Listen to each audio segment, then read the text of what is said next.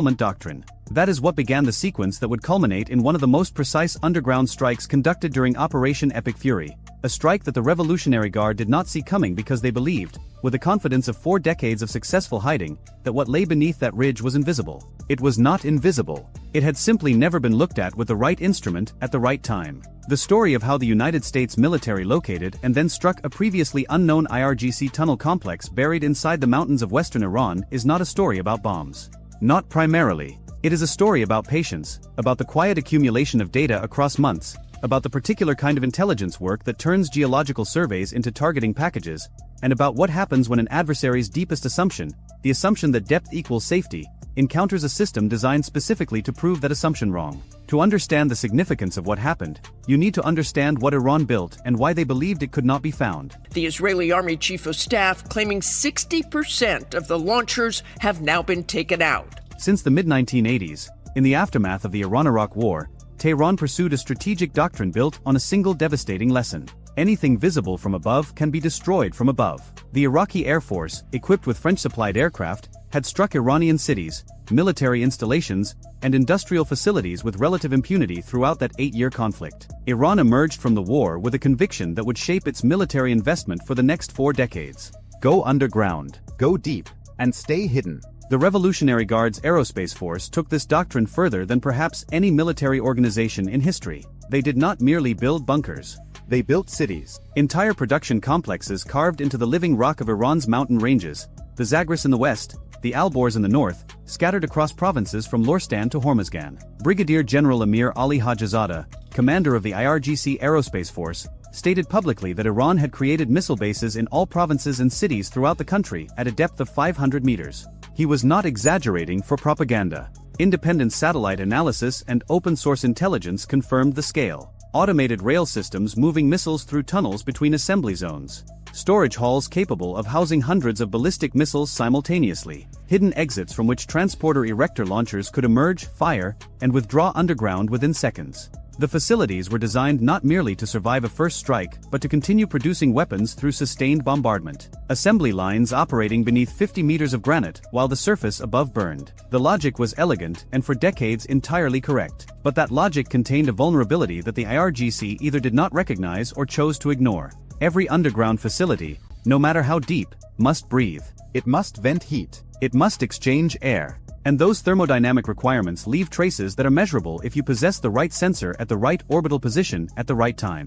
The discovery of the facility that would eventually be designated Target Package Zagros 7 began not with human intelligence or signals intercept but with a British-developed thermal imaging satellite operating at 30 times the resolution of NASA's Landsat program. The satellite, part of a new generation of commercial infrared platforms capable of detecting individual pieces of equipment from orbit, was not originally tasked against this location. It was conducting a broad survey of geological thermal patterns across western Iran as part of a mapping effort designed to identify discrepancies between predicted rock temperature and observed thermal radiation. The discrepancy it found in the western Zagros was small, barely detectable against the noise floor of natural variation. But it was persistent. Night after night, the same patch of limestone radiated heat it should not have possessed. Not from sunlight retention, the geometry was wrong for that. Not from geothermal activity, there were no known sources in that specific formation. The heat was coming from below. From machinery, from ventilation, from the metabolic output of a facility operating inside the mountain. This initial detection triggered what intelligence professionals call a pattern of life study. Additional collection assets were redirected. Synthetic aperture radar mapped the subsurface density. Electro-optical satellites captured imagery at multiple resolutions across different times of day. Signals intelligence platforms listened for electromagnetic emissions. And slowly, across weeks and then months, the picture assembled itself. The facility was not a simple storage depot. Analysis of the thermal signature's variation over time, its rise during certain hours, its correlation with patterns observed at known IRGC production sites, suggested active manufacturing. Something was being built inside that mountain. The heat signature's periodicity matched the thermal profile of solid rocket motor curing, a process that generates specific temperature patterns over specific durations as propellant is cast and hardened inside motor casings. They were making engines. Specifically, They appeared to be producing propulsion systems for medium-range ballistic missiles, Sigil-class solid-fuel variants that represented the newest and most capable generation of Iran's indigenous missile technology. And the facility had never appeared in any previous intelligence assessment. It was not on the targeting list. It was not in the database. For perhaps a decade or more, it had operated in complete obscurity beneath a ridge that looked, from every conventional sensor, like unremarkable geology. The discovery created what planners describe as a targeting cascade. Once you know a facility exists, you can work backward through the logistics chain to identify everything that feeds it. Supply routes, personnel movements, component deliveries, the vehicles that arrive at odd hours on roads that should carry no traffic. Each new thread of evidence confirmed and expanded the picture. Within 3 months of initial detection, analysts had mapped the facility's likely internal layout based on thermal distribution patterns, identified 3 probable access points based on subtle terrain modifications visible only in high-resolution radar returns, and located what they assessed to be ventilation shafts based on the spatial relationship between thermal hotspots and the known aerodynamic requirements of underground industrial facilities of this scale. The ventilation shafts became the critical targeting data point. Iran had learned from the experience at Fordo, where satellite imagery from earlier in the conflict showed the United States had targeted the precise locations of ventilation infrastructure to compromise the underground enrichment facility. Analysts at the International Institute for Strategic Studies had noted that ventilation shafts represent the most vulnerable points of any underground facility because the penetration through rock already exists. The shaft itself is a pre-made pathway into the mountain's interior. But locating shafts at a facility that was never meant to be found required an entirely different methodology than targeting shafts at a known site like Fordo. At Fordo, construction-era satellite imagery from 2009 had captured the shafts before they were buried and concealed. At Zagra 7, no such historical imagery existed. The facility had apparently been constructed with extraordinary concealment discipline, possibly over many years, with access limited to routes that blended into existing infrastructure. The breakthrough came from an unexpected convergence of 2 intelligence streams.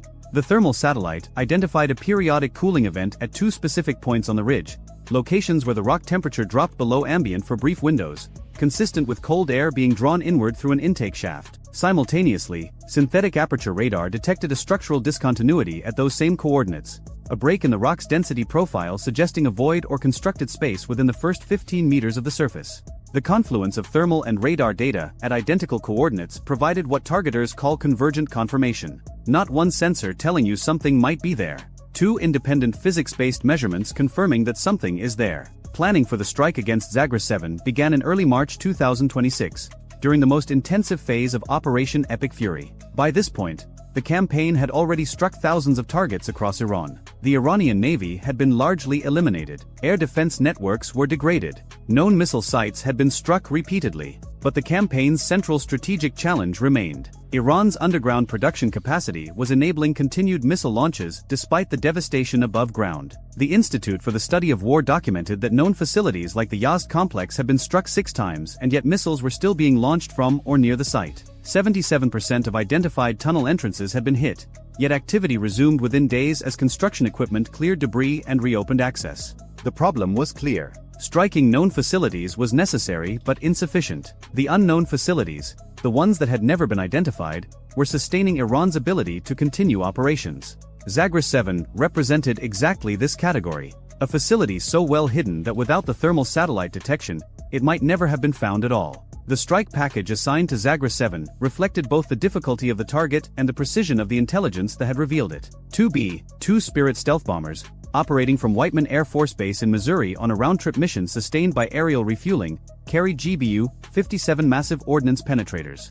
Each weapon, 30,000 pounds of hardened steel and explosive, was designed to penetrate up to 60 meters of earth or 200 feet of reinforced concrete before detonation. The weapon's GPS and inertial navigation guidance would bring them to within meters of a programmed aim point.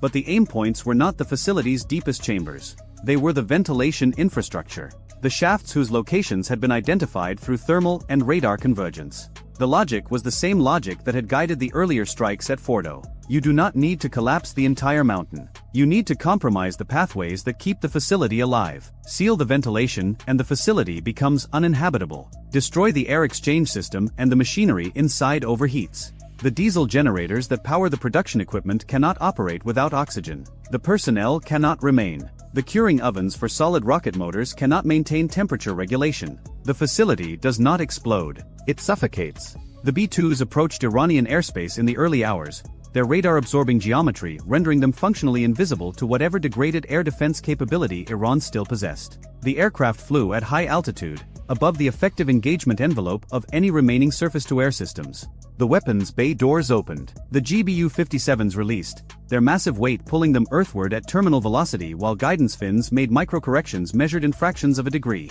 The first weapon struck the ridge at the coordinates identified as ventilation point alpha. 30,000 pounds of kinetic energy and explosive force driving through limestone and into the void space beneath. The detonation occurred at depth, sending shockwaves through the mountain's internal structure.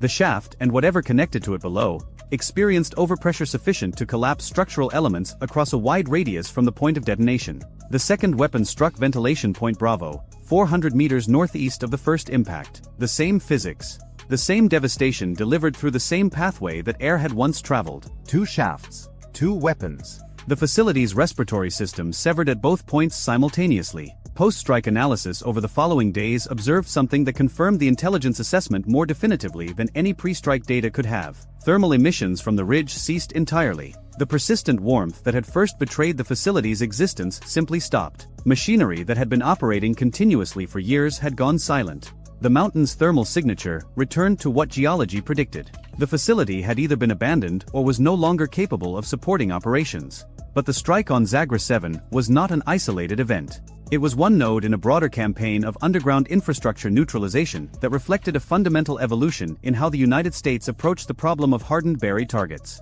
The traditional approach, the approach that had defined American bunker-busting doctrine since the First Gulf War, was to deliver the largest possible weapon against the target's strongest point and hope that sheer destructive force would overcome depth and hardening. Zagra 7 represented something different. Not overwhelming force against maximum protection, but precise force against identified vulnerability. The difference between trying to collapse a mountain and understanding how a mountain keeps its secrets. This distinction matters because it signals a shift that extends far beyond this single facility. The Wall Street Journal reported that US and Israeli aircraft were circling over subterranean bases, destroying missile launchers as they emerged to fire. CNN documented that Iran was using the ceasefire period to dig out missile launchers trapped underground by collapsed entrances. Satellite imagery showed bulldozers working frantically to clear debris from tunnel mouths. All of this pointed to a campaign that had systematically exploited the specific vulnerabilities of underground architecture, rather than simply attempting to punch through its strongest defenses. The ventilation problem is universal. Every underground military facility on Earth, whether in Iran, China, North Korea, or Russia, must solve the same thermodynamic equation. Machinery generates heat. Personnel consume oxygen. Diesel generators require air intake and exhaust. These requirements create signatures that advanced sensors can detect and targeting systems can exploit. The deeper you bury your facility, the more elaborate your ventilation system must become, and the more points of vulnerability you create in the process. Iran's defensive response to this vulnerability had been concealment rather than redundancy. Hide the shafts. Bury them. Make them indistinguishable from natural terrain. And for decades this worked. Conventional optical satellites could not distinguish a buried shaft from surrounding geology, but thermal imaging changed the equation. You can hide a shaft from a camera. You cannot hide its heat signature from an infrared sensor tuned to detect temperature differentials measured in fractions of a degree. The IRGC's awareness of this vulnerability appears to have been incomplete. Satellite imagery from February 2026, weeks before the Zagra 7 strike, showed Iranian engineers frantically backfilling tunnel entrances at Isfahan. They were addressing the access point vulnerability, the obvious doorways into their underground facilities. But they were not, as far as analysis could determine, addressing the thermal signature problem. Perhaps because they did not know how. You cannot eliminate the heat output of operating machinery without eliminating the machinery itself. And eliminating the machinery eliminates the facility's purpose. This creates what strategic analysts describe as an irreducible vulnerability, a characteristic that cannot be designed away without abandoning the core function the facility was built to serve. Iran's underground missile production required power, required cooling, required ventilation. Those requirements generated signatures. Those signatures enabled detection. Detection enabled targeting. Targeting enabled the strike that silenced Zagra 7. The broader implications ripple outward from this single ridge in ways that defense planners across multiple continents are now processing. China maintains the Yulin submarine base in Hainan, with tunnels carved deep into coastal mountains to protect nuclear-armed submarines. Russia operates the Yamantau strategic complex in the Urals, built to endure nuclear conflict. North Korea has constructed perhaps the most extensive tunnel network in the world beneath the Korean Peninsula's mountains. Every one of these programs generates heat. Every one requires ventilation. Every one creates thermal signatures that advanced orbital sensors can, in principle, detect. The lesson is not that these facilities are indefensible. The lesson is that concealment alone is no longer sufficient defense. The assumption that an undetected facility is an untargetable facility has been tested in the mountains of western Iran and found wanting. Not because the weapons were more powerful than expected. Because the intelligence was more precise than anyone in Tehran thought possible. There is a secondary dimension to the Zagra 7 operation that deserves attention because it speaks to the coalition's broader approach to underground warfare during Operation Epic Fury. The facility was struck, but the roads that serviced it were also struck. The equipment that might have been used to repair or reopen access was also targeted. Satellite observation documented that across multiple sites, Iran's ability to reconstitute damaged underground facilities was being systematically degraded. Bulldozers targeting the access points were themselves becoming targets. Repair crews arriving to clear debris found that the debris was being refreshed by follow-on strikes timed to the repair cycle. This layered approach, strike the facility, then strike the repair effort, then strike the logistics that enable the repair, represents a doctrine of permanent denial rather than temporary disruption. The goal is not merely to damage infrastructure, but to ensure that damage cannot be reversed within any operationally relevant timeframe. Weeks become months. Months become years. And a facility that might have been restored to partial operation within days if left alone instead remains inert indefinitely because the entire support ecosystem that would enable restoration has been systematically dismantled. For the JRGC commanders who built their careers and their strategic doctrine on the promise that the mountains would protect Iran's military power, the implications are profound. The mountains still stand. The tunnels still exist. But the machinery inside has gone quiet, and the means to restart it have been methodically removed. The promise of invincibility that the underground cities represented to both the military and the civilian population has been undermined not by a single dramatic explosion, but by the patient, systematic application of intelligence and precision that turned the mountain's own thermal physics into a betrayal.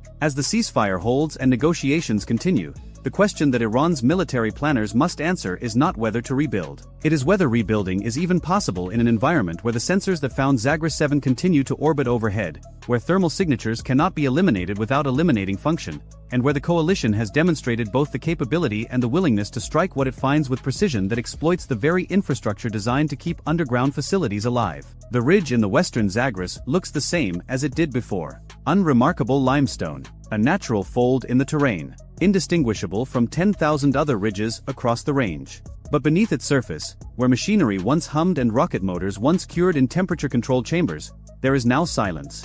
2 degrees of thermal difference revealed what 40 years of concealment had hidden, and 2 30,000-pound weapons ensured that what was revealed could not continue. The mountain keeps its silence now, but it is a different silence than before. Before, it was the silence of concealment, of something hidden and operating and waiting. Now it is the silence of conclusion, of a calculation that was tested and found insufficient, of a doctrine that met its counter and could not adapt in time. Whether Iran attempts to rebuild this capability, whether it seeks new methods of concealment, whether it accepts the strategic reality that has been imposed upon it or finds novel ways to circumvent it, these are questions whose answers will unfold across months and years. But the precedent has been established. The thermal signature of underground industry is a physical law that no amount of engineering can fully suppress.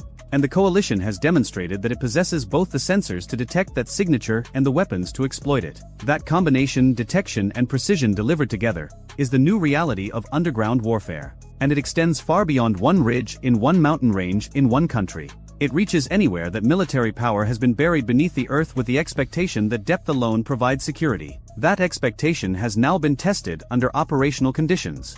The results speak through the silence of a mountain that once held an empire's most guarded capability and now holds only the evidence of what happens when concealment meets a sensor that measures the world in fractions of a degree.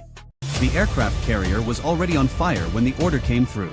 Not the Reagan itself. Not yet. But one of the commercial tankers 3 nautical miles off the port bow was venting a column of black smoke so thick it bent the horizon, and for about 90 seconds every watchstander on the bridge of the USS Ronald Reagan thought they were looking at the opening minutes of a war they hadn't been briefed on. They weren't. The tanker was a Panamanian-flagged chemical carrier called the Delos Prosperity, 620 feet long, and what it was venting was the result of an engine room fire that had started 11 minutes earlier when a fuel transfer valve failed. The crew of 23 was already at their muster stations. The fire was contained. It was, by any operational definition, someone else's problem. But the smoke was everyone's problem because it was drifting southeast across the traffic separation scheme in the Strait of Hormuz at 8 knots, laying a gray-brown curtain across 2 miles of navigable waterway, and that curtain was about to become the backdrop for the worst miscalculation the Islamic Revolutionary Guard Corps Navy had made in 30 years. The Ronald Reagan, CVN-76, Nimitz-class nuclear-powered aircraft carrier, 1,092 feet long, 97,000 tons full load, was transiting the strait on a Wednesday morning that should have been routine. The ship was eastbound, heading out of the Persian Gulf into the Gulf of Oman, running at 18 knots through water that was 200 feet deep and the color of poured concrete. The air wing wasn't flying. The weather was 104 degrees with visibility dropping because of the smoke, and the strait was doing what the strait always does, trying to kill everyone in it through sheer geometric inconvenience.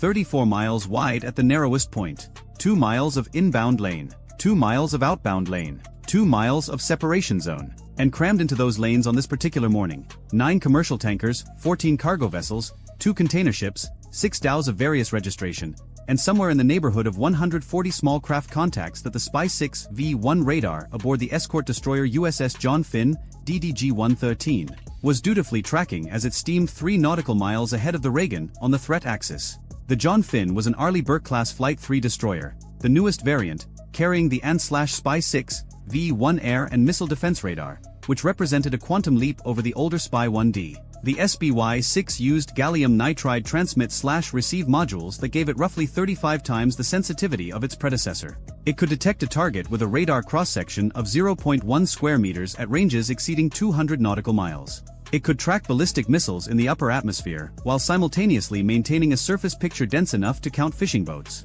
It was, by a considerable margin, the most capable naval radar ever put to sea on a destroyer hull. And on this particular morning, it was staring north into the Iranian coastline, painting every square foot of water between Keshem Island and the Musandam Peninsula, and the picture it was painting was about to get very crowded. On the Reagan's flag bridge, Rear Admiral Catherine Harlow, commander of Carrier Strike Group 7, was halfway through her second cup of coffee and reviewing the morning intel brief. The brief mentioned increased IRGC Navy activity at Bandar Abbas over the past 72 hours. It mentioned that Iranian state media had been running footage of fast attack craft exercises for 3 days straight, which was the kind of signal that usually preceded either a genuine provocation or a domestic propaganda cycle. The brief assessed probability of a harassment approach at elevated, probability of a kinetic engagement at low. Harlow read both assessments, noted the delta between them, and called down to the Combat Direction Center to ask a question that would prove more important than anything else she did that day. She asked what the MQ-4C Triton was showing. The MQ-4C Triton is a high-altitude, long-endurance unmanned surveillance aircraft built by Northrop Grumman.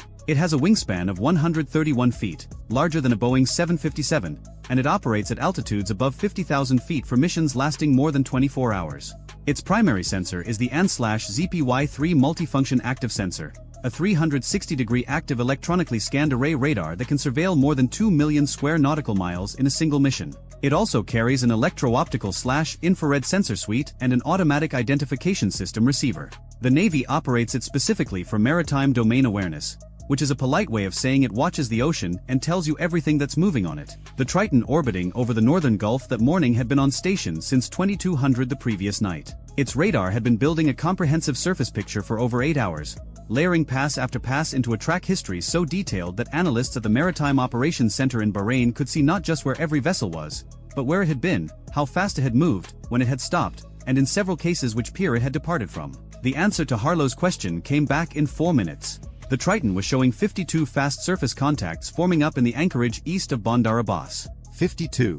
Not a drill formation. Not a transit column. 52 boats in 3 distinct clusters, each cluster arranged in a wedge, and all 3 wedges oriented on a southbound heading directly into the strait. Harlow set her coffee down. The boats were a mix of types the IRGC Navy had been accumulating for 2 decades.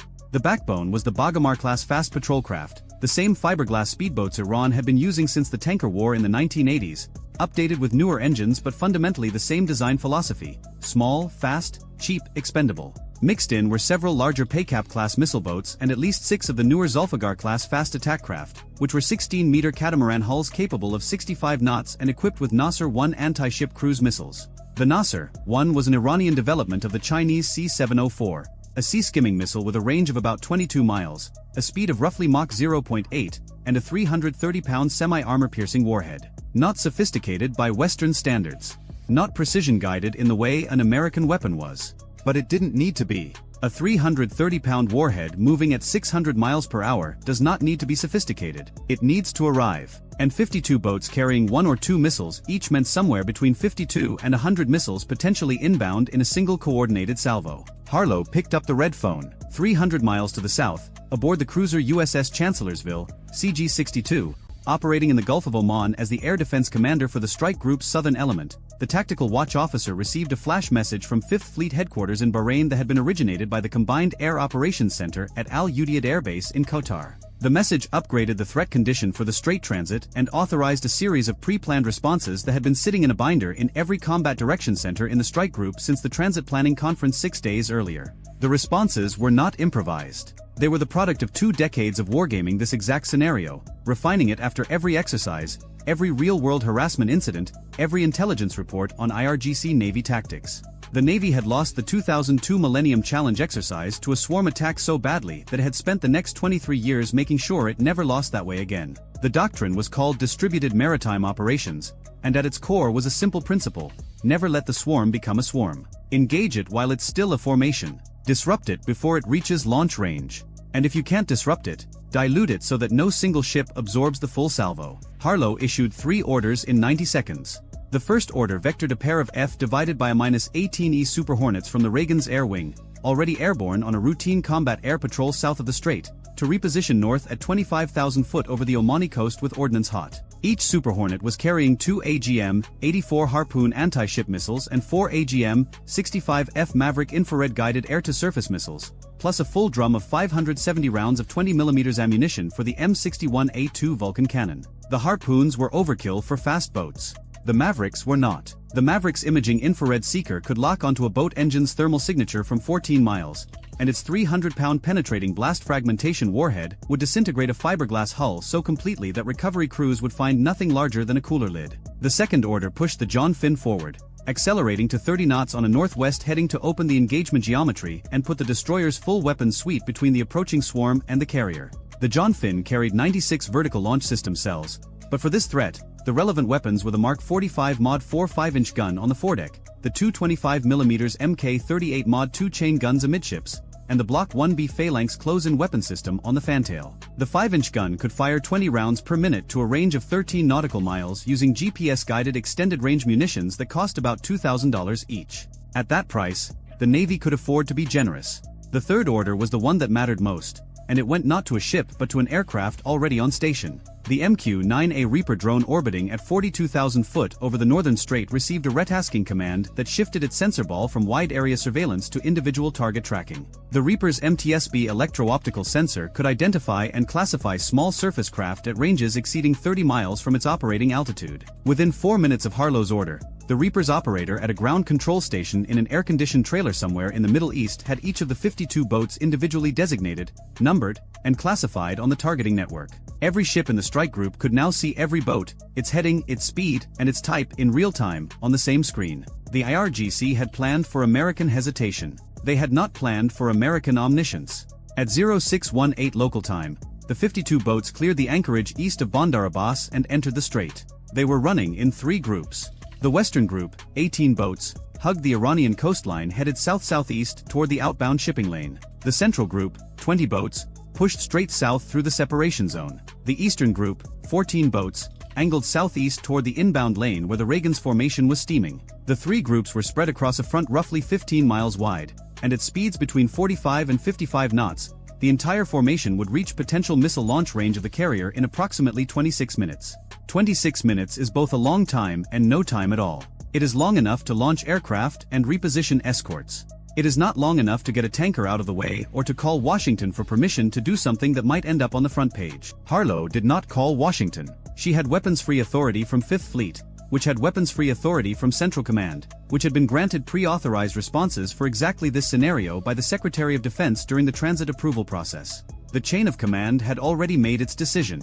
It had made it 6 days ago, in a conference room in Bahrain, over PowerPoint slides and legal review. The boats did not know this. The 52 boat commanders, most of them junior officers or senior enlisted equivalent in the IRGC Navy, had been briefed on a plan that depended on closing to 8 nautical miles before the Americans could sort the threat from the background clutter and obtain authorization to engage. Their laminated mission cards showed a timeline: 15 minutes to cross the separation zone, 8 minutes in the engagement zone, 3 minutes inside missile launch range, fire at 8 miles or closer, Turn east. run for Omani waters. The total exposure time in the Americans' weapons envelope was supposed to be 11 minutes. The plan assumed 11 minutes of American paralysis. Classification, identification, escalation, authorization, weapons release. 11 minutes of a democracy arguing with itself while fiberglass boats crossed open water. The plan got 45 seconds. At 0619, 1 minute after the boats cleared the anchorage, the John Finn Spy 6 radar had all 52 contacts designated and cross-referenced with the Reaper feed. The combat system had a firing solution on the 18 nearest contacts in the Western Group. The weapons direction officer was waiting for one thing: the commanding officer's verbal order to fire. He got it at 0619 and 45 seconds. Open fire. The Mark 45 barked. The sound of a 5-inch naval gun firing is not what movies suggest. It is a short, brutal crack that hits the chest before the ears process it, followed by the clatter of the automatic loader cycling the next round. The first projectile left the barrel at 2,690 feet per second, an extended-range guided munition that deployed stabilization fins and began adjusting its trajectory via GPS 3 seconds after leaving the muzzle. The target was a Bagamar 11.4 nautical miles northwest, running at 48 knots on a heading of 165 degrees. The round arrived in 26 seconds. The Bagamar was constructed of fiberglass over a plywood frame with a foam core. It had no armor. It had no damage control capability. It had no compartmentalization. The 5-inch guided round detonated 8 feet above the waterline on the starboard quarter. The blast fragmentation pattern shredded the engine, the missile rail, and most of the stern. The boat lost power instantly, nose down, and was swamped by its own wake. The 6 men aboard went into water that was 89 degrees and filled with diesel fuel. The engagement, from trigger pull to kill, cost the United States Navy $2,000. The second round was already in the air before the first one hit. The 5-inch gun cycled at 1 round every 3 seconds. In the first 2 minutes of the engagement, it fired 40 rounds. 34 were guided. Of those 34, 26 struck boats or detonated close enough to inflict mission kills through fragmentation and hull breaching. 9 boats in the Western Group were destroyed or disabled before a single one of them had covered 5 miles from the anchorage. The Western Group broke, not according to doctrine, according to panic. The surviving 9 boats turned hard east, some of them nearly capsizing at 50 knots, and scattered toward the Iranian coast. 3 of them collided with each other in the turn. One collision ruptured a fuel bladder and both boats caught fire. The 7 that made it out of the gun's engagement zone ran north at full speed, abandoning their mission entirely. But the Western Group was the feint. Everyone on both sides knew it was the feint. The real attack was the Central and Eastern Groups, 34 boats, pushing straight at the carrier from the north. And these boats were now 12 minutes from missile range. At 0622, the 2F divided by a -18E Super Hornets reached their station over the Omani coast at 25,000 feet. Their APG-79 active electronically scanned array radars painted the Central Group at 34 miles. 20 contacts, tight formation, heading due south at 52 knots. The lead pilot, call sign Red Hawk, selected 4 targets on the left side of the formation and designated them for Maverick. His wingman, Vandal, took 4 on the right. The Maverick engagement was almost clinical. The AGM-65 FS imaging infrared seeker stared down through 25,000 feet of Gulf haze and saw what it was designed to see: hot engine exhaust against cooler water.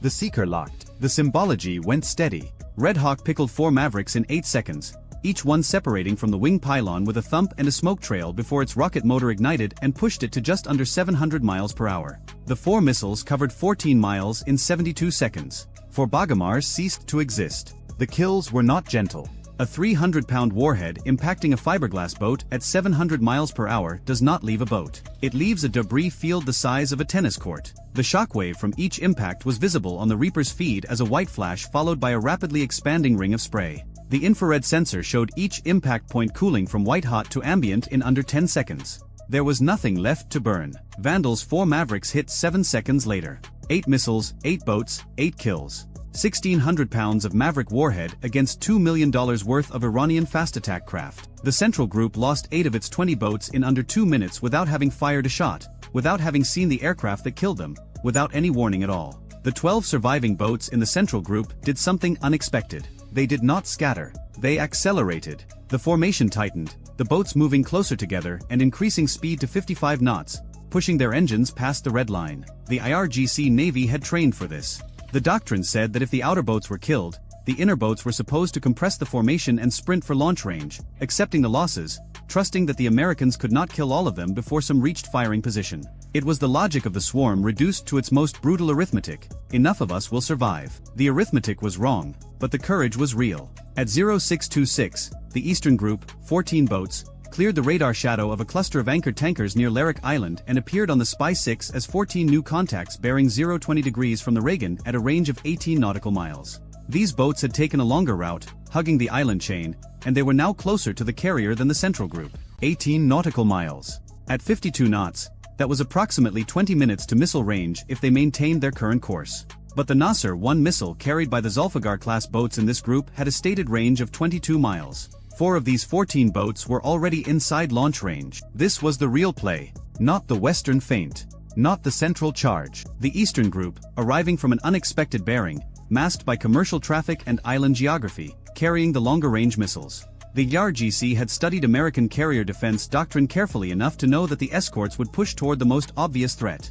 The John Finn was now 8 nautical miles northwest of the Reagan, fully engaged with the Western and Central Groups, its 5-inch gun cycling continuously. The carrier's defensive screen on the northeast axis was thinner. Harlow saw it. She saw it because the Reaper saw it, and the Reaper's picture was on her screen in the Flag Combat Direction Center, and she had been doing this for 27 years. She saw 14 contacts appear on a bearing that was not the primary threat axis, and she understood in about 2 seconds what the IRGC was trying to do. She ordered the Reagan to come hard to starboard, turning the carrier's stern toward the Eastern Group to open the range. A Nimitz-class carrier at 30 knots turns like a building falling over sideways, but it turns, and every second of heading change added distance. She ordered the destroyer USS Halsey, DDG-97, which had been screening the carrier's starboard quarter, to sprint northeast at flank speed to intercept the Eastern Group. And she ordered the 2 Super Hornets to break off the Central Group and reposition to the northeast. The Halsey was a Flight IIA Arleigh Burke, older than the John Finn but carrying the same 5-inch gun and the same close-in weapon systems. Its commanding officer, Captain David Moreno, understood the geometry the moment the order came through. 14 boats, 4 of them already in missile range, and his ship was the only thing between them and a nuclear-powered aircraft carrier with 5,000 sailors aboard. Moreno rang up flank speed. The Halsey's 4 LM-2500 gas turbines spooled to maximum output, pushing 100,000 shaft horsepower through the reduction gears, and the destroyer leapt forward to 31 knots with a bone-white bow wave that rose to the bridge windows. At that speed, on that heading, he would close the Eastern Group in 9 minutes. He did not have 9 minutes. The 4 Zulfiqar boats with Nasser 1 missiles were already inside launch range and could fire at any moment. At 0628, the first Nasser 1 launched. The missile came off the rail of a Zulfiqar boat designated Track 4207 on the Halsey's combat system. The Nasser 1 dropped from the rail, its solid rocket booster ignited, and it accelerated to Mach 0.8 in 4 seconds, transitioning to sea-skim altitude of approximately 15 feet above the water. Its radar altimeter held it steady. Its terminal active radar seeker was set to activate at 3 miles from the programmed target location. The missile weighed 770 pounds and was heading south-southwest at 614 miles per hour toward the USS Ronald Reagan. 7 seconds later, a second Nasser, 1 launched from a different Zulfiqar. Then a third, then a fourth. 4 anti-ship cruise missiles, sea-skimming, inbound on the carrier from the northeast. Aboard the Reagan, the Spy 6 radar on the John Finn detected the missile launches within 2 seconds of booster ignition.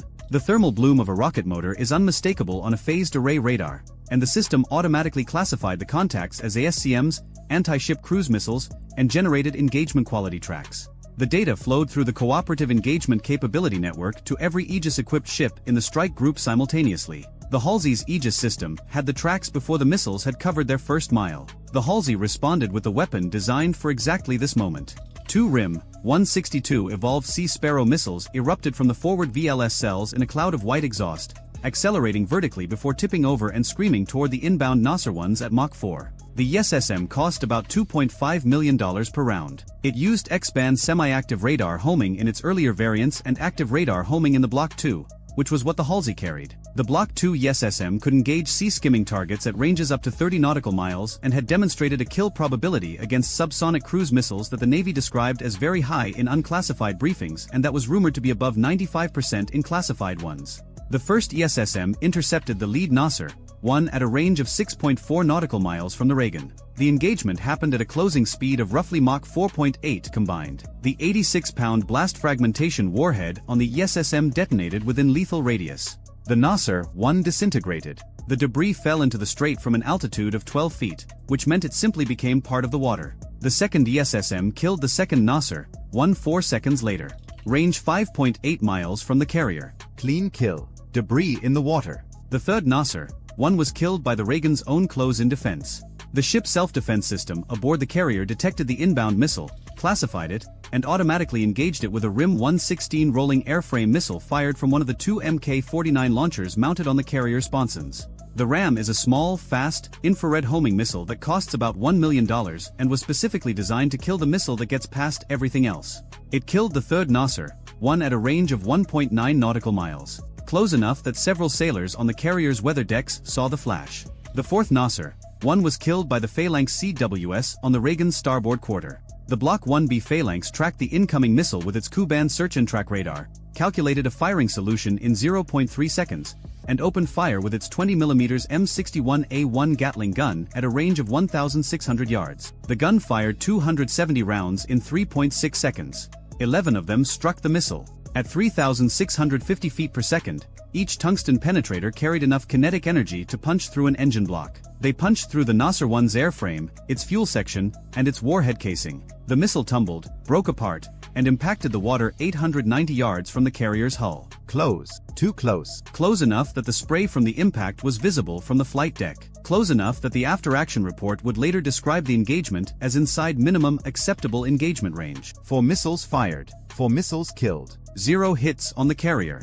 But the margin had been measured in hundreds of yards and single-digit seconds, and every officer in the Combat Direction Center knew that if there had been 10 missiles instead of 4, the math might have been different. The Zulfiqar boats that had fired were now empty. Their one contribution to the fight had been launched, intercepted, and destroyed. They had nothing left. The JRGC doctrine at this point called for them to turn east and run for Omani territorial waters. 3 of the 4 did exactly that, peeling off at maximum speed. The 4th did something no one anticipated. It turned toward the Halsey and accelerated. Track 4207, the first boat that had launched, was now heading directly at the destroyer at 62 knots. The Zulfiqar class was faster than the Bagamar, and this one had shed the weight of its missile and most of its fuel. It was running lighter and faster than anything in the IRGC inventory was rated for. The range was 4 nautical miles and closing. Moreno did not hesitate. He didn't have time to wonder whether this was a suicide run or a navigation error or a mechanical failure that had locked the helm. 4 miles at 62 knots was 3 minutes and 40 seconds. He ordered the Mk-38 25mm chain gun to engage. The Mk-38 Mod 2 is a stabilized remotely operated weapon that fires 25mm high-explosive incendiary rounds at a rate of 180 per minute, accurate to 2,500 meters against surface targets. The gun costs about $500,000. Each round costs about $25. The chain gun opened fire at 2,200 meters. The first burst of 15 rounds walked across the water and into the Zulfiqar's bow. Fiberglass shattered. The second burst hit the wheelhouse. The boat veered to port, then corrected, then veered again. The third burst struck the engine compartment. Black smoke erupted from the stern. The boat decelerated from 62 knots to 30 knots, then to 15, then to nothing. It wallowed beam to in a cloud of its own diesel smoke 1,100 meters from the Halsey's hull. Total ammunition expended, 45 rounds. Total cost, $1,125. The engagement lasted 22 seconds. Meanwhile, the Central Group was dying. 12 boats had compressed their formation and sprinted south, trusting the doctrine, trusting the numbers, trusting that enough of them would survive. The 2 Super Hornets had repositioned overhead after dealing with the Eastern Group's missile launches. Red Hawk and Vandal were now out of Mavericks but still carrying full guns. They descended to 3,000 feet and began strafing runs. The M61A2 Vulcan on a Super Hornet fires 6,000 rounds per minute of 20mm PGU-28/B semi-armor-piercing high-explosive incendiary rounds. Each round weighs about half a pound. At 6,000 rounds per minute, the gun empties its 570-round drum in 5.7 seconds. A 1-second burst puts 100 rounds into an area the size of a car at a range of 2,000 feet against a fiberglass boat. A 1-second burst is excessive. A half-second burst is excessive. But at 480 knots and 3,000 feet, the geometry of a strafing run does not allow for surgical precision. The pilots took what the physics gave them. Red Hawk's first pass destroyed 2 Bagamars and damaged a third. The damaged boat lost power and began circling to port with its helm jammed. Vandal's first pass killed 1 boat and set another on fire. The burning boat's crew went over the side. They were in the water for 40 minutes before an Omani Coast Guard cutter picked them up. The 5-inch gun on the John Finn was still firing. It had been firing for 12 minutes. It had expended 147 rounds. The barrel was approaching its recommended sustained fire limit, and the gun captain was monitoring barrel temperature with the focus of a man who understood that a cracked gun tube meant losing the ship's primary surface weapon in the middle of a fight. He slowed the rate of fire to 12 rounds per minute. At that rate, the barrel would hold. The central group was down to 5 boats. Then 3, then 1. The last Bagamar in the central group, track 4188, was still running south at 50 knots.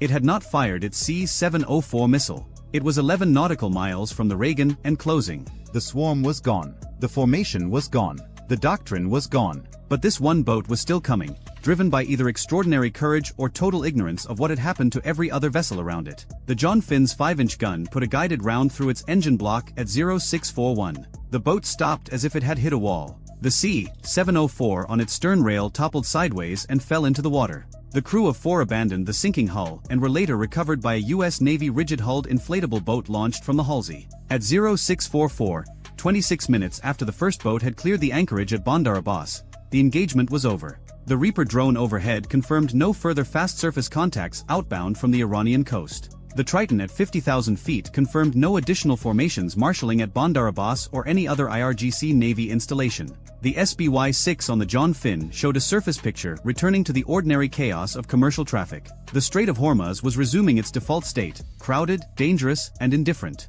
The numbers told the story in the language the Strait understood best, which was money. 52 IRGC Navy fast attack craft had sortied. 31 were confirmed destroyed. 7 were disabled and adrift, later recovered by Iranian tugs. 7 had fled back to the coast in the first 3 minutes after the Western group broke. 3 had escaped into Omani territorial waters and were later interned. 4 were unaccounted for, presumed sunk in deep water with no survivors. For Nasser, 1 anti-ship cruise missiles had been fired at a United States aircraft carrier. All 4 had been intercepted. The closest had been killed at 890 yards. No American ship was hit. No American sailor was wounded. The Delos Prosperity, the Panamanian tanker whose engine room fire had started this story, extinguished its fire at 0635, requested a tug, and continued its transit to Fujairah 2 days later.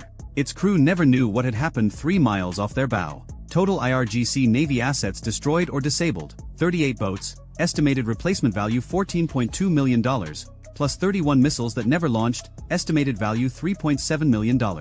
Total Iranian personnel lost. The Navy did not release figures. Estimates from commercial satellite imagery of recovery operations over the following week suggested between 80 and 160 fatalities. Total U.S. ordnance expended: 168 5-inch guided rounds, 16 Maverick missiles, 2 Evolved Sea Sparrow missiles, 1 rolling airframe missile, approximately 580 rounds of 20mm phalanx ammunition, approximately 45 rounds of 25mm chain gun ammunition, and roughly 2,800 rounds of 20mm Vulcan cannon ammunition from the 2 Super Hornets. Total ordnance cost: approximately $6.8 million. The United States Navy had spent $6.8 million to destroy $17.9 million worth of Iranian naval assets, to intercept 4 anti-ship missiles that could have killed 5,000 sailors, and to keep open the waterway through which 21% of the world's daily oil consumption flows. The Millennium Challenge problem, the one the Navy had lost in 2002 and spent 2 decades solving, had been answered.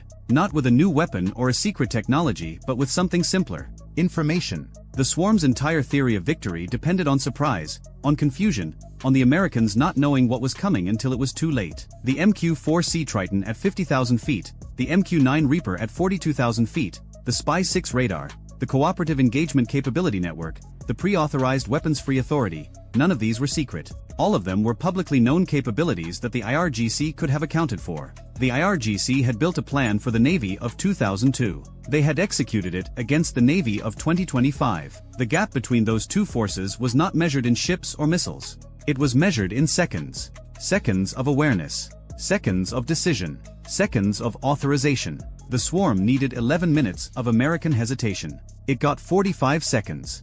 And 45 seconds was not enough time to cross 20 miles of open water against a force that could see every boat, track every heading, and shoot every target from the moment it left the harbor. The Strait of Hormuz went back to being the Strait of Hormuz. The tankers transited. The oil flowed. The Reagan passed through the eastern exit and turned south toward the Gulf of Oman. The John Finn's gun crew swabbed the barrel and counted their remaining ammunition. The Halsey recovered 4 Iranian sailors from the water and gave them blankets and medical treatment and Gatorade because that is what the Navy does after it is done killing you. And somewhere in a ground control station in the Middle East, a Reaper pilot who had been on shift for 14 hours watched the last IRGC boat limp back into Bandar Abbas on one engine, trailing smoke, and entered the final target assessment into the log. He saved the file, stood up, and went to get a sandwich. The carrier was never on fire. The plan to set it on fire had lasted 26 minutes. It had cost Iran a generation of fast attack craft and somewhere between 80 and 160 men who had been told the Americans would hesitate. They did not hesitate. It sits quietly on the pristine flight deck of the USS George H.W. Bush. A single unmarked shipping container. No designation painted on its side, no visible barrel, no antenna, no turret. The flight crew walks past it every day.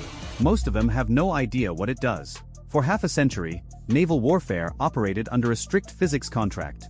The ship with the biggest, smartest missiles wins.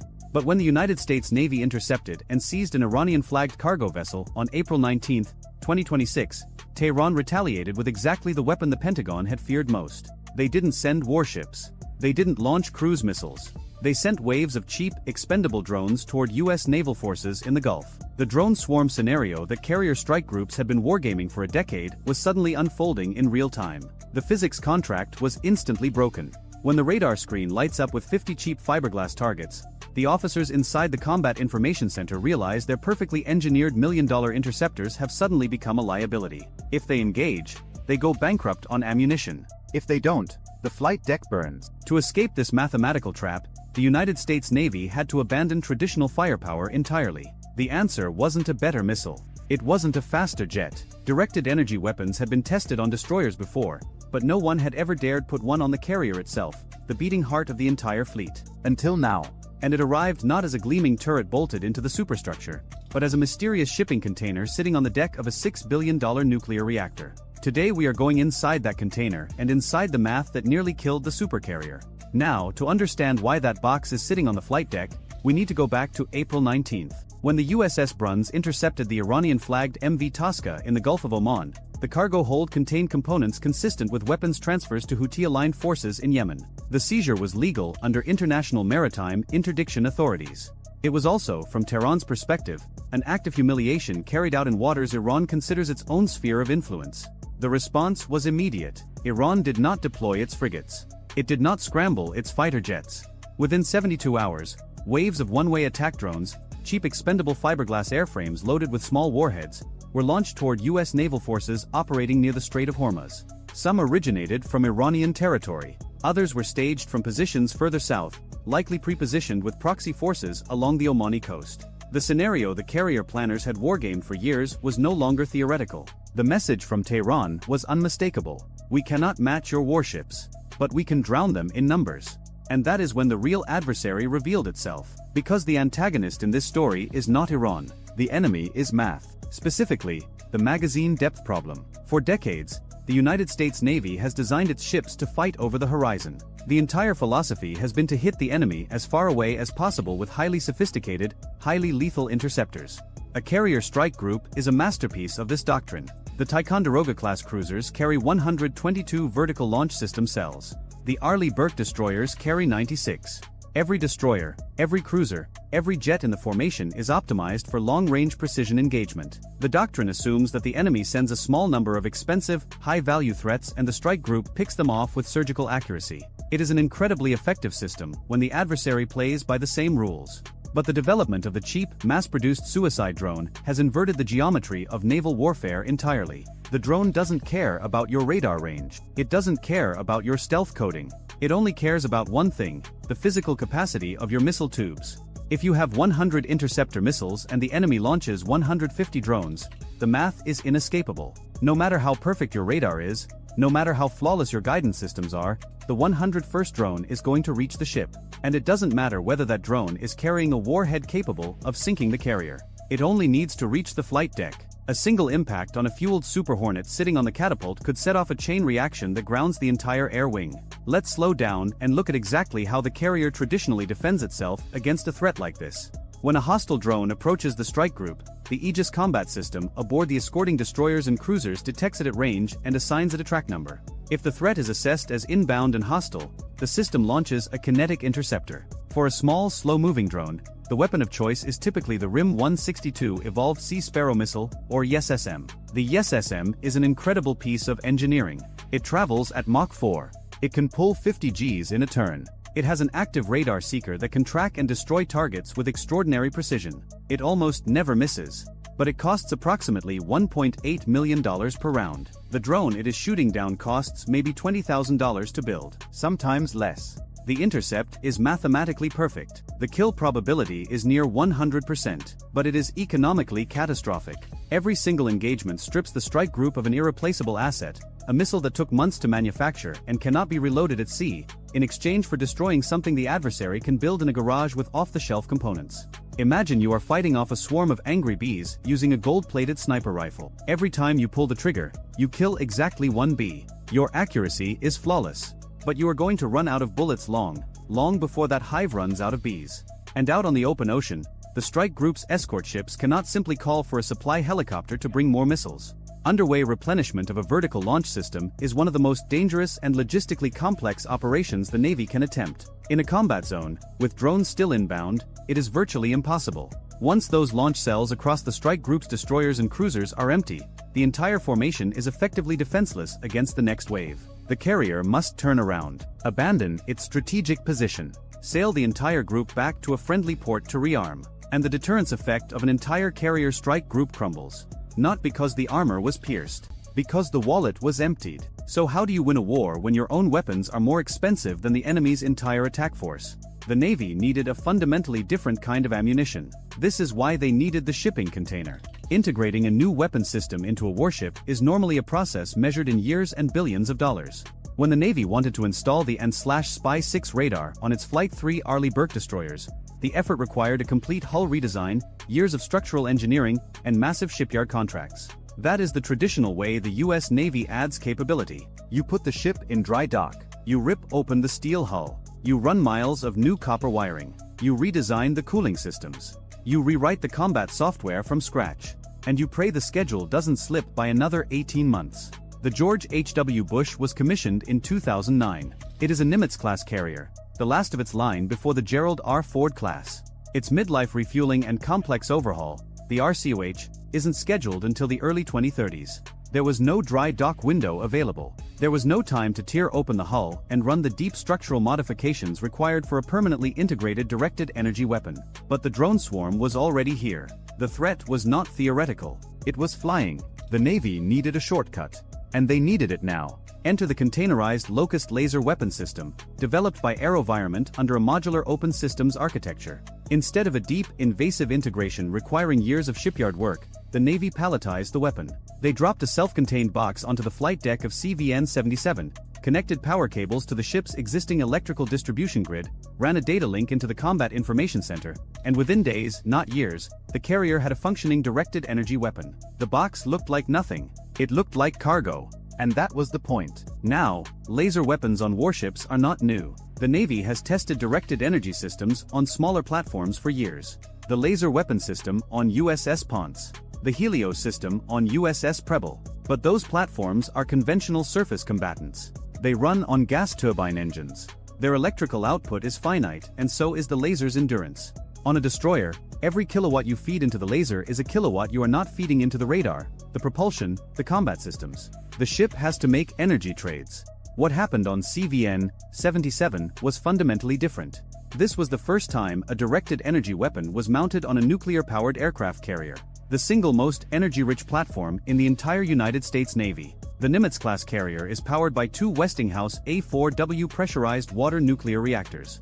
Together, those reactors produce approximately 550 megawatts of thermal energy, driving 4 steam turbines that generate well over 100 megawatts of shaft horsepower for propulsion alone. The ship's electrical plant produces enough surplus power to light a small city. And unlike a gas turbine destroyer, the carrier's reactors don't burn fuel in the conventional sense. They consume enriched uranium at such a slow rate that the ship can operate for over 20 years before requiring refueling. By bolting this container to the deck and plugging it into the ship's electrical grid, the Navy turned the carrier's nuclear propulsion plant into an ammunition factory that never shuts down. As long as the reactor is critical, the laser has power. As long as the laser has power, it has ammunition.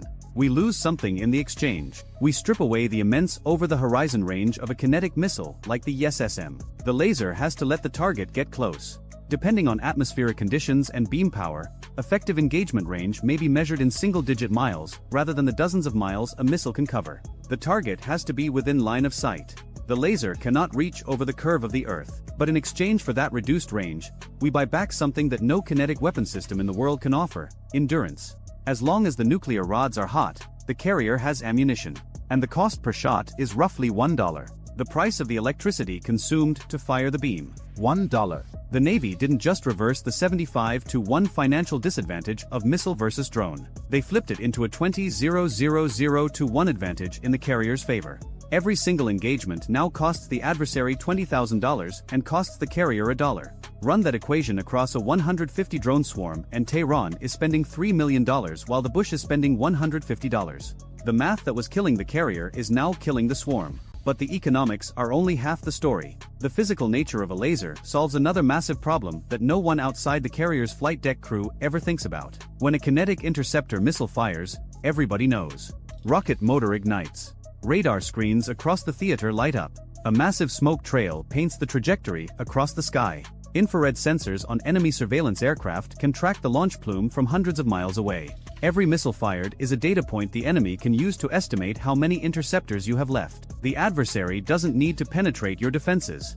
They just need to count your launches and do the subtraction. And if the carrier resorts to its last-ditch close-in defense, the Phalanx CWS, the situation gets even worse. The Phalanx fires 4,500 rounds of 20mm tungsten ammunition per minute. It is devastatingly effective at shredding incoming threats at short range. It is also a catastrophe for flight operations. Spent brass casings, tungsten fragments, shattered drone debris, all of it rains down onto the flight deck. Every piece of that debris is a potential foreign object damage threat to the jet engines of the aircraft sitting on the catapults. A single shard of tungsten sucked into the intake of an F divided by a -18E Super Hornet can destroy a $70 million engine. A laser is completely silent.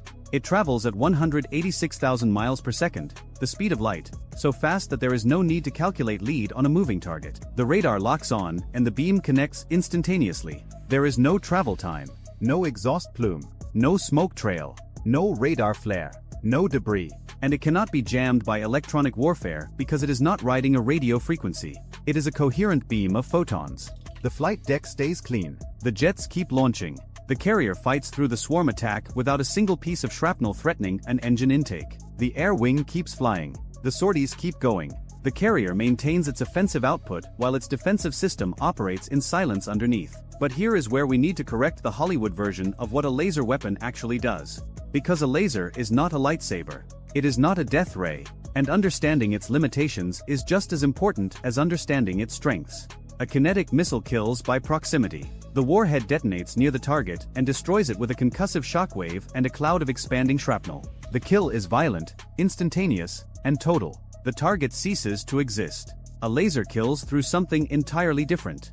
A thermal load. It dumps hyper-focused infrared photons onto a surface area roughly the size of a quarter. We strip away the concussive explosive blast force of a warhead. In exchange, we gain surgical, heat-induced structural failure. Think of it like a magnifying glass focusing sunlight onto a dry leaf. Except here, the sunlight is powered by a 100,000-ton nuclear reactor. And the leaf is a drone hurtling toward the ship at 150 miles per hour. The Locust system, operating in the 20 to 35 plus kilowatt range, locks onto the target and holds the beam steady on a single point. This is called dwell time. For roughly 2 to 5 seconds, the laser must maintain a continuous, unbroken lock on one specific spot on the drone's airframe. It doesn't blast the target out of the sky. It burns through the structural weak points. The wing joints. The battery pack. The thin fiberglass shell covering the guidance electronics. As the shell melts and warps, the drone loses aerodynamic integrity. Its flight surfaces buckle. Lift disappears. And it spirals down into the water. No explosion. No shrapnel cloud. No brass casings raining onto the flight deck. Zero foreign object damage. But here is the physics trade-off that the Navy has to live with every single day the container sits on that deck. A 20 to 35 kilowatt laser is effective against Group 1 through Group 3 drones. Small, slow, fiberglass-bodied unmanned aerial vehicles. The kind of cheap, mass-produced airframes that Iran and its proxies have been fielding by the hundreds. It can burn through their skins. It can disable their guidance. It can drop them into the ocean. It is not burning through the hardened steel casing of a supersonic cruise missile. It is not stopping a maneuvering anti-ship ballistic missile diving at Mach 5 with a tungsten penetrator warhead. Those threats exist in a completely different physical category. They move too fast for sustained dwell time. Their airframes are built from materials designed to withstand extreme thermal loads during atmospheric re-entry. A 35 kilowatt beam is not going to meaningfully degrade a target that was engineered to survive 2000-degree re-entry temperatures. The laser handles the cheap threats so that the kinetic interceptors can be saved for the expensive ones. That is not a weakness. That is the entire design philosophy. The Locust system is not trying to replace the YSSM or the Standard missile family. It is trying to prevent them from being wasted. And the beam itself is subject to the atmosphere in ways that a missile is not. Heavy rain degrades beam coherence.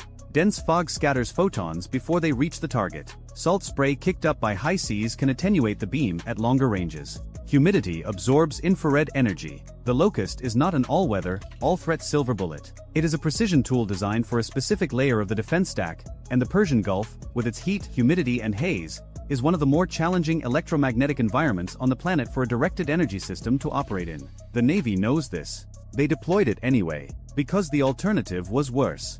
In October 2025, the Locust system aboard CVN-77 locked onto multiple incoming unmanned aerial vehicles during live testing in the Gulf Theater and burned them down one after another in rapid succession. The details of the engagement remain classified, but the results were unambiguous.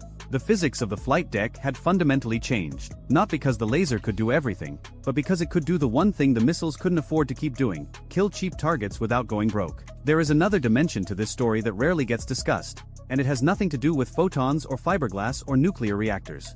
It has to do with what happens inside the Combat Information Center during a swarm engagement. When a wave of 50 drones appears on the radar scope, the Aegis weapon system has to make a decision for every single one of them. Track, classify, prioritize, assign a weapon, fire, assess, move to the next target. This is called the kill chain, and every step in it takes time. Even with the most advanced automation, the human operators inside the CIC are making dozens of life and death decisions per minute. The cognitive load is immense. Now imagine that 40 of those 50 targets are cheap fiberglass drones and 10 are something else entirely. Maybe cruise missiles. Maybe decoys designed to look like cruise missiles on radar. Maybe a mix. The weapons coordinator has to decide, in real time, which targets get the million-dollar missiles and which ones don't. And every second spent deliberating is a second the swarm gets closer. Before Locust, there was no good answer. You fired ESSMs at everything and hoped the magazine held out. You couldn't afford to guess wrong. A drone you dismissed as cheap might be carrying enough explosive to start a fire on the flight deck. A target you spent an ESSM on might turn out to be a $50 decoy made of foam and duct tape. The laser changes the decision calculus entirely. The weapons coordinator can now assign the bottom tier of the threat picture to a system that has effectively unlimited ammunition. Every fiberglass drone, every slow-moving propeller-driven UAV, every target that fits the Locust engagement envelope gets handed off to the laser. The Aegis system holds its fire. The ESSM stays cold in the tube. The Standard missiles sit in their cells, waiting. And when the real threat emerges from the noise, the hypersonic sea skimmer, the terminal phase ballistic missile, the weapons coordinator still has a full magazine to respond with. The strike group's most lethal defenses are intact. Unspent. Ready. That is not a tactical improvement. That is a strategic transformation of how the carrier defends itself. So let's pull this together.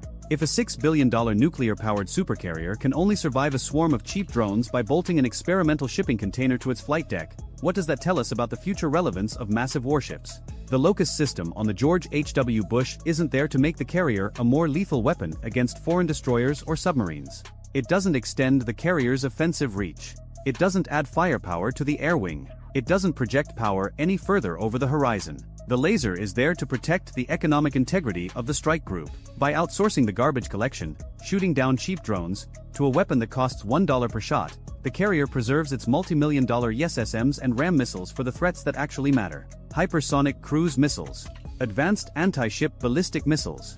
The weapons that a kinetic interceptor was specifically designed to stop and that no laser in this power class can touch. The shipping container hasn't replaced the missile. It has shielded the missile from being wasted. Think about that for a moment. The problem was never the accuracy of the interceptor. The interceptor was perfect. Its kill probability was near 100%.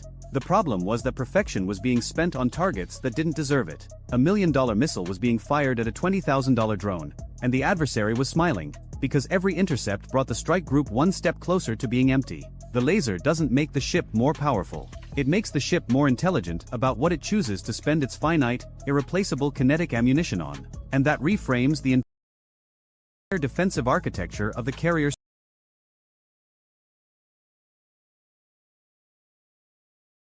strike group. Without the laser, every threat, from a $20,000 fiberglass drone to a $10 million hypersonic missile, eats from the same finite pool of interceptors. The strike group cannot distinguish between a nuisance and an existential threat at the point of expenditure. It must fire $1 million missile at both. The magazine drains at the same rate regardless of what it is shooting at. With Locust handling the bottom layer, the Aegis system is suddenly free to hold its fire. The YSSM stays in the tube. The RAM stays on the rail. The Standard Missile 6 sits in its cell with its seeker cold. The carrier's most expensive, most capable defenses are preserved, locked, loaded, and waiting for the moment that physics demands a kinetic response. The nuclear reactor becomes more than a propulsion system. It becomes the ultimate defensive resource, converting uranium into photons, photons into dead drones, and dead drones into preserved interceptor missiles that remain available for the fight that actually matters. But this story doesn't end on the flight deck of CVN-77. It ends in a planning room somewhere in Tehran. Because if you are an Iranian military strategist and you have just watched the United States Navy neutralize your entire low-cost drone swarming doctrine with a shipping container that runs on nuclear electricity, you have exactly two options. You can build more drones and hope the volume overwhelms even the laser's engagement rate. Or you can escalate. Move up the threat ladder. Invest in faster, harder, more survivable weapons that a 35 kilowatt beam cannot touch. Option 1 is a spending war against a reactor that doesn't run out of fuel for 20 years. Option 2 means building the kind of advanced missiles that cost real money, the kind of money that collapses the asymmetric cost advantage that made the drone swarm attractive in the first place. Either way, the equation has shifted. The carrier strike group is no longer a brittle target that can be bled dry by cheap airframes. It is an adaptive system that sorts threats by cost and assigns the appropriate response to each. And the adversary now has to decide whether to keep playing a game where the rules just changed fundamentally against them. The Locust laser proves that the US Navy finally understands the inescapable math of the modern drone swarm. They have managed to turn a nuclear reactor into an infinite magazine. They have plugged an experimental shipping container into the flight deck of a warship and fundamentally rewritten the economics of naval defense. But there is a question that the container cannot answer. If the only way to defend the absolute pinnacle of 20th century naval power is to literally strap an experimental laser onto its deck and hope the atmosphere cooperates, are we actually solving the problem of future warfare? Or are we building a more sophisticated bandage over a wound that keeps getting deeper? The swarms will get larger. The drones will get faster. The airframes will get harder to burn. And somewhere, in a workshop that doesn't appear on any satellite image, someone is already designing the drone that a 35 kilowatt laser cannot kill. The container on CVN-77 bought the supercarrier time. The question is whether anyone is using that time wisely, or whether the next swarm is already too big for the math to hold. The operator almost ignored it. He had been staring at the same console for 4 hours, watching the same parade of commercial shipping crawl through the Strait of Hormuz like ants on a string, each vessel tagged and categorized: tanker, tanker, container ship, tanker, fishing dhow, tanker. The SBY-6 radar aboard the USS Laboon painted every one of them in rotating sweeps, and the software sorted them into neat little boxes that meant not a threat. 4 hours of not a threat. The kind of shift that makes your eyes stop actually seeing what they're looking at. So when a new contact flickered into existence at the extreme northern edge of the display, bearing 014, range 190 nautical miles, altitude 0, speed 0, he almost wrote it off as a radar ghost. The Strait does that. The mountains on the Iranian side bounce radar energy in strange ways, creating phantom returns that appear and vanish in a single sweep. The software is supposed to filter them out. Usually it does. This one didn't filter. It stayed. 4-1 sweep. 2, 3. Still 0 altitude. Still 0 speed. A stationary return on the ground, somewhere northeast of Bandar Abbas, that the radar had never painted before. The operator flagged it, tagged it as a possible new emitter or ground structure, and forwarded it to the intelligence watch. Then he went back to counting tankers. 41 minutes later, That spot on the ground ended the quietest morning the Fifth Fleet had seen in 3 weeks. The USS Dwight D. Eisenhower was on day 9 of a Strait of Hormuz transit that was supposed to last 14. The carrier had entered from the Gulf of Oman on a Tuesday, pushed through the narrowest section of the waterway, 21 nautical miles between Iran's Keshem Island and Oman's Muzandam Peninsula, and taken up station in the Central Gulf to conduct what the Navy calls freedom of navigation operations, which is a diplomatic way of saying we are here, we are large, and we are not leaving. The Eisenhower is a Nimitz-class nuclear-powered aircraft carrier. She displaces 97,000 tons fully loaded. Her flight deck stretches 1,092 feet, longer than 3 football fields laid end-to-end. She carries approximately 44 Boeing F divided by a -18E and F Super Hornets, each worth $66 million, 5 EA-18G Growler electronic warfare aircraft at $68 million each, and a rotating complement of E-2D Advanced Hawkeye airborne early warning aircraft that cost $176 million apiece and exist for one reason: to see things before those things see you. The ship herself costs $6.2 billion. Her air wing adds another $4 billion. The crew numbers 4,500. The entire floating enterprise represents more raw military capability than most nations' entire armed forces combined, and on this particular morning, she was parked in a body of water so narrow that her escorts could see the Iranian coast without binoculars. This is the paradox of carrier operations in the Persian Gulf. The most powerful naval vessel ever built becomes, in confined waters, the most expensive target ever presented. A carrier in the open Pacific has thousands of miles of maneuvering room. A carrier in the Strait of Hormuz has the room equivalent of a parking lot, and every wall of that parking lot has missiles bolted to it. The Eisenhower's escort formation on this transit was a standard carrier strike group configuration. The Ticonderoga-class guided missile cruiser USS Gettysburg held station 2,200 yards off the carrier's port beam, her 122 vertical launch cells loaded with a mix of SM-3 Block IIA ballistic missile interceptors, SM-2 Block IIA area defense missiles, and Tomahawk land attack cruise missiles. The Arleigh Burke-class destroyer USS Gravely patrolled a racetrack pattern 22 nautical miles to the south, assigned to the carrier's air defense screen with a battery of SM-6 dual-purpose interceptors capable of engaging both aircraft and ballistic missiles in their terminal phase. The USS Mason, a newer Flight 3 Arleigh Burke destroyer carrying the AN/Spy-6 V1 radar, the most advanced shipboard radar in the world, ran the forward picket position 12 nautical miles north of the Eisenhower, deliberately placed between the carrier and the Iranian coast. And the USS Laboon, another Arleigh Burke, covered the eastern approach, watching the mouth of the strait and every piece of sky above it. 4 ships, 4 radars. Approximately 380 vertical launch cells between them. Roughly $3.2 billion of escort firepower arranged in a protective bubble around a $6.2 billion aircraft carrier. The most expensive neighborhood watch in the history of human conflict. None of it mattered if they didn't see the threat in time. At 0704 local time, a satellite no one on the Eisenhower would ever see detected something no one on the ground in Iran wanted detected. The Space-Based Infrared System, SPIRS, is a constellation of satellites in geosynchronous orbit 22,236 miles above the Earth's surface. Each satellite carries a mosaic staring sensor array composed of thousands of individual infrared detectors. Their job is simple and singular: detect the heat signature of a missile launch anywhere on the planet, within seconds of ignition. The system does not sleep. It does not blink. It watches every square mile of the Earth's surface simultaneously, waiting for the unmistakable thermal bloom of a rocket motor burning through the atmosphere. At 0704 and 6 seconds, one of those sensors registered a thermal event on the Iranian mainland, 47 miles northeast of Bandar Abbas, at a location consistent with a known Islamic Revolutionary Guard Corps Aerospace Force garrison. The heat signature was bright, brief, and expanding. Solid fuel booster ignition. Something had just left the ground at several thousand degrees Fahrenheit. The detection propagated at the speed of light. Within 1.4 seconds, it reached the SPIRS ground station at Buckley Space Force Base in Aurora, Colorado, 7,400 miles from the launch point. Within another 2.8 seconds, the data had been processed, formatted, and transmitted via the Defense Satellite Communications System to the Joint Tactical Ground Station aboard the Gettysburg, which was sitting in the middle of the Persian Gulf wondering why Tuesday mornings were always so quiet. They stopped being quiet. The Gettysburg's Tactical Action Officer saw the SPIRS alert populate on his display at 0704 and 12 seconds. The alert contained a launch point, a detection time, an estimated trajectory azimuth, and a confidence rating. It did not contain a missile identification. SPIRS sees fire. It does not read nameplates. But the trajectory azimuth pointed south-southwest, which meant the missile, whatever it was, had been launched in the direction of the Strait of Hormuz. In the direction of the Eisenhower. The SBY-1D radar on the Gettysburg was already in ballistic missile defense search mode. It had been in that mode for 9 days straight.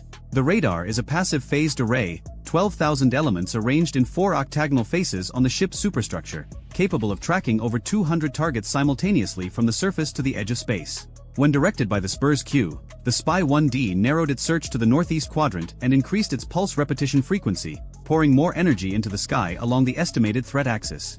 At 0704 and 48 seconds, the radar found it. A single object climbing through 130,000 feet at a velocity the fire control system computed as Mach 8.2, approximately 6,300 miles per hour. The return was small, consistent with a single re-entry vehicle rather than a large booster stack. The object's trajectory was steep, almost vertical in its initial phase, the signature of a medium-range ballistic missile still in powered flight. The Gettysburg's Combat Information Center identified the contact as a Fateh-2, Iran's second-generation hypersonic medium-range ballistic missile, first publicly displayed in June 2023 during an IRGC military parade. The Fateh-2 was claimed by Iranian state media to carry a maneuverable hypersonic glide vehicle capable of speeds between Mach 8 and Mach 13, with a range of approximately 870 miles. Western intelligence assessments largely concurred on the range but were less certain about the terminal maneuvering capability. Some analysts believed the glide vehicle was a functional hypersonic maneuvering warhead.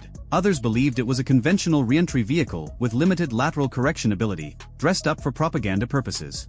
The distinction mattered enormously, and the Gettysburg was about to find out which assessment was right. Here is what makes a hypersonic glide vehicle different from every missile that came before it. A traditional ballistic missile follows Newton's laws like a thrown rock. It goes up, it comes down, and you can calculate where it will land before it reaches the peak of its arc. The math is elegant, predictable, and approximately 400 years old. Every missile defense system built before 2015 was designed to exploit that predictability. You watch the missile go up, you calculate the parabola, you put an interceptor at the point where the arc meets the atmosphere, and you let physics handle the rest. A hypersonic glide vehicle breaks that contract. It rides the booster to the top of the arc, roughly 150 to 250 miles above the surface, then separates and re-enters the atmosphere at a shallow angle. Instead of falling along a predictable parabola, it uses small aerodynamic control surfaces to generate lift, allowing it to skip along the upper atmosphere like a flat stone thrown across a pond. It can turn. It can climb. It can dive. It can change its impact point by hundreds of miles during its glide phase, and it does all of this at speeds above Mach 5, 5 times the speed of sound. You cannot predict where the stone will land while it is still skipping. That is the entire point. The captain of the Gettysburg had roughly 90 seconds to make a decision that the United States Navy had theorized about, simulated, war-gamed, and argued over for 15 years. He could shoot now. The Fateh-2 was still in its boost phase, still climbing, still accelerating, and still following a relatively predictable trajectory. The SM-3 Block IIA interceptor was designed for exactly this geometry, a boost phase or mid-course intercept above the atmosphere, where the target had not yet begun to maneuver. Shooting now gave the SM-3 the best possible engagement conditions and the longest possible flight time to correct any errors. But it also meant committing $34 million per interceptor against a target whose precise trajectory was still being refined, accepting a lower probability of kill in exchange for maximum engagement time. Or he could wait. 40 seconds of additional tracking would give the SPY-1D enough data to build a high-confidence trajectory model and predict the glide vehicle's initial maneuvering behavior after separation. A shot fired at that point would have better targeting data and a higher probability of kill. But it would also leave less time for a second shot if the first one missed, and once the glide vehicle began maneuvering in earnest, the SM-3's engagement window would begin to close. Shoot early with less certainty and more margin, or shoot late with more certainty and less margin. This is the fundamental calculus of ballistic missile defense, and there is no correct answer. There is only the answer you live with. He shot at 0706. SM-3 Block IIA No. 1 cleared vertical launch cell 14 aboard the Gettysburg on a pillar of white fire that was visible to the naked eye from the Eisenhower's flight deck 2,200 yards away. The missile weighed 3,400 pounds and stood 21 feet tall in its canister. It cost $34 million. Its sole purpose was to leave the atmosphere at Mach 15.5, approximately 11,900 miles per hour, find a target in the vacuum of space, and hit it. Not explode near it. Hit it. The SM-3 does not carry an explosive warhead. It carries a kinetic kill vehicle, a 23-pound device about the size of a small refrigerator, equipped with an infrared seeker and a set of small divert thrusters that steer it into the target with centimeter-level precision. The impact energy at intercept speed is roughly equivalent to a 10-ton truck hitting a concrete wall at 600 miles per hour. The Navy calls this hit to kill. The physics community calls it converting the problem into scattered atoms. 3 seconds after the first launch, SM-3 No. 2 cleared Cell 18. 2 interceptors in the air. $68 million climbing towards space at a rate that would have them above the atmosphere in under 30 seconds. Aboard the Eisenhower, the Air Boss had already started clearing the flight deck. 2 Super Hornets, call signs Raven 201 and Raven 203, were on the catapults. Raven 201 had been 4 seconds from the launch officer's final signal. Both aircraft were back down the catapult track and chained to the deck. The flight deck had to be clear because the ship's evolved Sea Sparrow missile launchers, the absolute last line of defense, needed unobstructed firing arcs. Nobody wanted to be in a position where the Sea Sparrows mattered. An ESSM is a $1 million, 12-foot interceptor designed to kill cruise missiles. Its top speed is Mach 4. Against a Mach 8 glide vehicle in terminal dive, the engagement window shrinks to approximately 1.5 seconds. That is not a defense. That is a gesture. At 0707, 180 miles above the Earth's surface, the Fata 2's booster burned out. The reentry vehicle separated. On the Gettysburg's radar display, 1 track became 2. The booster, now a dead cylinder of scorched metal, continued along its ballistic arc toward an eventual splashdown somewhere in the Gulf of Oman. The glide vehicle, smaller, hotter, and suddenly more interesting, began to do something the tracking algorithms had not been told to expect. It pulled up. Instead of immediately beginning its descent toward the atmosphere, the Fata 2's glide vehicle executed a brief climb after separation, gaining an additional 12 miles of altitude. This was not random. This was not a malfunction. This was a designed maneuver with a specific tactical purpose. Every second the glide vehicle spent above the atmosphere was a second that ground-based interceptors struggled to reach it, but also a second that its own onboard sensors could look down across the full width of the strait and search for the Eisenhower. The glide vehicle carried a terminal seeker. Western intelligence believed it was an imaging infrared sensor, similar in concept to the targeting package on China's DF-21D anti-ship ballistic missile. From 190 miles up, the Strait of Hormuz is a thin blue thread. The Eisenhower, massive as she is a speck on that thread. The seeker needed time and altitude to find that speck, differentiate it from the surrounding escort ships and commercial traffic, and lock on. The Fata 2 was not just flying toward the Eisenhower. It was hunting for her. The pull-up maneuver created a problem. The SM-3's fire control solution had been calculated against a descending target. The Aegis system aboard the Gettysburg had modeled a trajectory that went up, peaked, and came down. Instead, the target went up, peaked, separated, and then went up again. The first SM-3's kinetic kill vehicle was already in terminal guidance, its infrared seeker scanning the area where the glide vehicle was supposed to be. The seeker was looking down and to the left. The target was up and to the right. The divert thrusters fired. The kill vehicle burned 70% of its remaining fuel, correcting the angle, slewing its trajectory in a desperate attempt to reacquire the heat signature that had shifted outside its predicted intercept basket. It missed by 40 feet. 40 feet. At a combined closing speed of approximately Mach 23. In the vacuum of space, 40 feet is close enough that if both objects had been in an atmosphere, the shockwave alone might have caused damage. In vacuum, 40 feet is the width of a two-lane road, and it means absolutely nothing. A miss is a miss. $34 million tumbled past its target and continued into space, its fuel exhausted, its mission failed, its kinetic kill vehicle now just another piece of orbital debris that would eventually re-enter the atmosphere and burn up over the Indian Ocean in a streak of light that no one would notice or care about. The second SM-3 was 12 seconds behind. And it had something the first one didn't: data. The Aegis combat system aboard the Gettysburg had watched the first interceptor's terminal guidance phase in real time, tracking both the kill vehicle and the target through their closest approach. The system had seen the pull-up maneuver. It had measured it. And it had already recalculated the trajectory model, feeding the corrected prediction to the second kill vehicle seeker before it entered its own terminal phase. This is where a software update mattered more than any weapon in the engagement. 14 months earlier, at the Pacific Missile Range Facility off Kauai, Hawaii, the Navy had conducted a series of 3 classified live-fire tests against maneuverable hypersonic targets.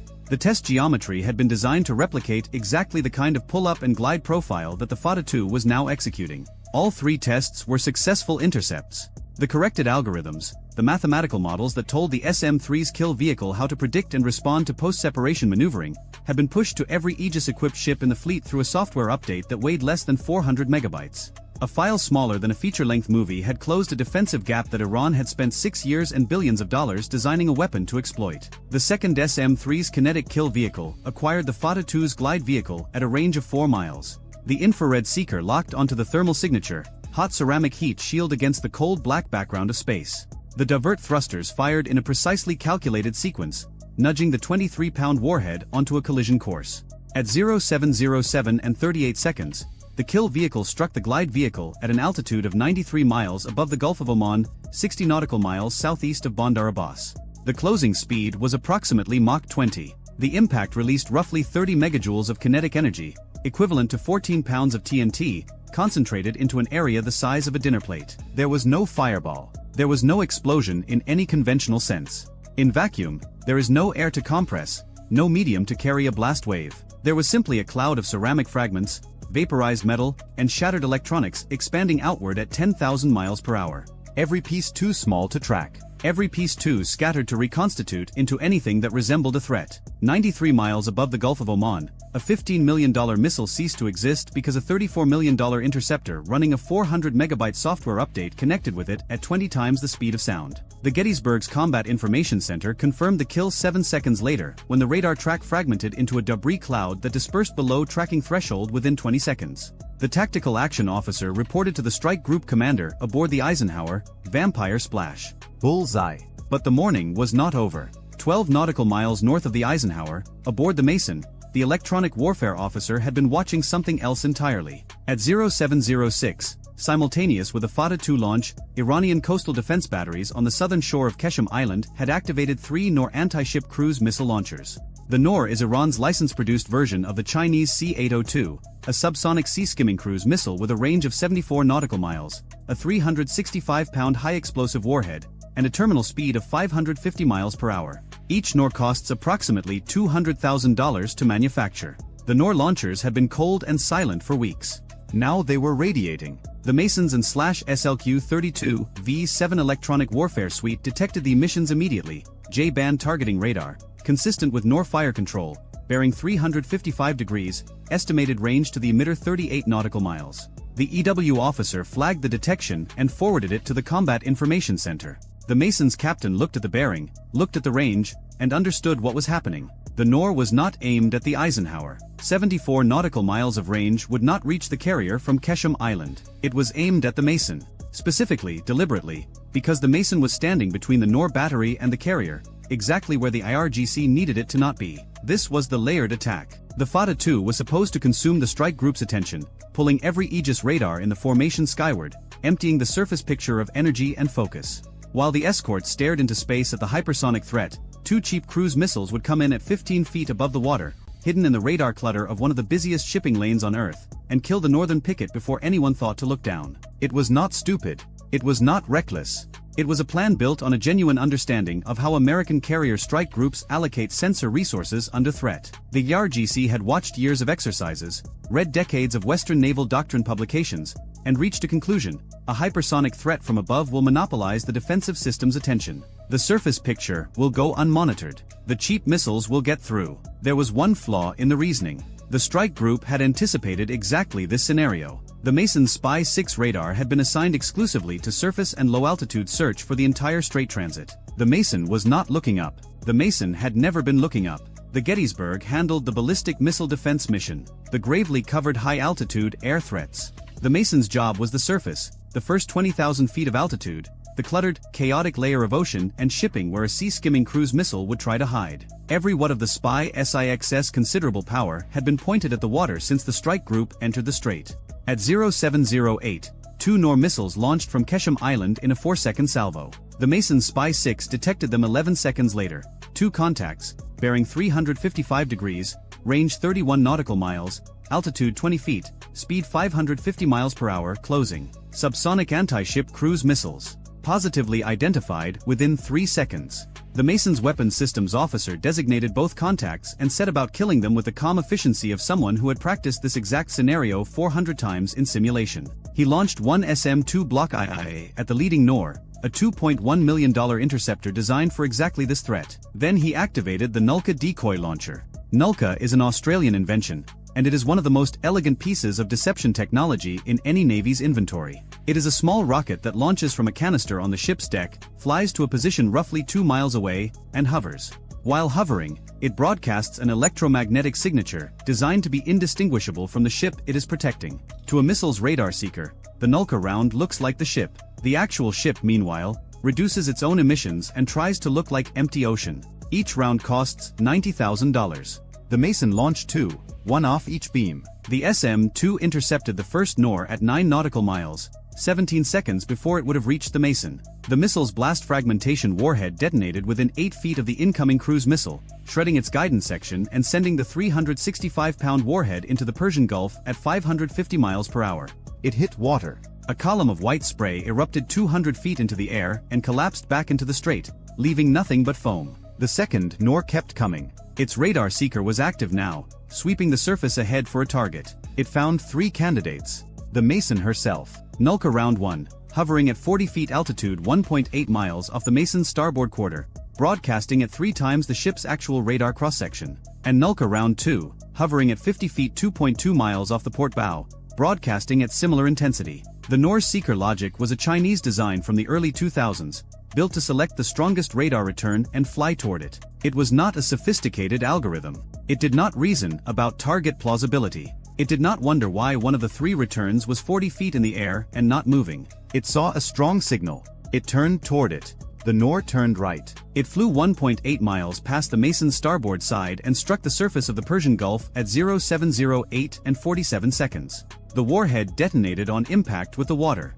The Nulka round, having completed its mission, had fallen into the ocean 4 seconds earlier, its small rocket motor expended, its transmitter silent, its $90,000 purpose fulfilled. A $200,000 Iranian cruise missile killed a patch of seawater because a $90,000 Australian hovering decoy was more convincing than a $2 billion American destroyer. The mathematics of deception are kinder than the mathematics of interception. At 0710, the Eisenhower's flight deck came back to life. The catapult officers had been waiting. The aircraft had been waiting. The pilots had been sitting in their cockpits since before the Fata-2 cleared Iranian airspace, listening to the tactical frequency with a particular silence of people who know something is happening and cannot do anything about it yet. Raven 201 and Raven 205, 2F divided by a -18E Super Hornets, launched within 30 seconds of each other. Each carried 2 AGM-88G ARGMER missiles under the wings, along with a full internal fuel load and an AN/ASQ-228 at FLIR targeting pod. The ARGMER, the Advanced Anti-Radiation Guided Missile Extended Range,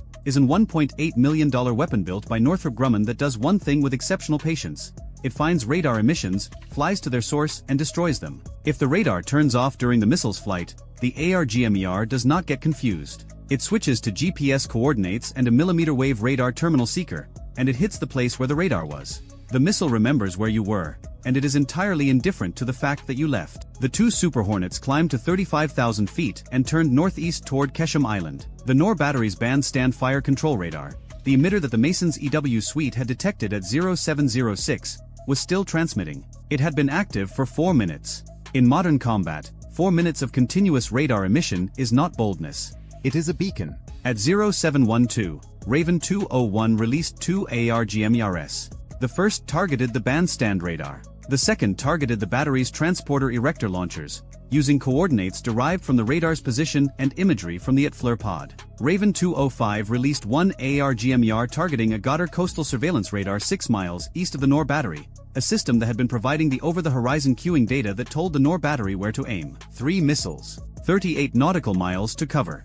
Approximately 90 seconds of flight time at Mach 2. At 0713 and 31 seconds, the first ARGMER struck the bandstand radar vehicle directly on the antenna array. The 150-pound blast fragmentation warhead detonated on contact, destroying the radar, the vehicle carrying it, and both NOR transporter erector launchers parked within 30 feet. The IRGC crew at the site had been loading a third NOR missile for launch. They were partway through the elevation sequence when the sky above them turned white. 1.2 seconds later, the second ARGMER hit the same compound, striking a supply truck loaded with fuel containers. The secondary explosion produced a fireball visible from the Mason, 38 nautical miles to the south, as a brief orange pulse on the northern horizon. The third ARGMER destroyed the Goddard radar 6 miles to the east. The radar's operators had detected the inbound missile on their own equipment roughly 8 seconds before impact and begun emergency shutdown procedures. There are 7 steps in the Goddard's emergency power down sequence. They completed 3. At 0713 and 44 seconds, 9 minutes and 38 seconds after Spurs first registered the thermal bloom of the Fata-2's booster, the engagement was over. Nothing was flying. Nothing was tracking. Nothing on either side was still trying to kill anything else. The ledger read like this. The United States Navy had expended 2 SM-3 Block IIA interceptors at $34 million each, 1 SM-2 Block IIA at $2.1 million, 2 Nulka decoy rounds at $90,000 each, and 3 ARGMER missiles at $1.8 million each. Total American expenditure, $75.78 million. Iran had lost 1 Fateh-2 hypersonic missile at approximately $15 million, 2 Nor cruise missiles at $200,000 each, 1 bandstand fire control radar at approximately $3 million, 1 Ghadar coastal surveillance radar at approximately $2 million, 2 Nor transporter erector launchers at approximately $1 million each, and 8 IRGC Aerospace Force personnel who had been standing next to a radar that had been transmitting for 4 minutes too long. Total Iranian material expenditure, approximately $22.4 million. Iran spent less. By a ratio of roughly 3.4 to 1, Iran came out ahead on the spreadsheet. But spreadsheets do not fight wars by themselves. Iran lost radar coverage over 40 nautical miles of its southern coastline. It lost both launch vehicles for the Nor battery defending the eastern approach to Keshem Island. It lost the trained crew that operated them. Replacing the equipment would require weeks of logistics through supply chains that are permanently under satellite observation. Retraining the crew would take months, assuming replacements existed with the requisite certification on the bandstand system. And for every day of those weeks and months, the Eisenhower would still be out there, Within catapult range. running cyclic flight operations. Watching. The cost ratio argument is real. Analysts at the Center for Strategic and Budgetary Assessments and the Center for a New American Security have modeled sustained saturation attacks against carrier strike groups and concluded that in a prolonged conflict, a carrier group exhausts its SM-3 and SM-6 inventory in approximately 4 to 5 major engagements.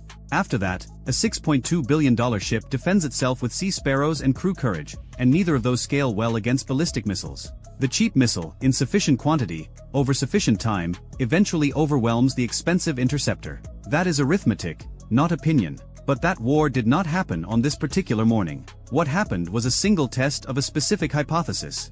The ARGC hypothesis was this: a maneuvering hypersonic glide vehicle can defeat the Aegis combat system at close range while simultaneous cruise missile attacks destroy the escort screen. The hypothesis was built on years of Western defense publications that stated, clearly and repeatedly, that no existing ship-based interceptor could reliably engage a maneuvering hypersonic glide vehicle above the atmosphere. The ARGC had read those publications. They had based a national weapons program on those publications. They had built the Fateh-2 to exploit a gap that every defense journal in the Western world had publicly confirmed existed. The gap had been closed 14 months before the Fateh-2 ever flew. Closed by a software update. Closed by a series of tests conducted at a facility on a Hawaiian island that most Americans cannot locate on a map. Closed by an algorithm written by an engineer whose name is classified, whose work has never been published, and who on the morning of this engagement was likely asleep in a house near Kauai, unaware that the correction they had written for a terminal guidance subroutine had just connected a 23-pound kinetic warhead with a $15 million glide vehicle at Mach 20 in the vacuum above the Gulf of Oman. The update weighed less than 400 megabytes. It had been distributed to every Aegis ship in the fleet through the standard software maintenance pipeline.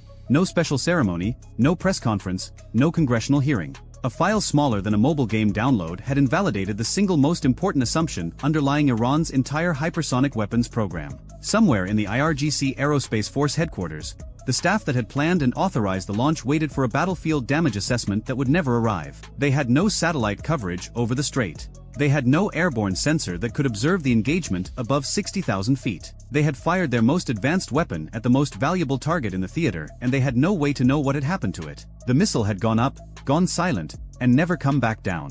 Not as a weapon, anyway. It came down as dust, scattered across 100 cubic miles of upper atmosphere, settling slowly through the stratosphere in particles too small to see, too light to track, too dispersed to ever be reassembled into evidence that Iran's 6-year investment in hypersonic strike capability had ended 93 miles above the water on a Tuesday morning. The Eisenhower held station.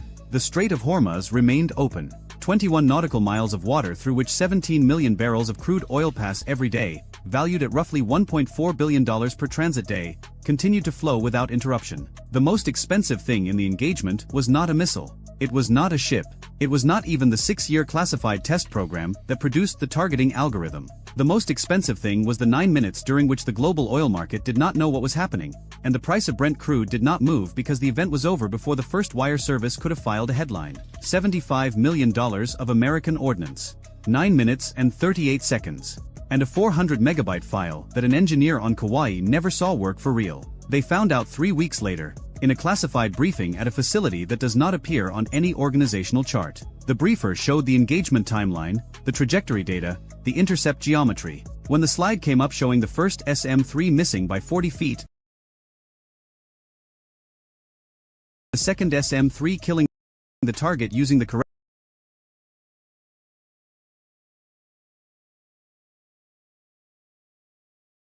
algorithm, the engineer reportedly said no for several seconds, then asked a question about the divert thruster fuel consumption margins. The algorithm did not care who wrote it. The algorithm did not know it had been tested. It ran. It corrected. It connected. That is all it was designed to do. If you enjoyed this video, check out our other video on how Israel's Iron Dome tracked 180 missiles in 12 minutes during the 2023 Gaza escalation. See you next time. At 0347 local time, a single Nor anti-ship cruise missile dropped off the rail of a mobile coastal defense launcher hidden inside a warehouse on the southern Iranian coastline and turned south toward the Strait of Hormuz. The missile was a Chinese-designed C-802 built under Iranian license, a sea-skimming weapon carrying a 365-pound warhead at roughly 660 miles per hour, just under the speed of sound. It cost the Islamic Revolutionary Guard Corps Navy approximately $120,000 to produce.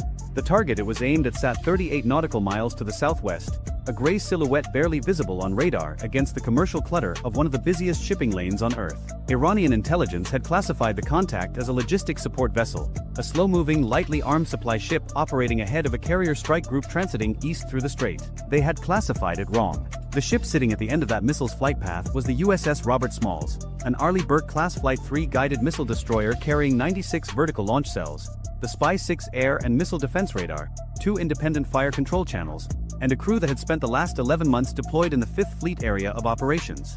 Her combat systems alone were worth more than $900 million. The Nor missile racing toward her had been built for roughly the price of a mid-range sedan. That math was about to matter in a way nobody in Tehran had planned for. 12 miles north of the destroyer, aboard a 47-foot Paycap-class fast attack craft designated Bandar 1, a crew of 6 Iranian sailors watched a handheld GPS track update and believed the night was going exactly as briefed. Their mission was straightforward. 3 fast attack craft would close from spread positions under emissions control, while the shore-based missile battery initiated the strike. The missile would force the target into defensive confusion.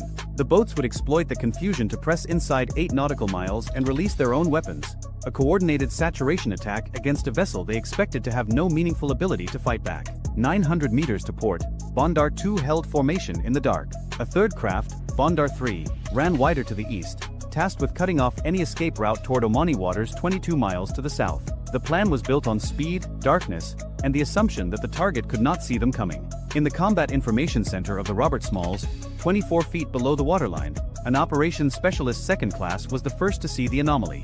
A brief radar return appeared and vanished near the Iranian coast, inconsistent with the established shipping tracks her team had been monitoring for the previous 6 hours. She flagged it without drama. The symbol was tentative, possibly a fishing vessel launching late, possibly sea clutter bouncing off a dow's metal hull. But the bearing was wrong for either explanation, and the operator knew it. The tactical action officer leaned in. He studied the contact for 4 seconds, then keyed the net. All stations, new track of interest bearing 028, classification pending. Increase sensor sweep rate sectors 2 and 3. Nobody in CIC raised their voice. The ship had been at a heightened readiness condition since entering the strait 90 minutes earlier. Every console was manned. Every system was warmed and calibrated. The SBY-6 radar, the most advanced shipboard sensor the United States Navy had ever put to sea, was already scanning a volume of airspace and surface territory that covered more than 2 million cubic miles of the surrounding environment. If something moved within 200 nautical miles in any direction, the Robert Smalls could find it, name it, and assign it a track number before the object had traveled its own length twice. The Nor missile was now 30 nautical miles out and descending toward its terminal approach altitude, roughly 15 feet above the water. At that height, the weapon was designed to hide inside sea clutter, invisible to older radars until the final seconds before impact. Against the Spy-6, the tactic bought the missile approximately 9 additional seconds of concealment. That was all. Track 7021 now classified as cruise missile threat, the Air Defense Coordinator announced. Inbound, single body, sea skimmer, speed 570 knots. Bearing constant. The captain arrived in CIC the way captains always arrive in CIC during a real event, already informed, already calm, already reading the room before the room had time to brief him. He absorbed the display in a single sweep. 1 inbound missile. 3 surface contacts now firming in the northern arc emission patterns consistent with IRGC naval coordination frequencies. He looked at his tactical action officer and asked the only question that mattered right then. What's our best intercept layer for this profile? The answer came back clean. SM-2 block IIC at range. Yes, SM block 2 at medium. CRAM as terminal backstop. We have 3 layers before it gets within a mile. An SM-2 block IIC interceptor cost the United States Navy approximately $2.1 million per round. The missile it was about to kill had cost Iran $120,000. Somewhere in a Pentagon procurement office, someone was going to read this report and feel their budget request write itself. Weapons free on track 7021, the captain ordered. The forward vertical launch system answered 3 seconds later. A standard missile, 2 punched out of its cell in an eruption of white smoke and orange flame, cleared the ship's superstructure, and pitched over hard toward the northeast. The missile accelerated to over 2,300 miles per hour inside 6 seconds, riding a continuous wave illumination beam that the ship's fire control director held on the inbound NOR with surgical steadiness. The intercept geometry was textbook. The SM-2 met the NOR 14 nautical miles from the ship at an altitude of 22 feet. The Iranian missile ceased to exist. Debris scattered across a quarter-mile of dark water. No fragment came within 12 nautical miles of the destroyer. Splash track 7021. Kill confirmed. But the night was not finished because what the crew of the Robert Smalls did not yet know was that the missile had not been the main attack. It had been the door opener. The ARGC's real weapon was already in the water and closing fast. 26 miles to the north, aboard Bandar 1, the crew had watched the missile launch signature bloom on their horizon and started their clocks. The plan called for 90 seconds of confusion aboard the target following missile impact. 90 seconds during which the target's crew would be fighting fire, assessing damage, redirecting sensors inward rather than outward. That was the window. The 3 attack craft were supposed to use it to cover the final distance and launch their own ordnance, a combined salvo of 6 Nasser 1 short-range anti-ship missiles at a defenseless, burning ship. Instead, the NOR had died 14 miles from the target, and the confusion window had never opened. Bandar 1's commander made a decision in the dark that would define the rest of the engagement. He ordered full speed ahead. All 3 craft surged to maximum power, their twin diesels pushing 47-foot hulls to 52 knots across black water, throwing rooster tails of white spray into the moonless air behind them. The sound alone would have been audible from miles away if anyone had been listening above the surface. Below the surface, in the acoustic quiet of the Robert Smalls sonar room, the sudden bloom of high-speed propeller cavitation lit up the display like someone had switched on a flashlight in a dark hallway. 3 high-speed surface contacts. Bearing 015 through 042. Converging. Speed 52 knots and accelerating. The tactical picture in CIC updated itself in a cascade. The missile had been one problem. This was a different kind of problem entirely. Fast attack craft operating in a swarm profile were not engaged the same way as a single inbound cruise missile. They were closer, faster to maneuver, harder to track individually in sea clutter, and capable of launching independently from multiple angles. If even one of those boats reached effective Nasser 1 range, roughly 22 miles, the destroyer would face a new inbound salvo with less reaction time and a more complex engagement geometry. The captain studied the converging tracks for 2 seconds. Launch the Hello. I want eyes on every one of those contacts before they cross 20 miles.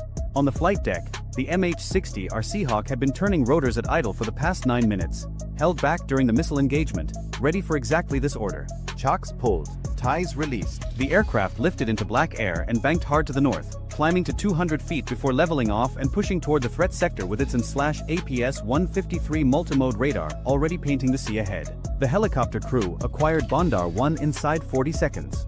Infrared bloom off the engines was unmistakable against the cold water. Then Bandar 2, 900 meters to its west. Then Bandar 3, running wider to the east, trying to swing around to the destroyer's beam. Inside CIC, the picture was now fully built. 3 hostile fast attack craft in a spread formation, closing from the north at 52 knots. 1 inbound cruise missile already destroyed. Shore-based targeting emissions still active along the Iranian coast. The attack was coordinated, deliberate, and ongoing. What the Iranian crews did not understand, could not have understood from their position low on the water in an open cockpit boat doing 52 knots in the dark, was that the ship they were charging had already killed their opening move and was now reading their second move in real time. The Robert Smalls was not confused. She was not burning. She was not blind. She was tracking every one of them with a radar system that could distinguish a single human standing on a boat deck from the boat itself at 40 miles. Their entire plan had been built on the assumption that they would arrive at a scene of chaos. They were arriving instead at a firing range. Bondar 1, the lead craft, crossed the 20 nautical mile threshold at 0353. In CIC, the Air Defense Coordinator confirmed the track had entered the outer engagement envelope for the ship's weapons systems. The Seahawk crew simultaneously reported visual confirmation of weapons mounted on the lead craft's foredeck, a twin-rail launcher consistent with a Nasser-1 anti-ship missile system. Hostile intent confirmed on all 3 surface tracks. Recommend weapons free. The captain's response was immediate. Weapons free. Engage in sequence. Lead track first. What happened next took 11 seconds. A single RGM-84 Harpoon anti-ship missile launched from the Robert Smalls midships canister bank, turned north, dropped to sea-skimming altitude, and covered the distance to Bondar 1 at 537 miles per hour. The fast attack craft never saw it coming. The Harpoon carried a 488-pound blast fragmentation warhead designed to kill vessels displacing up to 3,000 tons. Bondar 1 displaced approximately 13 tons. The result was not an engagement. It was an erasure. The craft came apart across 200 meters of ocean surface, burning debris scattering in a wide fan that glowed briefly on the Seahawk's infrared camera before the sea swallowed most of it. Splash Bondar 1. 10 miles to the east, Bondar 3's crew saw the flash on the horizon and understood immediately that the plan was over. Their lead boat was gone. The target was not a logistics ship. The darkness that had been their ally for the last hour now contained something far worse than an unaware victim. The Paycap-class boat heeled hard to starboard and turned northeast at maximum speed, abandoning its flanking run and driving for the nearest Iranian territorial water boundary, 14 miles away. Bondar 2 made a different choice. Whether driven by training, ideology, or the simple inability to process what was happening fast enough to make a rational decision, the crew of the second attack craft maintained course. They kept coming. At 52 knots, they were closing the gap to the destroyer at nearly a mile per minute, driving toward a ship that was now fully engaged, fully aware, and fully capable of killing everything on the surface within 30 miles. The tactical action officer tracked Bondar 2's approach without emotion.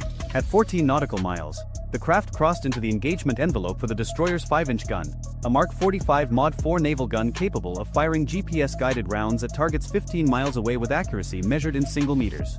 The gun mount trained to starboard. Fire control locked. Engage Bondar 2. Gun action. 3 rounds left the barrel in rapid sequence. The first struck the water 30 meters ahead of the craft, a near miss that sent a column of spray over the boat's bow. The second hit the engine compartment. The third was unnecessary, but had already been committed. Bondar 2's forward momentum carried the shattered hull another 200 meters before it settled and began taking water. The Seahawk orbited overhead, recording everything. 2 fast attack craft destroyed or disabled, 1 fleeing northeast toward Iranian waters. Shore-based emissions along the coast had gone silent at 0355, 2 minutes after Bondar 1 died. Whether the coastal battery crews had been ordered to cease or had simply decided discretion was the better option, the effect was the same. The attack was over. In CIC, the destroyer's crew began the methodical process of rebuilding the tactical picture from the ground up. Every sensor swept wide. Every track was re-examined. The Seahawk pushed its patrol arc farther north, searching for any additional platforms that might have been staged as a follow-on wave. Nothing appeared. The strait settled into the uneasy quiet that follows violence at sea, disturbed water, floating debris, and the steady electronic hum of a warship still scanning the dark for anything else that wanted to try. At 0401 local time, the captain authorized a return to modified transit posture. The ship maintained combat readiness across all systems but resumed her eastward track through the strait. The mission had not changed. The Robert Smalls was still headed to her assigned station. The only difference was the ammunition expenditure report that would be filed in the morning and the intelligence harvest that was already being packaged for transmission to 5th Fleet headquarters in Bahrain, 380 nautical miles to the northwest. The crew secured from general quarters in stages over the next 45 minutes. Damage control teams confirmed 0 structural damage, 0 casualties, 0 system degradation. The ship had absorbed a coordinated multi-axis attack involving a shore-launched cruise missile and 3 fast attack craft, and emerged from it without a scratch on her paint. Iran had spent months positioning assets, coordinating intelligence, and rehearsing a strike package designed to destroy what they believed was a vulnerable American supply ship caught alone in the narrowest choke point on Earth. The total cost of their attack, 1 Nor missile, 3 Paycap-class fast attack craft, fuel, crew training, coastal radar support, and coordination infrastructure, came to roughly $14 million. The Robert Smalls had answered with 1 SM-2 interceptor, 1 Harpoon, and 3 5-inch gun rounds. Total expenditure, approximately $3.8 million. The United States Navy had spent less defending itself than Iran had spent attacking it. That was the kind of math that made defense ministers lose sleep. Bandar 3, the surviving craft, reached Iranian territorial waters at 0409 and disappeared into the coastal traffic northeast of Bandar Abbas. Its crew had the unique distinction of being the only Iranians involved in the operation who would be available to explain what had happened. Their debrief would contain a single, unavoidable conclusion. They had been told the target was soft. They had been told darkness would cover them. They had been told the missile would open the door. Every single thing they had been told was wrong, and 2 crews had paid for it with their lives. On the bridge of the Robert Smalls, the officer of the deck watched the first pale edge of dawn begin to separate the sky from the water to the east. The ship cut through calm seas at 18 knots, her wake straight and undisturbed, as if the previous 22 minutes had been an inconvenience rather than a battle. Below, in CIC, the watch had already rotated. Fresh operators sat at consoles still warm from the crew who had just fought the ship through the most compressed surface engagement in the 5th Fleet's recent operational history. The new watch picked up exactly where the last one left off, scanning, tracking, sorting, because the strait never stopped being dangerous and neither did the ship's attention. Iran had gone looking for a supply ship and found a destroyer.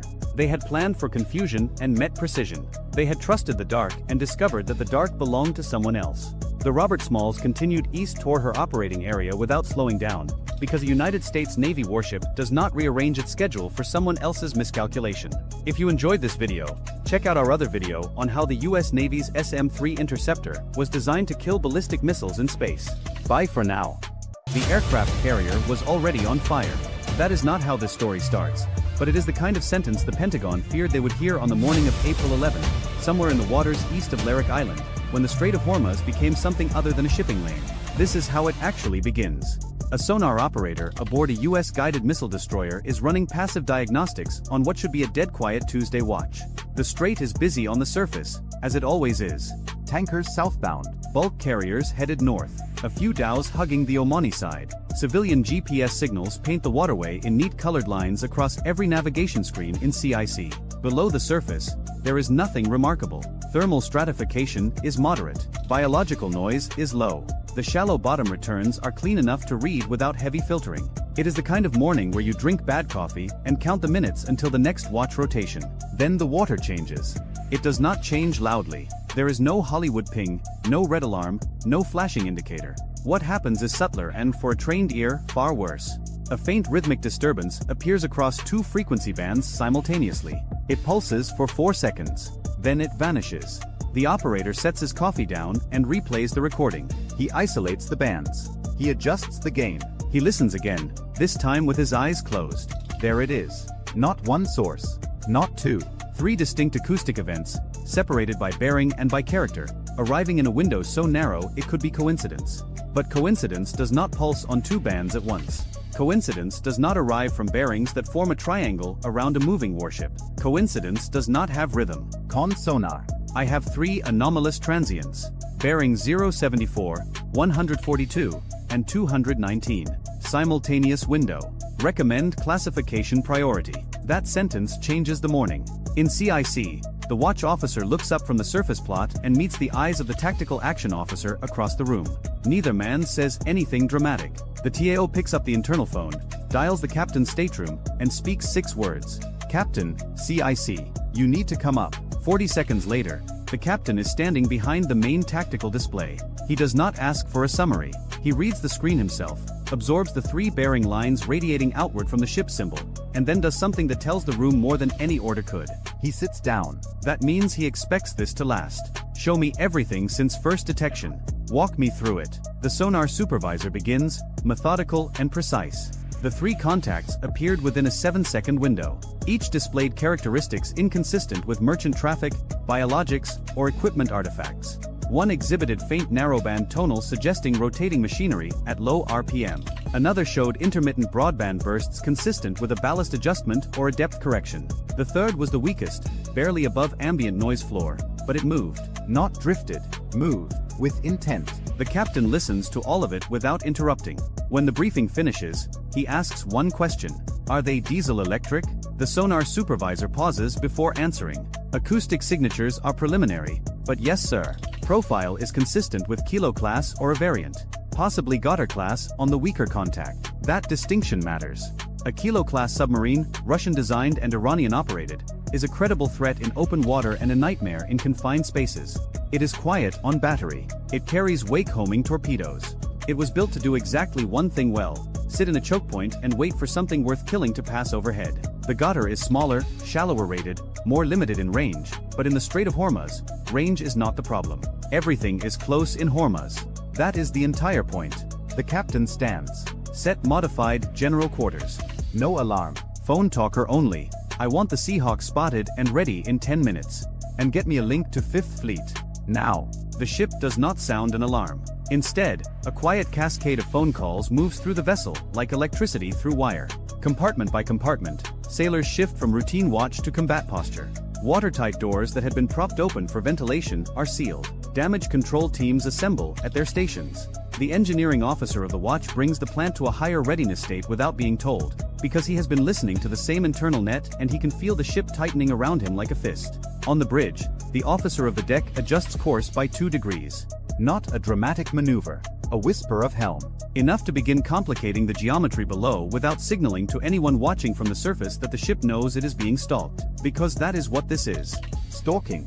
The 3 contacts have not moved aggressively. They have not pinged. They have not opened torpedo doors or increased speed or done anything that would cross a bright legal or tactical line. They are simply there, arranged in a pattern that a submariner would recognize immediately and a civilian would never notice at all. 1 forward of the ship's track. 1 off the port beam, displaced slightly south. 1 trailing, offset to starboard, hanging in the acoustic shadow of a northbound tanker. It is a kill box, unfinished, unsigned, undeclared, but unmistakable. At 5:23 local time, the MH-60R Seahawk lifts off the flight deck. The pilot keeps the departure low and fast, braking left over the water and accelerating east before curving back toward the ship's forward sector. To anyone watching on radar, it looks like a routine patrol launch. The Iranian submarines, if they are listening, will hear the helicopters dipping sonar the moment it enters the water. The question is what they do when they realize the Americans are no longer guessing.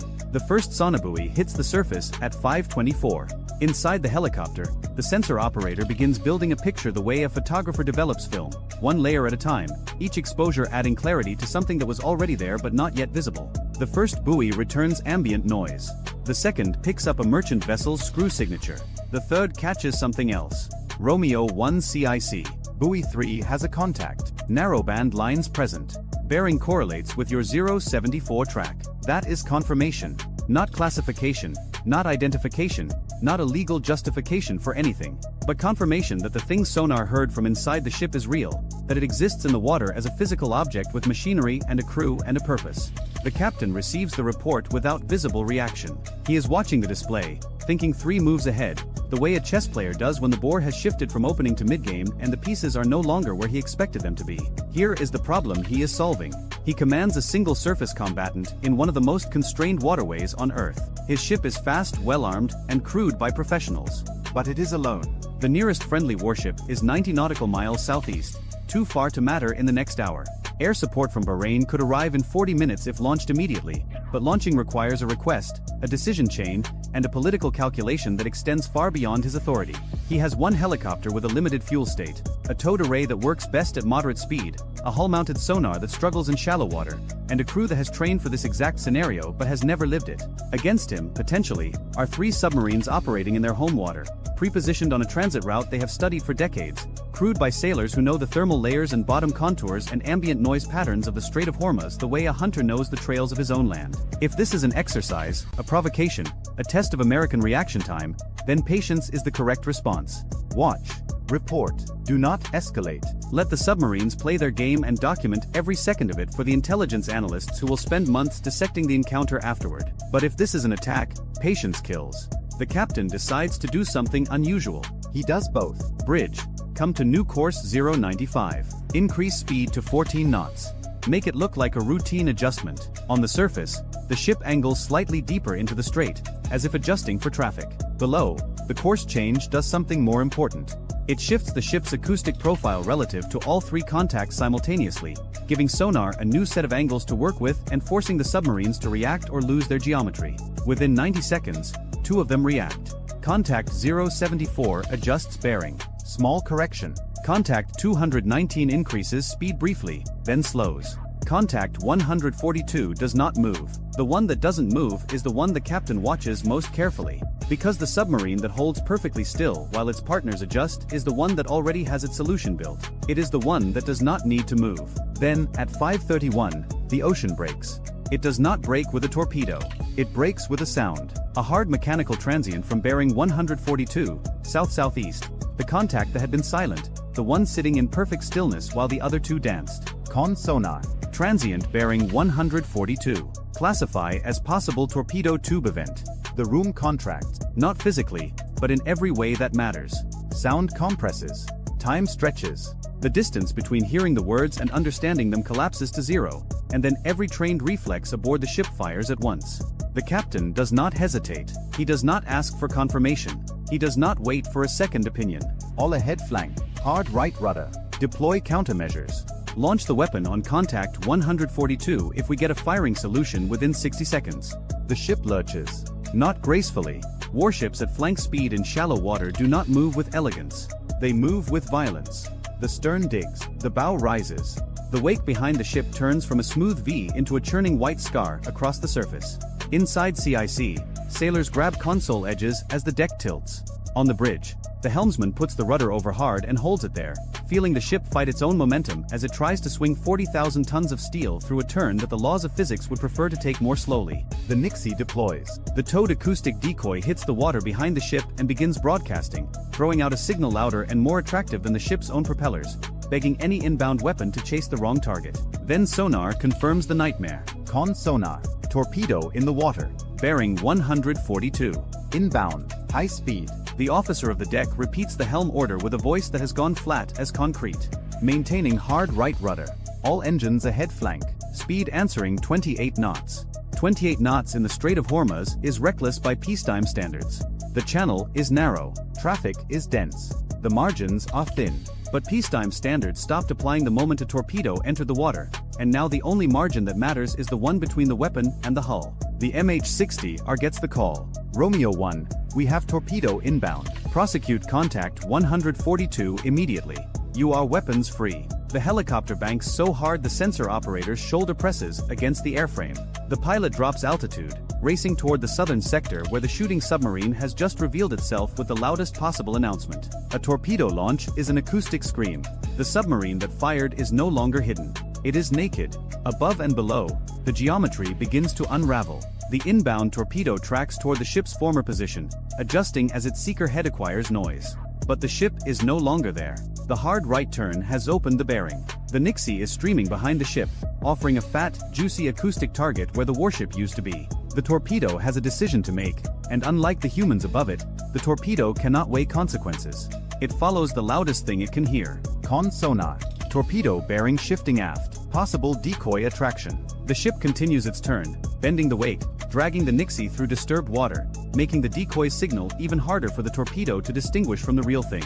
For 12 seconds, nobody in CIC breathes in any way that could be called normal. Then the sound comes. A muffled concussive event, felt more than heard, transmitted through the water and into the hull as a single low-frequency shudder.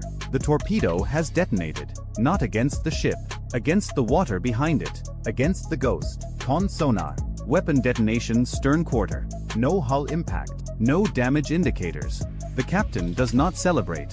He turns to the TAO. Where are the other two? The answer is not good. Contact 074 has gone active. Not with sonar. With propulsion. It is accelerating, repositioning, adjusting its angle relative to the ship's new course. The first submarine fired and missed. The second one watched the defensive maneuver and is now moving to exploit the turn. This is the layered geometry of a coordinated attack. Fire, force a reaction, use the reaction against the target. And the third submarine, the trailing contact from 219, has done something worse. It has disappeared. Con sonar. Contact 219 lost. Last bearing 219. No current returns. Lost in Hormuz does not mean gone. It means hiding. It means a submarine with a crew that knows these waters has found a thermal pocket or a noise shadow or a patch of bottom clutter and has gone completely silent, waiting for the ship to show its belly during the confusion. At 5:34, the helicopter reaches the southern sector and drops a rapid sonobuoy pattern around the shooter's last known position. The submarine that fired the first torpedo is moving now, trying to put distance between itself and the counterattack it knows is coming. The first buoy picks up machinery noise.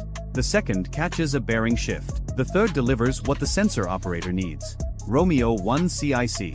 Firm track on shooter. Bearing correlates 142. He's running southeast, shallow depth. Speed increasing. The helicopter positions for a torpedo drop. One lightweight Mark 54 torpedo hangs beneath the aircraft, waiting for the commit order that has already been given. Romeo 1. Drop. The torpedo enters the water with a clean vertical splash and immediately begins its search pattern. The submarine below hears it, because a Mark 54 entering the water is not subtle, and its response is instant. Hard turn. Depth change. Decoy deployment. The acoustic space around the submarine becomes a mess of noise and countermeasures and machinery stress as the crew fights to break the incoming weapons track. But the Mark 54 is patient. It was designed for exactly this scenario: shallow water, high clutter, maneuvering target. It circles, listens, eliminates false returns, and narrows its search cone with each pass. Then a deep, resonant thud rolls through the water. Not the sharp crack of a warhead strike, the heavier sound of a weapon detonating in proximity. Close enough to matter. Close enough to damage. Close enough that the submarine on the other end of that explosion is no longer thinking about attacking an American warship. It is thinking about survival. Romeo 1 CIC. Detonation on track. Contact 142 now showing erratic movement. Possible damage. Cavitation signature has changed. The TAO marks it on the display. One submarine potentially damaged and withdrawing. One maneuvering aggressively to reposition. One missing entirely. The missing one is the problem. At 5:38, the ship steadies on a new course. The captain has ordered a heading that keeps the stern away from the last known bearing of the vanished contact while maintaining enough speed to make targeting difficult. It is an imperfect solution to an imperfect situation. Every course he chooses opens one sector and closes another. Every speed decision trades sonar performance against torpedo vulnerability. There is no option available that does not carry risk. He picks the one that carries the least. Then contact 074, the repositioning submarine, makes its move. It does not fire a torpedo. It does something the Americans did not expect. It goes active. A single loud sonar pulse erupts from below, sweeping the water column. Not a search ping, a targeting ping. The kind of emission a submarine uses when it already knows where you are and wants to refine the solution to firing accuracy. Con sonar. Active emission bearing 078. Submarine source. Single pulse. Possible fire control quality. The captain processes that in about 1 second. If 074 just pinged us for a firing solution, we have less than a minute. Hard left rudder. Restream the decoy. Get the Seahawk north. Now. The ship swings again. The Nixie resets in the water behind the new turn. On the flight deck, the recovery crew that had been preparing for the helicopter's return steps back as the Seahawk is redirected northward to find and prosecute the second active submarine. Inside sonar, the operator tracks the bearing. Contact 074 is not running. It is not hiding.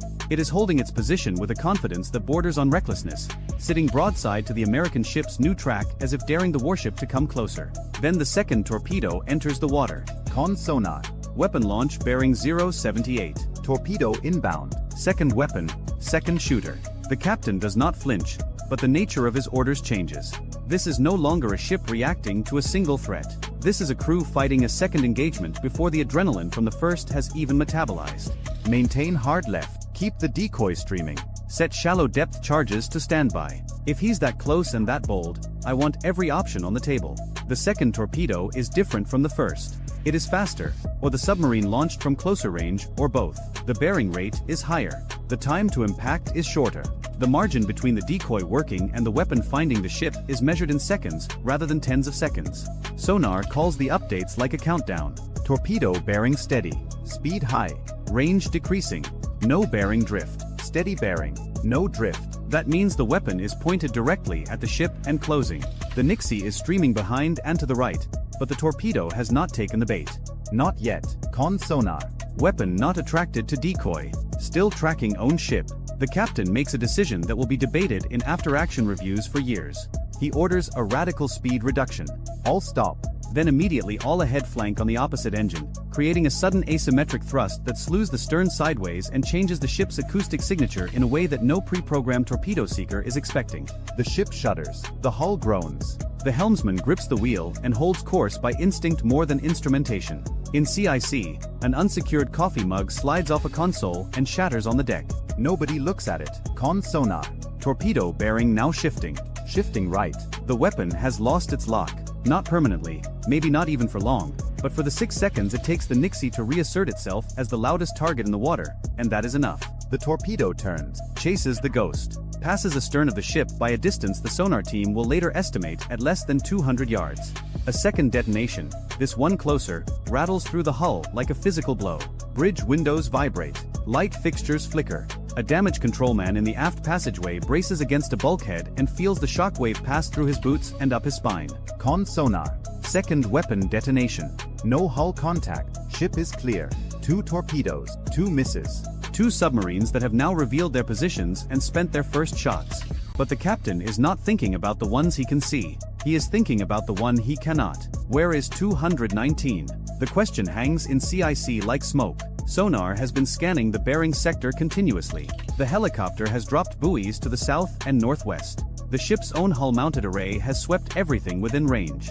Contact 219 has not made a sound since it vanished 12 minutes ago. In a fight like this, 12 minutes of silence from a submarine inside your engagement envelope is not reassuring. It is terrifying, because a Goddard-class boat on battery, sitting still in shallow water against a cluttered bottom, produces almost no detectable acoustic signature. It can wait for hours.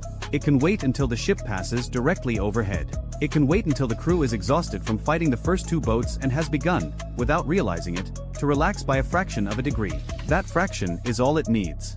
At 5:47, the helicopter finishes its northern prosecution run. Contact 074 is withdrawing, moving east at increasing speed, its screw noise sloppy and undisciplined in a way that suggests a crew more concerned with escape than stealth. The sensor operator tracks it for 2 more minutes, confirms the disengagement, and then redirects south. Romeo 1 CIC.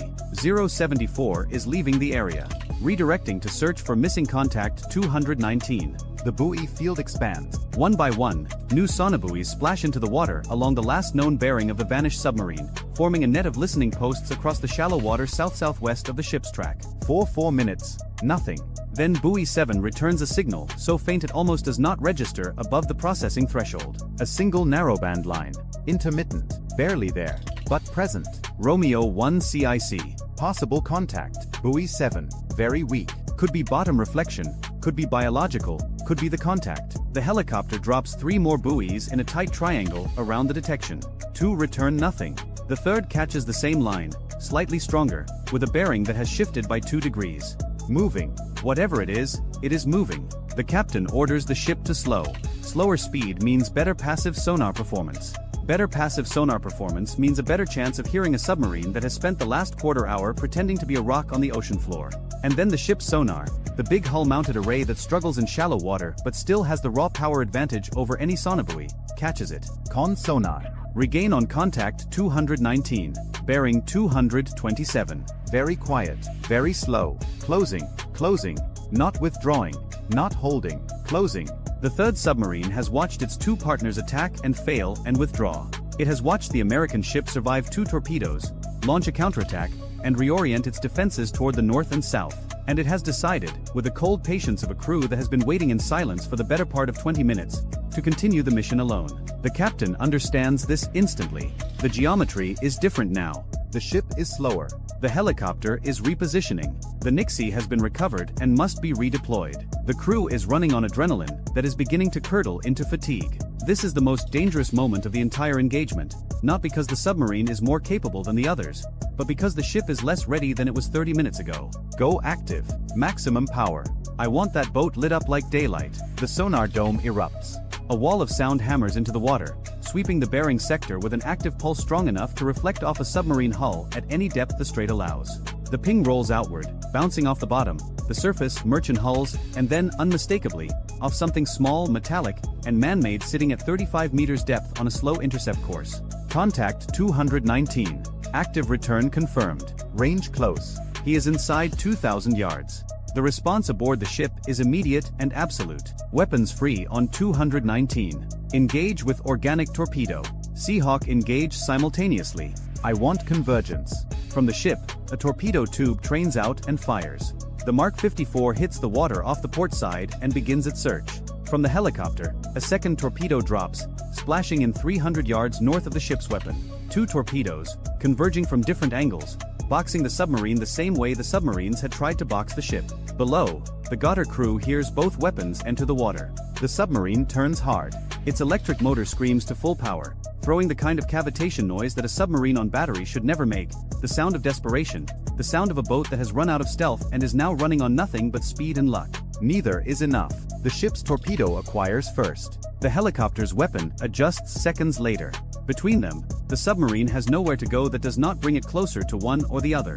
A deep, heavy detonation shakes the water column. Then a second, overlapping the first. The acoustic returns from the contact scatter, break apart, and do not reform. Con sonar. 2 detonations on contact 219. Contact has ceased maneuvering, breaking up noises present. The captain closes his eyes for exactly 1 second. When he opens them, he gives the only order left. Search the datum for survivors. Then resume transit. No one in CIC speaks for a long moment. The tactical display still shows the fading track of the 3rd submarine, the bearing lines of the other 2 retreating into the eastern clutter, the scattered sonobuoy field stretched across miles of shallow water. The ship's own track zigzags across the screen like the path of an animal that has been chased through a maze and come out the other side bleeding but alive. At 6:14 local time, the Strait of Hormuz looks the same as it does every morning. Tankers southbound, bulk carriers northbound. Heat haze rising from flat water. The channel is crowded and indifferent and relentless in its commerce, as if nothing happened below it at all. Inside the ship, the evidence is everywhere. Shattered coffee mugs swept into corners. Console screens still locked in combat display mode. A damaged controlman's helmet sitting on the deck where it was dropped during the 3rd torpedo run. The faint chemical smell of countermeasure deployment lingering in the aft passageway. The data recorders have captured everything. Every sonar trace, every helm order, every weapon launch and detonation. The intelligence teams will spend months with this material, reconstructing the attack geometry, analyzing the Iranian tactics, measuring the gap between what the submarines planned and what actually happened. What they will find is not complicated. 3 submarines entered the Strait of Hormuz with a coordinated ambush plan. They positioned themselves in a kill box around a single American warship transiting a choke point they had studied for decades. They timed their attacks to exploit defensive reactions. They used civilian traffic as cover and shallow water as camouflage. On paper, the geometry was sound. In execution, it nearly worked. It did not work because a sonar operator set down his coffee and listened to something that did not sound right. Because a captain sat down instead of standing up, signaling to his crew that he expected a long fight and intended to think his way through it. Because a helicopter crew dropped buoys into confused water and found patterns in the noise. Because a helmsman held a hard turn while a torpedo closed at 40 knots and did not let go of the wheel.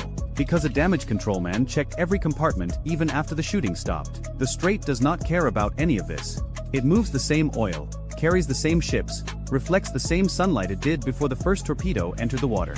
By afternoon, the commercial traffic will have closed the gap where the warship maneuvered, filling the space with ordinary hulls and ordinary noise, erasing the acoustic memory of the morning. But somewhere east of Larak Island, 2 Iranian submarines are limping home with empty torpedo tubes and damaged pride. A 3rd is not coming home at all. And 1 American warship is still on course, still on mission, still moving through the throat of the world's most dangerous choke point as if it has every right to be there. Because it does.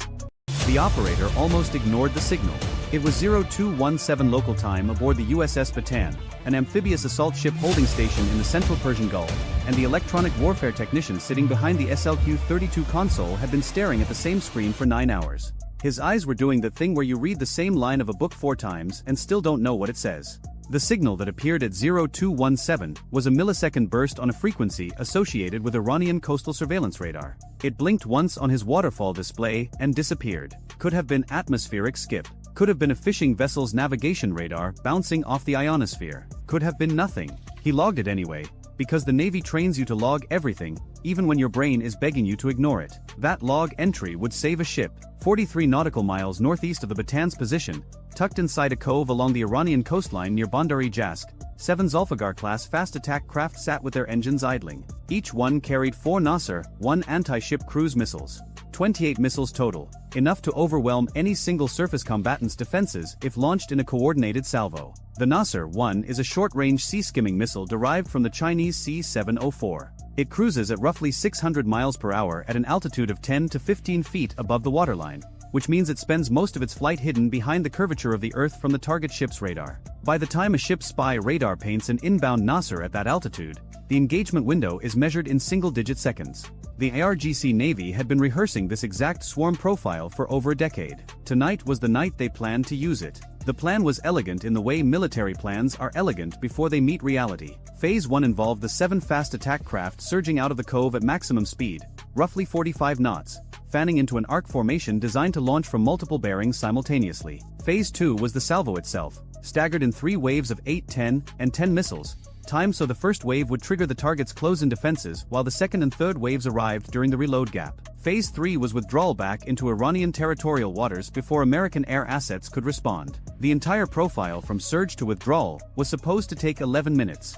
The target was the Bataan. Not because the Bataan was the most dangerous American ship in the Gulf. It wasn't. The Arleigh Burke destroyers operating further south carried far more firepower. But the Bataan was carrying 1,800 Marines and their equipment, staged for a potential amphibious operation against Iranian island positions in the Strait of Hormuz. Sink the Bataan or even mission kill it, and the entire southern prong of the American campaign would stall for weeks while replacement forces repositioned. The IRGC had done the math. They didn't need to sink a destroyer. They needed to take the Marines off the board. But there was something the IRGC planning cell hadn't accounted for, and it had been orbiting at 28,000 feet for the past 4 hours. The MQ-4C Triton is the Navy's high-altitude maritime surveillance drone, a thing that looks like someone stretched a global hawk until it stopped complaining and told it to stare at the ocean. Wingspan of 131 feet. Endurance exceeding 24 hours.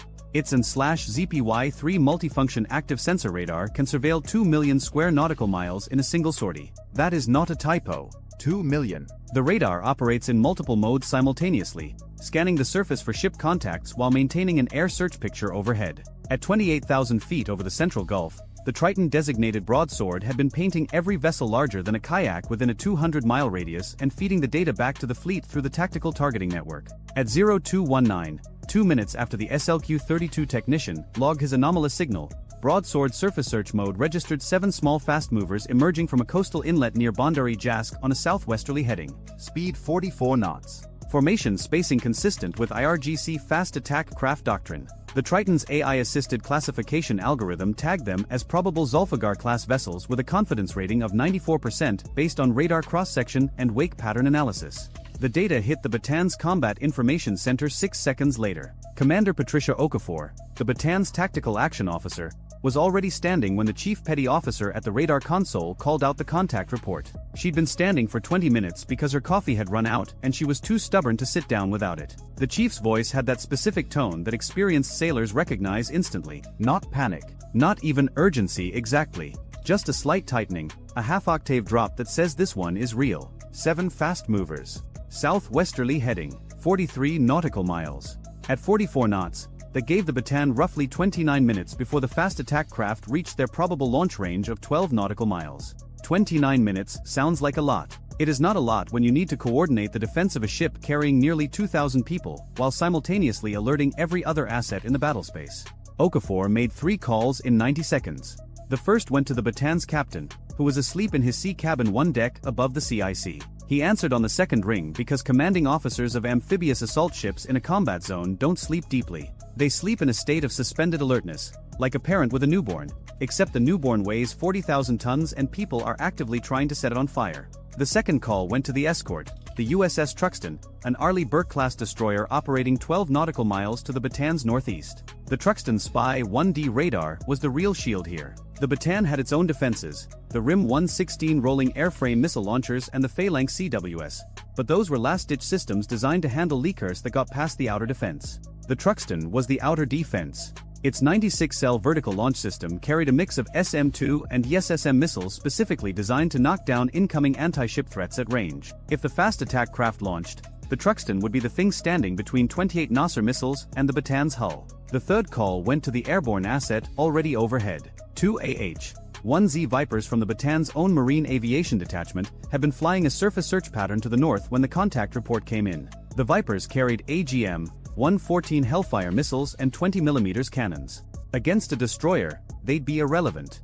Against fiberglass fast attack craft doing 44 knots on open water, they were precisely the right tool. But Okafor's calls had triggered something else. something the IRGC fast attack crews couldn't see and wouldn't understand until it was far too late. The problem the IRGC planning cell had built their entire timeline around was the assumption that American forces in the Gulf operated on a detect-decide-engage cycle that took between 8 and 12 minutes for a surface threat. That assumption was based on exercises observed by Iranian intelligence during 2019 and 2020, when the Navy's distributed maritime operations concept was still being refined. In those exercises, surface threat data flowed from the detecting sensor to a shore-based operations center, then to a fleet commander, then back down to the engaging unit. The whole chain took time because human beings at each node had to process, verify, and authorize.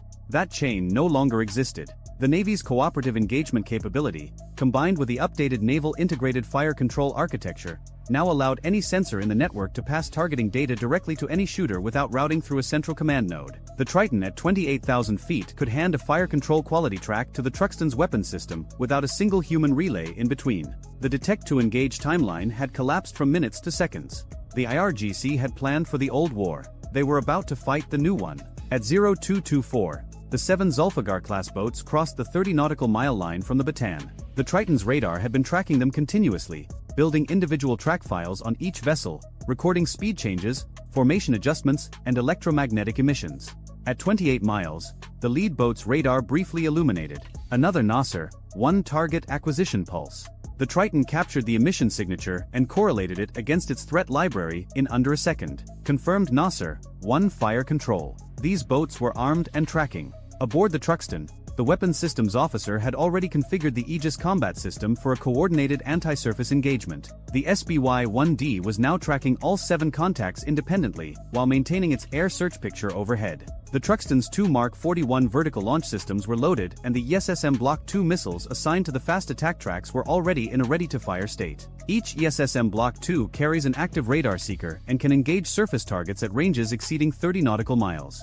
Against a fiberglass fast attack craft with the radar cross-section of a large car, the ESSM Seeker has no difficulty achieving lock. But the Truxton wasn't going to fire first. Not yet. The rules of engagement required hostile act or hostile intent, and while 7 armed fast attack boats racing toward an American ship in the middle of a war certainly qualified as hostile intent, Commander Okafor wanted something more definitive. She wanted a launch. She got one at 0231. The lead Zulfigar opened its missile doors and fired 2 Nasser-1 missiles in quick succession. The infrared bloom was visible on the Triton's electro-optical sensor from 28,000 feet, a bright white flare against the dark water that lasted 3 seconds as the boosters ignited and kicked the missiles to cruise speed. 2 seconds later, the second and third boats fired. Then the fourth. Within 18 seconds, 14 Nasser-1 missiles were airborne and accelerating towards sea-skimming altitude. This was phase 1 of the planned 3-wave salvo. The remaining 14 missiles were supposed to launch 45 seconds later, time to arrive during the Defender's engagement gap. They would never launch.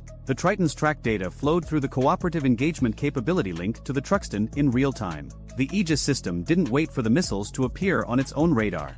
It accepted the Triton's tracks as fire control quality and began computing intercept solutions on 14 targets simultaneously, while the Nasser missiles were still climbing out of their boost phase and hadn't even descended to their cruise altitude yet. The Truxton's forward VLS erupted. 8 ESSMs came out of the deck in 4 seconds, each one riding a pillar of white smoke that briefly turned the Gulf surface below into a strobing mirror. The missiles climbed to altitude, nosed over, and began their terminal dives toward the inbound nasers, which by now had settled into their sea-skimming profile at 12 feet above the waterline and were closing on the Bataan at 600 miles per hour. Here is the thing about engaging a sea-skimming missile. The geometry is awful. The target is moving fast, flying just above the water, and the defending missile has to dive down to meet it without hitting the surface of the ocean in the process. The ESSM Block 2 handles this by using a combination of inertial midcourse guidance and active terminal homing. During the dive, the missile seeker locks onto the target's radar reflection against the water surface.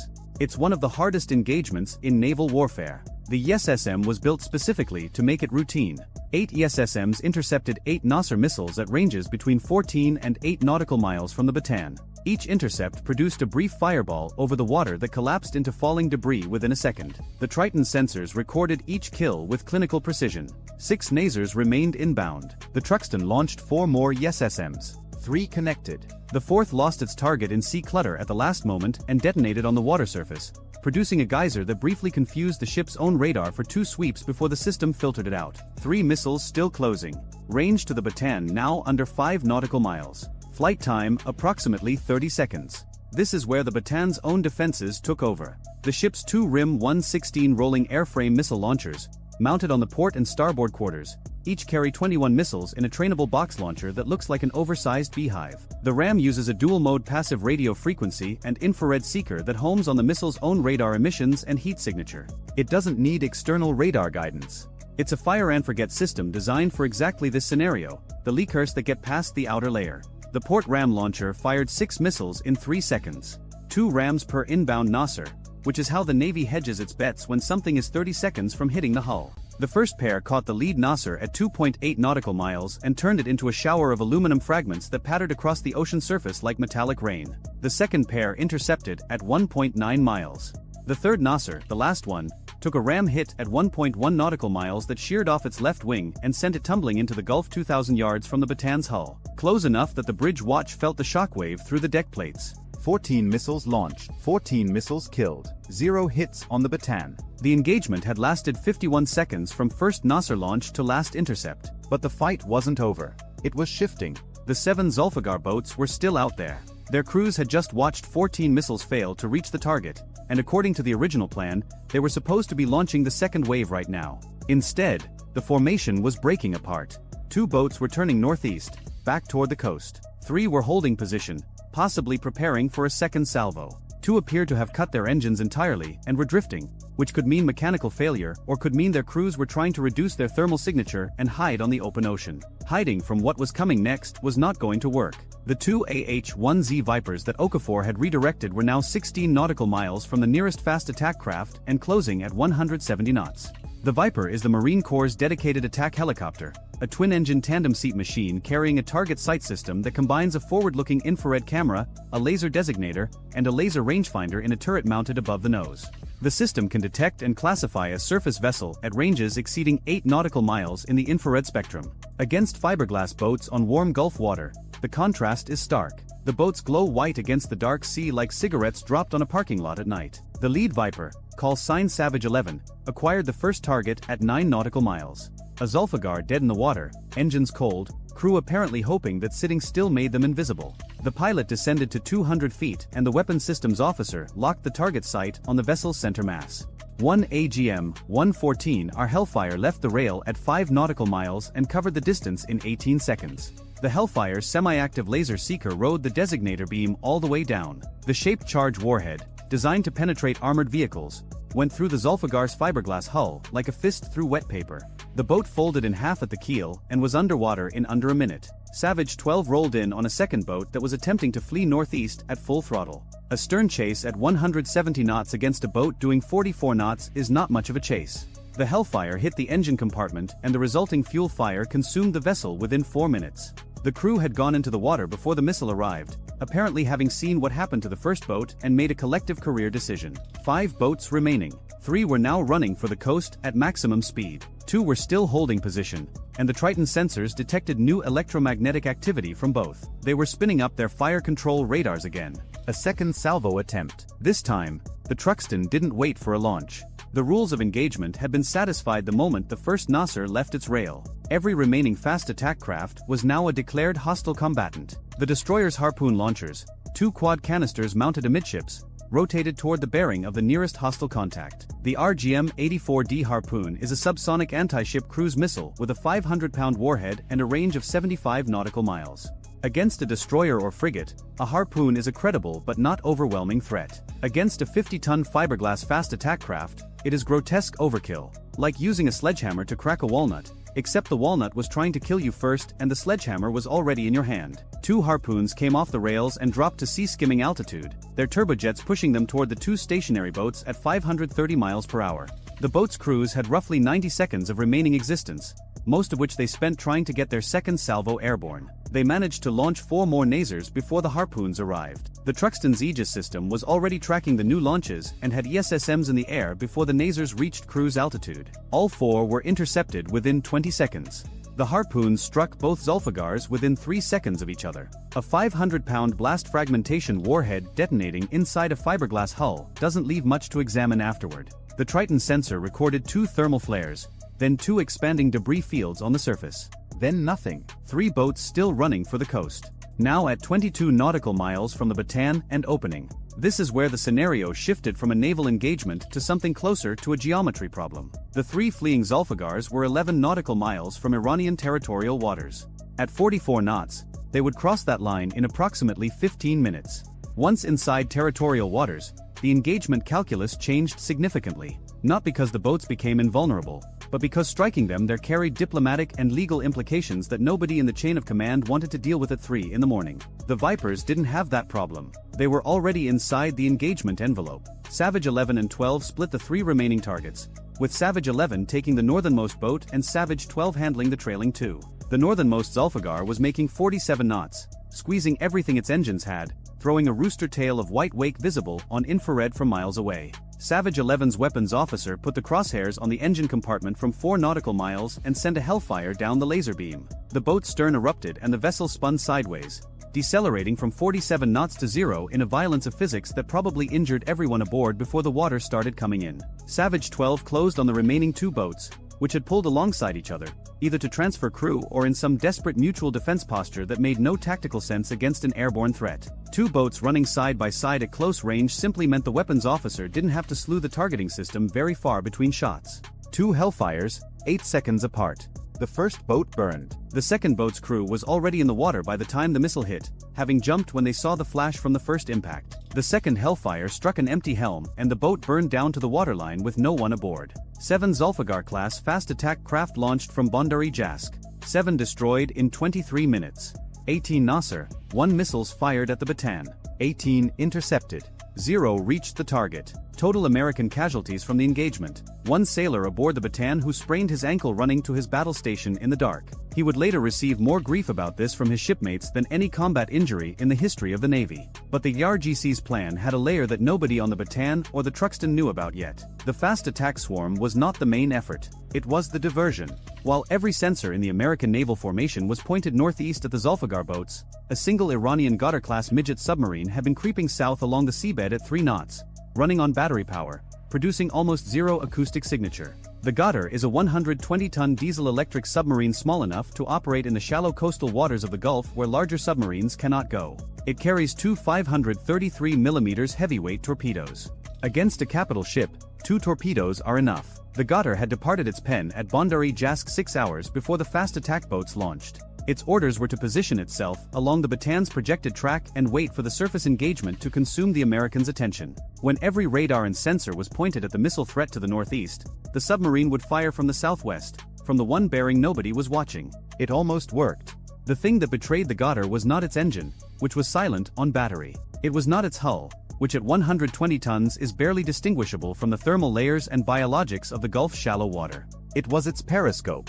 At 0238, 7 minutes after the fast attack boats launched their first salvo, the Ghadir's commander raised his periscope mast for a navigation fix. He needed to confirm his position relative to the Bataan before committing to a firing solution. The periscope was above the surface for 12 seconds.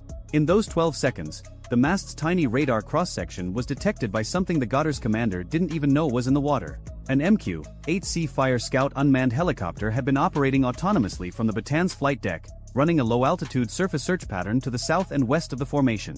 The Fire Scout is a modified Bell 407 helicopter with no crew, carrying a radar and electro-optical sensor suite controlled by an operator aboard the ship. Its radar had been set to high-sensitivity mode specifically to detect periscope and snorkel masts in the formation's blind spots. The 12-second periscope exposure registered as a brief, anomalous return on the Fire Scout's radar. Tiny, barely distinguishable from wave clutter. But the system's algorithm flagged it because it appeared and disappeared in a pattern inconsistent with natural sea state returns. The Fire Scout's operator, sitting in a control station aboard the Bataan, repositioned the drone to the bearing of the anomalous return and switched to electro-optical search. On the infrared display, the Gulf surface was a uniform gray sheet, but at the coordinates where the radar blip had appeared, there was a faint thermal disturbance.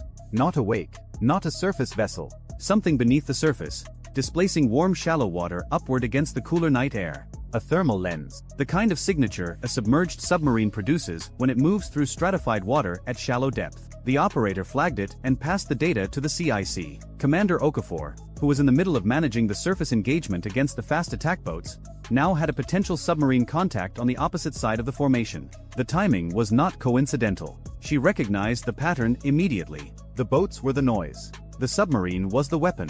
The Bataan did not carry anti-submarine weapons in any meaningful sense. It was an amphibious ship, not a hunter-killer. But the Truxtun did. And more importantly, the Truxtun carried an MH-60R Seahawk helicopter specifically configured for anti-submarine warfare, currently sitting on the destroyer's flight deck with a crew on alert status. The Seahawk, call sign Cutlass 40, was airborne in 4 minutes. It carried a dipping sonar, sonobuoys, and 2 Mark 54 lightweight torpedoes. The helicopter raced to the Fire Scout's contact coordinates and deployed a pattern of 3 active sonobuoys in a triangle around the thermal anomaly. Active sonobuoys are deliberately loud. They broadcast a sonar pulse into the water and listen for the return echo off a submerged object. For a submarine crew, hearing an active sonobuoy go off nearby is the acoustic equivalent of someone turning on a flashlight in a room where you've been hiding in the dark. You know instantly that they know where you are. The Goddard's commander heard the first sonobuoy ping and realized his approach had been compromised. He had 2 options. Fire his torpedoes immediately at the last known position of the Bataan and hope for a hit before the helicopter could prosecute him, or go deep, increase speed, and attempt to evade into the coastal shallows where the water column was too cluttered for reliable sonar tracking. He chose to fire. 2 533mm torpedoes launched from the Goddard's bow tubes at 0247. The weapons were Iranian-manufactured Valfor torpedoes, wire-guided with a terminal active/passive acoustic seeker.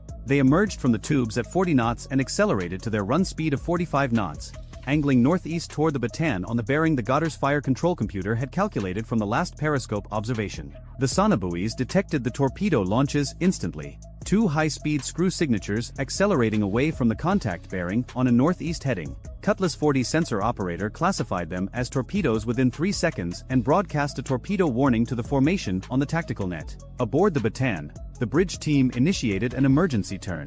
40,000 tons of ship heeling into a hard starboard rudder at 22 knots, trying to present the narrowest possible profile to the incoming weapons while simultaneously deploying the SLQ-25 Nixie torpedo countermeasure system. The Nixie is a towed acoustic decoy that trails behind the ship on a cable, broadcasting a noise signature designed to seduce torpedo seekers away from the actual hull. It replicates the ship's propulsion sounds with enough fidelity that an incoming torpedo's passive seeker locks onto the decoy instead of the ship. The first Valfor torpedo took the bait.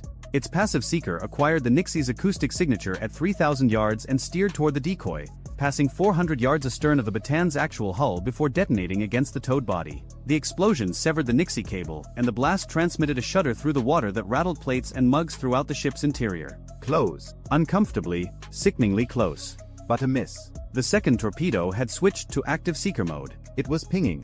The active seeker wasn't fooled by the Nixie because it was building its own picture of the water column, and it could distinguish between a 40,000-ton ship and a towed decoy by the sheer difference in return signal strength. This torpedo was locked onto the Bataan's hull and closing at 45 knots from 1,800 yards. Cutlass 40 was already diving toward the torpedo's track. The MH-60RS crew had watched both launches on sonobuoy data, and the sensor operator had a solid track on the second weapon. The pilot brought the helicopter down to 50 feet above the water, and the sensor operator released a Mark 54 lightweight torpedo into the sea 600 yards ahead of the incoming Valfor's projected track. The Mark 54 is designed to kill submarines. Using it against an incoming torpedo is not its primary mission profile. But a torpedo is an underwater vehicle, and the Mark 54's active sonar seeker doesn't particularly care what kind of underwater vehicle it locks onto. The Mark 54 entered the water, acquired the Valfor's acoustic signature in active search mode, and accelerated to intercept. The two weapons closed on each other at a combined speed of nearly 80 knots. The Mark 54 detonated its shaped charge warhead 15 yards from the Valfor. The blast wave crushed the Iranian torpedo's pressure hull, and its seeker went dead 900 yards from the Bataan. Aboard the ship, 1,800 people who didn't know how close they'd come to catastrophe felt a second, deeper thud through the hull. Most assumed it was another part of the surface engagement. They would learn the truth later. Some would wish they hadn't. Now Cutlass 40 went hunting. The Goddard had fired its only 2 torpedoes and was now sprinting southeast at maximum battery speed, roughly 11 knots, trying to reach the coastal shallows before the helicopter could relocate it. In the deep channel where it had fired, the sonobuoys still held a fading track. But the Goddard was moving into progressively shallower water where the sonar environment degraded rapidly, filled with thermal layers, bottom reverberation, and biological noise from the Gulf's abundant marine life. Cutlass 40 sensor operator dipped the helicopter's active sonar into the water at 3 successive hover points along the Goddard's projected escape route. The first 2 dips returned cluttered noise. The third, at 0256, painted a solid submerged contact at 800 yards, moving at 11 knots on a bearing consistent with the Gotter's track. The return was small but unmistakable. Metal hull. Diesel submarine. Running. The second Mark 54 dropped from the Seahawk's weapons rack and entered the water cleanly. It acquired the Gotter in active search within 8 seconds. The submarine's commander, hearing the torpedo seeker's ping, ordered an emergency ascent. Whether this was an attempt to surface and surrender or a last-ditch evasion maneuver, nobody would ever confirm. The Mark 54 struck the Gotter's engineering section at a depth of 60 feet. The warhead breached the pressure hull and the sea did the rest. The submarine's wreckage settled on the Gulf floor in 90 feet of water. The RGC Navy would not recover it for weeks. Total elapsed time from the first Nasser launch to the destruction of the Gotter, 38 minutes. 7 fast attack craft. 18 anti-ship missiles. 1 midget submarine. 2 torpedoes. The RGC had thrown everything it had at the Bataan in a coordinated multi-domain attack designed to exploit the exact blind spots in American naval defense architecture. The swarm to saturate. The submarine to kill. The timing to overwhelm. Every single element failed. Not because the plan was stupid. The plan was sound. The Iranians had studied American tactics, identified genuine vulnerabilities, and designed an attack profile to exploit them. The swarm timing was good. The submarine approach was patient and professional. The multi-axis coordination was the most sophisticated thing the IRGC Navy had ever attempted. On paper, it should have created enough chaos to let at least some weapons through. The reason it failed was that the paper was 5 years old. The Navy the IRGC had studied and gamed against no longer existed. The sensor fusion architecture, the cooperative engagement capability, the autonomous surface and air platforms filling the gaps in human attention, all of it had changed the mathematics of naval defense in ways that Iranian intelligence had not fully grasped. The Gotter's commander had assumed no one was watching the southwest bearing during a surface engagement to the northeast. 5 years ago, he would have been right. In 2025, an unmanned helicopter with a radar tuned to detect periscope masts was watching every bearing, all the time, without fatigue, without distraction, without the human tendency to focus on the loudest threat and forget the quiet one. Somewhere in Tehran, the operational commander who had approved the Bandari Jask attack reviewed the after-action report on a secure terminal. 7 boats lost. 1 submarine lost. 83 sailors missing or confirmed dead. 0 damage to the American formation. The attack that was supposed to cripple the amphibious campaign had not scratched the paint on the Batan's hull. The report noted 1 American casualty, a sprained ankle sustained during the general quarters alarm. The sailor had tripped over a knee knocker in the dark while running to his station. He was treated by a corpsman and returned to duty the same morning. The amphibious operation against the Strait Islands launched on schedule 48 hours later. The Marines landed without opposition. The RGC naval units that were supposed to contest the landing no longer existed. They were sitting on the bottom of the Gulf, 90 feet down, next to a Gotter-class submarine whose commander had done everything right except account for the one thing he could not see. If you like this one, go watch this other video on how the air campaign dismantled Iran's coastal defenses in the first 72 hours. See you there. At 0331 local time on April 26, a Mark 54 lightweight torpedo dropped from the weapons bay of an MH-60R Seahawk helicopter and hit the water 400 yards ahead of an Iranian-flagged bulk carrier called the Arvin. The torpedo was not armed. It was a warning shot, the naval equivalent of firing a rifle round into the dirt at someone's feet, except this particular rifle round weighs 608 pounds, travels at 40 knots through the water, and costs roughly $324,000. The helicopter that dropped it belonged to Helicopter Maritime Strike Squadron 73, operating off the guided missile cruiser USS Bunker Hill, and the pilot had just spent the last 45 minutes watching the Arvind ignore 11 separate radio transmissions ordering her to heave to. The Arvind kept going for another 90 seconds. Then her engines stopped. She was 38 nautical miles south of Jask, a small Iranian port city that sits on the Gulf of Oman outside the Strait of Hormuz. Her hull was riding low, too low for the ballast she claimed to be carrying. The Arvind was listed as empty on her manifest, returning to Bandar Abbas after offloading grain in Mumbai. But a ship that displaces 43,000 deadweight tons does not ride 3 meters below her light waterline because she forgot to pump her ballast tanks. Something was in that hold, and the United States Navy had been watching her since she rounded the southern tip of India 6 days earlier. That Mark 54 torpedo cost more than most Americans will earn in 5 years. The Navy dropped it in front of a cargo ship whose entire hull was worth maybe $11 million on a good day at a Turkish breaking yard. The math was already absurd. It was about to get worse. 220 miles to the southwest, the Abraham Lincoln Carrier Strike Group was in the middle of the largest repositioning the U.S. Navy had executed since the blockade began on April 12. The Lincoln, CVN 72, had moved south from her patrol station in the central Arabian Sea to a position roughly 180 nautical miles east of Muscat, Oman. Carrier Air Wing 9 had launched 14 sorties in the last 8 hours alone, a mix of F divided by a -18E Super Hornets flying interdiction patrols and E-2D Advanced Hawkeyes providing airborne early warning coverage over an area roughly the size of Texas. Each Super Hornet costs approximately $67 million. Each Advanced Hawkeye runs about $176 million. The fuel bill alone for a single day of carrier flight operations in a high-tempo environment runs somewhere north of $2 million. And all of it, every dollar, every flight hour, every drop of JP-5 jet fuel burned, was being spent to stop ships. Not warships. Not submarines. Cargo ships. Tankers. Bulk carriers with rust streaks down their hulls and crews who had been at sea for months. The most expensive navy ever assembled was fighting a war against merchant vessels, and the merchant vessels were winning on cost. This was day 14 of the blockade, and Iran had changed strategy. The first week had been about defiance. The Tuskha, the Tiffany, the public confrontations that Tehran could broadcast on state television as proof of American aggression.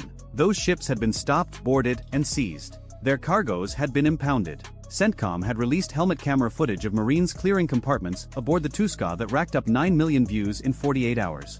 Iran's ambassador to the United Nations had given a 40-minute speech calling the blockade an act of war. None of it got a single barrel of oil to market. So Tehran stopped trying to punch through the blockade. It started trying to drown it. Beginning on approximately April 21st, the number of vessels attempting to transit the Strait of Hormuz or bypass the blockade cordon in the Gulf of Oman tripled. Not because Iran had suddenly acquired 3 times as many ships, but because the IRGC's Maritime Logistics Division began chartering every available flag of convenience vessel it could find. Panamanian-flagged bulk carriers owned by shell companies in the Marshall Islands. Liberian-registered tankers managed from offices in Dubai. A 25-year-old chemical tanker flying the flag of Palau, a Pacific island nation with a population smaller than most American high schools. Each vessel carried a fraction of the cargo that a proper Iranian supertanker would. Each one required the same boarding procedure, the same helicopter overflight, the same hours of intelligence analysis, the same legal review before American forces could touch it. Iran was not trying to sneak oil past the blockade. Iran was trying to exhaust the blockade. 14 miles north of where the Arvin sat dead in the water, an IRGC Hodong-class fast attack craft was running at 45 knots along the Iranian coast. She was 120 feet long, displaced about 175 tons, and carried 4 C-802 anti-ship cruise missiles, each one capable of covering 75 miles at roughly 560 miles per hour and delivering a 363-pound warhead into the side of a destroyer. The C-802 is a Chinese-designed weapon that Iran manufactures domestically under the name Noor. It costs approximately $300,000 per round. A single Hodong boat carrying 4 of them represents about $1.2 million in offensive firepower riding on a hull that cost maybe $15 million to build. The destroyer that would have to defend against those missiles carries SM-2 standard interceptors that cost roughly $2.1 million each. The fast attack craft did not fire. She ran parallel to the coast at maximum speed for 12 minutes, then turned north into a cove near Jask and disappeared behind a breakwater. She was never more than 8 nautical miles from Iranian territorial waters. She never pointed her radar at an American ship. She never opened her missile doors. But for those 12 minutes, the Aegis combat system aboard the Bunker Hill tracked her as a potential threat, and every sensor on that cruiser was pointed north instead of south, where 3 more unidentified vessels were approaching the interdiction zone from the direction of Pakistan. This was the game. Not one big fight. 100 small distractions. Each one legal enough that the Americans could not simply sink it. Each one consuming time, fuel, attention, and the one resource no navy ever has enough of, which is decision-making bandwidth. What the crew of the Arvind did not know was that the empty ship they had been sailing was not empty at all. 400 miles to the east, at the headquarters of the United States Fifth Fleet in Manama, Bahrain, an intelligence team had been watching the Arvind since she departed Mumbai on April 20th. Satellite imagery from a commercial provider showed her sitting 3 meters below her expected light waterline. Port records in Mumbai showed no cargo loaded, but hull stress sensors monitored by a maritime analytics firm under contract with the Office of Naval Intelligence showed load patterns consistent with approximately 30,000 metric tons of steel plate and industrial piping in her lower holds. The value of that cargo was modest, perhaps $8 million. The destination was what mattered. Steel plate and industrial piping are dual-use goods. In peacetime, they build bridges. In the middle of a conflict in which the United States and Israel had destroyed an estimated 60% of Iran's nuclear enrichment infrastructure during Operation Epic Fury, they rebuild centrifuge halls. The boarding team that reached the Arvand at 0445 confirmed it. Her lower holds were stacked floor to ceiling with bundled steel reinforcement bar, carbon steel pipe in diameters consistent with industrial-scale construction, and 14 crates of programmable logic controllers manufactured in China. The PLCs were the find. Programmable logic controllers are the digital brains that run industrial processes, everything from bottling plants to uranium enrichment cascades. These particular units were a model that had appeared on the U.S. Commerce Department's entity list for Iran-related export controls since 2019. They were worth approximately $240,000 in total. They were hidden under 700 tons of steel bar. Iran had used a 43,000-ton bulk carrier, a $324,000 torpedo warning, a 45-minute helicopter intercept, and the attention of a $1 billion Ticonderoga-class cruiser to try to smuggle $250,000 worth of industrial electronics past the most powerful navy on Earth. The electronics did not make it, but the 6 hours the Bunker Hill spent processing the Arvand were 6 hours she was not patrolling the eastern approach to the Strait of Hormuz. And during those 6 hours, Lloyd's List recorded 4 vessels with suspected Iranian links transiting within 30 nautical miles of the interdiction zone without being challenged. The cost of stopping the Arvand, from torpedo to boarding party to helicopter fuel to the intelligence infrastructure that identified her cargo, was conservatively $2 million. The cost of the cargo Iran was trying to deliver was $8 million in steel and $250,000 in electronics. The cost of the 4 vessels that slipped through while the Bunker Hill was busy was unknowable, because no one inspected them. In Washington, the strategy briefing had a name for this.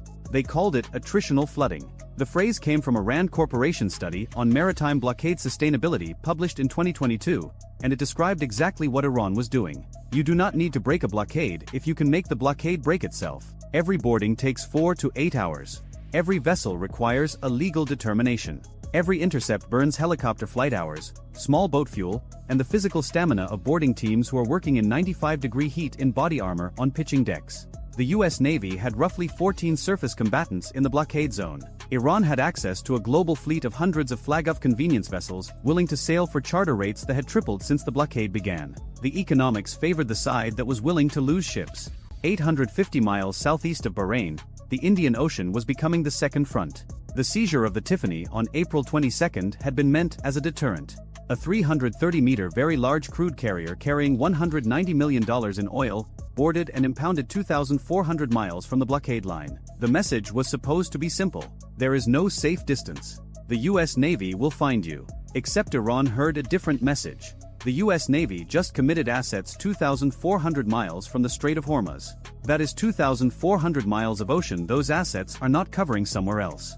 On April 25, the guided missile destroyer USS Halsey, operating independently roughly 900 nautical miles south of the Arabian Sea, intercepted and boarded a Togolese-flagged tanker called the Reem 1. The Reem 1 was carrying approximately 700,000 barrels of crude oil loaded via ship-to-ship transfer off the coast of Oman. Ship-to-ship transfer is how Iran's shadow fleet works. A sanctioned Iranian tanker meets a non-sanctioned tanker in the middle of the ocean, transfers its cargo, and the non-sanctioned vessel delivers it to a buyer in China or India with paperwork that says the oil came from Iraq or Oman. The Reem 1's paperwork said Iraqi Basra Heavy. The oil's chemical fingerprint, tested by a mobile spectrometry lab aboard the Halsey, said Iranian Heavy from the Karg Island terminal. 700,000 barrels at roughly $95 a barrel. That is $66.5 million in crude oil sitting in the tanks of a 20-year-old tanker that was insured through a shell company in the UAE and registered in a West African country that charges $800 a year for a flag. The Halsey had been pulled from the Lincoln's escort screen to run this intercept. For 28 hours,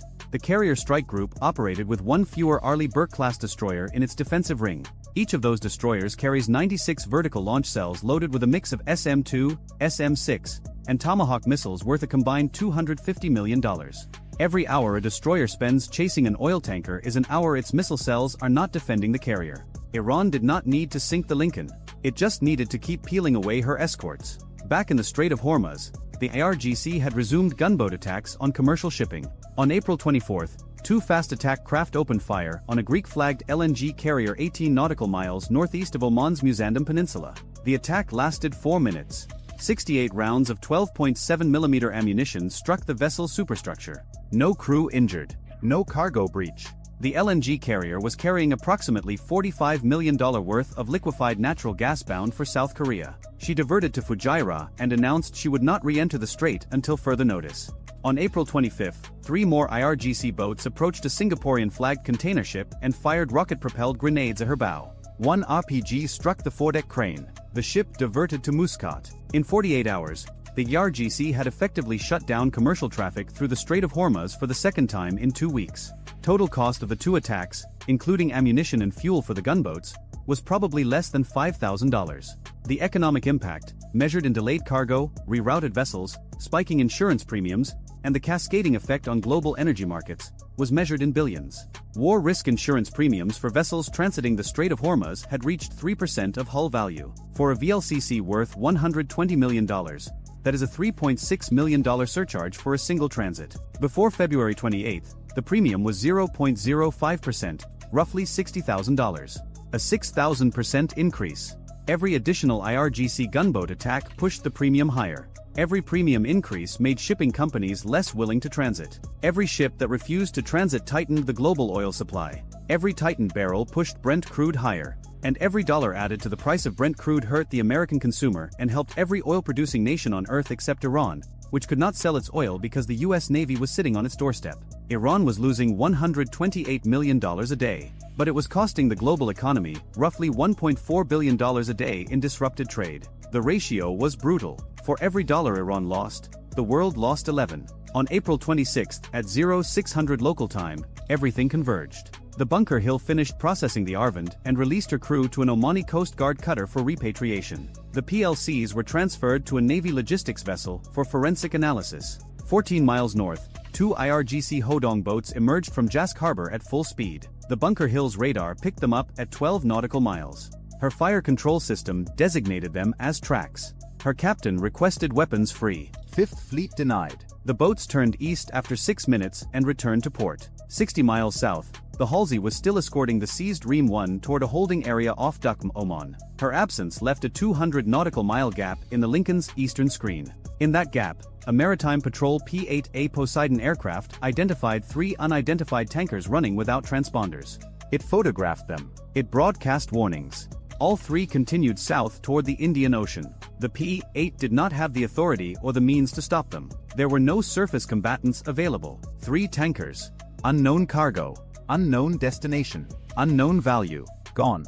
At the Pentagon, the daily blockade assessment briefing ran 90 minutes over schedule. The slide that got the most attention showed a simple graph. On the left axis, the number of vessels interdicted per day. On the right axis, the number of Navy operational hours required per interdiction. The first line was flat. The second line was climbing. The blockade was maintaining its interdiction rate, but the cost of each interdiction was increasing by roughly 11% per day as Iran flooded the zone with more vessels, more decoys, and more fast attack boats that demanded attention without ever firing a shot. A blockade works until the cost of enforcing it exceeds the cost of what it prevents. Iran understood this. Every $10,000 speedboat that forced an Aegis cruiser to turn its radar north was a victory. Every chartered rust bucket that absorbed a boarding team for 6 hours was a victory. Every RPG round that hit a container ship's crane and caused a $3.6 million insurance premium was a victory. The United States had 14 warships worth a combined $22 billion enforcing a blockade against a country whose entire annual defense budget was $6.8 billion. Iran was paying charter fees and RPG ammunition. America was paying carrier strike group operating costs that run approximately $6.5 million per day for the air wing alone. The Strait of Hormuz is 21 miles wide. The navigable channels are 2 miles each. Iran's coastline runs 1,700 kilometers along the northern shore. You can blockade a port. You can blockade a channel. You cannot blockade a coastline that long without the kind of fleet the United States has not had since 1945. And Iran knew the exact number of ships the US Navy had. It was public information. The Congressional Research Service publishes it every quarter. Iran did not need to defeat the blockade. It needed the blockade to cost more than it was worth. Day 14, and the numbers were starting to agree. On the evening of April 26, Brent crude closed at $124.30 a barrel, the highest price since 2022. The average price of gasoline in the United States hit $4.87 a gallon. A CBS News poll released the same day showed 71% of Americans disapproved of the administration's handling of the conflict. Iran's oil exports remained at near zero. The Arvin sat impounded off Oman with $240,000 worth of electronics in a Navy evidence locker. 3 unidentified tankers were somewhere in the Indian Ocean, unboarded, uninspected, and unaccounted for. The U.S. Navy dropped a $324,000 torpedo in front of an $11 million cargo ship to seize $250,000 in electronics while 3 tankers worth potentially hundreds of millions sailed past unchallenged. Iran called it an act of piracy. The Pentagon called it enforcement of international sanctions. The insurance market called it a 6,000% premium increase. The American consumer called it $4.87 a gallon and wondered what any of it had to do with them. It turns out a blockade is not a wall. It is a budget, and someone eventually runs out first. If you enjoyed this video, check out our other video on how Iran's shadow fleet moves millions of barrels of oil using spoof transponders and landlocked flags. Bye for now. At 5:41 local time, a single radar return blinks on the portside scope aboard the USS Abraham Lincoln and vanishes before the operator can tag it. Then it comes back. Then 6 more appear behind it, fanning out across the mouth of the Strait of Hormuz like fingers spreading across a table. By the time the surface warfare coordinator opens his mouth, the count is already at 14 and climbing. The words come flat and quick. Multiple fast surface contacts bearing 086 through 110. Range 9 nautical miles. Closing. Nobody aboard the Lincoln needs that sentence explained. Not in this water. Not at this hour. The Strait of Hormuz is 21 nautical miles wide at its narrowest point. The shipping lanes are tighter. The navigable depth for a Nimitz-class carrier tighter still. 100,000 tons of American warship threading a keyhole while the Iranian coastline sits close enough on both sides to watch it happen with binoculars. This is where geography becomes a weapon, and the Iranians have been studying that weapon for 40 years. On the bridge, the captain shifts his gaze from open water to the repeater display. The carrier holds course. 2 Arleigh Burke-class destroyers ride escort, one forward to starboard, one slightly aft to port. Each one displaces roughly 9,200 tons and carries enough firepower to dismantle a small navy. Together they form a moving wall around the carrier, sensors pulling in more data per second than any human eye could process in an hour. From the flight deck, the morning still looks calm. Blue water, low sun, shadows stretching across parked Super Hornets. But the calm is a photograph from 3 minutes ago. The situation underneath it has already changed. Inside the Combat Information Center, the contact picture builds with the kind of speed that empties stomachs. 18 tracks, 22, 27. Then the number that locks the room into a different posture entirely. 30 confirmed fast surface contacts. Multiple attack profiles. No commercial lane adherence. No separation. No drift pattern. These boats are not fishing and they are not lost. They are forming into 3 distinct clusters, each one using speed and geometry like components of the same machine. One cluster pushes wide toward the starboard flank. Another slides low off the port quarter.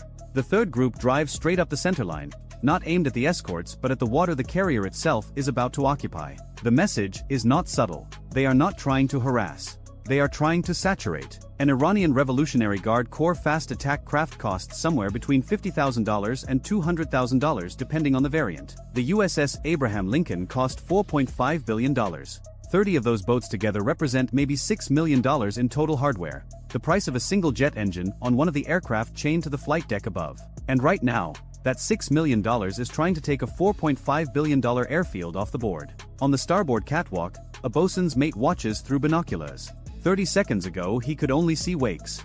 Now he can make out hull shapes, low profiles, open tops, men packed tight in each boat, spray exploding over their bows as they hammer through the morning chop. They are not slowing down. 5:44 local time. Range drops below 7 nautical miles. In CIC, a petty officer begins tagging threat priorities based on speed, heading, and spacing. Some boats ride bow high, light, and fast. Others sit heavier in the water with more men aboard and more bulk lashed to their decks. One contact yaws across a wave and the electro-optical camera catches a shape under a tarp near the bow. Long, tubular, angled forward. Not enough for a positive identification. Enough to log and remember. The first radio hail goes out from the starboard destroyer. Unidentified Iranian small craft. This is United States Navy warship operating in international waters. Alter course immediately and maintain safe distance.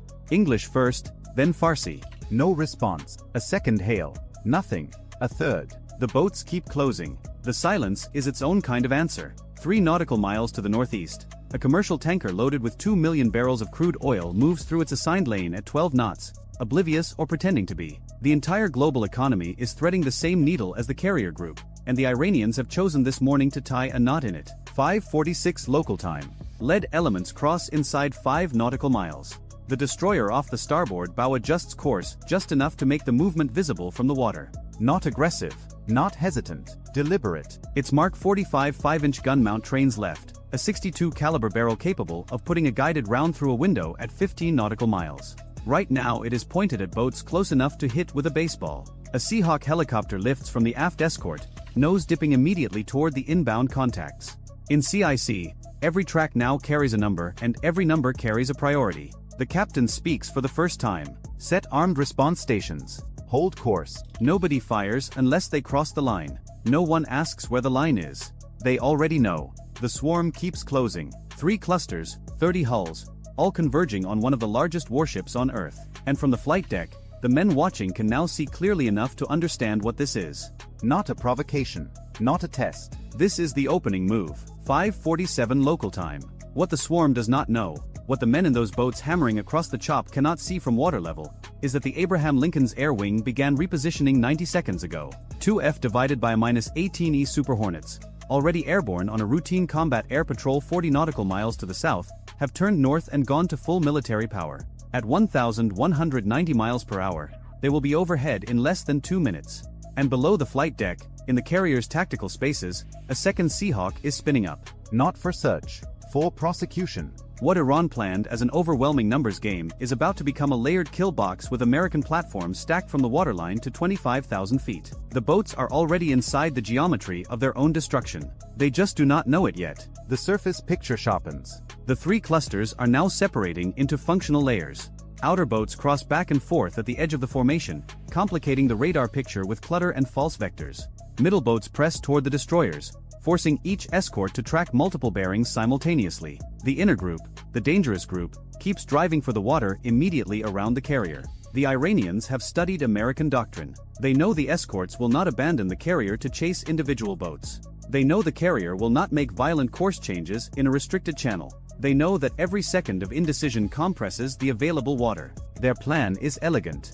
Overload the decision cycle. Force the Americans to choose between shooting early and looking like aggressors or shooting late and absorbing hits. Make the geometry so tight that any response creates a gap somewhere else. It is a genuinely brilliant piece of asymmetric thinking. It accounts for American firepower, American rules of engagement, American caution in a confined waterway. It accounts for everything except what happens when the Americans are not cautious at all. 5:49 local time. The Seahawk drops low and surges ahead of the escort screen. Rotor wash flattens the water beneath it as the nose camera feeds live imagery straight into CIC. 12 boats in the lead cluster. Multiple armed personnel visible. One boat with a mounted heavy machine gun. Another with what appears to be a rocket rack fixed near the bow. 2 more carrying extra fuel drums or ammunition cans lashed to their sterns. Then the report that shifts the room. Lead contact from port cluster has uncovered a launcher-shaped object. Repeat, launcher-shaped object. The port destroyer angles outward to widen the defensive arc. Its wake curls white behind it. The message is clear. You are not getting closer for free. 5:50 local time. Range to nearest contact drops to 1.8 nautical miles. The details now are ugly and precise. Men crouched behind shield plates. Faces wrapped. Weapons slung. Hull slamming wave crests so violently that spray erupts over the bows and soaks everyone aboard. They are operating on the ragged edge of control, and that is exactly what makes them dangerous.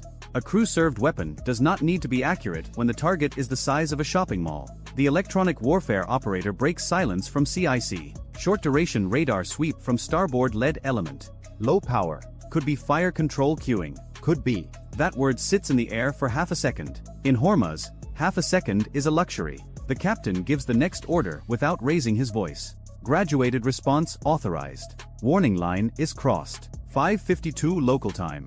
A warning flare streaks from the starboard destroyer, arcing low across the haze and dropping ahead of the lead Iranian boat. Red light reflects off spray and steel. Turn away now. The boat does not turn. It accelerates.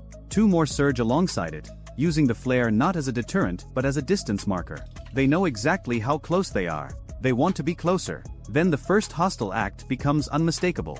A flash breaks from one boat in the starboard cluster. Small, sharp, low over the water. Something strikes the sea off the destroyer's bow and kicks up a narrow column of spray. That is not a warning shot. That is not a misunderstanding. Engage designated hostile contacts. The order moves through the formation like voltage through copper. On the destroyer's starboard wing, a gunner opens with a controlled burst from a mounted 50 caliber weapon. Not spray fire.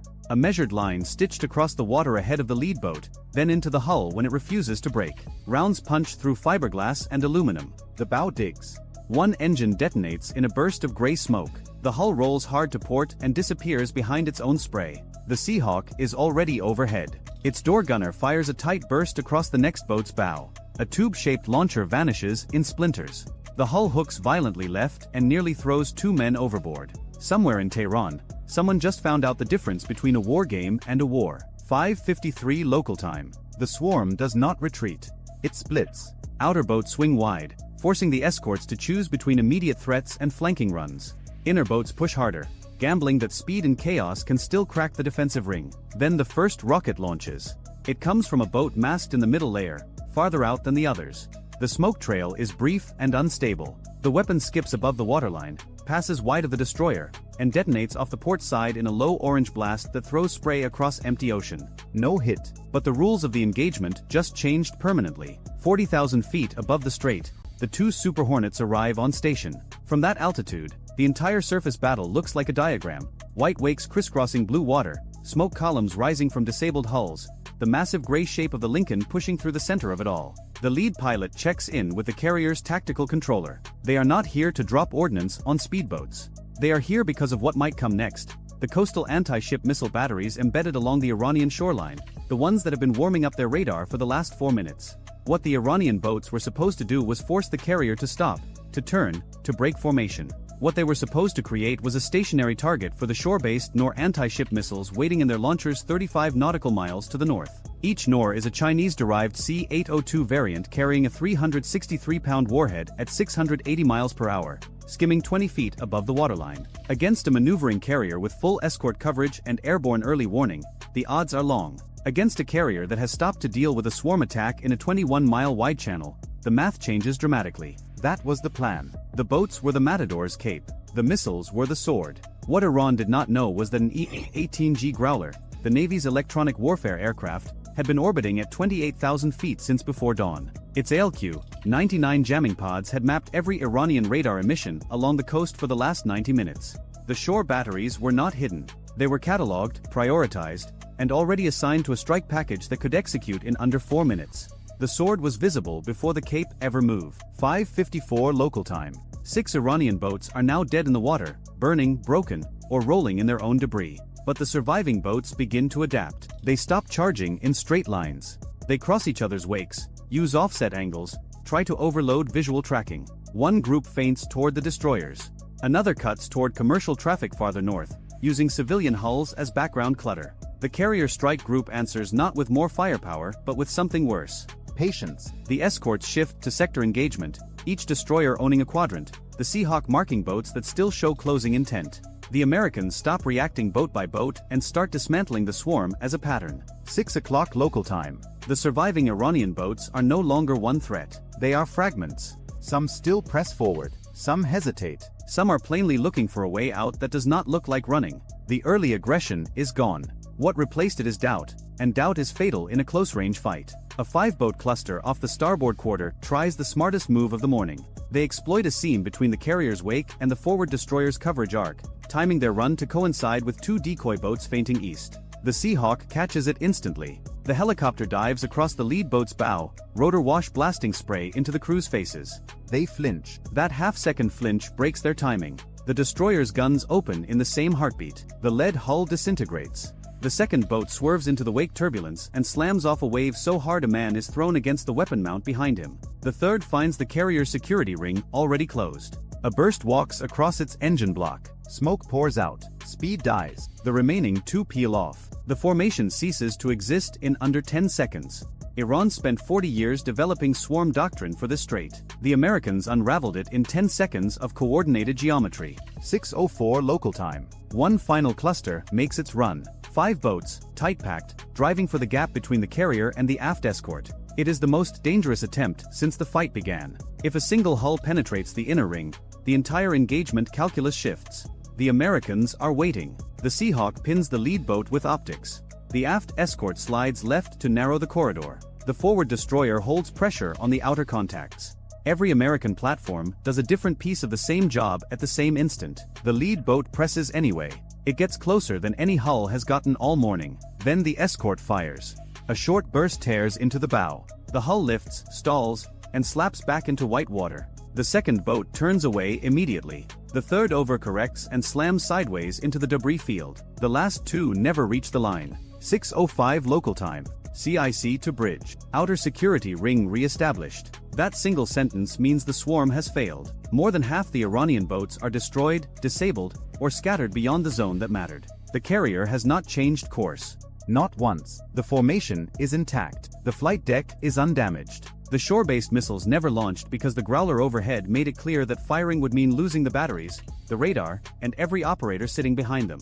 $6 million worth of fast attack boats came for a $4.5 billion aircraft carrier and did not make it stop, turn, or blink. The entire Iranian operation cost less than the fuel the Lincoln burned during the engagement. 6:10 local time. The surviving boats retreat. Some limp, some race. None hold formation. The water behind them is marked with fuel sheen, drifting wreckage, and the widening distance between what they planned to do and what actually happened. The Abraham Lincoln continues its transit through the Strait of Hormuz. Still guarded, still alert. Still pulling data from every sensor in the formation. Off the starboard side, smoke from a disabled Iranian hull flattens in the rising heat and begins to dissolve into morning haze.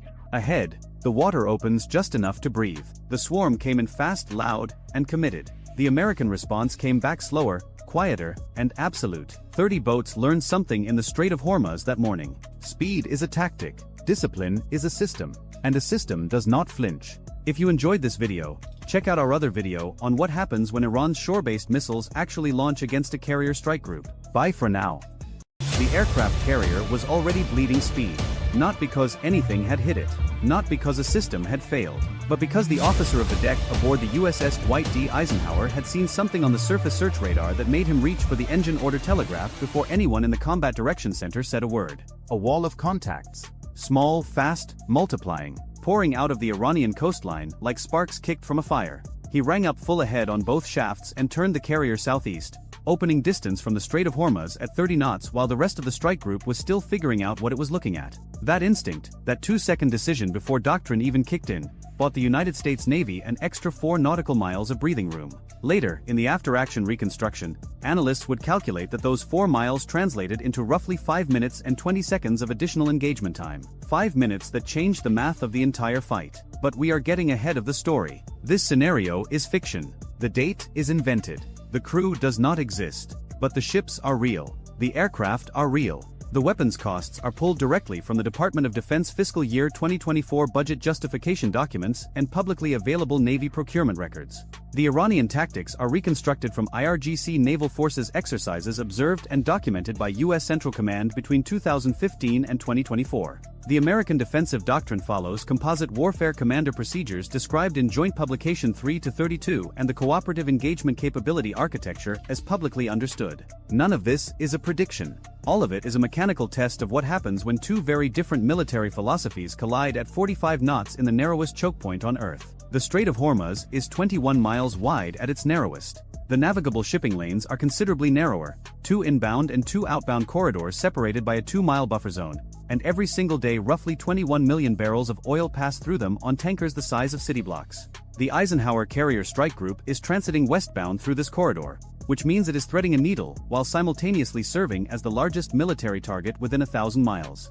The carrier sits 47 nautical miles south-southeast of Bandar Abbas, Iran's largest naval installation, which is close enough that an IRGC fast attack boat launched from the port could theoretically reach the carrier in under an hour at sprint speed. The Iranians know this. They have known it for decades. And they have spent those decades building a strategy around it. The strategy is not complicated. It does not need to be. Along 130 miles of Iranian coastline between Bandar Abbas and the port of Jask, the Islamic Revolutionary Guard Corps Navy maintains a distributed network of small boat facilities. Some are warehouses. Some are cave complexes carved into coastal rock. Some are nothing more than gravel ramps behind fishing villages where boats can be dragged to the waterline on wooden skids.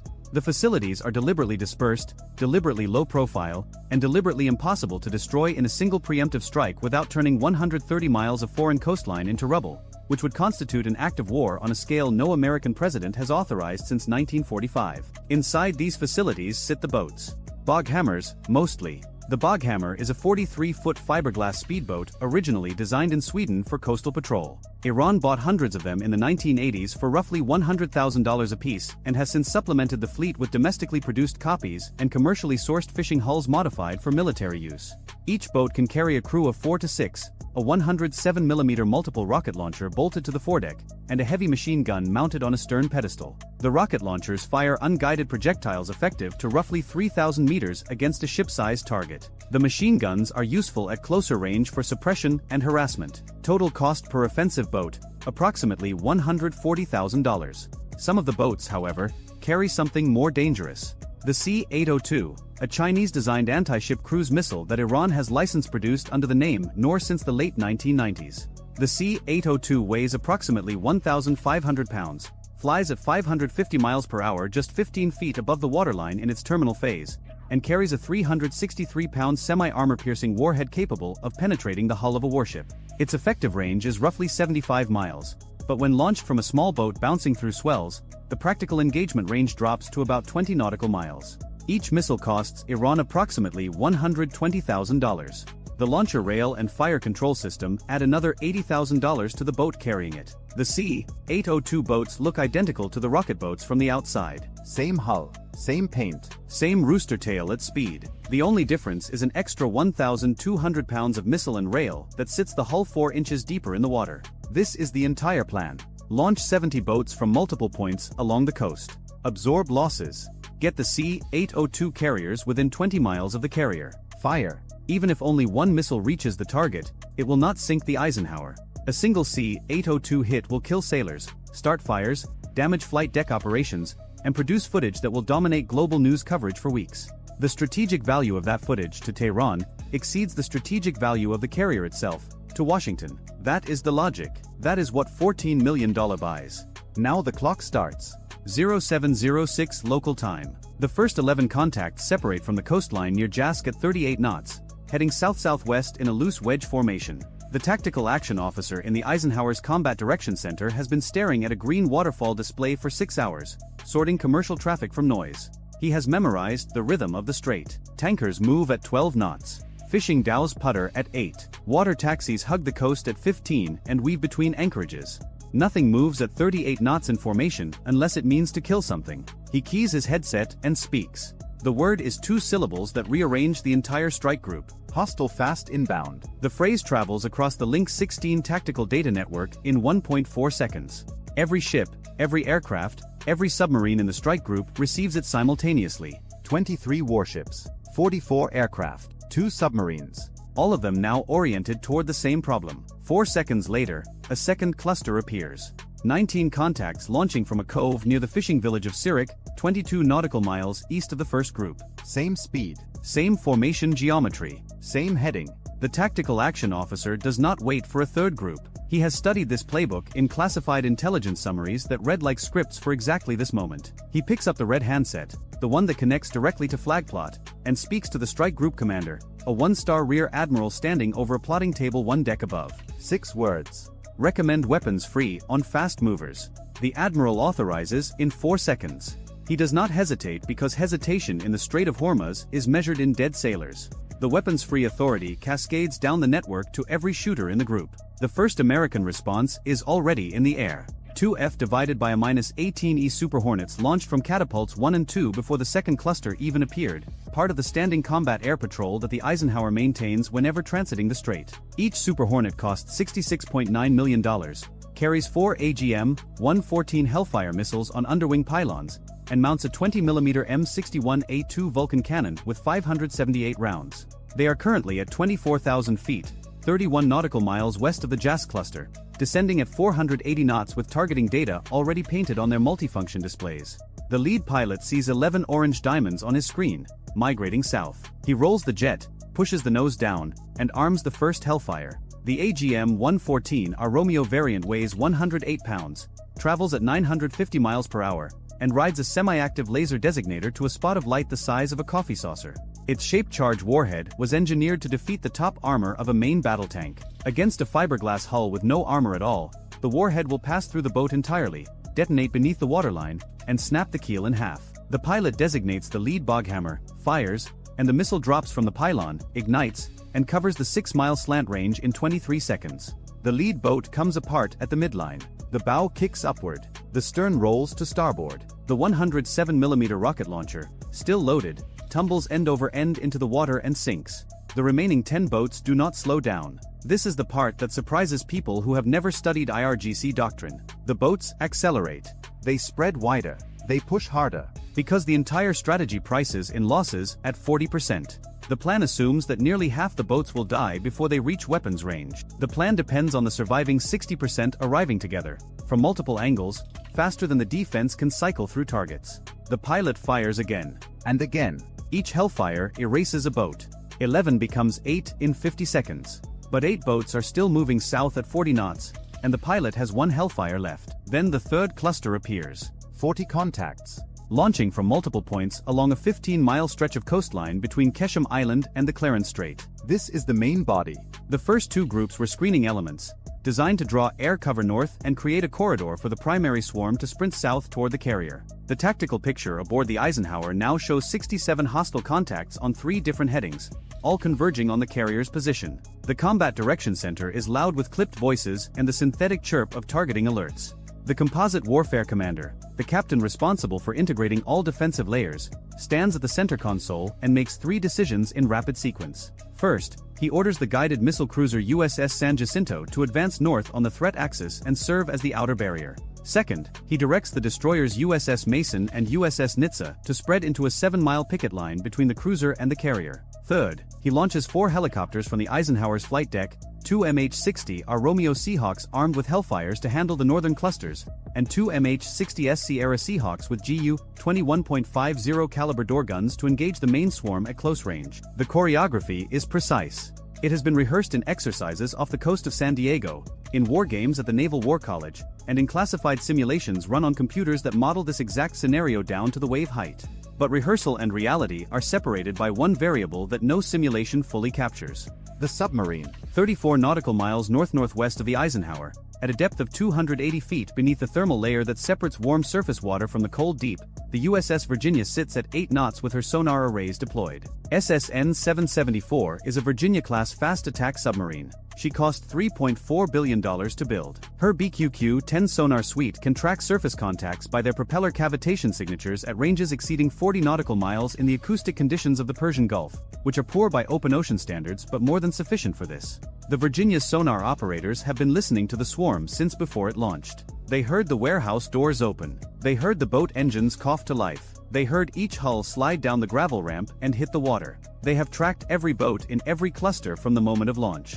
And they have noticed something. 6 of the 40 boats in the main body sound different. Not dramatically different. Not the way a diesel engine sounds different from a gas turbine. The difference is subtle. A slightly lower frequency in the cavitation pattern. A marginally deeper draft causing the propeller to bite the water at a different angle. The difference is 1,200 pounds of C-802 missile and launch rail pressing the hull 4 inches deeper into the Gulf. The Virginia's commanding officer reviews the acoustic classification, confirms it against the known signature library, and orders a burst transmission to the strike group over the extremely low frequency uplink. The transmission lasts 0.8 seconds. It contains the precise coordinates and track data for all 6 C-802 boats, tagged and sorted from the 34 conventional boats surrounding them. The data arrives on every Aegis display in the strike group as 6 red diamonds embedded within a field of orange. Every ship, every aircraft, every weapons officer in the group now knows which boats carry the ship killers and which boats are decoys.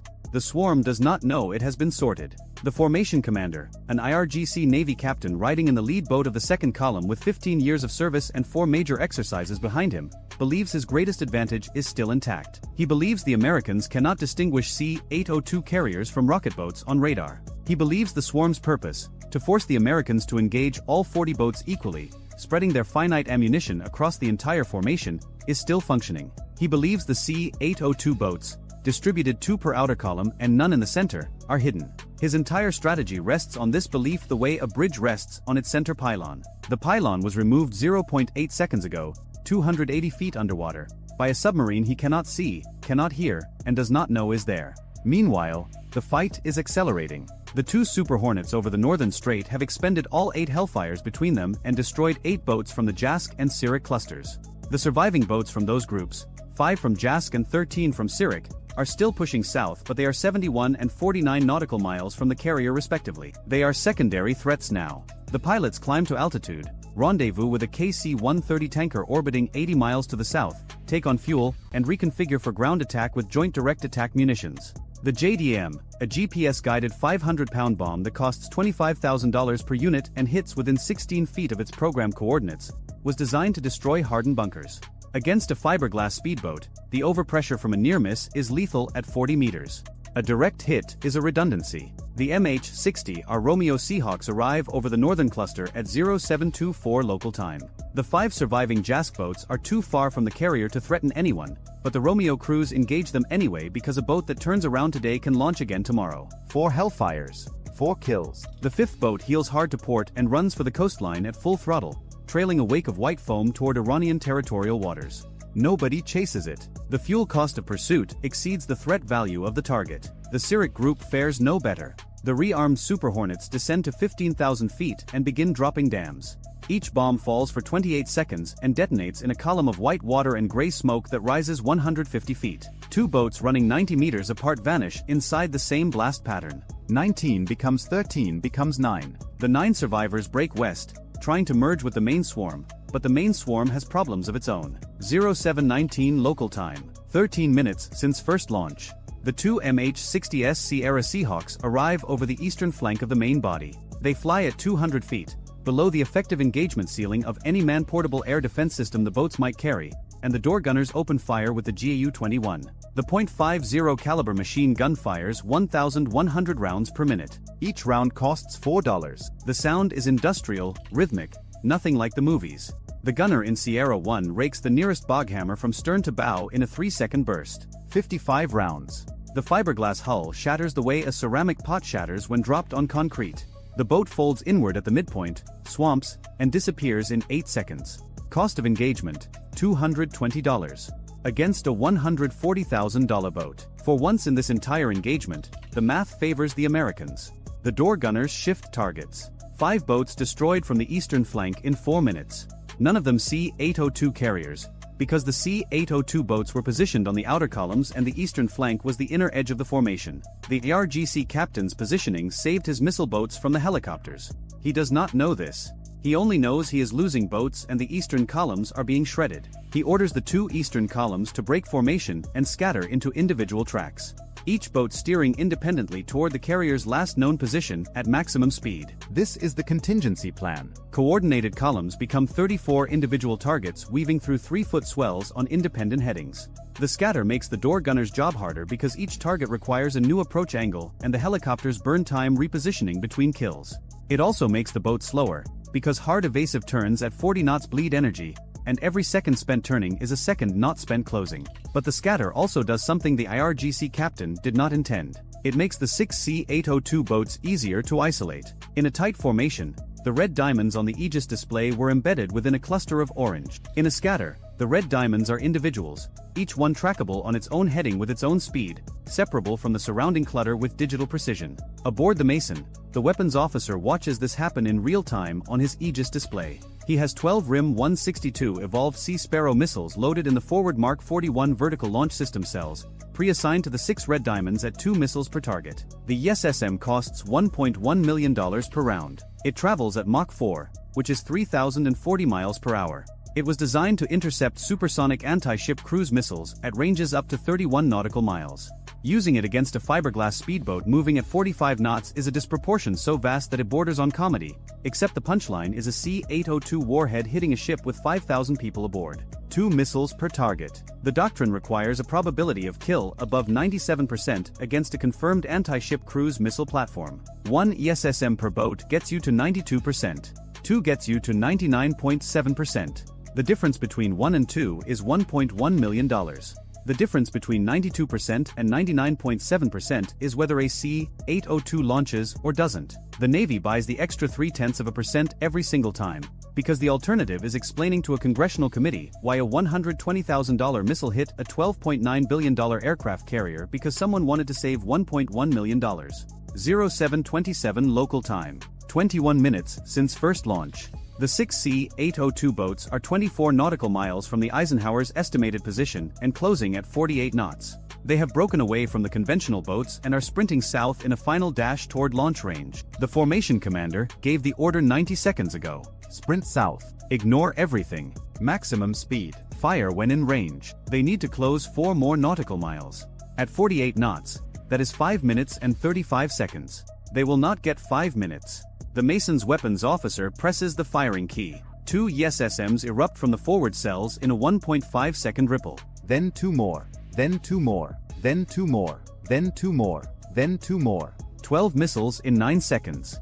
Each climbs to 3,000 feet, tips over, ignites its sustainer motor, and accelerates to Mach 4 in 6 seconds. 12 white smoke trails arc across the morning sky in a pattern that looks almost decorative from a distance, like contrails drawn by an air show team that has decided symmetry is overrated. The first ESSM reaches its target in 22 seconds. The Boghammer carrying a C-802 on its port rail is struck amidships by a 60-pound blast fragmentation warhead moving at 3,040 miles per hour.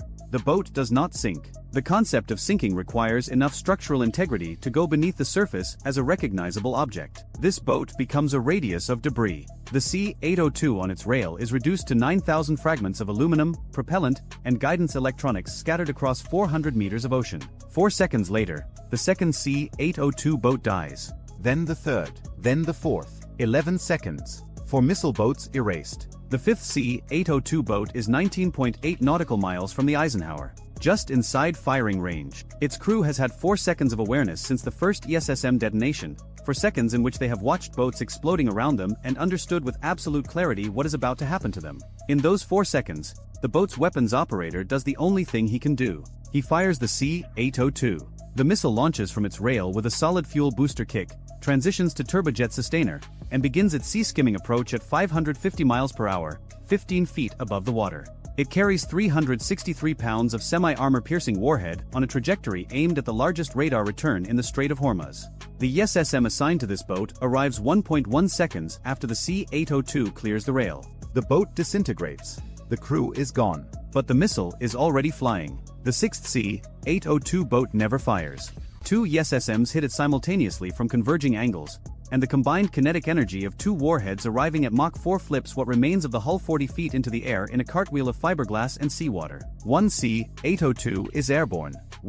9 nautical miles south, aboard the San Jacinto, the Ticonderoga-class cruiser's Spy-1B radar, a 12,000-element phased array that cost more than most countries' entire naval budgets, acquires the C-802 at 16 nautical miles. The Aegis Combat System classifies it as a sea-skimming anti-ship cruise missile and initiates automatic engagement protocol without requesting human authorization. At 550 miles per hour and 15 feet of altitude, the engagement timeline from detection to impact is approximately 105 seconds.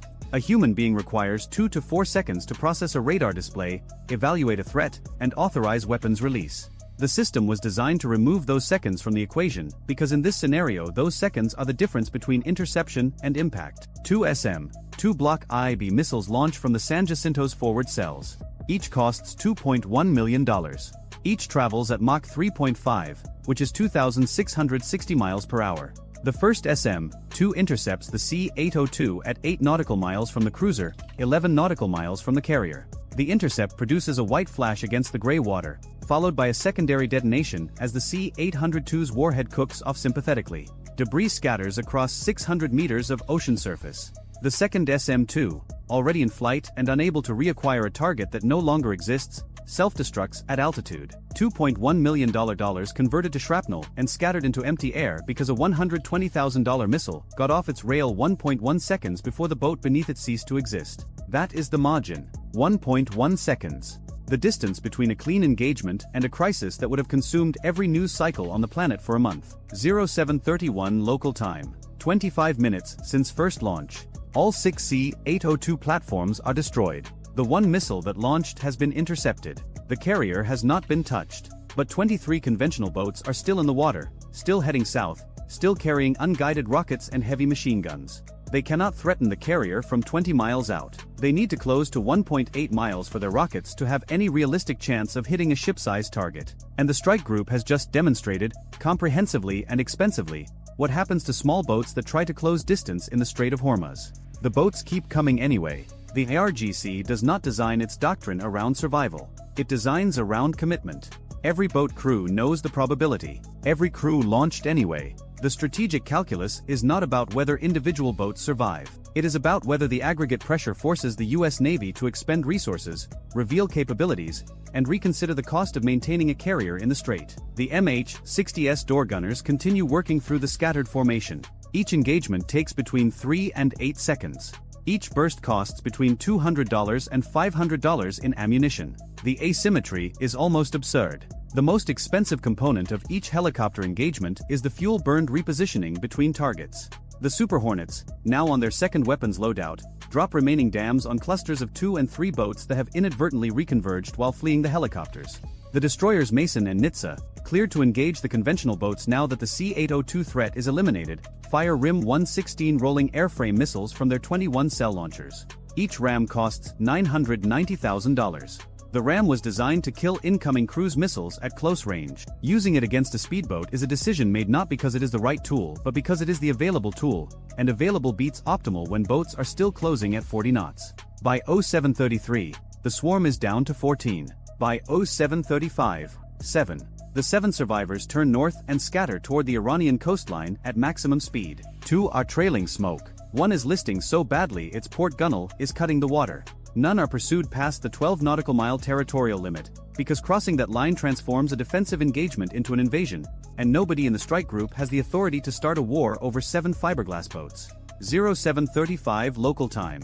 The engagement is over. 29 minutes since the first boats launched from Jask. 9 minutes since the Mason's weapons officer pressed the key that initiated the active kill chain. The ledger reads like this: 12 ESSM missiles expended, 2 SM, 2 Block IB missiles expended, 14 AGM, 114 Hellfire missiles expended, 6 Joint Direct Attack munitions dropped, 8 RIM, 116 rolling airframe missiles fired, approximately 3,400 rounds of .50 caliber ammunition discharged from helicopter door guns.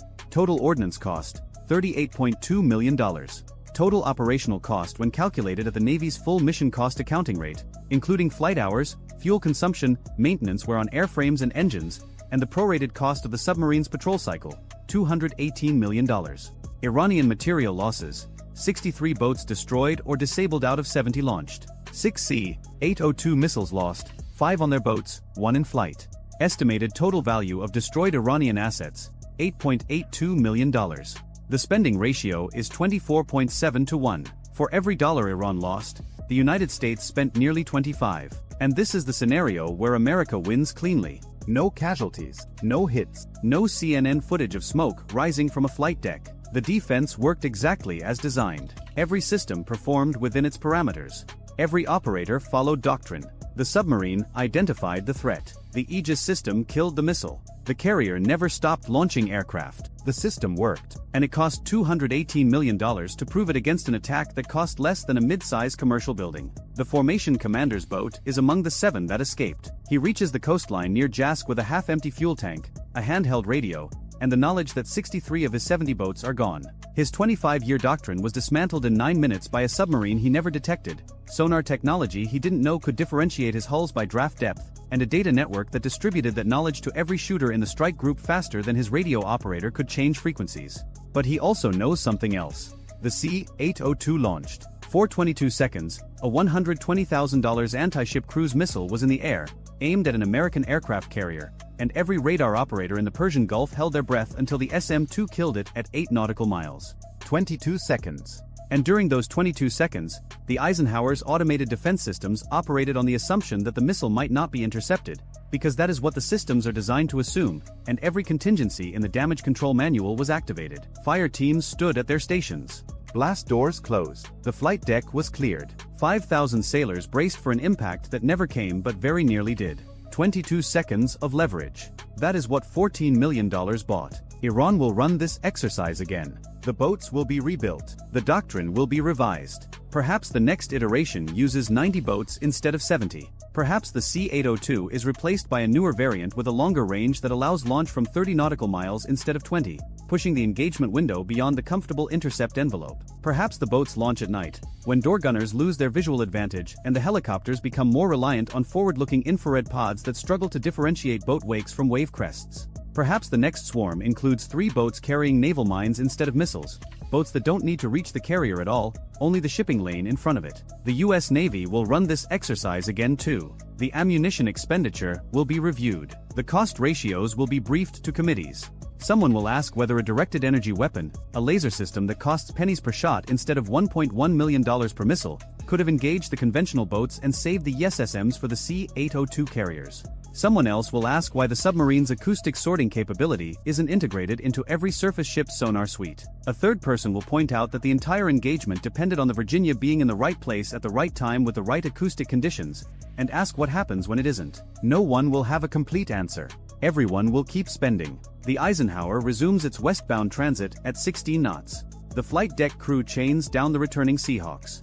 The fuel chief calculates the day's consumption and files a report that no one outside the engineering department will read. In the Combat Direction Center, a petty officer updates the composite warfare commander log with a single entry. Swarm engagement complete. 0 friendly casualties. 63 hostile destroyed. 1 ASCM intercept. The log does not record the cost. It never does. The cost lives in a different spreadsheet, managed by different people in a different building on a different continent, and by the time those people read the numbers, the Eisenhower will have cleared the strait and the fuel chief will have filed another report and the strait will be exactly as narrow as it was before, with exactly as much oil passing through it, and exactly the same question hanging over every tanker and every warship and every fiberglass speedboat sitting in a warehouse on the Iranian coast. How many boats does it take to make a superpower spend itself into exhaustion? And how many missiles does a superpower need to keep proving the boats aren't enough? The strait doesn't answer. It just sits there, 21 miles wide, waiting for the next time someone decides to find out. The aircraft carrier was already under threat before anyone aboard knew it. Somewhere along the Yemeni coastline, buried in a network of wadis and mobile platforms that had been rehearsing this moment for weeks, a launch sequence was entering its final authorization. Not a test, not a drill, not another propaganda video with painted warheads and chanting crowds. This was a coordinated strike package aimed at the largest warship in the United States' 5th Fleet operating area, and the people behind it believed they had solved the one problem that had defeated every previous attempt. They believed they had found a way to overwhelm the screen. USS Abraham Lincoln was 17 hours into a scheduled transit of the Strait of Hormuz when the morning of the attack began like every other morning in that part of the world. Hot, hazy, and dense with traffic. The strait is not a wide ocean passage. It is a compressed corridor where supertankers, container ships, fishing dhows, naval escorts, and surveillance aircraft all share roughly the same 40 miles of navigable water. Radar returns in Hormuz do not come in clean. They come in thick, layered, contradictory, full of commercial clutter and environmental noise that turns every scope into a puzzle. For the crews aboard Lincoln and her escorts, operating in Hormuz meant operating in a place where the background was loud enough to hide almost anything. The strike group was arranged in standard transit formation, destroyers and a cruiser positioned outboard, holding sectors, sweeping with their spy radar arrays while Lincoln herself moved through the center of the corridor. The carrier's own sensors were active, but primarily feeding the shared tactical picture rather than driving independent engagement. That was the escort's job during transit. Protect the high-value unit. Keep the geometry clean. Buy time if something appeared. Nothing appeared at first. What happened instead was subtler and, in retrospect, more dangerous. At approximately 5:38 local time, an electronic warfare operator aboard one of the screening destroyers flagged an anomaly in the emissions environment. It was not a missile. It was not a radar lock. It was a brief, structured pulse from a bearing that did not correspond to any known commercial or military emitter in the area. The pulse lasted less than 2 seconds. It repeated once, then vanished. The operator logged it, tagged it for review, and continued sorting through the morning's electronic clutter.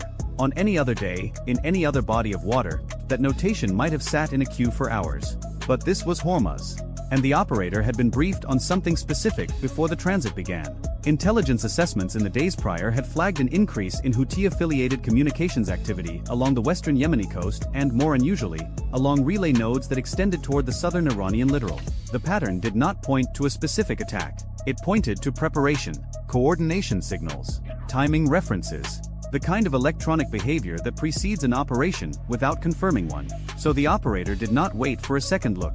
He pushed the flag up immediately. Possible coordination emission, non-commercial, bearing 274. Duration brief, no track associated. That report reached Lincoln's Combat Information Center 40 seconds later.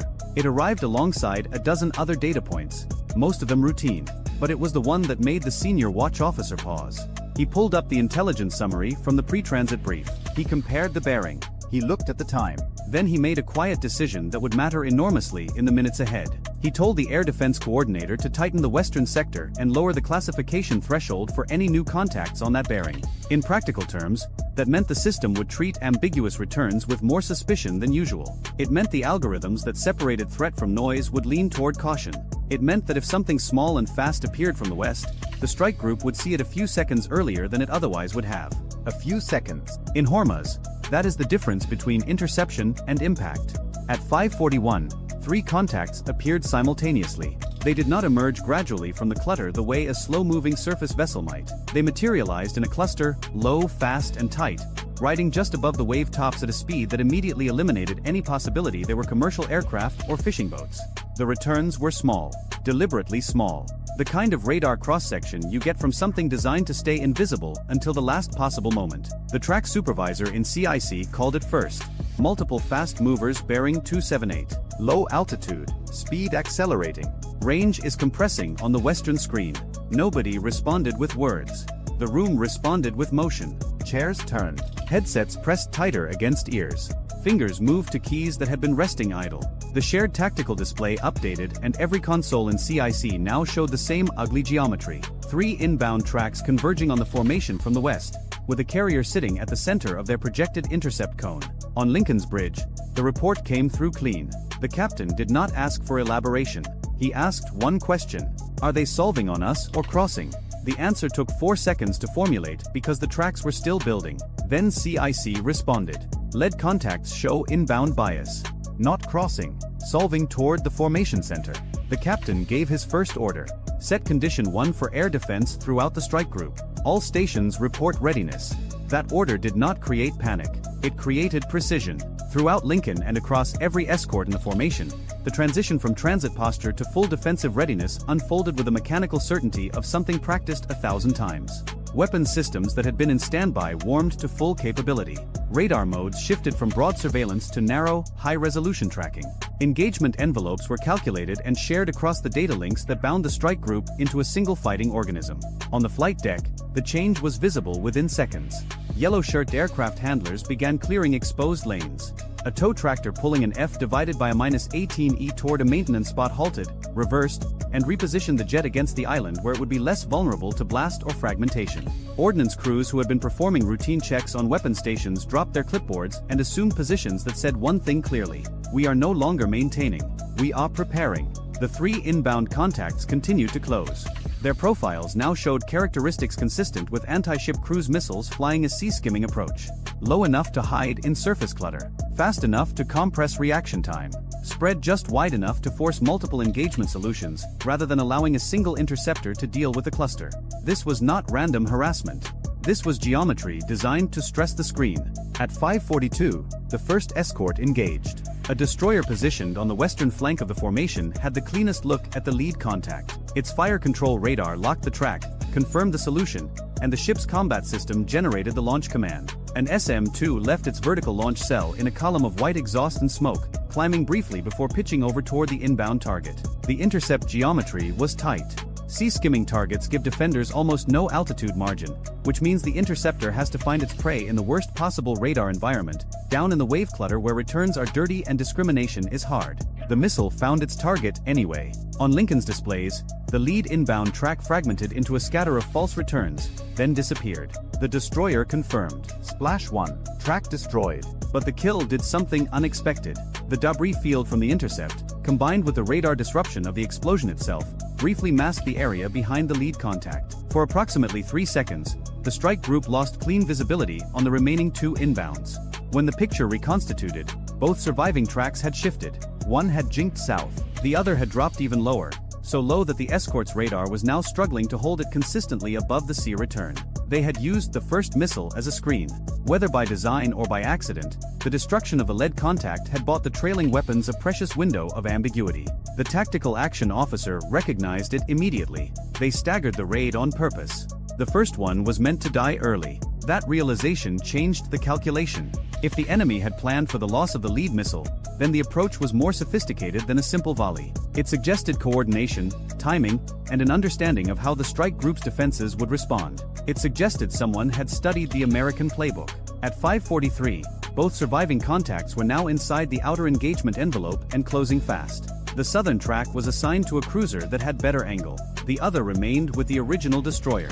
Both ships fired within seconds of each other. Two more interceptors left their cells and raced toward the incoming threats. The southern intercept was clean. The cruiser's missile met the inbound at sufficient range to keep debris well clear of the formation. A bright flash low on the horizon, a column of spray, and the track disappeared from every screen in the group. The second intercept was not clean. The destroyer's missile appeared to guide correctly but detonated at the edge of its effective range. The inbound target broke apart, but not completely. Fragments continued along the original flight path, some of them still carrying enough energy to register as returns on the inner defense systems. Lincoln's close-in weapon system tracked the debris automatically, evaluated it, and held fire. The fragments were ballistic now, no longer guided, no longer a threat to the carrier specifically. They splashed into the Gulf several hundred meters off the port beam of an escort. The first wave was over. 3 missiles launched, 3 missiles destroyed. No hits on any ship in the formation. The screen had held. But in CIC, nobody relaxed. The electronic warfare picture was telling a different story than the one the radar had just resolved. During the engagement, EW operators had continued monitoring the emissions environment. What they found was troubling. The coordination pulse that had been flagged before the attack had reappeared twice during the raid, each time on a slightly different frequency and bearing.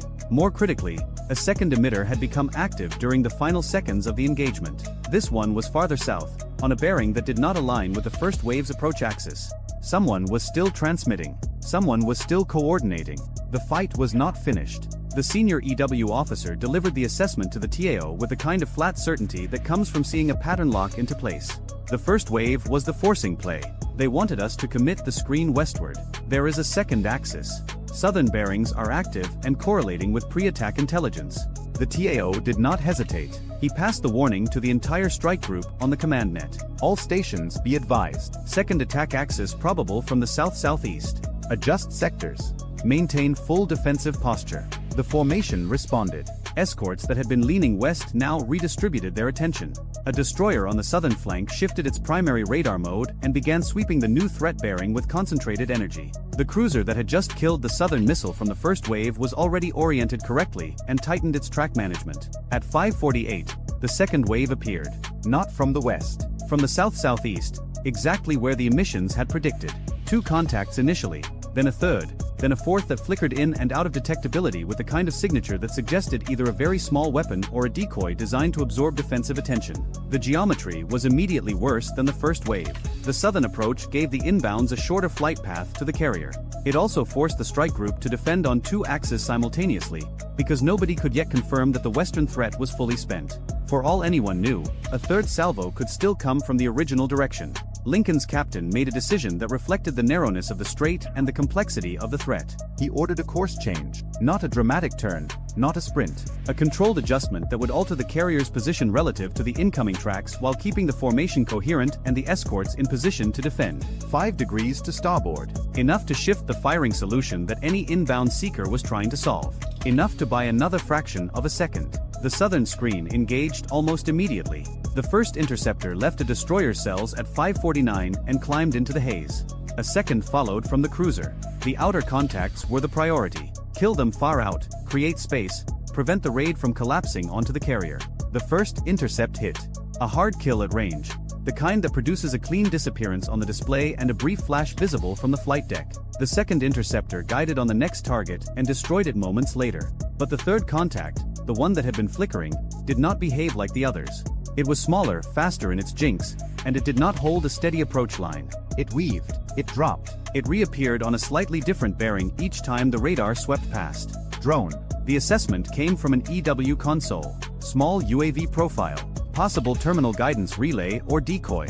Either way, it is drawing fire. That was the problem. If the strike group spent an interceptor on a cheap drone, that was a missile they did not have for whatever came next. If they ignored it, the drone might be providing terminal guidance data to something they had not yet detected. The TAO made the call. Ignore the drone. Focus on anything with an anti-ship profile. If it is a relay, kill the thing it is relaying to. The fourth contact resolved the question. At 5:50, it emerged from behind the drone's clutter shadow with sudden clarity. Larger signature. Faster. Locked on an intercept course that pointed directly at Lincoln's port quarter. This was the real threat. The drone had been masking it. Track 4 is the primary. CIC called across the net. Profile consistent with anti-ship cruise missile. Terminal phase. Solving on Lincoln. Everything after that happened in a compressed window that felt like 30 seconds and lasted perhaps 90. The nearest escort fired. The interceptor raced out and began solving on the inbound. Lincoln's own electronic warfare systems activated in full, pumping out deception and noise designed to seduce the missile seeker away from the carrier's massive radar signature. Chaff bloomed from launchers along the carrier's superstructure, creating clouds of reflective material that hung in the humid air like metallic fog. The inbound wavered. For one brief, measurable moment, its track shifted. The seeker had tasted the deception. It began to drift, then it corrected. The missile's guidance was good enough, or its programming was robust enough, to reject the false target and reacquire the real one. The track steadied. It was still coming. The escort's interceptor arrived 3 seconds later. The engagement happened so close to the surface of the Gulf that sailors on Lincoln sponsons saw the flash before they heard it. A violent white detonation erupted off the port quarter, low enough that the spray column it produced reached nearly the height of the nearest escort's mast. Burning debris scattered across the water in a fan pattern that extended dangerously close to the formation. One fragment line arced wide enough that a piece of material, unidentifiable from the flight deck, struck the water less than 200 meters from Lincoln's hull. The missile was dead. But the margin had been measured in seconds and meters, not miles. On the bridge, no one spoke for a moment. Then the captain's voice, unchanged in pitch or volume from his first order of the morning. Confirm kill. Assess battle damage to the screen. Report any new tracks. CIC swept the picture. The drone was still airborne, but appeared to have lost its link. It wandered aimlessly for several seconds before beginning a slow descent toward the water. No new inbound tracks appeared. The southern emission that had been coordinating the second wave went silent. The western emitter had not reappeared. The attack was over. 2 waves, 7 or more weapons launched, multiple axes of approach, decoys, drones, coordination emissions, and a final missile that had nearly solved its way to the largest warship in the formation. All of it defeated. None of it comfortable. In CIC, the transition from defense to offense began without a formal announcement. It began because the people in the room had already been collecting the data they needed. Every radar track, every emission, every timing interval, every bearing line from both waves had been recorded, tagged, and stored. The electronic warfare team had been building a map of the launch network since before the first missile appeared. Now that map was nearly complete. The strike warfare commander laid it out for the captain at 6:04. The picture showed a distributed network stretching along the western threat axis and curving south toward the second wave's origin. Coastal radar nodes that had provided early cueing. Relay points that had carried coordination signals. Mobile launch elements positioned in terrain that offered concealment and rapid displacement. A command node that appeared to have synchronized the timing between the 2 waves. It was not a single launcher sitting on a hillside. It was a system, designed to be dispersed. Designed to survive partial destruction. Designed to be difficult to target with a single strike. The captain studied the picture for less than a minute. Then he authorized the response. On the flight deck, aircraft that had been held during the defensive phase were now the centerpiece of the next one. Super Hornets moved into launch position with weapons already loaded. Growlers, the electronic warfare variants, were spotted behind them, carrying pods designed to blind, confuse, and strip away the electronic coherence of exactly the kind of network the intelligence picture described. The air wing was not launching a symbolic gesture. It was launching a systematic dismantlement. The first catapult shot sent an F divided by a -18E screaming off the bow at 6:09. The second followed 18 seconds later. Growlers launched after them, climbing into the Gulf haze with the quiet lethality of aircraft whose primary weapon is not a bomb but the ability to make the enemy deaf and blind at the worst possible moment. The strike package sorted itself over the strait and turned toward the coast. Inside CIC, controllers managed the deconfliction between outbound strike aircraft and the still active defensive posture of the escorts below. The strike group could not afford to assume the fight was over. Hormuz does not allow that assumption. So the formation maintained its defensive geometry while simultaneously feeding targeting data to the aircraft now racing toward the origin points of the attack. The Growlers went to work first. Their electronic attack began degrading the network before a single weapon was released. The coastal radar node that had provided early warning to the launch chain started producing garbled returns. Its emissions stuttered, spiked with interference, then dropped to a fraction of their normal power. A relay point that had been carrying coordination signals between the command element and the mobile launchers lost coherence entirely. Operators ashore who had been passing timing data were suddenly transmitting into noise. Then the strikes landed. The first target was the radar queuing site. A precision-guided weapon struck the facility with the kind of accuracy that leaves a crater where equipment used to be and nothing recognizable around it. The strike aircraft confirmed. Target 1 effective. No secondary explosions, which suggested the site had been primarily electronic rather than storing munitions. The second target was different. The mobile launch support element had been identified through a combination of radar backtrack data and thermal signatures captured by surveillance assets during the attack. The strike caught it in the process of attempting to displace. The weapons hit while vehicles were still moving, which produced the secondaries that confirmed the intelligence had been correct. Fuel, propellant, support equipment, all of it contributing to a column of smoke visible from the returning aircraft for minutes afterward.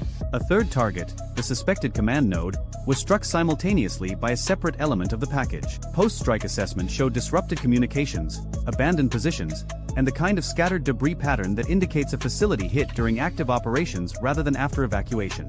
The returning aircraft crossed back over the formation at 6:38. Recovery operations began immediately.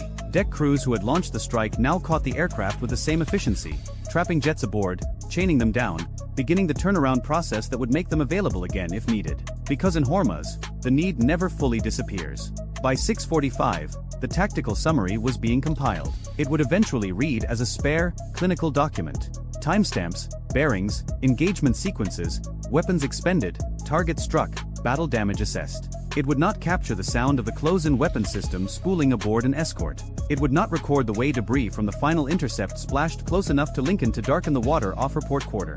It would not describe the expression on the face of a flight deck sailor who watched a missile die 200 meters from the ship he was standing on and then went back to directing aircraft 30 seconds later.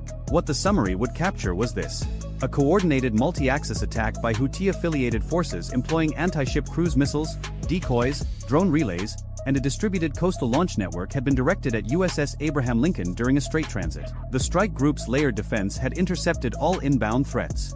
The carrier had sustained no damage. The response strike had degraded the launch network responsible for the attack, destroying or disabling its primary nodes within approximately 40 minutes of the last defensive engagement. The formation had not diverted. It had not slowed. It had not requested permission or waited for deliberation from a headquarters thousands of miles away. It had absorbed the attack, killed the threats, identified the source, and dismantled it while continuing to transit one of the most strategically significant waterways on the planet. For the network that had spent weeks preparing that morning's operation, the result was not merely failure.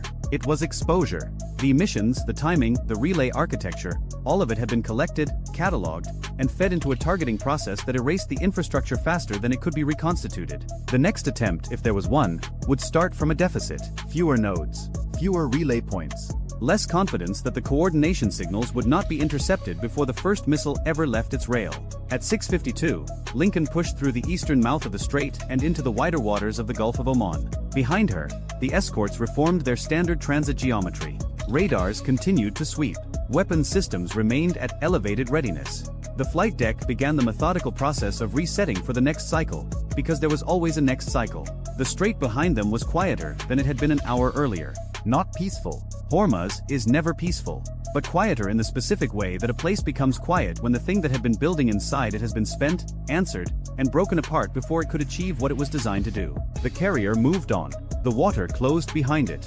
And somewhere along the coast, in the wreckage of what had been a functioning attack network, the silence was not calm. It was the sound of a miscalculation settling into the ground. At 6:47 local time in the Strait of Hormuz, the Spy-6 radar aboard the USS Fitzgerald painted a return so faint that the automated classification algorithm tagged it as sea clutter and moved on. 14 seconds later, the same return appeared again, 200 yards from where it had been, which sea clutter does not do. A petty officer second class in the Combat Information Center clicked on the ghost, reclassified it manually, and said two words that started a clock nobody aboard could stop. New contact. The Fitzgerald is an Arleigh Burke Flight 3 guided missile destroyer. She displaces 9,700 tons. Her combat systems, from the Spy-6 phased array radar to the 96 vertical launch cells packed with missiles that range in price from $1.8 million to $4.3 million each. represent roughly $2.2 billion in American defense spending bolted to a single steel hull doing 18 knots through water that is 260 feet deep and 21 nautical miles wide at its narrowest point. This morning she is escorting the tanker Atlantic Resolve, a 115,000-ton crude carrier flagged in the Marshall Islands, loaded with 800,000 barrels of Kuwaiti heavy crude worth approximately $58 million at current spot prices. The tanker makes 14 knots. She cannot go faster. She cannot maneuver. She is a floating city block of oil that turns like a glacier and earns her owner $190,000 per day as long as she stays on schedule. Behind the Fitzgerald and offset 3 nautical miles to the southeast, the guided missile cruiser USS Leyte Gulf holds station. Between the two warships, they carry 218 missile cells, 2 helicopters, 3 close-in weapon systems, and enough firepower to engage targets from the surface of the water to the edge of space. Total replacement cost of the formation including weapons inventory, $4.6 billion. The tanker they are babysitting cost $87 million and was built in a South Korean shipyard in 14 months. The Ghost Contact that the petty officer reclassified is a Pekin-class patrol boat. She is 23 feet long, made of fiberglass, weighs 3 tons fully loaded, and cost the Islamic Revolutionary Guard Corps Navy approximately $40,000. She is sitting dead in the water with her engine off, rolling in the current 16 nautical miles northeast of the Fitzgerald's position, just inside Iranian territorial waters off the coast of Keshem Island. Her crew of 3 has been sitting there since 4:15 in the morning. They have no radar. They have no radio emissions. They have a handheld GPS unit, a pair of binoculars, and 2 Chinese-designed C-704 anti-ship missiles on launch rails that together weigh more than the boat. She is a $40,000 fiberglass trigger attached to $200,000 worth of missiles aimed at a $2.2 billion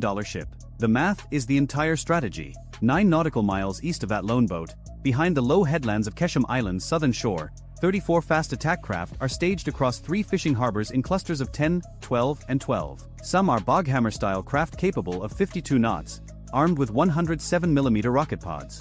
Others are the same Pekin class, each carrying a pair of C-704s with a range of 18 nautical miles and a terminal speed of 550 miles per hour. The combined value of every boat, missile, rocket pod, and crew sitting in those 3 harbors is roughly $14 million. The Fitzgerald carries a single missile type, the SM-2 Block IIC, that costs $4.3 million per round. Iran's entire harassment flotilla costs less than 4 of them. 6:48 local time. The lone Pekin has not moved. Her engine is still cold. In the Combat Information Center aboard the Fitzgerald, the tactical action officer, a lieutenant commander running on 5 hours of sleep and her 3rd cup of something that the Navy calls coffee, watches the single static contact and waits. She has transited this strait 9 times. Every time, the pattern is the same. Iran probes. Iran films. Iran posts the footage. Nobody shoots. She knows the script, and she is reading from it. She issues the first radio warning on bridge-to-bridge channel 16. Iranian naval vessel bearing 045 from my position. This is United States warship operating in international waters. Your current position and proximity to merchant traffic are noted. Request you maintain a safe distance. Over. Silence. 6:49 and 40 seconds. The SBY-6 lights up with new contacts. Not from the northeast, from the southeast. 11 fast-moving surface returns emerging simultaneously from behind Hengam Island, 22 nautical miles southeast of the formation. Speed, 0 to 46 knots in under 25 seconds. Heading, northwest, direct intercept with the tanker's projected track. Then 8 more from Keshem's southern harbors. Then 6 more from a position near Larak Island, 31 nautical miles to the east. Within 70 seconds, the Combat Information Center is tracking 25 inbound fast attack craft in 3 groups from 3 different bearings, plus the original static contact to the northeast. The lone Pekin that started the clock still has not moved. What the tactical action officer didn't know was that the boat sitting dead in the water was not a scout. It was a datum point. Every boat in the 3 approaching groups was navigating not by radar, not by radio command from shore, but by a preset GPS waypoint that triangulated off the lone Pekin's known stationary position. The harbor masters on Keshem had placed that boat like a surveyor places a stake. Everything else was measured from it.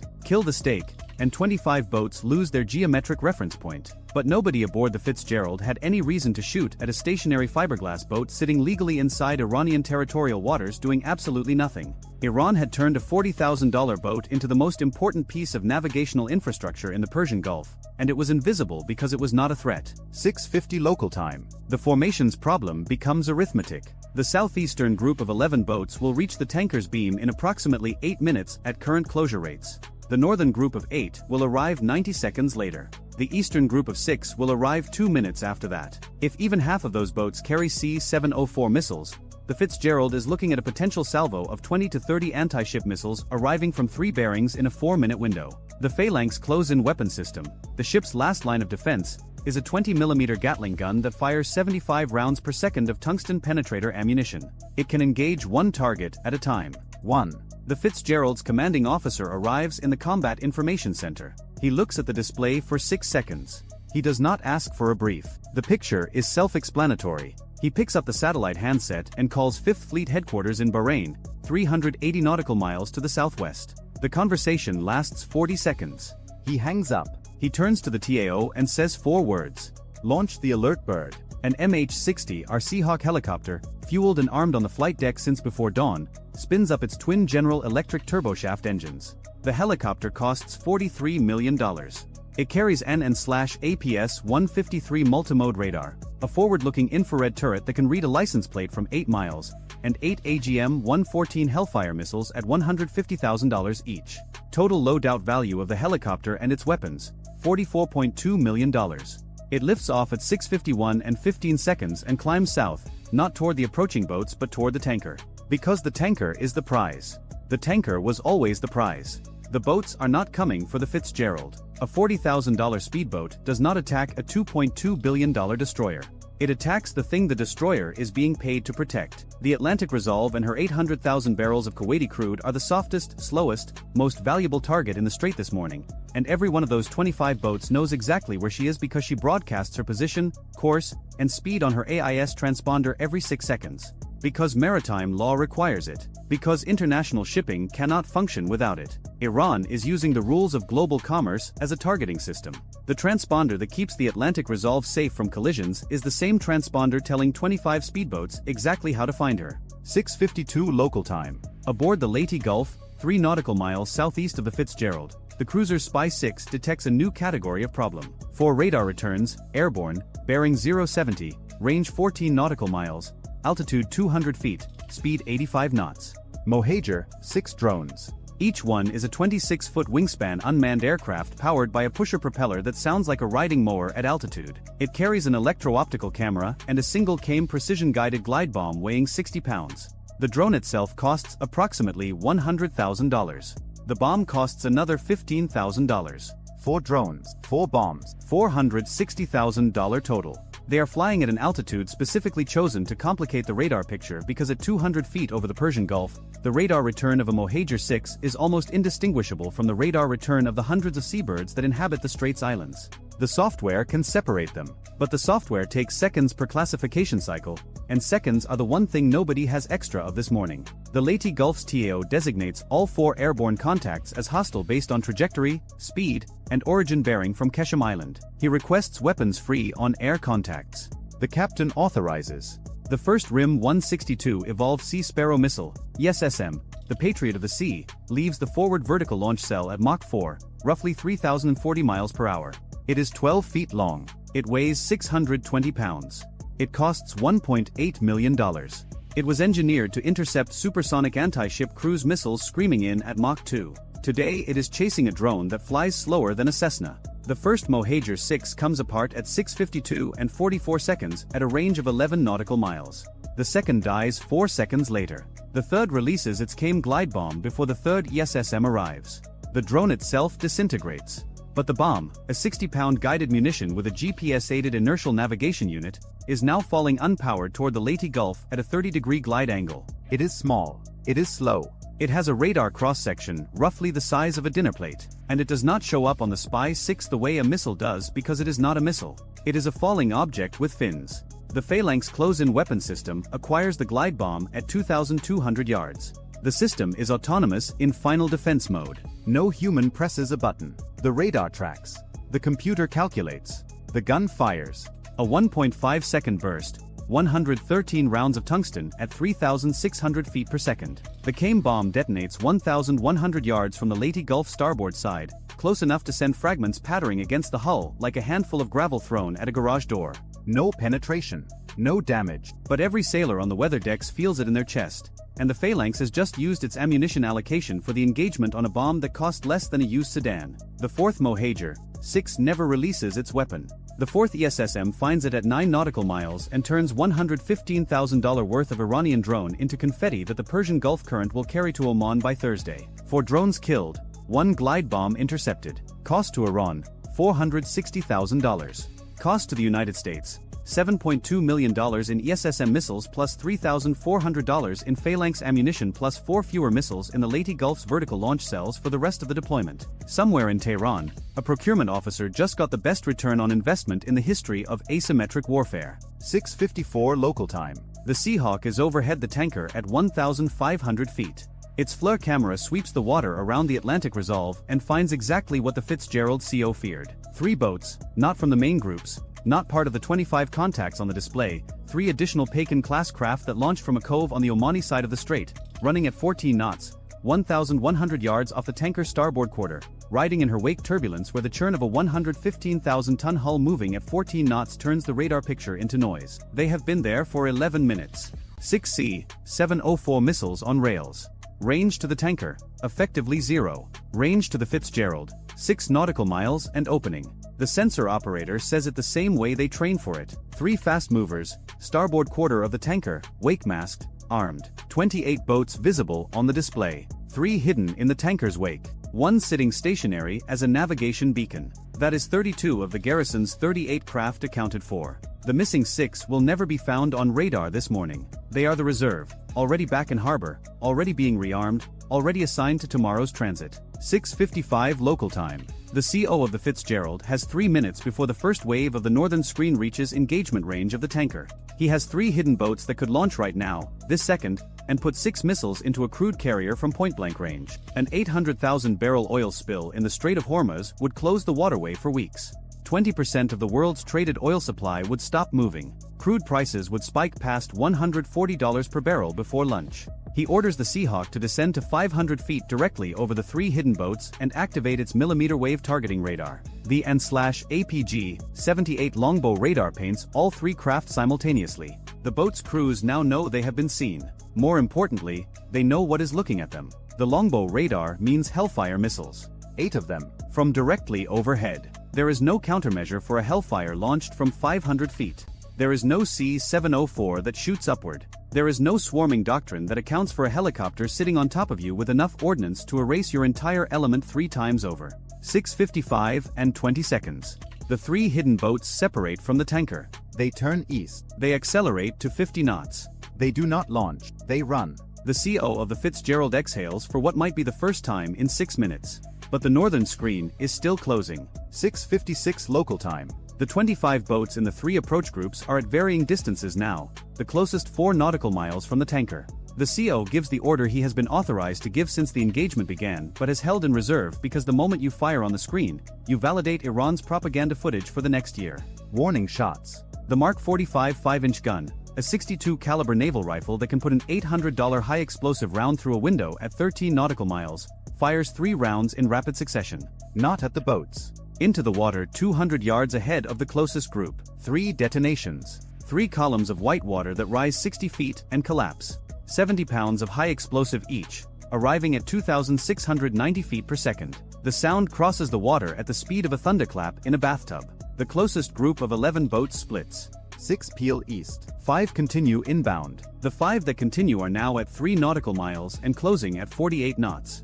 The TAO aboard the Fitzgerald designates the lead boat as a direct threat to the escorted vessel. The Mark 45 fires again.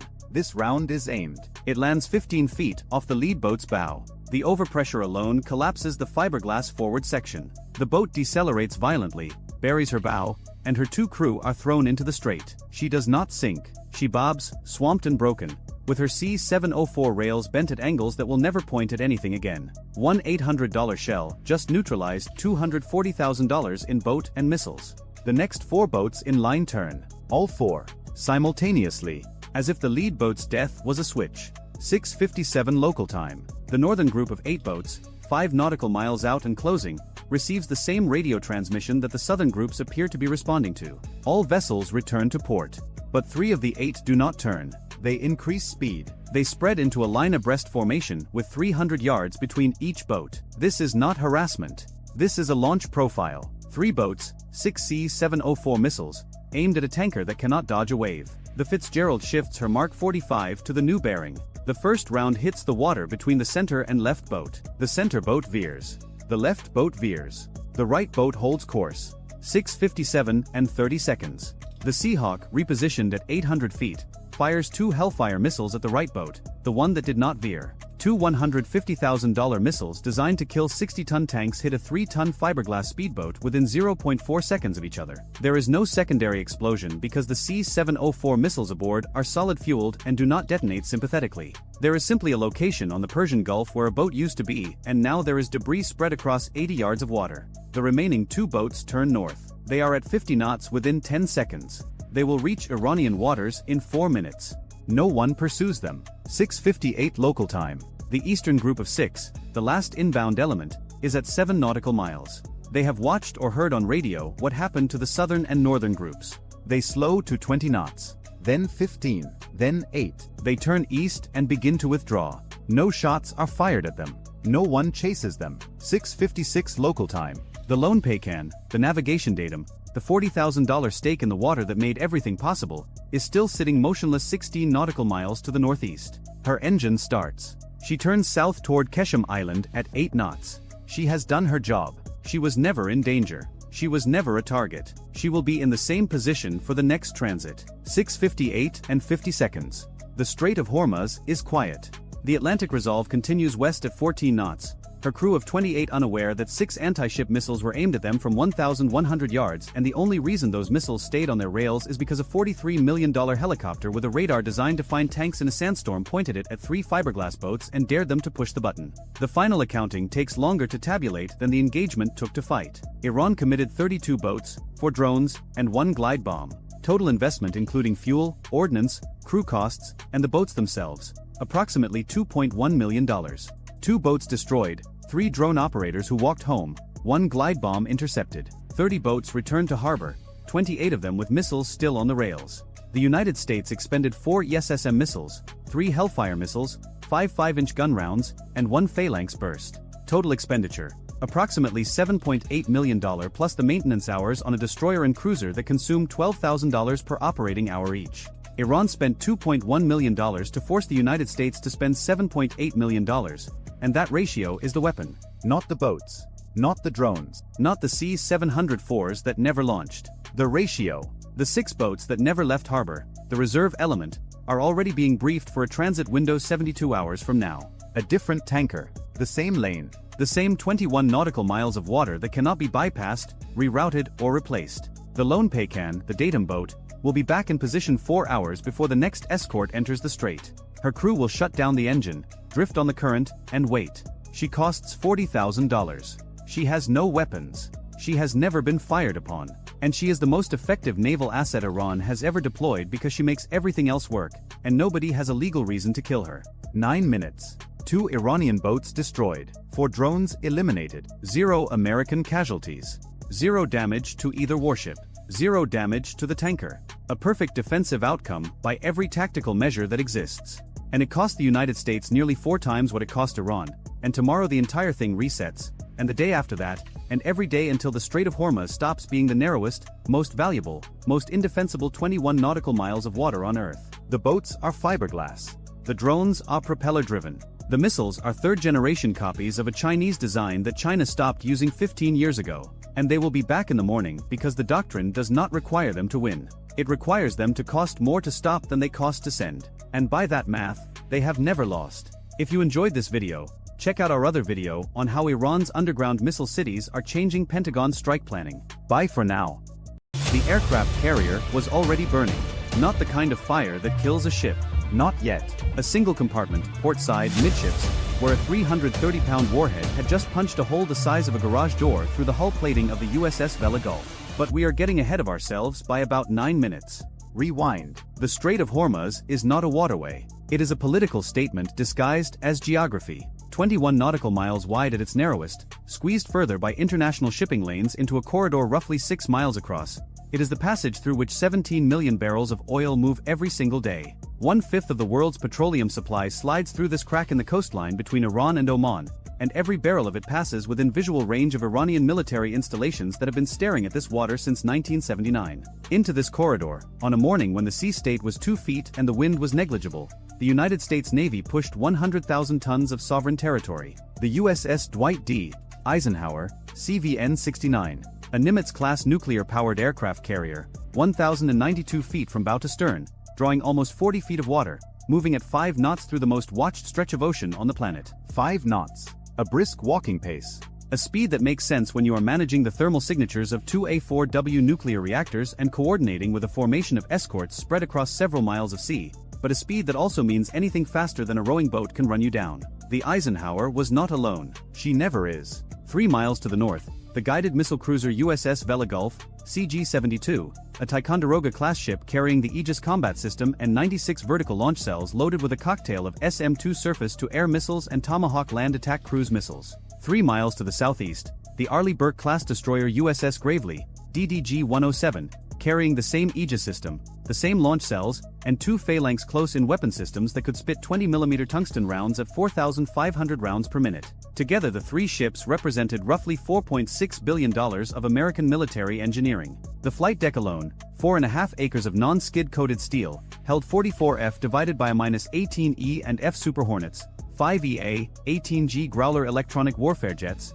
and enough ordnance in the magazines below to flatten a mid-sized city. 2 nuclear reactors hummed beneath the waterline, reactors that would not need refueling for 20 years. 5,000 sailors ate breakfast, stood watch, maintained aircraft, and went about the mundane business of operating a floating airfield in hostile waters. And 72 hours before any of this, before the carrier had even entered the Gulf, the transit plan had been filed with 5th Fleet headquarters in Bahrain, 350 nautical miles to the southwest. Every detail coordinated. Every contingency briefed. A carrier transit through Hormuz is a choreographed event, rehearsed and refined over decades of repetition. The Navy has been driving carriers through this strait since the 1980s. They have it down to a science. The problem with science is that the other side studies it too. 11 nautical miles northeast of the Eisenhower's projected track, in a sun-bleached fishing port called Bandar-e Jask, the morning began differently. Jask sits at the eastern mouth of the strait, a cluster of concrete piers that normally hosts 30 to 40 small dhows and fishing skiffs.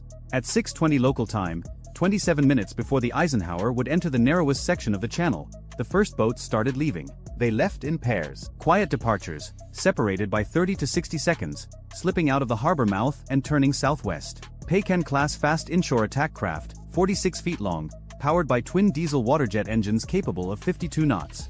Ashura-class boats, smaller, lighter, faster in a straight line. And mixed among them, civilian rigid hull inflatables that had been modified in ways that would not be obvious until you were close enough to see the welded weapons mounts on their bows. The Pecan carries a crew of 3 and either 2 Nor anti-ship cruise missiles or a single 324mm torpedo tube. The Nor is a derivative of the Chinese C-802, a sea-skimming anti-ship missile with a range of 22 miles and a 330-pound warhead that arrives at its target traveling 680 miles per hour, roughly Mach 0.98, at an altitude of 15 feet above the wave tops.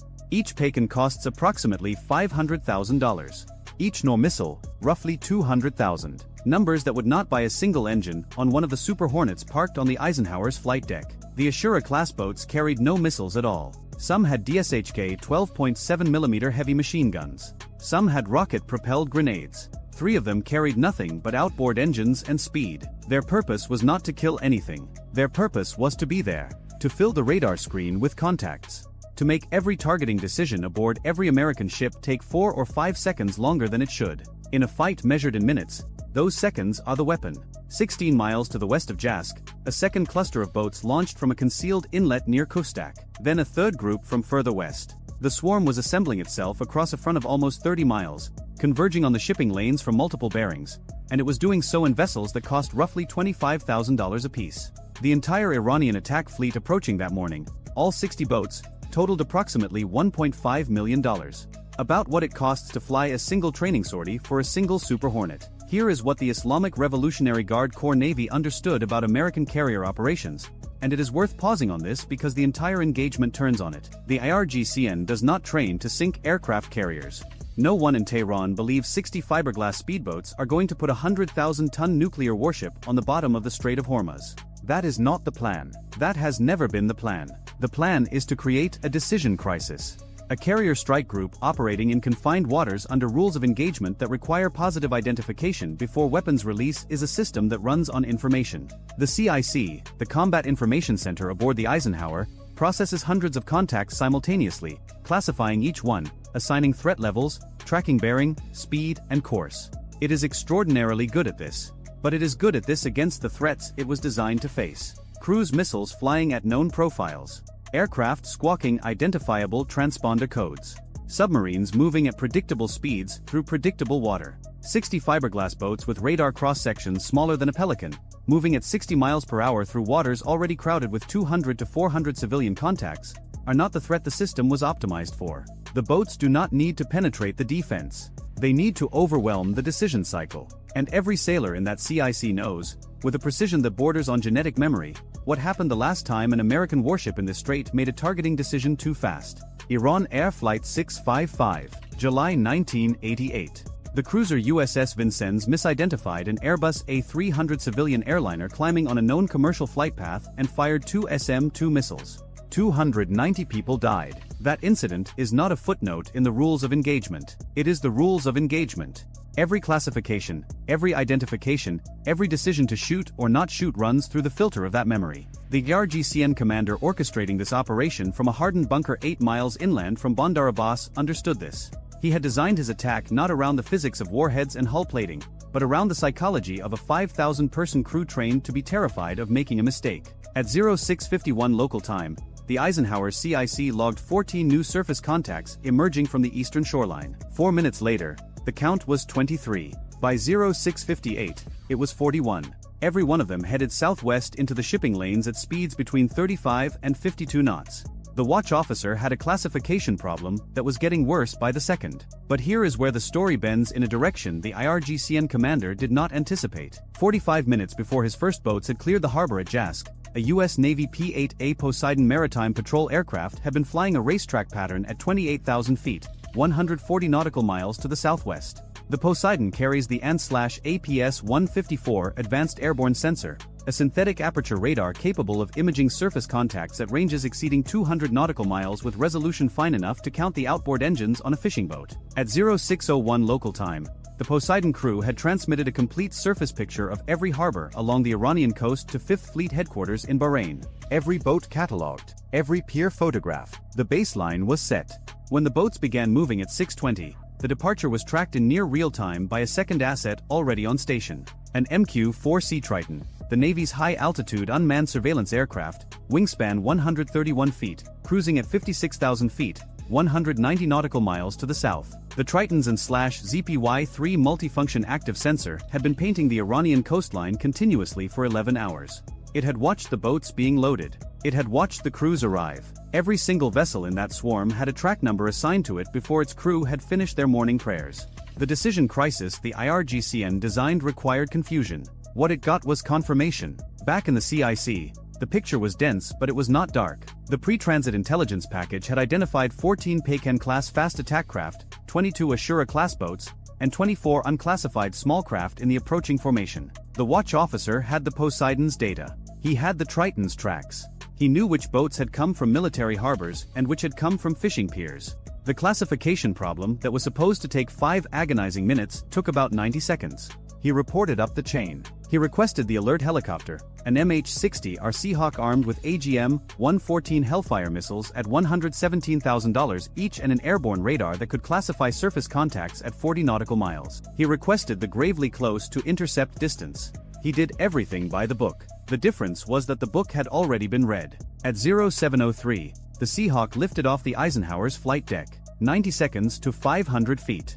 The sensor operator began working contacts from west to east using the ANS/APS-153 multimode radar and the MX-15 electro-optical turret. 8 seconds per classification. 41 contacts at last count meant roughly 5.5 minutes for a full sweep. But the crew was not starting from zero. They were confirming what the Triton had already reported. The classifications came faster. Weapons mounts on the lead boats. Missile rails on the Peikens. Machine guns on the Ashuras. By the time the Seahawk had been airborne for 3 minutes, 11 boats had been positively confirmed as hostile. Under the standing rules of engagement, a vessel carrying visible weapons, moving at attack speed, on a direct heading toward a U.S. warship, constitutes demonstrated hostile intent.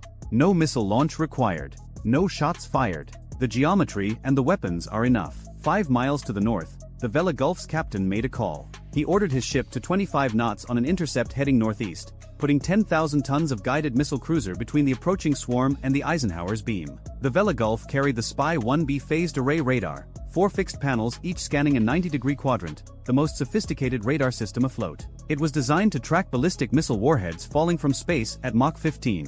Using it to sort speedboats from fishing dhows at 6 miles was like using a surgical laser to cut birthday cake. Functional, but not the intended application. At 0706, the count reached 53. 7 more boats had appeared from the direction of Kustak. The swarm was arranged in a rough crescent, its leading edge 6 nautical miles from the Eisenhower, its trailing elements still 12 miles out. The crescent shape was deliberate. It forced the American escorts to choose which arc to cover. Defend the north, expose the south, cover the east, leave the northwest open. There is no geometry that allows 3 ships to cover 60 converging boats across a 120-degree arc.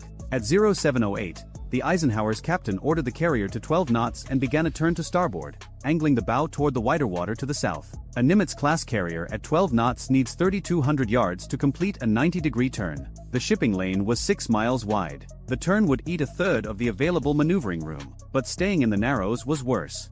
At 0710, the Gravely fired the first shots of the engagement. Not a missile. Not the 5-inch gun. The forward Mark 38 Mod 2 chain gun, a 25mm stabilized weapon that can put rounds on target at 2,200 yards.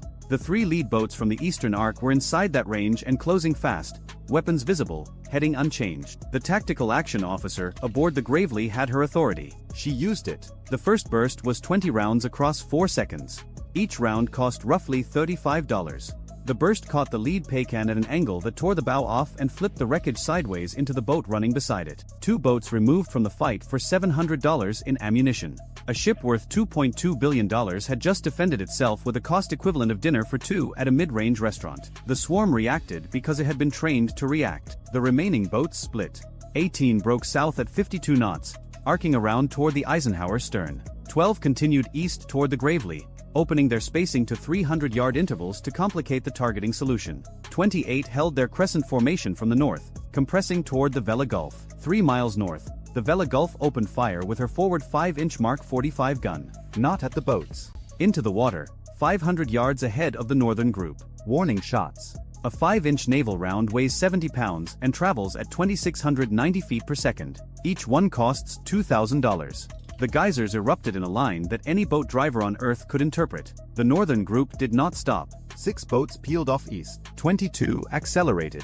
At 0712, the first Nor missile launched from a paycan in the eastern group, 4.1 nautical miles from the Gravely. The missile dropped off its rail, the solid rocket booster ignited, and it accelerated to Mach 0.98, descending to 15 feet above the wave tops.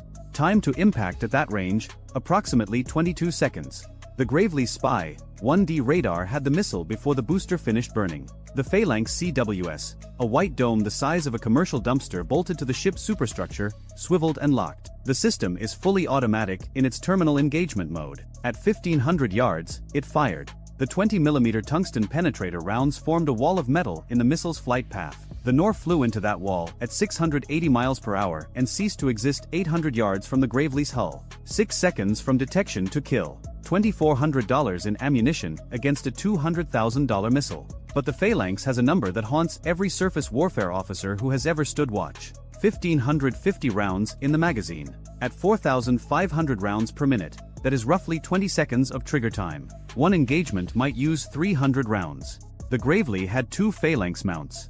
If 5 missiles arrived simultaneously from different bearings, the arithmetic collapsed. The IRGCN had studied the same arithmetic. Within 8 seconds of that first launch, 4 Nor missiles were in the air. 1 from the eastern group targeting the Gravely, 1 from the northern arc aimed at the Vela Gulf, then a second and third from separate boats in the northern formation, also aimed at the cruiser. All sea skimming, all on different bearings. IRGCN doctrine calls this a saturation salvo. The concept is older than the boats firing them. It is the oldest idea in naval warfare dressed in modern clothing. Throw more projectiles than the defense can handle. The Vela Gulf's Aegis system was built to handle exactly this kind of problem. The SBY-1B tracked all 4 missiles simultaneously and began pairing them with interceptors. But the captain made a decision that would be dissected in after-action reports for years. He did not fire SM-2 missiles at the incoming Noors. An SM-2 Block IA costs $2.1 million. It is designed to kill aircraft and cruise missiles at ranges up to 90 nautical miles, maneuvering targets at altitude, the kind of threat that justifies the price tag. Spending one on a $200,000 anti-ship missile at 4 miles range, when other options existed, was a calculus he was not willing to accept. Instead, he relied on the 2 phalanx mounts and ordered the electronic warfare suite into active jamming. The SLQ-32 electronic warfare system aboard the Vela Gulf is designed to detect, classify, and jam incoming missile seekers. It pumped a wall of electromagnetic noise across the frequency bands the Noor's active radar seeker uses for terminal guidance. The Noor is fire and forget, but its seeker is a derivative of Chinese technology from the early 2000s. Against a modern electronic warfare suite, it has the electronic resilience of a television remote control. The first missile lost lock at 2,100 yards. It corkscrewed right, hit the surface, and detonated on impact with the water 400 yards off the cruiser's port beam. The blast threw a geyser 60 feet into the air. Impressive and harmless. The second missile held lock 3 seconds longer, close enough for the forward phalanx to engage. 4 seconds of fire. The missile came apart in a cloud of fragments and spray 600 yards out. The third missile had been targeted poorly from the start. It passed 1,200 yards astern without the seeker ever acquiring the ship, flew for another 9 seconds, and hit the water. The fourth missile found the Vela Gulf. It struck the port side amidships, 6 feet above the waterline, just forward of the number 2 exhaust stack. The 330-pound warhead detonated on contact. The blast tore a hole roughly 12 feet by 8 feet through the hull plating and started a fire in the auxiliary machinery room. The ship shuddered along her entire length. Damage control alarms sounded across every deck. 3 sailors were killed instantly. 11 more were wounded, 4 critically. The cruiser listed 2 degrees to port and began taking water through the breach. She did not stop fighting. Her Aegis system stayed online. Her 5-inch gun continued firing. Her engineering crew began the damage control procedures they had drilled 1,000 times. But the hit changed the nature of the engagement for every American in the formation. The carrier strike group had just taken its first combat damage in a surface action against Iranian naval forces. And every frame of what happened next would eventually be viewed by 435 members of Congress, the Joint Chiefs of Staff, and roughly 200 million people with internet connections. For miles above the strait, 2F divided by a -18E Super Hornets from VFA 86, the Sidewinders, had been holding in a racetrack pattern since 0655. Launched as a precautionary combat air patrol before the swarm was fully detected, each jet carried 4 AIM-9X Sidewinder heat-seeking missiles at $472,000 each and a 20mm M61A2 Vulcan cannon with 578 rounds. The AIM-9X was designed to kill fighter aircraft pulling 9 GS at Mach 2. The idea of firing one at a wooden boat doing 60 miles per hour belongs in a different category of military procurement. But the Vulcan cannon, a weapon that has been in service in various forms since 1959, works exactly as well against a speedboat as it does against anything else that cannot survive being hit with 200 rounds of 20mm high explosive incendiary in 2 seconds.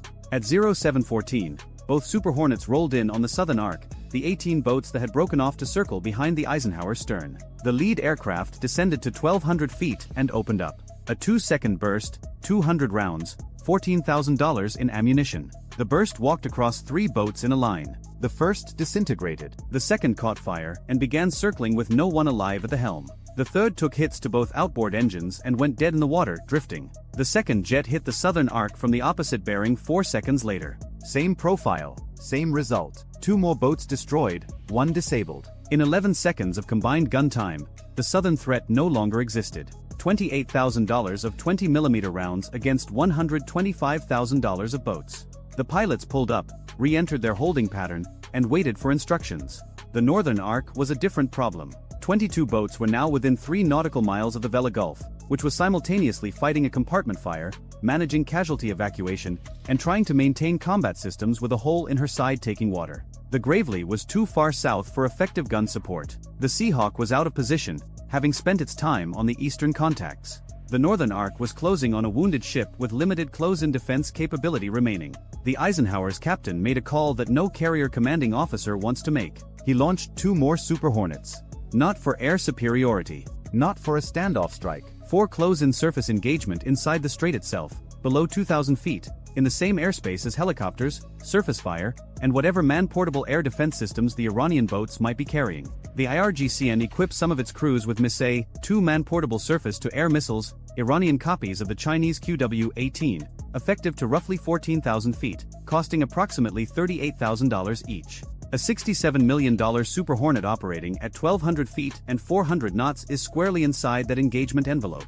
The risk was real and accepted. At 0716, 3 things happened in rapid succession. The 2 new Super Hornets began their descent toward the northern group. The Gravelease-embarked Seahawk fired 2 Hellfire missiles at remnants of the Eastern Arc, deleting 2 boats at $117,000 per kill. And in his bunker near Bandar Abbas, the IRGCN commander who had designed this operation watched his swarm lose its 14th boat in 6 minutes without accomplishing the one thing it needed to accomplish. The Eisenhower had not stopped, had not reversed course, had not called off the transit. The decision crisis he had designed had been answered. The answer was that the Americans had made their decisions before the first boat cleared the harbor. The northern group began to come apart. Not all at once. 8 boats turned east, back toward Iranian territorial waters, engines screaming at full throttle. 6 held course toward the Vela Gulf, apparently committed.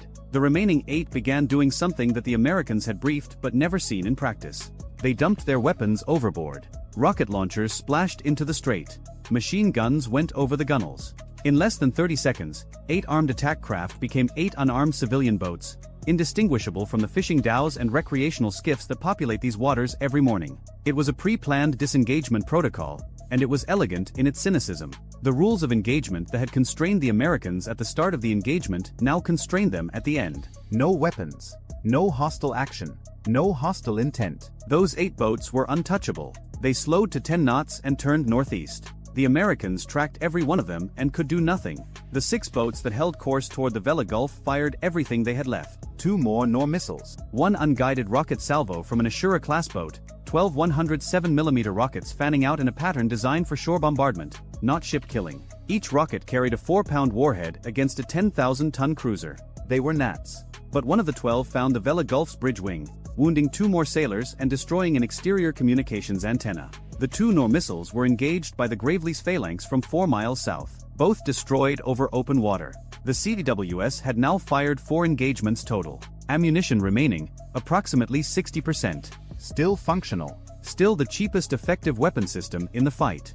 At 0719, the newly launched Super Hornets reached the northern group. The lead aircraft fired an AIM-9X Sidewinder at a Pecan that had just launched a missile. $472,000 of infrared-guided air-to-air missile, designed to pull 60 GS while chasing a fighter at Mach 2, dropped to sea level and intercepted a 46-foot fiberglass boat doing 52 knots. The 20-pound blast fragmentation warhead, engineered to crack titanium airframes, erased the boat from the surface of the strait so completely that the after-action review found no recoverable wreckage. The wingman used the cannon. 3 bursts, 3 boats, $42,000. By 0722, 15 minutes after the Gravelease first chain gun burst, the engagement was over. 23 Iranian boats sunk or disabled, 8 disarmed and retreating under the legal fiction of civilian status. The remainder scattering east toward Iranian waters at maximum speed, leaving wakes but no fight. The Vela Gulf was damaged but operational at 18 knots, listing 2 degrees to port with the fire contained to a single compartment. The Eisenhower had completed her turn to starboard and was accelerating south toward the Gulf of Oman at 22 knots, her air wings cycling overhead in stacked combat air patrols. The Gravely had not taken a scratch. The ledger for those 9 minutes reads like the receipt from an argument where everyone overpaid. Iranian material losses, approximately $8.6 million, including all missiles expended, 23 boats and their equipment on the bottom of the strait. An estimated 40 to 55 IRGCN personnel killed, a number Tehran would never confirm or discuss publicly. American ammunition expenditure across all platforms, approximately $1.9 million. Cannon rounds, Hellfire missiles, 1 Sidewinder, and several thousand rounds of phalanx tungsten. American damage, 1 Ticonderoga-class cruiser requiring an estimated 4 months of yard repair at a projected cost of $70 million. 5 American sailors dead, 13 wounded. A $25,000 fiberglass boat carrying a $200,000 missile had punched a $70 million hole in a billion-dollar warship. The IRGCN would frame that ratio and hang it on the wall. The U.S. Navy would note that the transit was completed on schedule and the carrier was never threatened. Both statements would be factually correct. Neither would be the full story. The Eisenhower cleared the strait at 0814 local time and entered the Gulf of Oman. Behind her, The Vela Gulf limped south at reduced speed with the Gravely riding escort and a damage control team still working below the waterline. Ahead, the open ocean and the relative safety of deep water and wide maneuvering room. In a bunker near Bandar Abbas, an IRGCN commander sat with his after-action data and a problem. He had executed the swarm doctrine exactly as designed. He had achieved a missile hit on a major American warship. And he had lost nearly half his force in under a quarter of an hour, without slowing the transit by a single minute. The decision crisis had been answered before it was posed. The prepositioned Poseidon, the Triton at 56,000 feet, the intelligence picture that eliminated the ambiguity his plan depended on. His operation required fog. The Americans had brought floodlights. 6,800 miles to the west, in a windowless briefing room in the Pentagon, a Navy captain stood before a group of congressional staffers and explained why a $4.6 billion carrier strike group had needed a $2,400 burst of 20mm chain gun rounds to survive the morning. The staffers took careful notes. They asked about the $70 million repair bill. They asked about the 5 dead sailors. They asked about the 8 boats that had dumped their weapons and driven away untouched. The captain did not mention that the $2,400 burst had worked perfectly. That was not the number anyone in that room had come to discuss. At 0711 local time, a Mark 54 lightweight torpedo drops from the port weapons pylon of an MH-60 Seahawk helicopter hovering 1,100 feet above the pale green surface of the Strait of Hormuz and enters the water with a sound that 3 sonar operators on 3 different warships will later describe, independently, using the exact same word. Splash. Not the dramatic kind. The kind you hear when someone drops a toolbox off a dock. 9 feet of guidance electronics, propulsion motor, and 96 pounds of high explosive sinking through warm shallow water at an initial descent rate of 15 feet per second, motor not yet lit, still falling like a stone. 4 seconds later the motor ignites and the torpedo accelerates to 40 knots on a bearing of 047 degrees toward a contact designated Sierra 1, a contact that has been sitting motionless on the sandy bottom of the strait for the last 19 hours, breathing through its hull like a sleeping animal, unaware that it has already been dead for most of that time. The contact is an Iranian Ghawtar-class midget submarine. It cost $30 million to build. The torpedo chasing it cost $451,000. Somewhere in the Pentagon's budget office, that ratio will appear on a spreadsheet next quarter and no one will highlight it because it is not unusual enough to warrant attention. That is the kind of war this is. But the torpedo is the middle of the story. The beginning is 72 hours earlier and 400 miles to the northeast, inside a hardened bunker 14 miles southeast of Bandar Abbas, where an Iranian naval commander whose name will not appear in any post-operation analysis is standing in front of a wall display showing the real-time positions of every vessel transiting the Strait of Hormuz.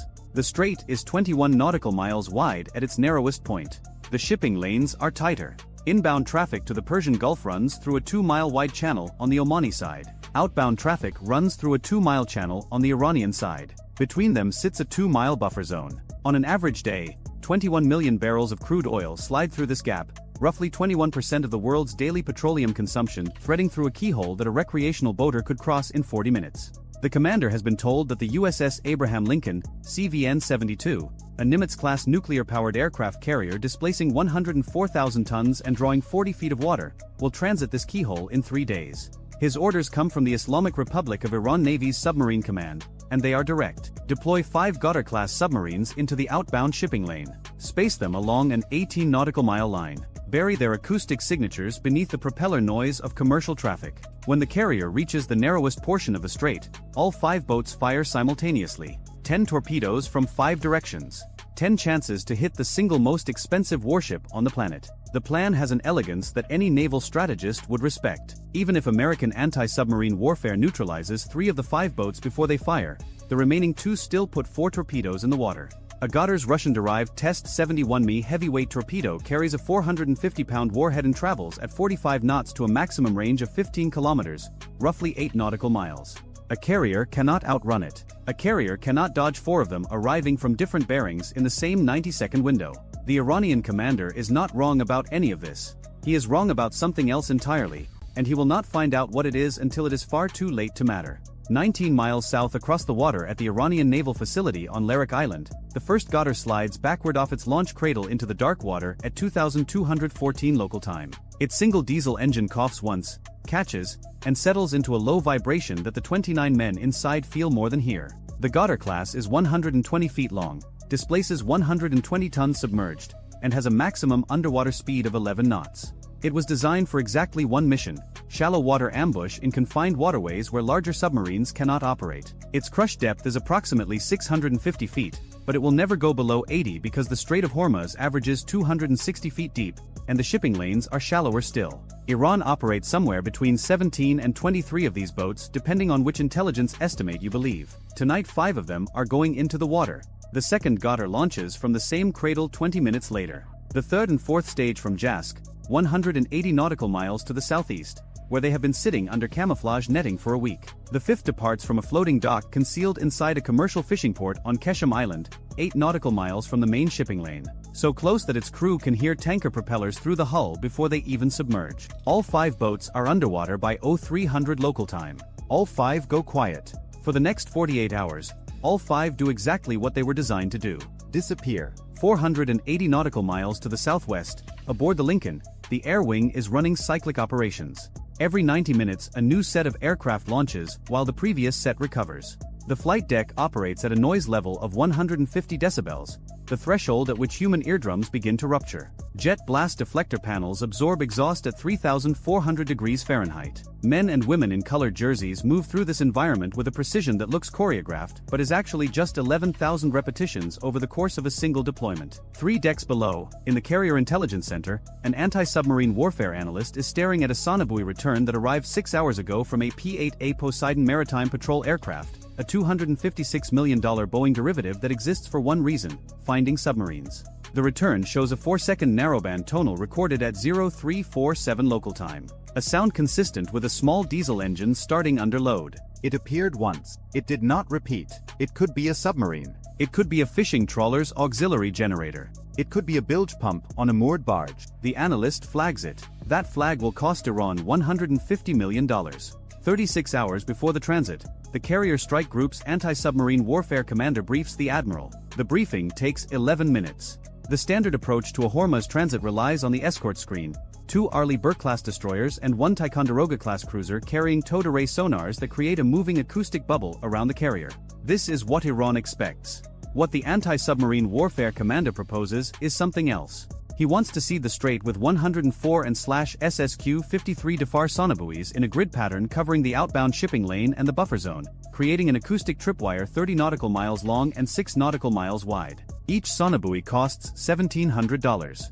The entire grid costs $176,800, less than the price of a single torpedo the Ghadars are carrying. Iran is about to learn why Americans do not get free dental care. The admiral approves it before the commander finishes the sentence. 2 P-8A Poseidons deploy from Al Dhafra Air Base in the United Arab Emirates, 300 nautical miles to the west. Each aircraft carries 120 sonobuoys in rotary launchers mounted in the aft fuselage. The buoys fall at predetermined intervals, hit the water, deploy a hydrophone to a preset depth, and begin transmitting encrypted acoustic data to both the aircraft overhead and the Carrier Strike Group's Combat Information Center. By 0400 local time the day before the transit, 104 sonobuoys are in the water, listening. 14 nautical miles east, sitting on the sandy bottom at 75 feet, the commander of Ghadar 1 does not know the buoys are there. His orders are to remain stationary, engines off, all non-essential systems secured. The Ghadar can sit on the bottom for 6 hours before its air supply requires snorkeling. His crew is trained for this.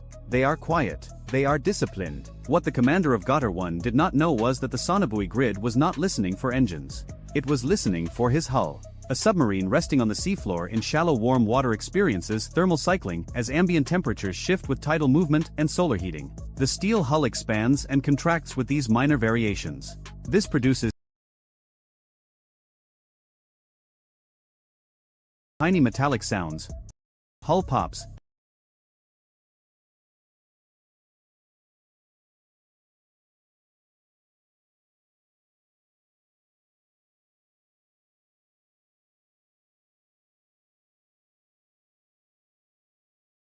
That are acoustically distinct from any biological source. They sound like someone flicking a fingernail against the side of an aluminum can. They are impossible to suppress because they are a function of physics, not machinery. A could shut down every system, hold their breath, pray, and the hull would still give them away. The AN/SSQ-53 Dafar buoy can localize these sounds to within 300 meters.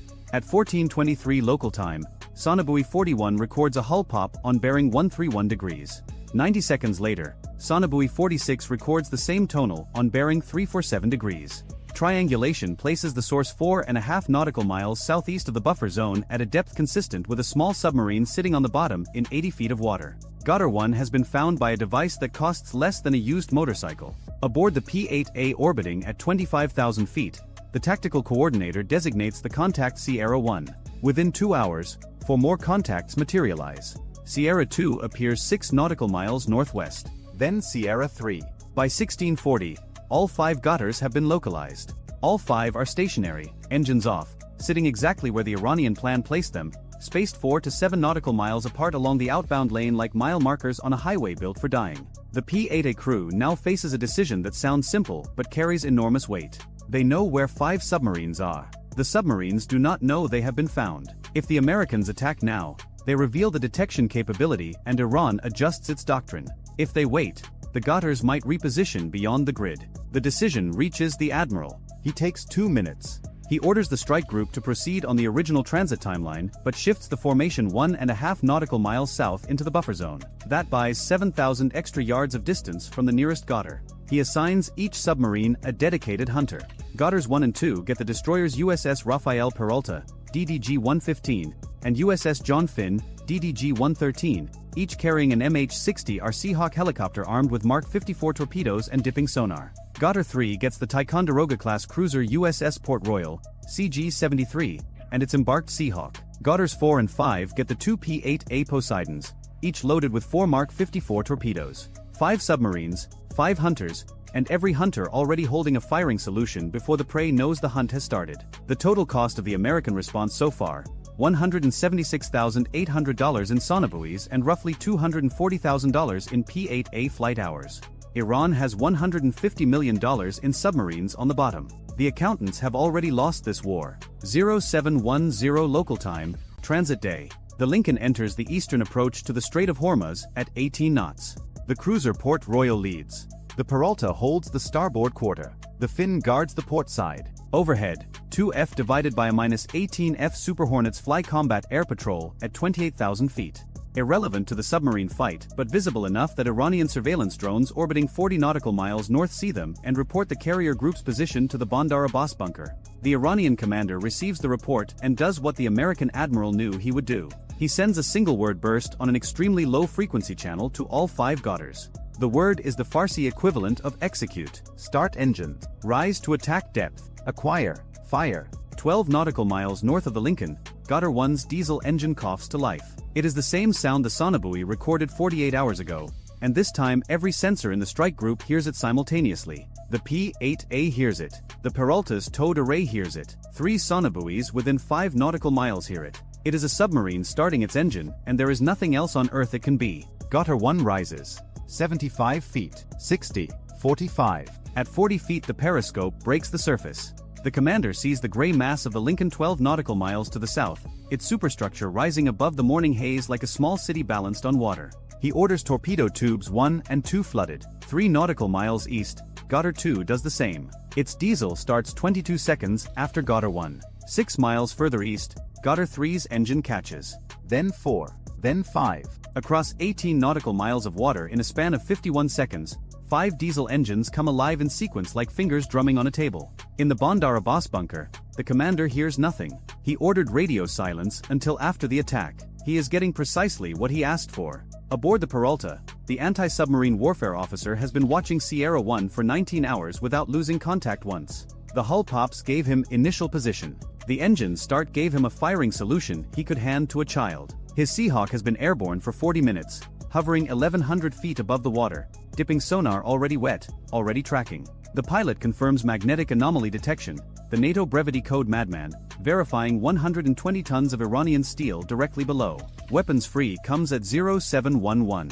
The Seahawk releases 1 Mark 54 torpedo. It enters the water. 4 seconds. Motor ignition. 40 knots. The onboard sonar acquires Goddard 1 at a range of 370 meters.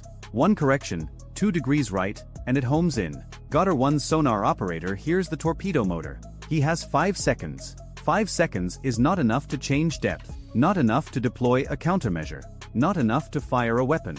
It is enough to know what is about to happen. The Mark 54 detonates 2 feet from the pressure hull just after the sail. 96 pounds of explosive, designed not to overkill but to crack. The Gotter's hull fails instantly. Water enters at 17 pounds per square inch. The boat sinks in 8 seconds. The bottom is 90 feet down, not far to fall. 3 nautical miles east, Gotter 2's commander hears the explosion. Sound travels through seawater at 5,000 feet per second. He heard the torpedo motor first, a high-pitched whine that every submariner recognizes and none want to hear, and then the detonation. He makes a decision that courage demands and physics will punish. He opens both torpedo tube outer doors and fires. One test 71 Mi torpedo enters the water at 0712, heading south-southwest at 45 knots toward the Lincoln. This is the vampire call. This is what sends the word across 3 encrypted channels simultaneously. Inbound anti-ship torpedo detected. Aboard the Lincoln, 14 weapon systems begin automated engagement sequences. The carrier heels into an emergency turn to starboard, 30 degrees, accelerating from 18 to 32 knots. 104,000 tons of nuclear-powered steel carving through the strait hard enough that unsecured objects slide off every flat surface on the ship. The SLQ-25 Nixie torpedo decoy deploys automatically from the stern, a towed device emitting acoustic signatures that mimic the carrier's propellers, trailing 600 feet behind. Gotter 2 fires its second torpedo 8 seconds later. Same bearing, same solution. The commander has emptied his entire magazine. 2 shots, because 2 is all a Gotter carries. That is the whole arsenal. Both torpedoes are now running south at 45 knots. But the Lincoln is not where the firing solution says it is. The Admiral shifted the formation 1.5 nautical miles south during the night. Gotter 2's commander built his attack on a position reported by an Iranian drone 10 hours earlier. The carrier has moved. Both test 71 Mi torpedoes have a maximum range of 15 kilometers, roughly 8.1 nautical miles. The Lincoln is now 11 nautical miles away. Both torpedoes will exhaust their fuel 2.9 nautical miles short of the target. They are chasing a ship they will never reach, burning through propellant at 45 knots toward nothing, and the man who fired them does not know it. 4 nautical miles northeast, the Finn Seahawk drops a Mark 54 on Gotter 2 at 0713. Acquisition in 9 seconds. Detonation against the forward hull at 0713 and 18 seconds. The submarine breaks in half. The bow section drops immediately. The stern floats for 3 minutes, diesel smoke curling upward from the ruptured engine compartment, before taking on enough water to slide under. From orbit, it will look like a gray smudge going nowhere. 12 nautical miles east, above Gotters 4 and 5, the 2 P-8A Poseidons have been holding at 5,000 feet with continuous sonobuoy track on both contacts. Gotter 4 starts its engine at 0711, same as the others. Its commander is methodical. He waits for a confirmed periscope bearing before flooding tubes. He follows every procedure. He is the most competent commander in the water, and it will not save him. The first P-8A drops a Mark 54 at 0712 from 800 feet using coordinates fed by sonobuoy 73. The torpedo enters the water 200 meters from the Gotter. Acquisition is immediate. Impact at 0712 and 12 seconds. The commander who waited, who did everything by the book, who earned whatever commendation his navy gives for composure under pressure, never fires a shot. A $451,000 weapon just killed a $30 million submarine. 6 nautical miles southeast, Gotter 5's commander hears the third explosion and makes the only rational choice remaining. He orders emergency dive to the bottom and full shutdown. Return to what worked before. Sit still. Stay silent. Wait. It is the correct decision. It is exactly what the Gotter was designed for. It is also a decision made against an enemy that found him by listening to his hull breathe. Gotter 5 settles to 75 feet. Engine off. Crew silent. 38 seconds later, sonobuoy 91 records a hull pop as the pressure hull adjusts to the depth change. The P-8A overhead marks the position. A Mark 54 enters the water at 0715. Acquisition takes 14 seconds, longer because the target is stationary and quiet. The torpedo circles once, reacquires, and strikes the stern. The explosion ruptures the engine compartment. The submarine settles into the sand, cracked open, leaking diesel fuel that will spread into the oil slick visible on satellite imagery the next morning. That leaves Gotter 3, sitting in the center of what used to be a gauntlet, 8 nautical miles north of the Lincoln. Its commander has heard 4 explosions in 4 minutes. He has 2 torpedoes and a bearing on the carrier. The carrier is at the outer edge of his weapons range. He fires both. 2 test 71 Mi torpedoes enter the water at 0715 heading south at 45 knots. The Lincoln, still in its emergency turn, is now 8.5 nautical miles from Gotter 3. Maximum torpedo range, 8.1 nautical miles. the torpedoes will fall short by 730 yards. That gap, less than half a mile, is the distance between catastrophe and survival. It is the distance created by an admiral who moved his ship in the night because an analyst noticed a sound 6 hours before anyone else did and thought it was worth flagging. The Port Royal Seahawk drops the final mark 54 on Gata 3 at 0716. Acquisition in 7 seconds. Impact at the torpedo tube section, the weakest structural point on the hull. The submarine folds. It sinks in 11 seconds. At 0719 and 47 seconds, 9 minutes and 47 seconds after the first Vampire call, the last Goddard-class submarine in the Strait of Hormuz stops being a submarine and becomes debris. 5 boats. 10 torpedoes intended. 4 torpedoes actually fired. 0 hits. 5 kills. Under 10 minutes. In the water between the kill zones, 4 test 71 torpedoes are still running. 2 from Goddard 2 will exhaust their fuel at 0720, dying 2.9 nautical miles from a carrier that was never where they thought it was. 2 from Gata 3 will exhaust at 0719, 730 yards short. All 4 sink to the bottom, inert, guidance sections still pinging into empty ocean. Aboard the Lincoln, the captain orders a return to base course.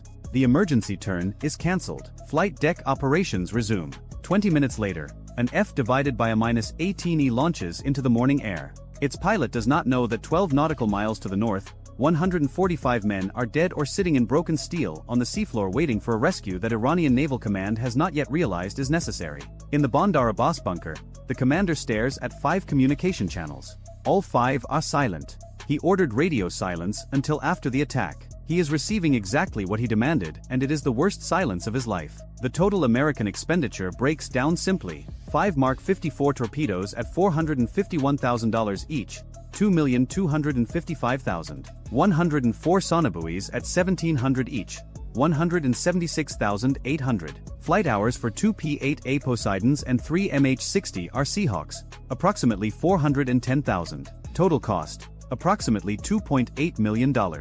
Iranian losses: 5 Goddard-class submarines at $30 million each, $150 million, plus 145 crew. The cost ratio is 53-1. The torpedoes that missed the carrier cost more individually than the torpedoes that sank the submarines that fired them. 700 meters south of the debris that used to be Goddard 3, a sonobuoy bobs on the surface. It has been in the water for 44 hours.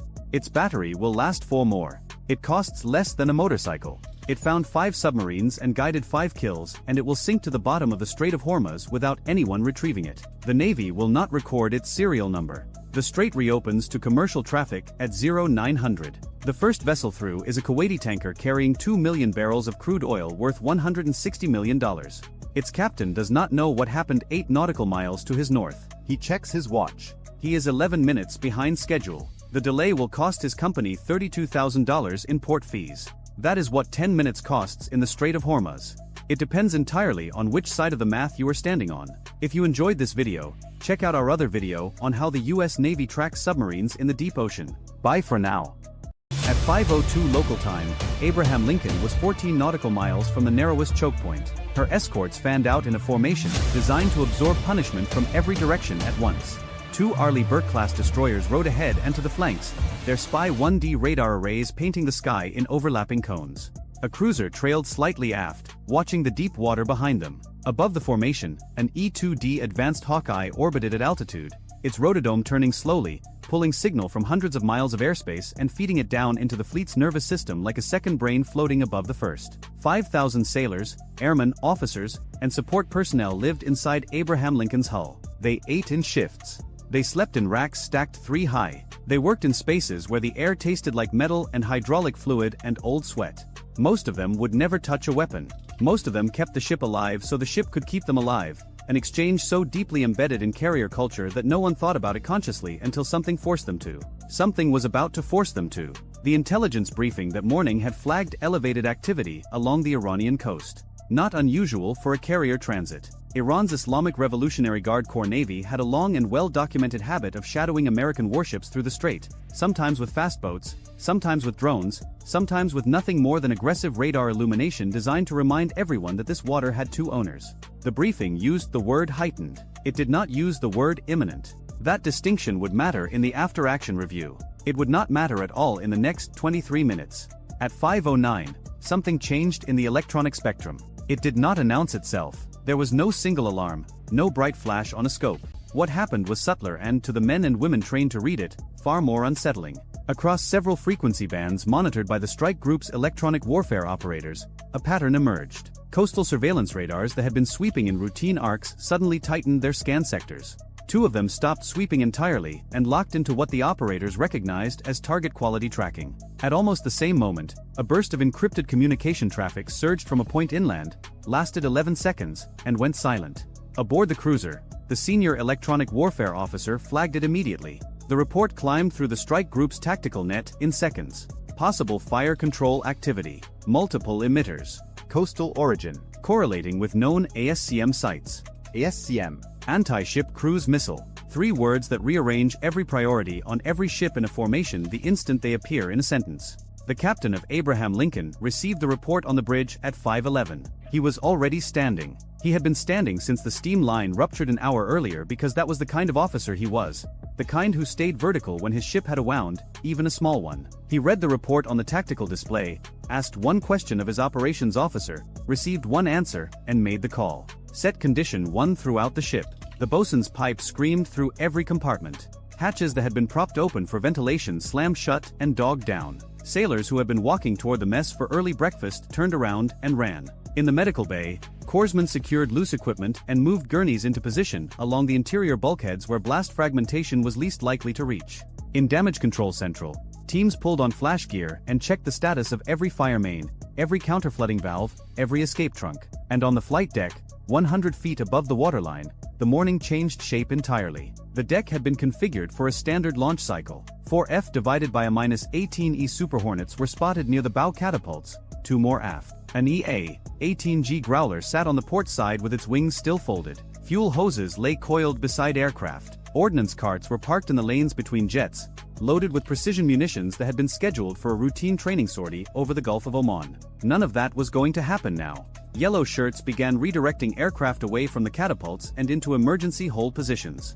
Red shirts sprinted toward the ordnance carts, not to load weapons but to secure them, because 1,000 pounds of guided steel rolling free across a flight deck during a missile impact would kill as efficiently as the missile itself. Brown shirts dropped to their knees beside tie-down chains and cranked them tight. The choreography was violent and precise and completely silent beneath the wind. At 5:14, the Hawkeye called it. The voice was calm. Hawkeye crews are selected partly for their ability to deliver catastrophic information as though they are reading a grocery list. What came down the net was this: multiple launch events detected, bearing 047, correlating with Bandar Abbas coastal region. Assess 4 to 6 missile-class objects. Trajectories tracking southwest. Inbound to strike group. 4 to 6. Not one. Not a warning shot. Not a probe. A salvo.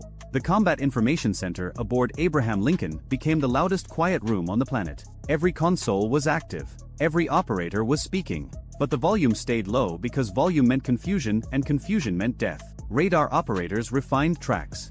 Weapons coordinators assigned threats to escorts. Communication teams pushed updates to every ship simultaneously. The Air Warfare Commander, seated at the center of the space like a conductor surrounded by instruments, began sequencing the defense. Layer 1. The Aegis destroyers. At 5:15, the forward destroyer locked its Spy 1D radar onto the leading inbound tracks and began generating firing solutions. The system did not hesitate. It did not ask for confirmation. Aegis was built for exactly this kind of arithmetic: multiple threats, converging bearings, collapsing time. The computer offered its answer in milliseconds. The human confirmed it in less than 2 seconds. 2 SM. 2 standard missiles left the forward vertical launch cells with a sound that sailors on the carrier described later as a door being ripped off its hinges by a freight train. The white exhaust columns punched upward, bent toward the horizon, and vanished into speed. A beat later, the second destroyer fired its own pair, 4 interceptors now racing outward to meet whatever was coming inward. On Abraham Lincoln's bridge, the captain watched the tactical display update. 4 blue arcs reaching toward 4 red symbols. Simple geometry. Life or death math. At 5:16, the first intercept registered. One of the SM-2s found its target at range, and the inbound track disintegrated into a scatter of fragments that the radar briefly painted as a cloud before they fell below detection. Track 1, killed. The CIC logged it without emotion. But tracks 2 through 5 were still alive and still closing, and the picture was about to get worse. Because the Hawkeye had just revised its count. Not 4 to 6 inbound, 8, possibly 9. A second wave of launches had occurred 20 seconds after the first, from a different point along the coast, staggered in timing and bearing to arrive at the strike group from slightly different angles. This was not a volley. It was a coordinated barrage designed to saturate the defense from multiple vectors simultaneously. The air warfare commander aboard Abraham Lincoln absorbed the update and adjusted without pause. He had trained for this. Every officer in that room had trained for this. The nightmare scenario for a carrier strike group was not a single missile. A single missile was a problem with a solution. The nightmare was volume, enough inbound threats arriving fast enough and spread wide enough to overwhelm the interceptors, exhaust the close-in defenses, and put at least one warhead onto steel. Iran had just tried to build that nightmare. At 5:17, the escorts were firing continuously. SM-2s and SM-SIXs left the rails in pairs, each one assigned to a specific track, each one burning toward a different piece of the incoming swarm. The sky over the northern Gulf flickered with distant intercepts, brief white flashes that looked almost beautiful from the flight deck if you did not understand what they meant. 2 more tracks died, then a third. But the barrage had been designed with redundancy. For every missile the Americans killed, another was still flying, still skimming the surface, still driving toward 5,000 people and 100,000 tons of steel. One of the inbound tracks dropped so low it merged with the sea return on radar. For 4 seconds it simply ceased to exist on every scope in the strike group. The electronic warfare officer aboard the cruiser swore once, quietly, into his headset. Then the Hawkeye reacquired it, lower than before, faster than it should have been at that altitude. The track had descended into the wave tops and accelerated for its terminal run. That missile was now aimed at the carrier. The forward destroyer shifted fire. 2 SM-2s redirected toward the low-flyer. One of them lost guidance in the clutter and self-destructed harmlessly. The other found the edge of the target's radar cross-section but detonated late, behind the missile, close enough to damage but not to kill. The track wobbled on the display. It slowed by a fraction. Then it steadied and kept coming. Aboard Abraham Lincoln, the CWS mounts woke up. The Phalanx close-in weapon system is the last door between an inbound missile and the ship it wants to kill. It is a 6-barreled 20mm Gatling gun married to its own radar, and it thinks faster than any human in the loop. When it activates, the sound is distinctive, a rising mechanical whine that climbs in pitch until it becomes a scream, and then the scream becomes a roar as the barrels spin to full speed and begin throwing tungsten at 4,000 rounds per minute. Every sailor on the ship heard it. In the berthing compartments. In the engine rooms. In the mess halls. In the magazine spaces deep below the waterline where men sat surrounded by high explosives and had nothing to do but listen. The CIWS on the starboard side engaged at 5:18. The burst lasted less than 3 seconds. 3 seconds of continuous fire that turned the air between the ship and the sea into a wall of metal fragments so dense that nothing could pass through it intact. The missile hit that wall at just under the speed of sound. It came apart 600 yards from Abraham Lincoln's hull. The explosion was low and flat, a hard orange flash followed by a spray of burning debris that scattered across the water in a fan pattern that reached close enough to spatter the hull with fragments. Sailors on the sponson level felt the heat. One of them described it later as standing too close to a bonfire that someone had thrown a car battery into. The ship shuddered, not from impact, but from the pressure wave and from the CWS recoil and from 5,000 people collectively holding their breath and then releasing it. Track killed. Terminal defense successful. But the morning was not done with them. At 5:19, while the last missile fragments were still hissing into the Gulf, surface search radar aboard the southern destroyer painted a new problem. Contacts emerging from the Iranian coastline at high speed. Small, fast, multiple. Not missiles this time. Boats. IRGCN fast attack craft. The kind of vessel Iran had spent decades perfecting for exactly this scenario. Shallow draft speedboats armed with rockets, short-range anti-ship missiles, and in some cases nothing more than a crew willing to close range and create chaos. They were cheap. They were expendable. And in the confined geometry of the strait, they were genuinely dangerous. The first count was 7. Within a minute, it revised to 11. They came from 3 different points along the coast, not in a single wave but in staggered groups that forced the strike group to divide its attention across a wide arc. Some held back at medium range, circling, watching. Others drove straight in, throwing up white rooster tails of wake as they accelerated toward the formation's outer ring. The swarm had arrived at the worst possible moment. The escorts had just expended interceptors on the missile barrage. Reload cells were cycling. Crews were still processing battle damage from the close intercept. And now they had to pivot from air defense to surface warfare without missing a beat. Aboard the screening destroyer, the captain made a judgment that would later be studied in tactical classrooms. He split his weapons systems. Aegis stayed oriented skyward in case another missile salvo was coming. The 5-inch gun and the ship's smaller weapons trained outward toward the approaching boats. He was betting that the swarm and the missiles were 2 halves of the same attack, and that committing everything to one threat would leave him naked against the other. He was right. At 5:20, as the first fast boats crossed within 5 nautical miles of the formation, another pair of missile launches bloomed on the Hawkeye's scope. Inland, same coastal corridor. Smaller signatures this time, possibly shorter-range weapons, but fired while the strike group's attention was being dragged toward the surface. The timing was precise enough to suggest a single coordinating hand somewhere on shore, watching, waiting, sequencing each layer to arrive when the Americans were most distracted. The second missile pair met SM-6 interceptors that the cruiser had been holding in reserve for exactly this contingency. Both inbound tracks died at range. Clean kills, no drama. But the expenditure was real. The strike group's magazine depth was not infinite, and every interceptor fired was one fewer available for whatever came next. On the surface, the fast boats were now close enough to see through binoculars from Abraham Lincoln's Island. Small dark shapes cutting white lines across gray water. They looked absurd against the backdrop of a nuclear-powered supercarrier. They looked like insects approaching a cathedral. But the men watching them did not feel safe, because they had read the history. They knew what the USS Cole looked like after a single small boat reached its hull. They knew what happened in the Millennium Challenge wargame when simulated swarm tactics sank a carrier in a simulation that the Navy had tried very hard to forget. Bridge-to-bridge warnings went out on open channels. Unidentified military vessels approaching United States naval formation. You are standing into danger. Alter course immediately. No response from any of them. At 5:21, the MH-60R Seahawk that had been turning rotors on the flight deck launched into a sky still smudged with smoke from the earlier intercepts.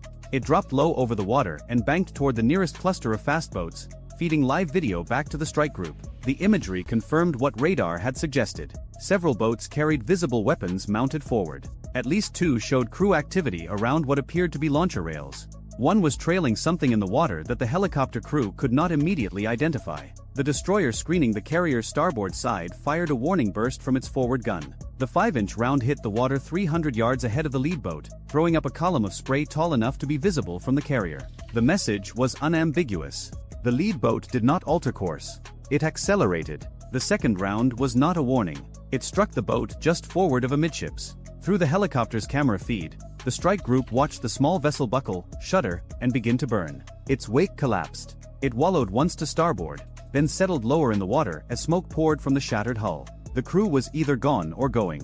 Nobody aboard the destroyer watched long enough to determine which. 2 boats behind the leader broke hard. One turned away. The other hesitated, drifted broadside to the formation for a long 5 seconds, then turned as well. But the flanking groups did not break. They adjusted, spreading wider, staying just outside the range where the escorts had demonstrated they would kill, probing for a seam. At 5:23, one of the flanking boats fired. It was a short-range weapon, possibly a C-704 derivative, launched from a rail so small that the Seahawk crew did not identify it until the exhaust trail was already visible.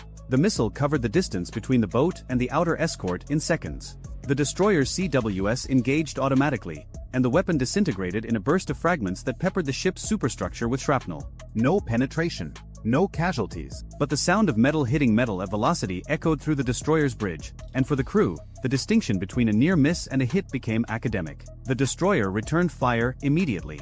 Not with the 5-inch gun this time, but with a harpoon. The response was wildly disproportionate in terms of cost and capability, $1 million anti-ship missile aimed at a fiberglass speedboat. But proportionality was no longer the governing principle. The principle was now suppression. The harpoon covered the distance in a flat, screaming arc and hit the offending boat at waterline. The detonation was massive relative to the target. The boat ceased to exist in any recognizable form. What remained was burning debris scattered across a circle of churning water. The other boats saw it. Every one of them saw it. And within 60 seconds, the swarm began to dissolve. Boats peeled off in 1s and 2s, turning back toward the coast, their wakes curving away from the formation like fingers uncurling from a fist. By 5:26, the surface picture was clearing, but the captain of Abraham Lincoln was no longer looking at the boats. He was looking at the coast. The real threat had never been the missiles or the boats alone. It had been the system behind them, the radars that had guided the first salvo, the communication nodes that had sequenced the swarm, the launchers that might still hold reloads, the command structure that had orchestrated the entire attack with enough precision to layer missiles, boats, and timing into a single coherent assault on a United States aircraft carrier. If that system survived the morning, it would try again. Maybe not today, maybe not this week, but it would try again. The captain's order was brief: launch the strike package. At 5:28, the flight deck of Abraham Lincoln transformed for the 3rd time that morning. It had gone from launch posture to emergency defense to survival mode. Now it shifted to something older and more fundamental. Retaliation. Catapult crews who had been crouching behind blast deflectors stood and moved to their stations. Steam pressure built in the catapult tracks. Yellow shirts guided the first Super Hornet forward, its wings unfolding as it rolled, weapons visible beneath them, 2,000-pound dams and a targeting pod that could read a license plate from 15,000 feet. The shooter touched the deck, the holdback released. The catapult fired, and the first strike aircraft left Abraham Lincoln's bow with a sound like the sky tearing open. 3 more followed in under 2 minutes. Then the Growler. The electronic warfare aircraft climbed out on a separate vector, its jamming pods already warming, its crew already mapping the Iranian electromagnetic order of battle from memory and from the data the Hawkeye was pouring into their systems. The strike package formed up over the Gulf and turned northeast, toward the coast, toward the launchers. At 5:33, the Growler began its work. Iranian coastal radars that had been sweeping confidently 10 minutes earlier found their signals bending, fracturing, drowning in noise. Tracking beams that had guided the morning's missile barrage stuttered and lost coherence. Communication links between shore batteries and their command nodes filled with phantom signals. The electromagnetic environment along the Iranian coast, which had been clear and organized during the attack, became a hall of mirrors. Behind the Growler, the Super Hornets descended to strike altitude and began their search. The first target appeared at 5:35, a mobile radar vehicle parked in a prepared revetment near the coast, its antennas still oriented toward the strait. The targeting pod locked on. The pilot confirmed the identification against the Hawkeye's earlier emissions data. The coordinates matched. The radar type matched. This was one of the systems that had guided the missiles that had nearly hit his ship. The JDAM fell clean. The explosion erased the revetment, the vehicle, and 30 meters of surrounding terrain in a single convulsion of dirt and fire. A secondary detonation followed, smaller but sharp, probably a generator or a fuel cache. The smoke column rose vertically in the still morning air. At 5:37, a second target resolved. A launcher site tucked into a wadi 2 kilometers inland. The camouflage netting over it had been hastily repositioned, suggesting the crew had attempted to relocate after their first salvo and had not moved fast enough. Through infrared, the launcher vehicle glowed hot.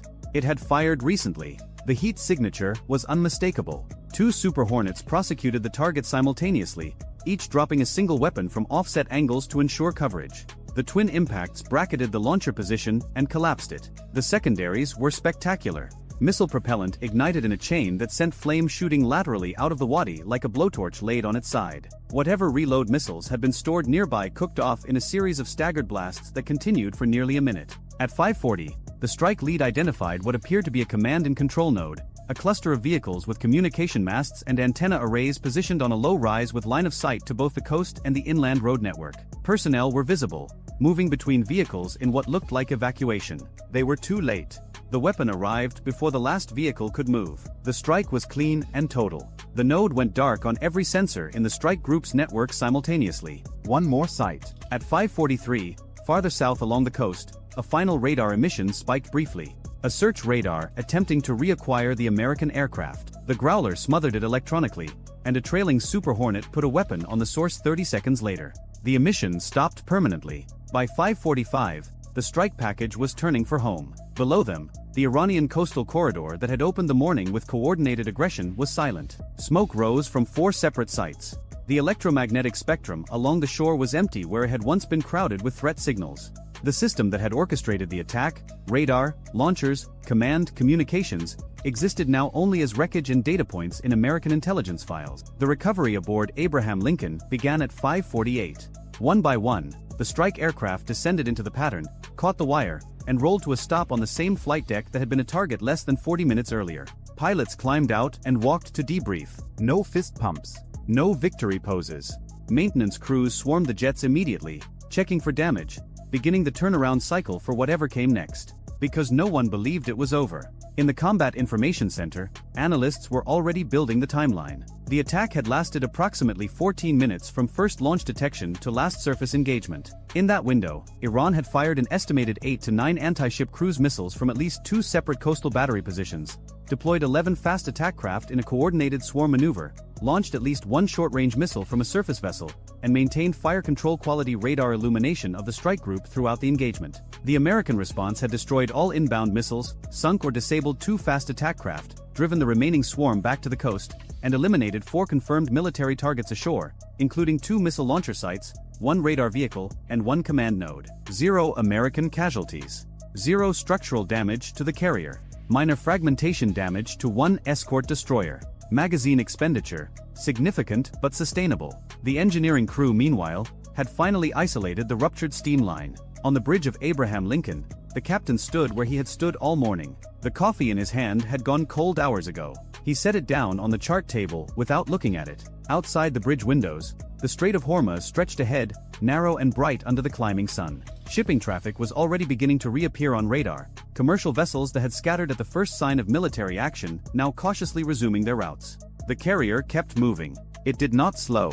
It did not turn. It drove forward through the choke point at the same speed and on the same course it had planned before the first alarm sounded. 5,000 people aboard. Jets on the deck. Escorts on the flanks. Radars turning. The strait was quiet again. But quiet in the Strait of Hormuz is not the same as safe. It is the space between what just happened and what might happen next. The strike group understood that distinction in a way that no briefing could teach and no simulation could replicate. They understood it because they had lived it, because for 23 minutes that morning, the mathematics of survival had been calculated in real time by real people aboard real ships, and the answer had come back in their favor by margins measured in seconds and hundreds of yards. Iran had opened the morning by attacking a symbol. By mid-morning, the symbol had answered. Not with rhetoric, not with restraint calibrated for cameras. With precision, with layered defense, with counterstrike, and with the quiet relentless machinery of a force that had spent 70 years preparing for exactly this kind of fight in exactly this kind of water. The smoke on the coastline would fade by afternoon. The intelligence files would not. And the next time an Iranian battery commander looked at his radar scope and saw an American carrier transiting the strait, he would remember what happened to the last team that pressed the button. Abraham Lincoln cleared the Strait of Hormuz at 6:14 local time. Behind her, the water closed over the morning as if nothing had happened at all. But inside the hull, in the CIC logs, in the pilot's debriefs, in the maintenance records and the ammunition tallies and the quiet conversations between sailors who had heard the CWS scream for real, the morning would last a very long time. The ship sailed on. The mission continued. And somewhere below decks, an engineering team finally secured the steam line repair and filed a work order that would be the most boring document produced aboard USS Abraham Lincoln that day. Nobody would read it for weeks. At 3:14 local time, a single BGM-109 Tomahawk Block V cruise missile cleared the forward vertical launch cell of the USS Philippine Sea, a Ticonderoga-class guided missile cruiser holding station in the central Persian Gulf, 140 nautical miles southwest of Bandar Abbas. The booster kicked it off the rail and fell away. Wings deployed. The turbofan caught air. And 1,600 pounds of guided American foreign policy dropped to 50 feet above the waterline and turned northeast at 550 miles per hour toward something the United States government had not publicly acknowledged existed. The target was not on any map distributed to coalition partners. Not in any Pentagon press briefing. Not in any leaked target list making the rounds on Telegram channels where Iranian state media pretended to have sources. The target was a hardened underground facility 11 kilometers east of Isfahan, buried 80 feet beneath a complex that satellite imagery showed as a pharmaceutical packaging plant. The kind of building nobody looks at twice. Which was the entire point.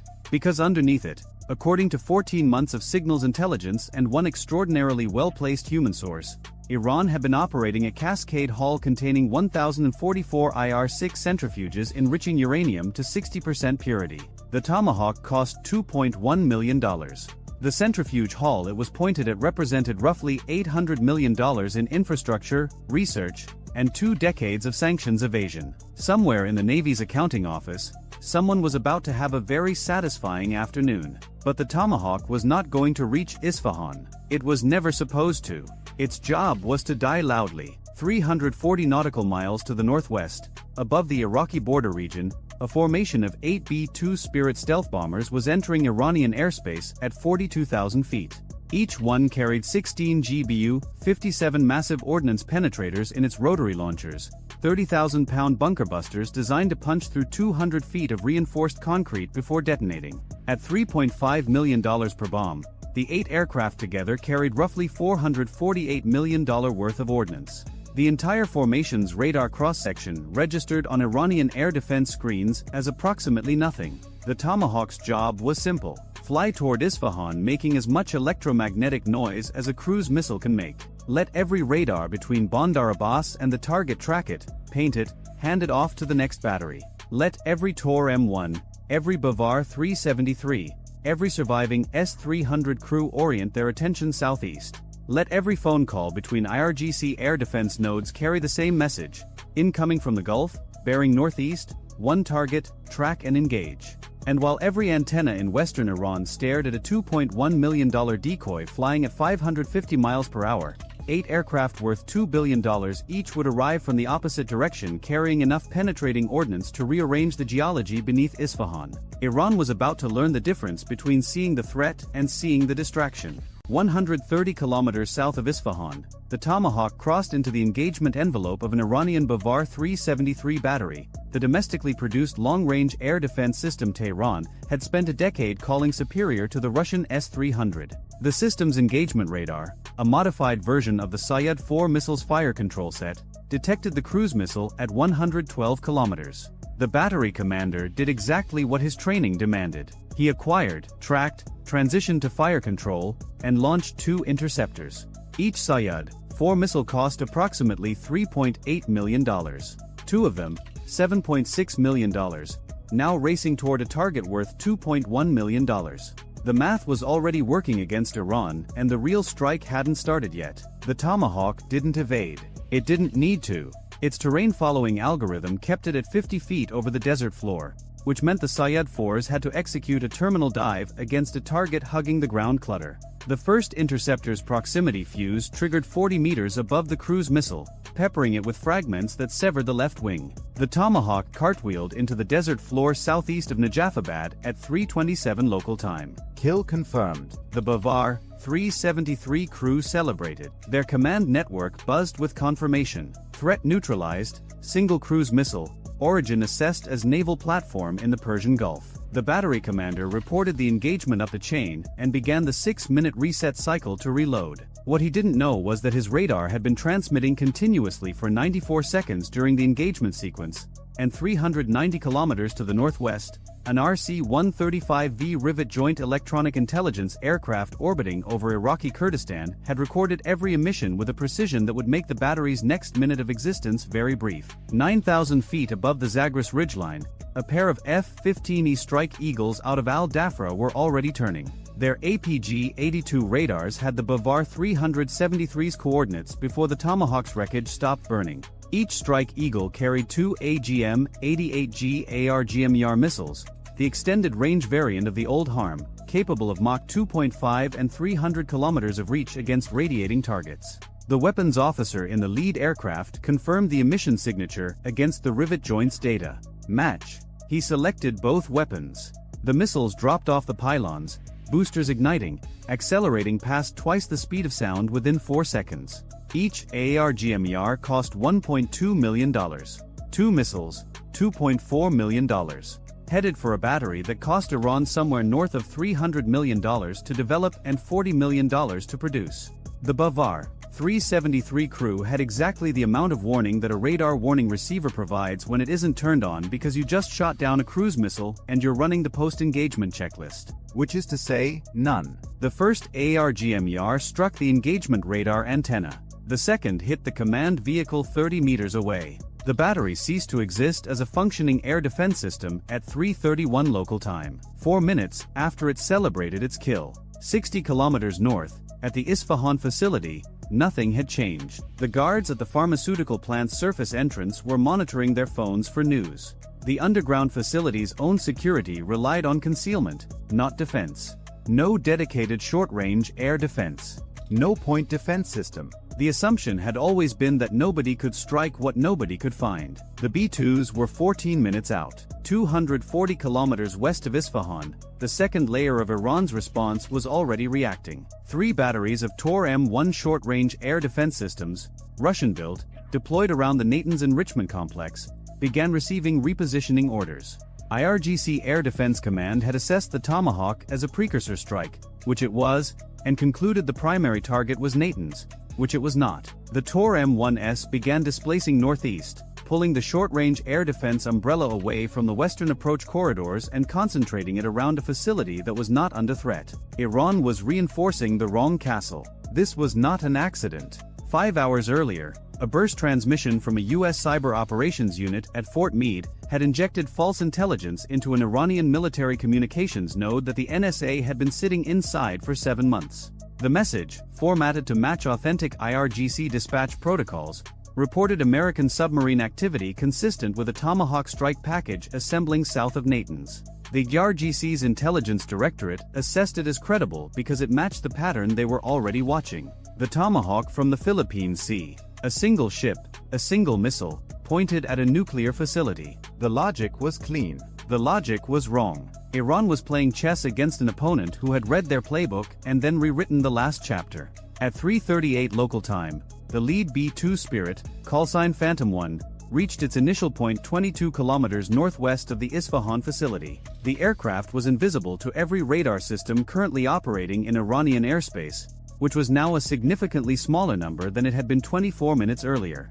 The B-2's APQ-181 radar, operating in synthetic aperture ground mapping mode, painted the terrain below with a resolution fine enough to distinguish the pharmaceutical plant's loading docks from its parking structures. The weapons system officer confirmed the target coordinates against the pre-mission imagery. The aim point was not the building. It was a specific GPS coordinate 80 feet below the building, corresponding to the center of the Cascade Hall's ceiling as mapped by ground-penetrating radar data collected by an RQ-170 Sentinel drone 3 months earlier. The GBU-57 massive ordnance penetrator is not a subtle weapon. It is 20 feet of hardened steel casing wrapped around 5,300 pounds of explosive, guided by coupled GPS and inertial navigation, designed to do one thing: go through whatever is between it and the target and then detonate. It enters the ground at terminal velocity, punches through layer after layer of earth and concrete using its own mass and speed, and detonates at a depth calculated to collapse whatever cavity exists at that level.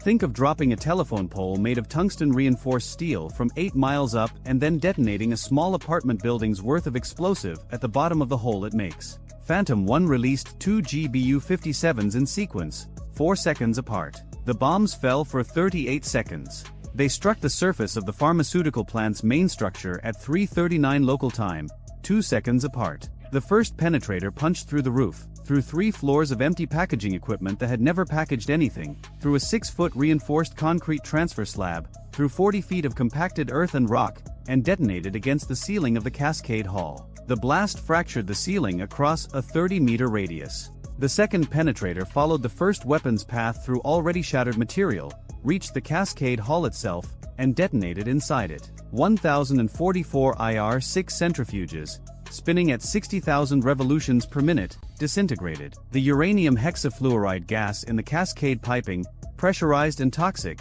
mixed with superheated air from the detonation and vented through every fracture the bombs had created. The surface of the pharmaceutical plant buckled, then partially collapsed into the cavity below. On seismographs at the University of Tehran, 340 kilometers away, the event registered as a magnitude 3.1. 18 seconds later, Phantom 2 released its weapons against the facility's underground power distribution center, 200 meters southeast of the Cascade Hall. Without power, even undamaged centrifuges would take 6 months to spin back up. With this damage, the timeline was closer to never. But Iran's air defense network was not finished. 50 kilometers south of the strike, a mobile S-300 PMU-2 battery that had been repositioned from Shiraz 48 hours earlier was scanning. Its crew had not received the reposition order that sent the Tor M1S chasing Phantoms toward Natanz, because the fiber optic link connecting their sector to the IRGC's Central Command had been severed by a strike 3 days ago. They were operating on pre-war standing orders. Defend Isfahan's southern approach. Autonomous, disconnected, and competent. The 92 N6 engagement radar swept the sky and found something it should not have been able to find. A B-2 Spirit at 42,000 feet. Not because the stealth had failed, but because Phantom 3 had opened its bomb bay doors 8 seconds earlier to release its weapons against a secondary target, and an open bomb bay on AB-2 multiplies the radar cross-section from the size of a bird to the size of a regional jet. For 8 seconds, the most expensive aircraft in human history advertised itself to anyone paying attention. The S-300 crew was paying attention. They transitioned from search to track in 22 seconds, fast even by Russian training standards. 248 N6 interceptor missiles cleared the rail at 3:41 local time. Each missile accelerating to Mach 6, 6 times the speed of sound, climbing toward a target that was already closing its bomb bay and becoming invisible again. The missiles had been given their initial target coordinates during launch. They would guide on those coordinates for the midcourse phase and then activate their own semi-active radar seekers for terminal guidance, relying on the ground radar to illuminate the target. The B-2 pilot, callsign Phantom 3, received the missile launch warning from the aircraft's and APR-50 defensive management system. The bomb bay was closed. The radar cross-section had collapsed back to baseline, but 2 missiles were already in the air with a last known position that was accurate to within 100 meters. Stealth does not make you disappear. It makes you hard to find. Hard is not impossible when someone knows exactly where to start looking. Phantom 3 broke left and descended, putting the aircraft's lowest signature aspect toward the incoming missiles. The APR-50 began jamming the S-300's engagement radar, flooding it with false returns. At 42,000 feet and Mach 0.85, the B-2 is not a dogfighter. It turns like a conference table. The pilot had geometry and jamming and prayer, in approximately that order. 70 kilometers east, one of the F-15E Strike Eagles that had killed the Bavar 373 battery was already rolling in. The weapons officer had the S-300's emission on his scope from the moment it lit up. He had 1 ARGMER remaining. 1 shot. The missile came off the rail and covered the distance in 91 seconds. But the 48 N6 interceptors were 34 seconds from reaching Phantom 3's last known position. The first 48 N6 reached the coordinates where Phantom 3 had been when the bomb bay was open. The aircraft was no longer there. The missile seeker activated and swept for a return. The jamming degraded the picture. The seeker found something, possibly the B-2's residual return, possibly a jam strobe, and corrected toward it. The proximity fuse detonated the warhead at a range the Air Force later classified. Phantom 3 reported no damage. The fragments had found air. The second 48 N6 was 6 seconds behind the first, correcting off updated radar data. The S-300's engagement radar was still transmitting, still trying to burn through the jamming to give the missile terminal guidance. The ARGMER struck the radar antenna at 3:42 local time. The emission died. The second 48 N6, now without guidance updates, went autonomous. Its seeker swept, found nothing. The missile's fuel burned out at 70,000 feet and it fell into the desert east of Isfahan, a $1.5 million missile returning to Earth as expensive debris. The S-300 battery, worth $115 million, had gotten closer to killing a B-2 than any air defense system in history. The margin was measured in seconds and classification levels. Iran's crew had done everything right. They had hidden, waited, caught the one moment of vulnerability, and executed a textbook engagement. They lost because the aircraft they were shooting at costs $2.1 billion and carries countermeasures designed by people who spend careers imagining exactly this scenario. Skill against budget. Budget won. It usually does. By 3:48 local time, all 8 B-2s had released their ordnance. 128 GBU 57 massive ordnance penetrators, each weighing 30,000 pounds, struck 6 separate underground facilities across the Isfahan complex within a 10-minute window. The combined ordnance weight exceeded 1.9 million kilograms. The Cascade Hall was gone. The Power Distribution Center was gone. A tunnel network connecting the underground facilities to a dispersal site 4 kilometers east collapsed along 600 meters of its length. A centrifuge assembly workshop buried under a motor pool was now a crater. 2 decades of enrichment infrastructure, built in defiance of international sanctions, hidden beneath buildings designed to fool satellites, defended by air defense systems that cost billions and performed exactly as well as their operators could have hoped, was functionally destroyed in less time than it takes to order dinner. The B-2s turned west, climbing back to cruise altitude, bomb bays sealed, radar cross-sections shrinking back to the size of insects. They would land at Diego Garcia 9 hours later, where maintenance crews would discover that Phantom 3's left wing had taken a single fragment from the 48 N6 proximity detonation, a 3-centimeter piece of Russian steel embedded in the radar-absorbent skin of a $2.1 billion aircraft. The repair would cost $4.2 million and take 3 weeks. The fragment itself would end up in a display case at Whiteman Air Force Base, the most expensive souvenir in Air Force history. In Tehran, the ARGC's air defense commander was still processing reports. The Bavar 373 battery that killed the Tomahawk was gone. The S-300 that nearly killed a B-2 was gone. The Tor M1 batteries he had repositioned to Natanz had defended a facility that was never attacked, and the facility he had left uncovered was now registering on seismographs. He had played every card correctly against the threat he could see. The threat he couldn't see had come from the opposite direction, at 42,000 feet, carrying ordnance heavy enough to rearrange the Earth. Iran's air defense network had been brilliant, disciplined, and aimed at a $2.1 million cruise missile, while $17 billion worth of stealth bombers rewrote the map behind them. The most expensive magic trick in military history, and the audience never saw the hands move. The enrichment program that had survived Stuxnet, survived sanctions, survived assassination, and survived diplomacy did not survive 10 minutes of B2s. Somewhere in a Northrop Grumman boardroom, next quarter's earnings call just got a new opening slide. If you enjoyed this video, check out our other video on how the F-35 nearly got ambushed over Tehran. Bye for now. At 2:14 local time, an Israeli Air Force F-35 Ayadir dropped below 200 feet over the Persian Gulf, 40 miles south of Bandar Abbas, and released a payload that had never been used in combat before. The pilot didn't see the target. He didn't need to. The aircraft's mission computer had already confirmed coordinates transmitted from a source the pilot would never be briefed on, locked the weapon, and initiated release sequencing before the jet even crossed into Iranian airspace.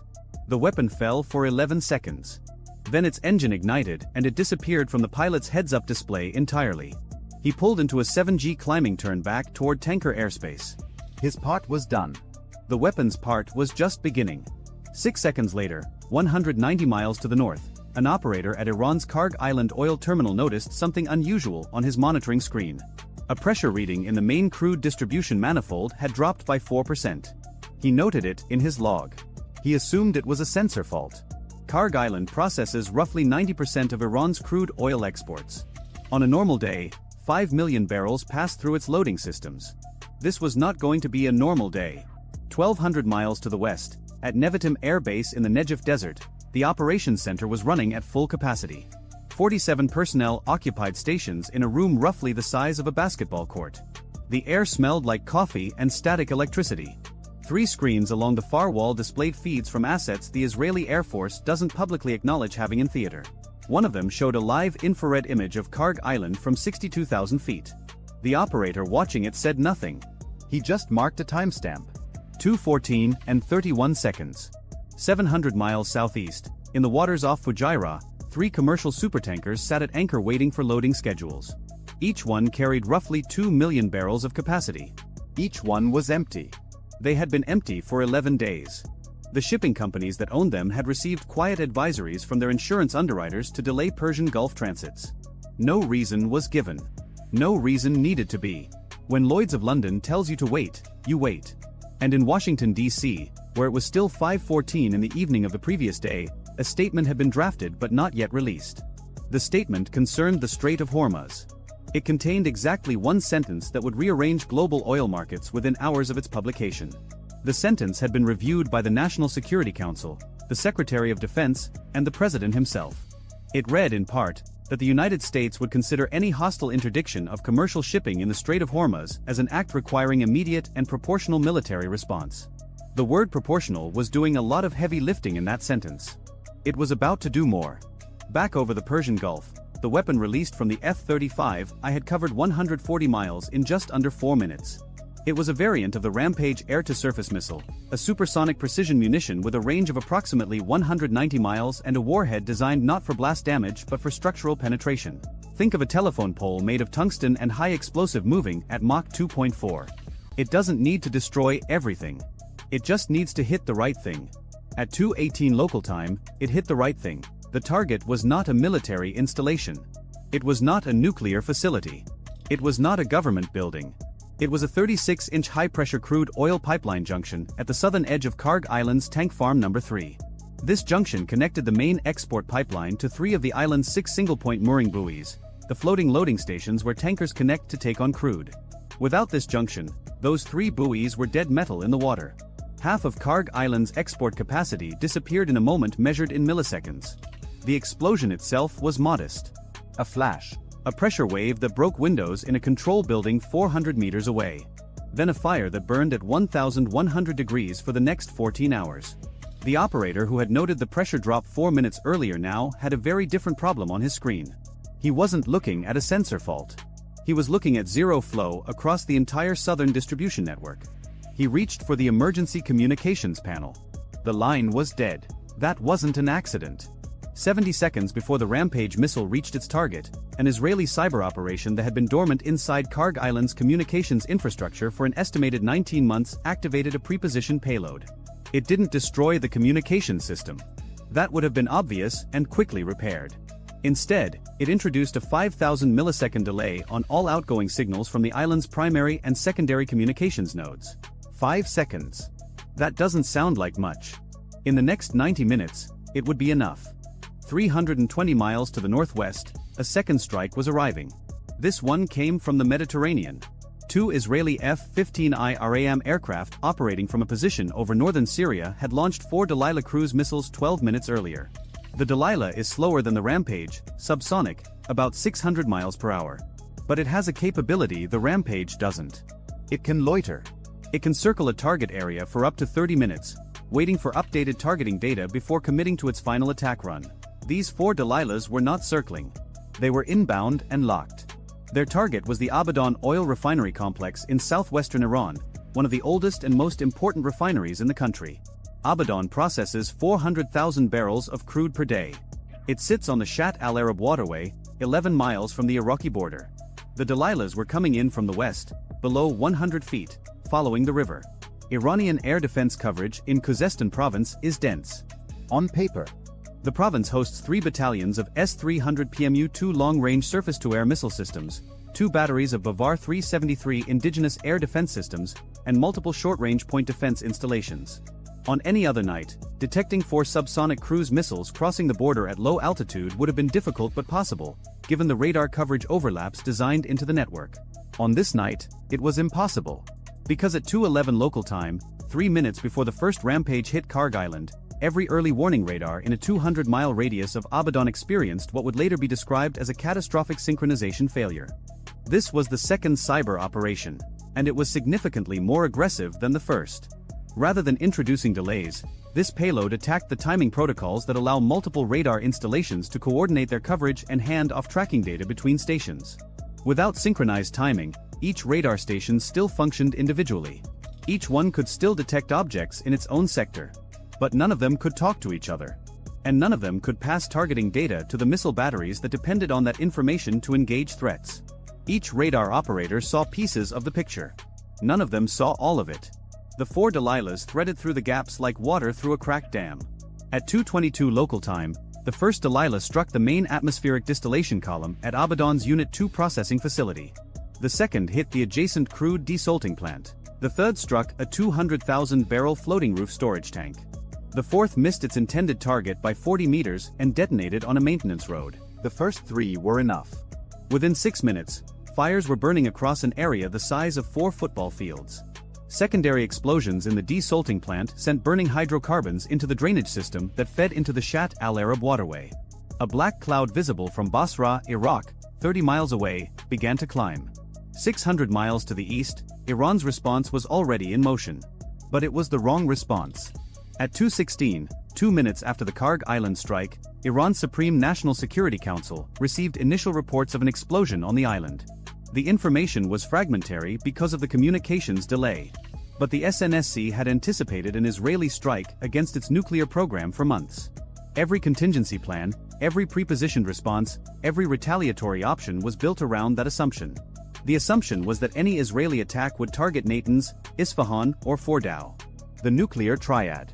Every wargame they had run, every scenario they had planned for, started with those 3 locations. At 2:19, a duty officer in Tehran ordered a general air defense alert across all nuclear-associated facilities.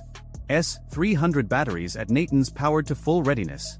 Bavar 373 units at Isfahan began sweep scanning. Fighter squadrons at Mehrabad and Tabriz were ordered to immediate alert status. Within 12 minutes, Iran had its most sophisticated air defense umbrella active and scanning. It was covering the wrong targets. No Israeli aircraft were within 400 miles of any nuclear facility. That was the point. 1,200 miles from Tehran, aboard the USS Dwight D. Eisenhower operating in the Gulf of Oman, the Carrier Strike Group's intelligence center was watching everything. They weren't participating. Not yet. Their role, for now, was to observe and to maintain a posture that the Pentagon described internally as conspicuous readiness. The Eisenhower had 2 squadrons of F divided by a -18E divided by F Super Hornets, a squadron of EA-18G Growlers electronic warfare aircraft, and an air wing that had been at elevated readiness for 9 days.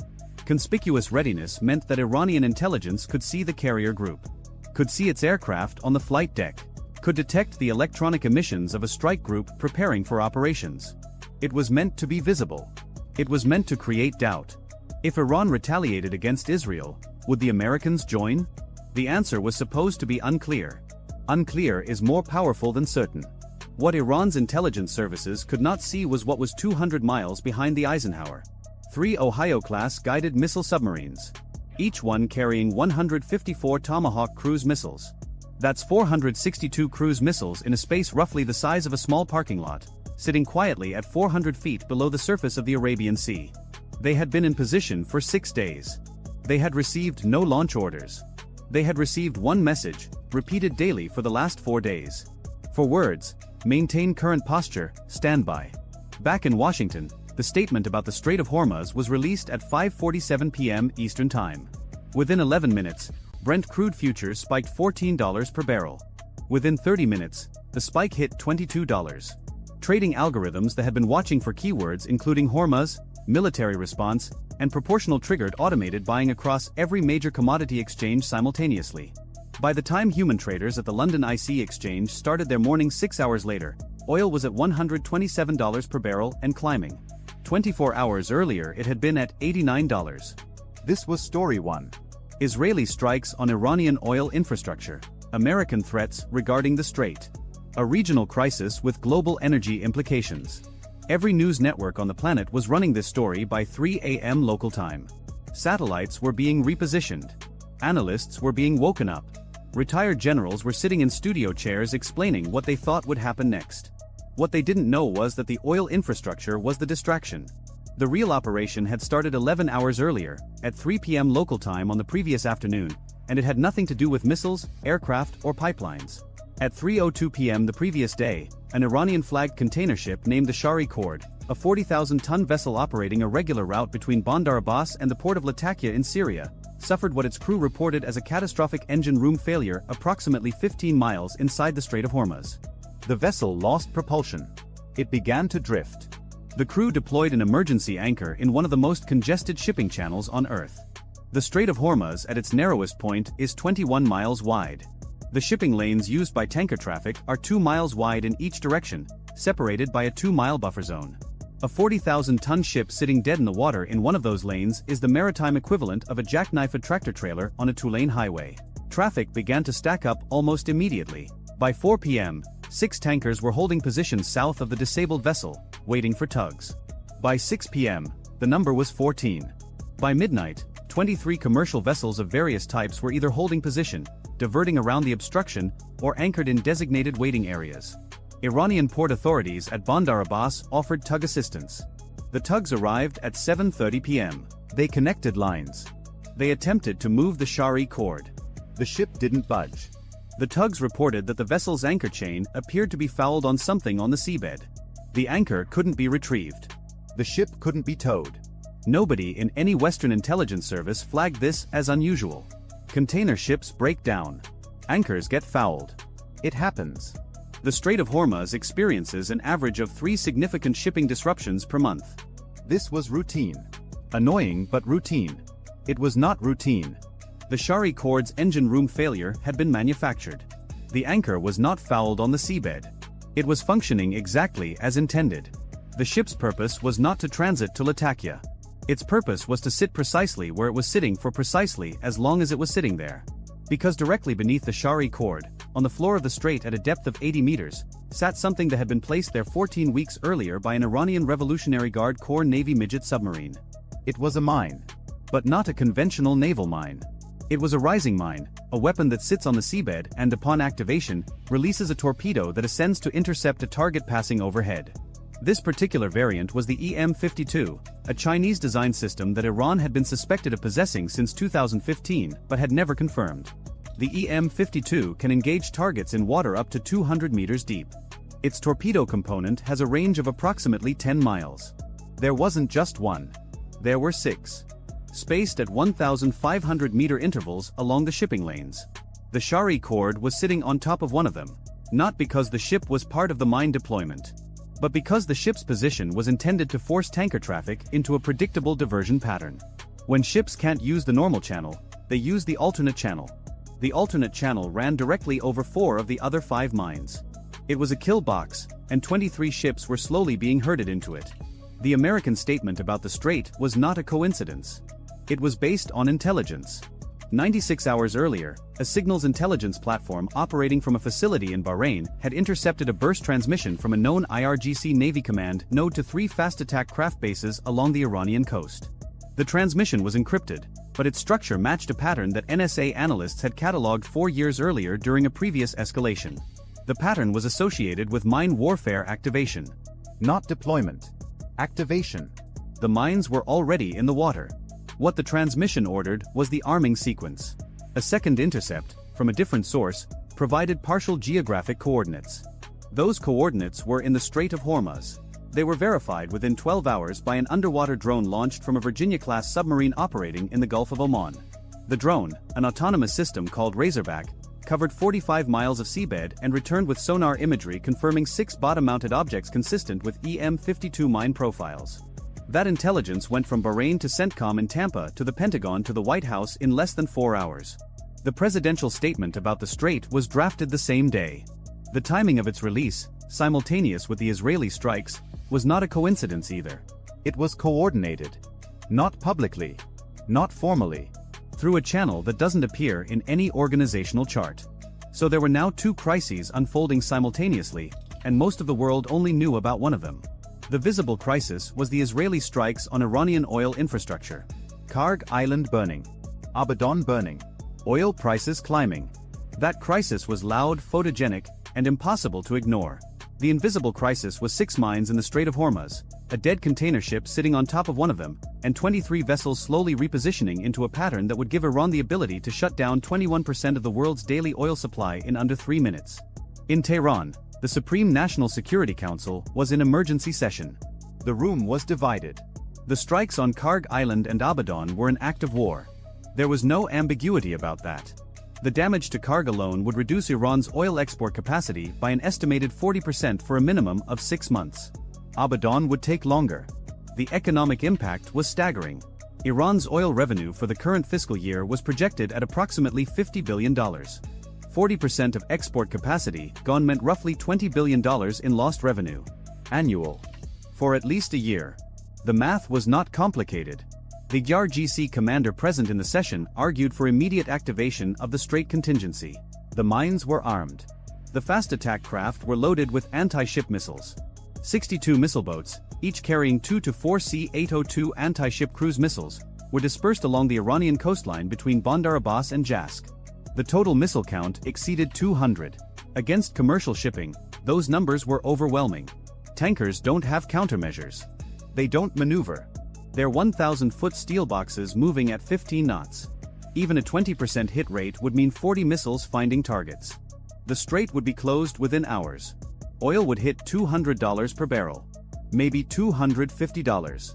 The economic damage to the West would dwarf what Israel had just done to Iran. The foreign minister argued the opposite. The American statement had changed the calculus. Closing the strait would not trigger an American diplomatic protest. It would trigger a military response.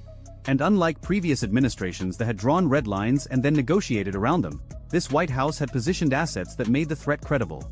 The Eisenhower strike group was visible. The statement was public. The word proportional gave the Americans legal and political cover to do almost anything. What the foreign minister didn't know, and what the IRGC commander didn't know, was what was 200 miles behind the Eisenhower. Those 3 Ohio-class submarines. 462 Tomahawk cruise missiles. Proportional is an interesting word when you have 462 cruise missiles available. The debate in Tehran lasted 47 minutes. The decision was to activate Phase 1 of the strait contingency but not Phase 2. Phase 1 meant the fast attack craft would deploy from their bases and take up pre-assigned positions along the coast, visible to American surveillance, creating a threat posture. The mines would remain armed but not triggered. Phase 2, the actual mining and missile attacks on shipping, would be held in reserve as a deterrent. The logic was that the threat of closing the strait was almost as powerful as actually closing it, and significantly less likely to result in an American attack. It was a reasonable calculation. It had one flaw. The flaw was that Israel already knew about Phase 1. They knew because the communications network that carried the SNSC's orders to IRGC Navy Command was compromised. Not the encryption. The metadata. Israeli signals intelligence didn't know what the order said, but they knew when they were sent, from where, to whom, and the response patterns they generated. When 62 missile boats began leaving their berths within 20 minutes of the SNSC session ending, the pattern matched what Israeli intelligence had predicted for a strait closure posture. At 3:40 local time, roughly 90 minutes after the first strike on Karg Island, the Israeli operation entered its second phase. This phase had no missiles, no aircraft, and no explosions. It was conducted entirely in the electromagnetic spectrum. Four Israeli Gulfstream G550 aircraft modified for signals intelligence and electronic warfare, known as the Nachshon Shavit and Nachshon Item, had been orbiting in a racetrack pattern over the Red Sea at 41,000 feet since midnight. They had been silent until now. At 3:40, all four aircraft activated their electronic warfare suites simultaneously. The effect was immediate. Iranian naval communications along the entire southern coastline degraded by approximately 70%. The 62 fast attack craft that had just deployed from their bases suddenly couldn't talk to their command authority with any reliability. Some lost communications entirely. Others received garbled fragments. The boats were designed to operate independently if necessary, but their commanders had trained for a coordinated missile saturation attack. Without coordination, each boat was a single unit with 2 to 4 missiles. Individually, they were annoying. Collectively, they were devastating. Israel had just turned collectively into individually. At the same time, 400 miles to the east, something happened that nobody in Tehran or Jerusalem had planned for. The Shari cord, the container ship sitting dead in the Strait of Hormuz, moved. Not because the tugs pulled it free. Because its anchor chain broke. Or more precisely, because the anchor chain was cut. A U.S. Navy explosive ordnance disposal team operating from a rigid-hull inflatable boat that had been staged from the USS Nitsa, an Arleigh Burke-class destroyer operating nearby, had placed a small-shaped charge on the anchor chain at a depth of 30 meters. The charge detonated at 3:38 local time. The chain parted. The tugs, which were still connected, immediately began towing the now-free vessel south, out of the shipping lane. Within 20 minutes, the Shari cord was clear. Traffic could resume through the normal channel. The normal channel that did not run over the mines. The Iranians recognized what had happened almost immediately. The anchor chain didn't break on its own. The timing, 2 minutes before the Israeli electronic warfare activation, was not a coincidence. Someone had coordinated this. The Shari cord gambit was burned. But the mines were still in the water. And the mines were still armed. In Tampa, at CENTCOM headquarters, the mine problem was now the priority. 6 EM, 52 rising mines in the world's most important shipping choke point. Each one capable of killing a supertanker. The standard approach to mine clearance is methodical. You send mine countermeasure vessels, MH-53EC Dragon helicopters towing minesweeping gear, unmanned underwater vehicles to locate and neutralize each mine individually. It takes days. Sometimes weeks. The strait couldn't be closed for weeks. Every day of closure cost the global economy roughly $2.5 billion. The non-standard approach was faster. And riskier. At 4:15 local time, AP-8A Poseidon Maritime Patrol aircraft operating from Naval Support Activity Bahrain arrived over the strait at 25,000 feet. It was carrying sonobuoys, expendable underwater sensors that could be dropped from the aircraft to create an acoustic picture of the seabed. Over the next 40 minutes, the Poseidon dropped 36 sonobuoys in a grid pattern covering the area identified by the Razorback drone's earlier survey. The sonobuoy data was relayed in real time to the Nitsa, which had the most advanced mine warfare software package in the strike group. Simultaneously, 2 MH-60S Seahawk helicopters launched from the Eisenhower carrying airborne mine neutralization systems, essentially remote-controlled underwater vehicles with explosive charges that could be guided to a mine and detonated. Each helicopter carried 2 neutralization vehicles. 4 vehicles. 6 mines. The math wasn't perfect. 50 miles to the south, a second underwater drone was launched from the Virginia-class submarine. This one wasn't mapping. It was carrying 4 lightweight charges specifically designed for bottom mine neutralization. The drone's transit time to the minefield was estimated at 90 minutes. Too long for the first pass. The helicopters would have to do what they could with 4 vehicles and hope the submarine's drone arrived in time for the remaining mines. At 4:55 local time, the first airborne mine neutralization vehicle reached its target. The mine was sitting in 75 meters of water, partially buried in silt. The neutralization vehicle positioned itself within 2 meters of the mine and detonated. The explosion was felt on the surface as a dull thump. Sonobuoy data confirmed the mine was destroyed. 1 down, 5 to go. The second vehicle reached its target at 5:03. Successful detonation. 2 down. The third vehicle experienced a guidance malfunction at 5:10 and drifted off course.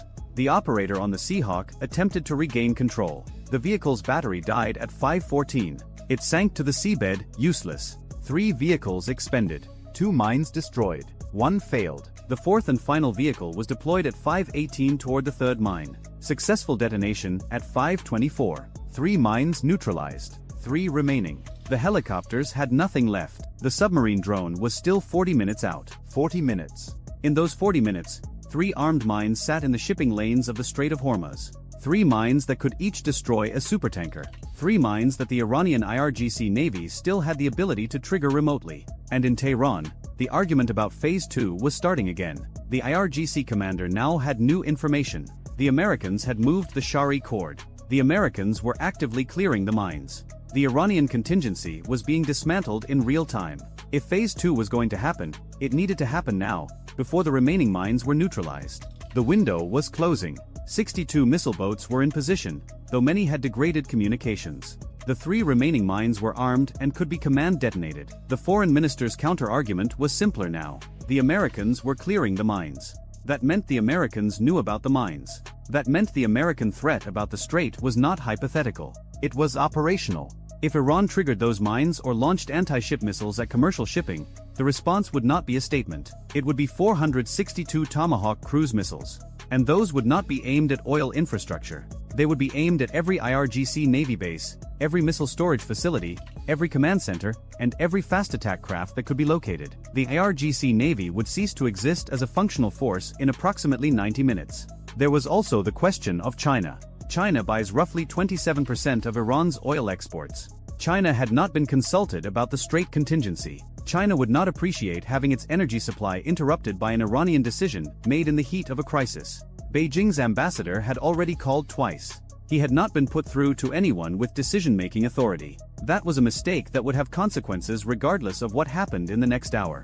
At 5:45 local time, with dawn beginning to lighten the eastern horizon over the Gulf of Oman, the SNSC reached its second decision. Phase 2 would not be activated. The remaining mines would be left in place as a card to be played later, but not triggered. The fast attack craft were ordered to return to port. The strait would remain open. Iran would pursue its response through other channels. Diplomatic, economic, asymmetric. The IRGC commander left the session without speaking to anyone. His deputy, waiting in an anteroom, asked him what had been decided. He said one sentence. It wasn't recorded, but it was reported later by 3 separate sources with minor variations. The version most commonly cited translates roughly to, "We just paid $50 billion to learn that our Navy is a suggestion." He wasn't entirely wrong. The 62 missile boats were returning to port. The electronic warfare jamming from the Israeli Gulfstream aircraft had lifted once the boats began withdrawing, which confirmed for the IRGC that the jamming had been targeted and deliberate, not some broad-spectrum interference. The Israelis had known exactly which frequencies to hit. That meant they had been listening for a very long time. At 6:04 local time, the submarine-launched underwater drone reached the 4th mine. Successful neutralization. At 6:22, the 5th. At 6:41, the 6th and final mine was destroyed. The Strait of Hormuz was clear. The entire mine neutralization operation had taken 1 hour and 46 minutes from first vehicle deployment to last detonation. The standard timeline for clearing a minefield of that size in a contested environment was 5 to 8 days. CENTCOM's after-action report would later describe the operation as compressed but acceptable. An unofficial assessment from the EOD team that cut the Shari cord's anchor chain used different language. They called it stupid lucky. Back in the daylight, the visible damage was becoming clear. Satellite imagery of Karg Island showed a fire burning across the southern tank farm with a smoke plume extending 40 miles downwind. The pipeline junction was destroyed. 3 of 6 loading buoys were inoperable. Iranian emergency crews were on scene but struggling to contain the fire because the water supply system for the firefighting infrastructure drew from a pumping station that had been damaged by debris from the initial strike. A $3.2 million missile had knocked out a pipeline junction, 3 loading buoys, a control building, and a firefighting pumping station. Total estimated repair cost, $1.4 billion. Estimated repair time, 8 to 14 months. Abaddon was worse. The atmospheric distillation column is the heart of any refinery. Without it, crude oil is just crude oil. It can't be processed into gasoline, diesel, kerosene, or any other usable product. Abaddon's Unit 2 distillation column was a total loss. The desalting plant was a total loss. The storage tank would burn for another 9 days before it consumed all available fuel. Repair estimates for Abaddon ranged from $2.1 billion to $3.6 billion depending on which engineering assessment you trusted. Timeline, 18 months to 3 years. 4 missiles had hit Abaddon. 3 of them found their targets. Total missile cost, approximately $4.8 million. The damage they inflicted would cost at least $2 billion to repair and remove billions more in refining capacity from the market for years. The cost ratio was not lost on analysts. $1 million of Israeli munitions had purchased roughly $400 million of Iranian economic damage. That ratio would appear in every defense procurement brief for the next decade. On global markets, the picture was equally dramatic. By 8 a.m. London time, Brent crude had reached $134 per barrel. By noon, it touched $141 before settling back to $136 on reports that the strait remained open. The strait remaining open was the only thing preventing a complete market panic. If those 6 mines had been triggered, if even one supertanker had been hit, the model showed oil reaching $200 within 48 hours and $250 within a week. The global economic impact of a sustained strait closure was estimated at $4 trillion annualized. The mines that prevented that scenario had cost approximately $12 million to manufacture and deploy. The neutralization vehicles, submarine drones, sonobuoys, and operational costs to clear them exceeded $200 million. A $12 million investment had required a $200 million response. That ratio also appeared in the procurement briefs. In Jerusalem, the Israeli cabinet met in an emergency session that lasted 3 hours. The strikes were described as a limited defensive operation targeting Iran's ability to fund hostile activities against Israel. The phrase economic heart was not used by any Israeli official. It didn't need to be. Every headline in the world was already using it. The cabinet authorized continued intelligence operations but no additional strikes. The message had been delivered. It was a very expensive message, delivered very precisely, to a very specific set of targets chosen not for their military significance but for their economic irreplaceability. Israel had not touched a single military base, a single air defense site, a single government building. It had hit the money. Everything else flows from money. In Washington, the president held a brief press availability at 8 a.m. Eastern. He confirmed that U.S. forces had conducted freedom of navigation operations in the Strait of Hormuz. He did not mention mines. He did not mention the Shari Cord. He did not mention underwater drones or explosive ordnance disposal teams cutting anchor chains in the dark. He said that the strait was open, that it would remain open, and that any entity attempting to close it would face consequences. When asked about the Israeli strikes, he said that Israel had the right to defend itself and that the United States had not participated in offensive operations. Both statements were technically accurate. The mine clearance was classified as a defensive operation. The electronic warfare aircraft were Israeli, not American. The distinction between participating and coordinating was apparently a matter of interpretation. Beijing's response came at 11 a.m. Beijing time, roughly 12 hours after the first strike. It was unusually blunt by Chinese diplomatic standards. The foreign ministry spokesman described the strikes as reckless and destabilizing and called for all parties to exercise restraint. The interesting word was not reckless. It was all parties. China was not singling out Israel. It was warning Iran as well. Don't close the strait. We need that oil more than you need revenge. The ambassador in Tehran was finally put through to the foreign minister. The conversation lasted 40 minutes. Its contents were not disclosed, but Iran's state media coverage of the crisis shifted notably afterward. The language about retaliation became less specific. The timelines became vaguer. Some things translate the same in every language. One of them is don't do anything stupid. 72 hours after the strikes, a preliminary damage assessment compiled by commercial satellite analytics firms estimated the total economic impact as follows. Direct infrastructure damage to Karg Island and Abaddon, $3.50 to $5 billion. Lost oil revenue for Iran over the following 12 months, $18 to $24 billion. Increased global oil costs attributable to the supply disruption, approximately $400 billion annualized, distributed across every oil-importing economy on the planet. Cost of the Israeli munitions used in the strikes, approximately $17 million. Cost of the American mine clearance operation, approximately $200 million. Cost of the mines themselves, approximately $12 million. The most expensive single item destroyed in the entire operation was a crude oil storage tank at Abadan that had been built in 1963. Its replacement cost was estimated at $180 million. The missile that destroyed it cost $1.2 million. The missile that missed its target and hit a maintenance road cost the same $1.2 million. It destroyed approximately $40,000 worth of asphalt. 6 weeks later, the Shari Cord was quietly towed to a shipyard in Bandar Abbas. An inspection of its engine room found nothing wrong with its engines. Both main propulsion diesel engines were fully functional. The engine room failure had been simulated by the crew on orders from IRGC Navy Command. The crew had not been told why. They had been told to fake a breakdown at specific coordinates and deploy their anchor. They did what they were told. They spent 11 hours sitting on top of a weapon that could have killed every person on their ship if something had gone wrong. They were not told about the mine. The IRGC Navy did not consider this relevant to their assignment. The captain of the Shari Cord resigned from the Iranian merchant marine within a month. He did not give a public reason. People who knew him said he had developed a persistent fear of deep water. Nobody else resigned. The oil kept burning. The prices kept climbing. And in shipping offices from Singapore to Rotterdam to Houston, insurance underwriters quietly added a new surcharge to every policy covering Persian Gulf transits. The surcharge was 17%.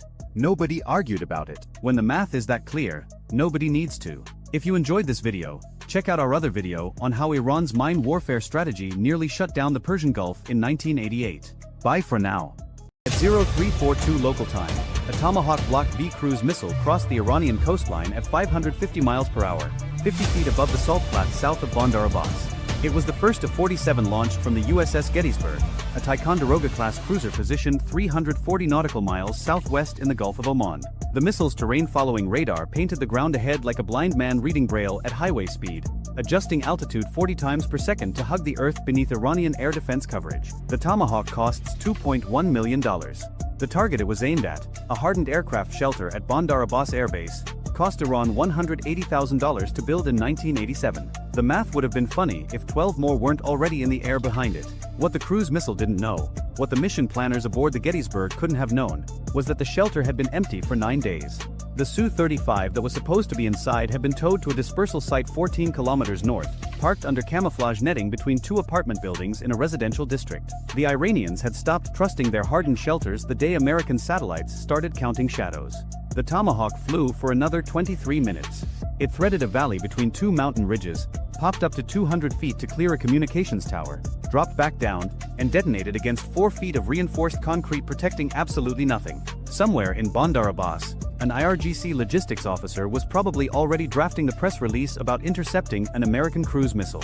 120 nautical miles to the north, over the Strait of Hormuz, the real problem was just getting started. An E-2D Advanced Hawkeye, call sign Overwatch, orbited at 25,000 feet with its APY-9 radar spinning lazy circles above the water. The APY-9 can track over 2,000 targets simultaneously out to 350 nautical miles.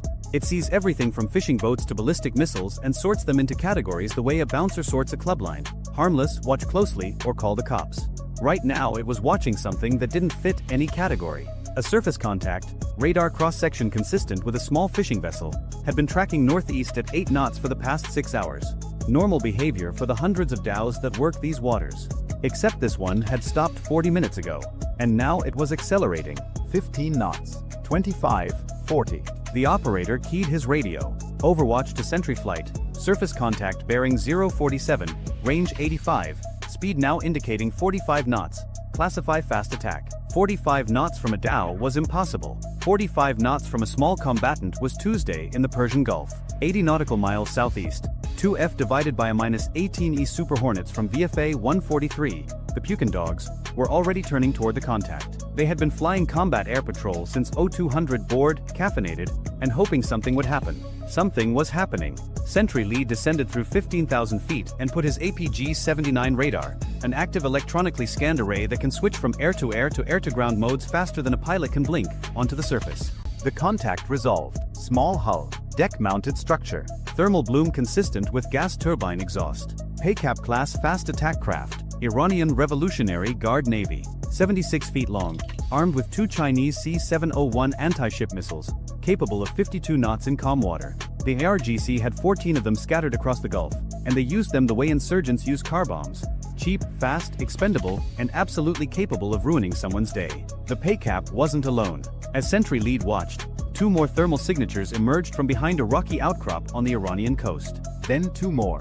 5 fast attack craft accelerating toward the Gettysburg's last known position in a spread formation designed to overwhelm point defense systems with simultaneous attacks from multiple vectors. What the pay cap commanders didn't know was that the Gettysburg wasn't where they thought it was. The cruiser had displaced 30 nautical miles west 4 hours ago, standard operating procedure after a Tomahawk launch to avoid exactly this kind of retaliation.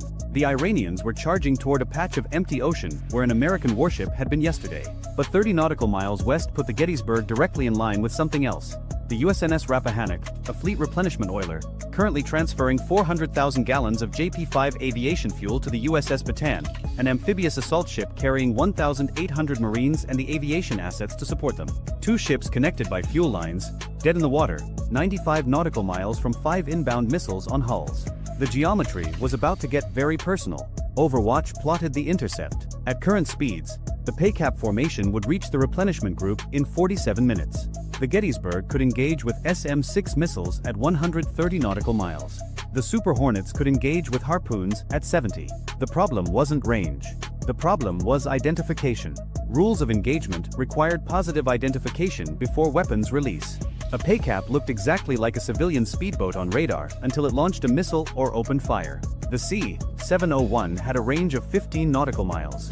A pay cap could close to launch range, fire, and be turning away before a pilot confirmed it was military. And the Strait of Hormuz at any given moment contained somewhere between 200 and 400 civilian vessels that looked exactly the same size on radar. Sentry Lead descended to 8,000 feet and slaved his targeting pod to the lead contact. The Fleur, a camera system that can read a license plate from 10 miles away in daylight, showed a gray hull, no flag, deck-mounted launcher that could have been a missile rail or a fishing net crane. He needed closer.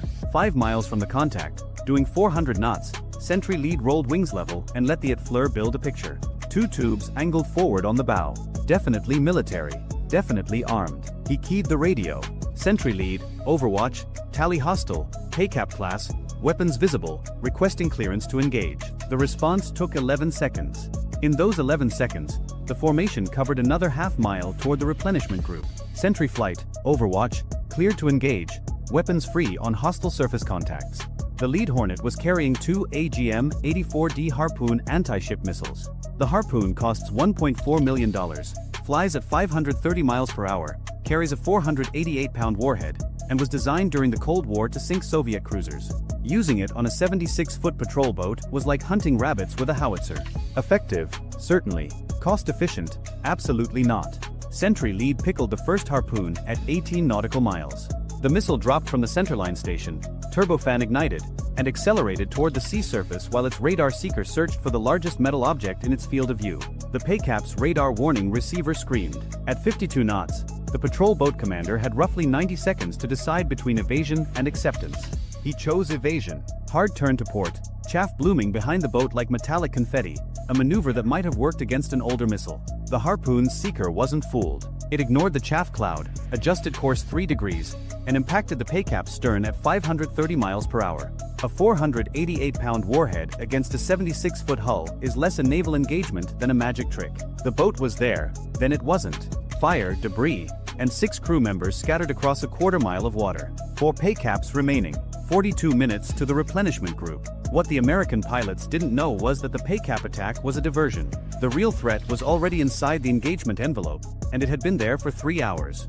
A Goddard-class midget submarine, 29 meters long, diesel-electric, virtually silent at creep speed, had been loitering 8 nautical miles southwest of the replenishment group's current position since before dawn. The Goddard was designed for exactly this mission: shallow water ambush in the crowded shipping lanes of the Gulf, where thermal layers and biological noise made submarine detection a nightmare.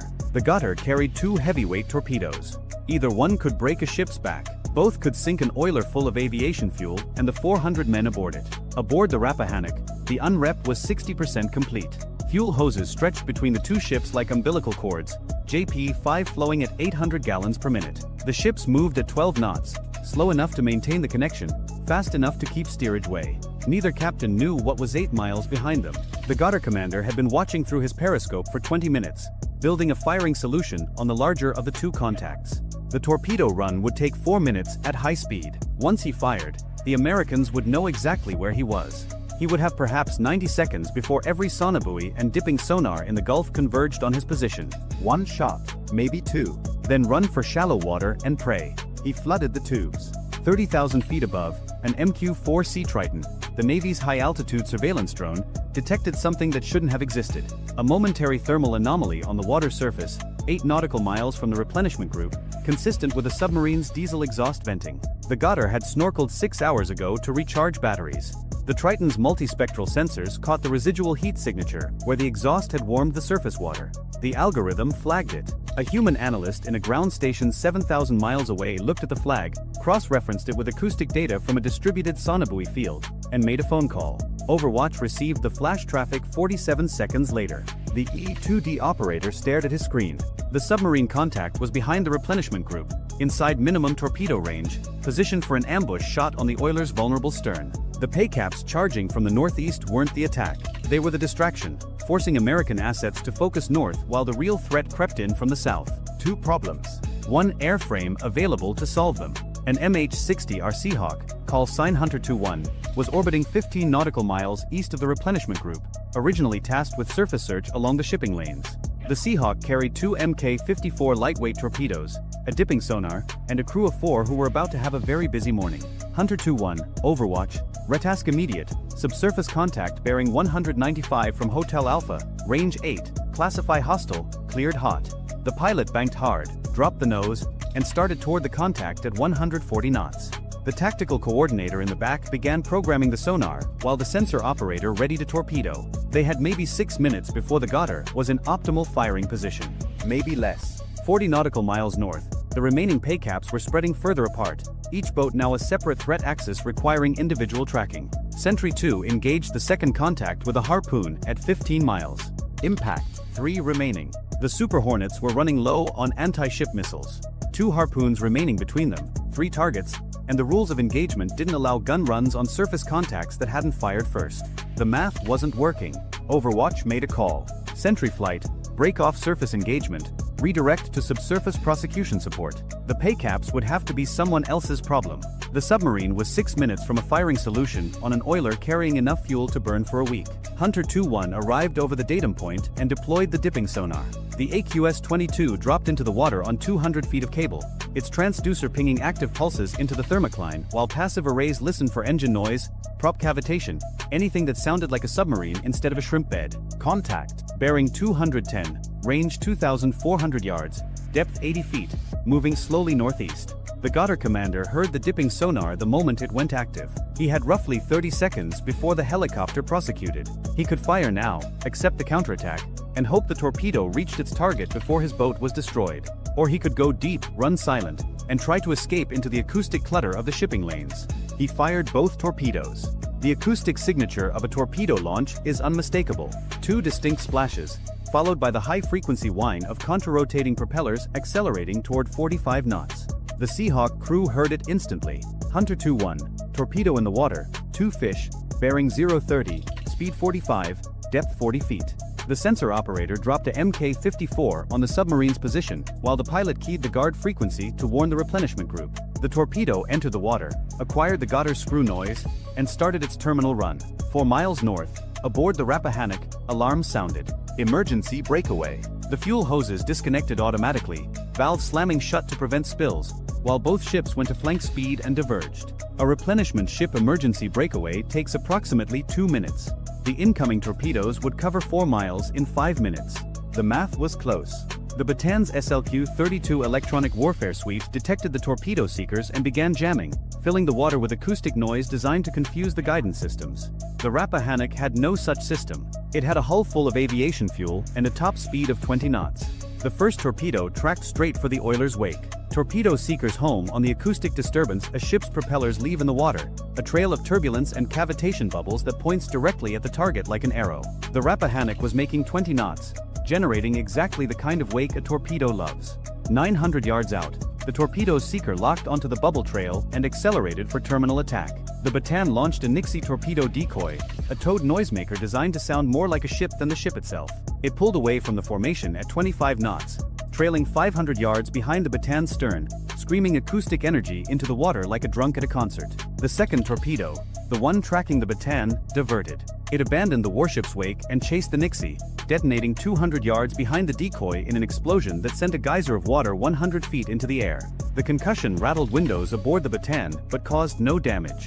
The first torpedo didn't have a decoy to chase. The Rappahannock didn't carry Nixie. It carried fuel. 400 yards. 300. The Seahawk's Mk-54 impacted the Goddard at the same moment. The midget submarine, running shallow to escape, took a 96-pound warhead through its pressure hull. The explosion broke the boat in half. Both sections sank in water too shallow to hide them, 200 feet down, visible on sonar as two distinct debris fields. 29 Iranian sailors died without ever knowing if their torpedoes hit. They didn't. At 150 yards, the Iranian torpedo's guidance system suffered a failure that the after-action report would later attribute to thermal gradients near the surface. The weapon passed 40 yards ahead of the Rappahannock's bow, continued northeast for another mile, exhausted its fuel, and sank. The oiler's captain was about to need new underwear. Everyone aboard the Rappahannock was about to need a drink. But 400,000 gallons of aviation fuel continued floating on the surface of the Gulf, unburned, because a torpedo seeker hiccuped at the wrong moment. Luck is not a military strategy, but it is occasionally a military outcome. 70 nautical miles to the north, the remaining 3 paycaps had closed to within 25 nautical miles of where they thought the Gettysburg was. They were still charging toward empty ocean. The Gettysburg, now fully aware of the threat, had launched 2 SM-6 missiles at the closest contact. The SM-6 is a different animal than the Harpoon. It costs $4.3 million, flies at Mach 3.5, and was designed to intercept aircraft and cruise missiles at extreme range. Using it against a patrol boat was like swatting a mosquito with a sledgehammer. But the sledgehammer was available and the mosquito was 25 miles away and carrying anti-ship missiles. The first SM-6 impacted the third paycap in a vertical dive from 70,000 feet, converting the boat into scattered debris before the crew knew they'd been targeted. A $4.3 million missile against a $3 million patrol boat. The economics were almost reasonable, if you squinted. 2 paycaps remaining. Both had watched their formation mates disappear and decided discretion was the better part of martyrdom. They turned, went to maximum speed, and ran for Iranian territorial waters. The Gettysburg could have pursued. The ROE allowed engagement of hostile forces attempting to flee. But 2 patrol boats running home at 52 knots weren't a threat anymore. They were a message. Iran had just lost a submarine, 4 fast attack craft, and approximately 80 personnel in under 30 minutes. The Americans had lost nothing but missiles and fuel. The exchange rate was what defense analysts would later call unsustainable. 400 nautical miles to the west, in a bunker complex outside Natanz, an IRGC general was receiving real-time reports of the disaster. The paycap attack had been his plan. The submarine ambush had been his innovation. Both had failed completely, killed everyone involved, and destroyed assets that would take years to replace. He looked at the map on his wall, the blue symbols marking American carrier positions, the red symbols marking Iranian assets that no longer existed, and began drafting a message to Tehran. The message recommended immediate cessation of naval operations in the Gulf. The message noted that American anti-submarine capabilities had proven significantly more effective than intelligence assessments predicted. The message did not mention that the general had been the one who wrote those assessments. 3 days later, the Iranian Navy pulled every remaining Goddard submarine back to port. The paycap fleet, now reduced by a third, was ordered to cease operations in international waters. The Strait of Hormuz remained open. Oil continued flowing to Asia and Europe at the rate of 21 million barrels per day. The entire engagement, from the first Tomahawk launch to the last paycap fleeing for Iranian waters, had lasted 3 hours and 47 minutes. It had cost Iran 1 submarine, 4 patrol boats, and any illusion that harassment tactics in the Gulf would go unpunished. It had cost the United States approximately $18 million in missiles spent on targets worth perhaps a tenth of that value. Defense contractors in Tucson and St. Louis were probably already scheduling celebratory lunches. Aboard the Rappahannock, the crew secured from general quarters and resumed replenishment operations with the Bataan. The fuel transfer that had been interrupted by torpedo attack completed 4 hours later without further incident. The oiler's deck log noted the event in the understated language the Navy reserves for near-death experiences. 0347 emergency breakaway due to hostile subsurface activity. 0351 torpedo passed ahead at close range. 0815 resumed unrep. The Bataan's Marines, most of whom had slept through the entire engagement in berthing compartments below the waterline, woke up to rumors about torpedoes and submarines and decided the Navy types were probably exaggerating. The Navy types decided not to correct them. Hunter 2-1 recovered aboard the Bataan with empty torpedo tubes and a crew that would be telling this story for the rest of their careers. The sensor operator who called the submarine contact would receive a Navy Achievement Medal 6 months later. The citation would note his quick reaction to developing tactical situation, without mentioning that developing tactical situation was Pentagon speak for almost got an oiler blown up. The Triton drone that detected the submarine's thermal signature continued orbiting at 55,000 feet, its cameras and sensors sweeping the Gulf with the patience of a machine that doesn't get bored, doesn't get tired, and costs $180 million to build. The algorithm that flagged the thermal anomaly would be updated the following week to improve detection of diesel submarine exhaust patterns. A programmer in San Diego added 6 lines of code and went to lunch. Somewhere in the Gulf, an Iranian rescue vessel searched for survivors from the Ghadir. They found debris, an oil slick, and no one alive. The submarine had been one of 23 in Iran's midget submarine fleet, vessels specifically designed for operations in the shallow, cluttered waters of the Gulf. 22 remained. But the commanders of those 22 now knew exactly what would happen if they tried the same tactic again. The Strait of Hormuz is 21 nautical miles wide at its narrowest point. Roughly 20% of the world's oil passes through it every day. For 3 hours and 47 minutes on a Tuesday morning, control of that passage was genuinely contested. Then it wasn't. If you enjoyed this video, check out our other video on the F-35's electronic warfare capabilities that helped shape the air battle over Iran. Bye for now. At 4:12 local time, 2 Khalid Fars anti-ship ballistic missiles leave their transporter erector launchers from a ridgeline above Bandar Abbas and accelerate through the pre-dawn darkness over the Strait of Hormuz. Their target is 120 kilometers to the south, moving at 18 knots through international waters. It weighs 104,000 tons. It carries 90 aircraft, and it has no idea that the next 6 minutes are about to rewrite every assumption the Islamic Revolutionary Guard Corps has held about what it means to strike an American aircraft carrier. The USS Abraham Lincoln, CVN-72, is the 4th Nimitz-class carrier to rotate through the 5th Fleet area of operations this year. Her flight deck stretches 1,092 feet. Her 4 catapults can throw a 50,000-pound aircraft from 0 to 165 miles per hour in under 3 seconds. Her air wing, Carrier Air Wing 7, includes 44F divided by a -18E and F Super Hornets, 5EA, 18G Growler electronic warfare aircraft, and an assortment of helicopters and surveillance platforms that give her the ability to see, jam, and kill anything within a 500 nautical mile radius. She costs $8.5 billion. The 2 missiles heading toward her cost $3 million combined. Somebody in Tehran looked at that math and thought it was a bargain. The strike group surrounding the Lincoln is not a single ship. It is a floating fortress spread across 40 nautical miles of dark water. The guided missile destroyers USS Carney and USS Nitsa, both Arleigh Burke-class flight IIA ships, carry a combined 192 vertical launch cells. Between them, those cells hold SM-6 interceptors capable of engaging targets from sea level to the edge of space, SM-2 Block IIC area defense missiles, Tomahawk land attack cruise missiles, and Evolved Sea Sparrow point defense rounds. Beneath the surface, 300 meters down in the warm waters of the Gulf of Oman, the Los Angeles-class attack submarine USS Cheyenne tracks every Iranian vessel within 60 kilometers using her BQQ-10 sonar suite while carrying 12 Tomahawk cruise missiles in her torpedo tubes, each one programmed with coordinates that were last updated 4 hours ago. This is the most capable naval formation on Earth. And in the mountains above Bandar Abbas, the IRGC Aerospace Force battery commander who just launched those 2 ballistic missiles believes he has found its weakness. He is not entirely wrong.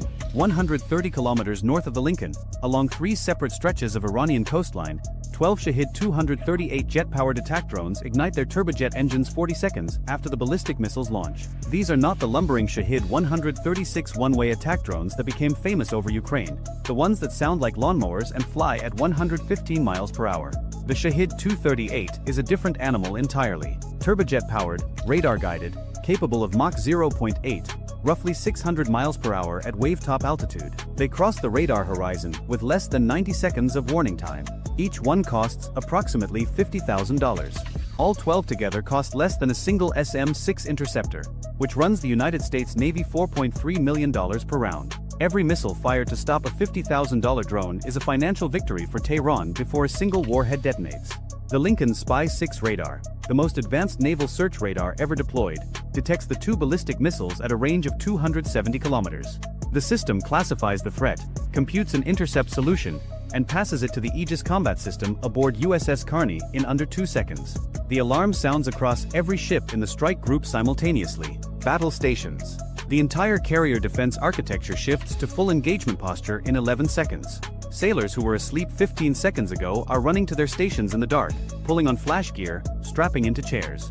USS Carney fires two SM-6 interceptors at the lead ballistic missile. The SM-6 is a 3,300-pound missile that accelerates to Mach 3.5, roughly 2,700 miles per hour, and can engage targets at ranges exceeding 150 nautical miles. Think of a telephone pole that steers itself through the atmosphere using an active radar seeker in its nose, hunting its target the way a flashlight finds a face in a dark room. The first SM-6 finds the lead collision fires cleanly. Intercept at 60 kilometers.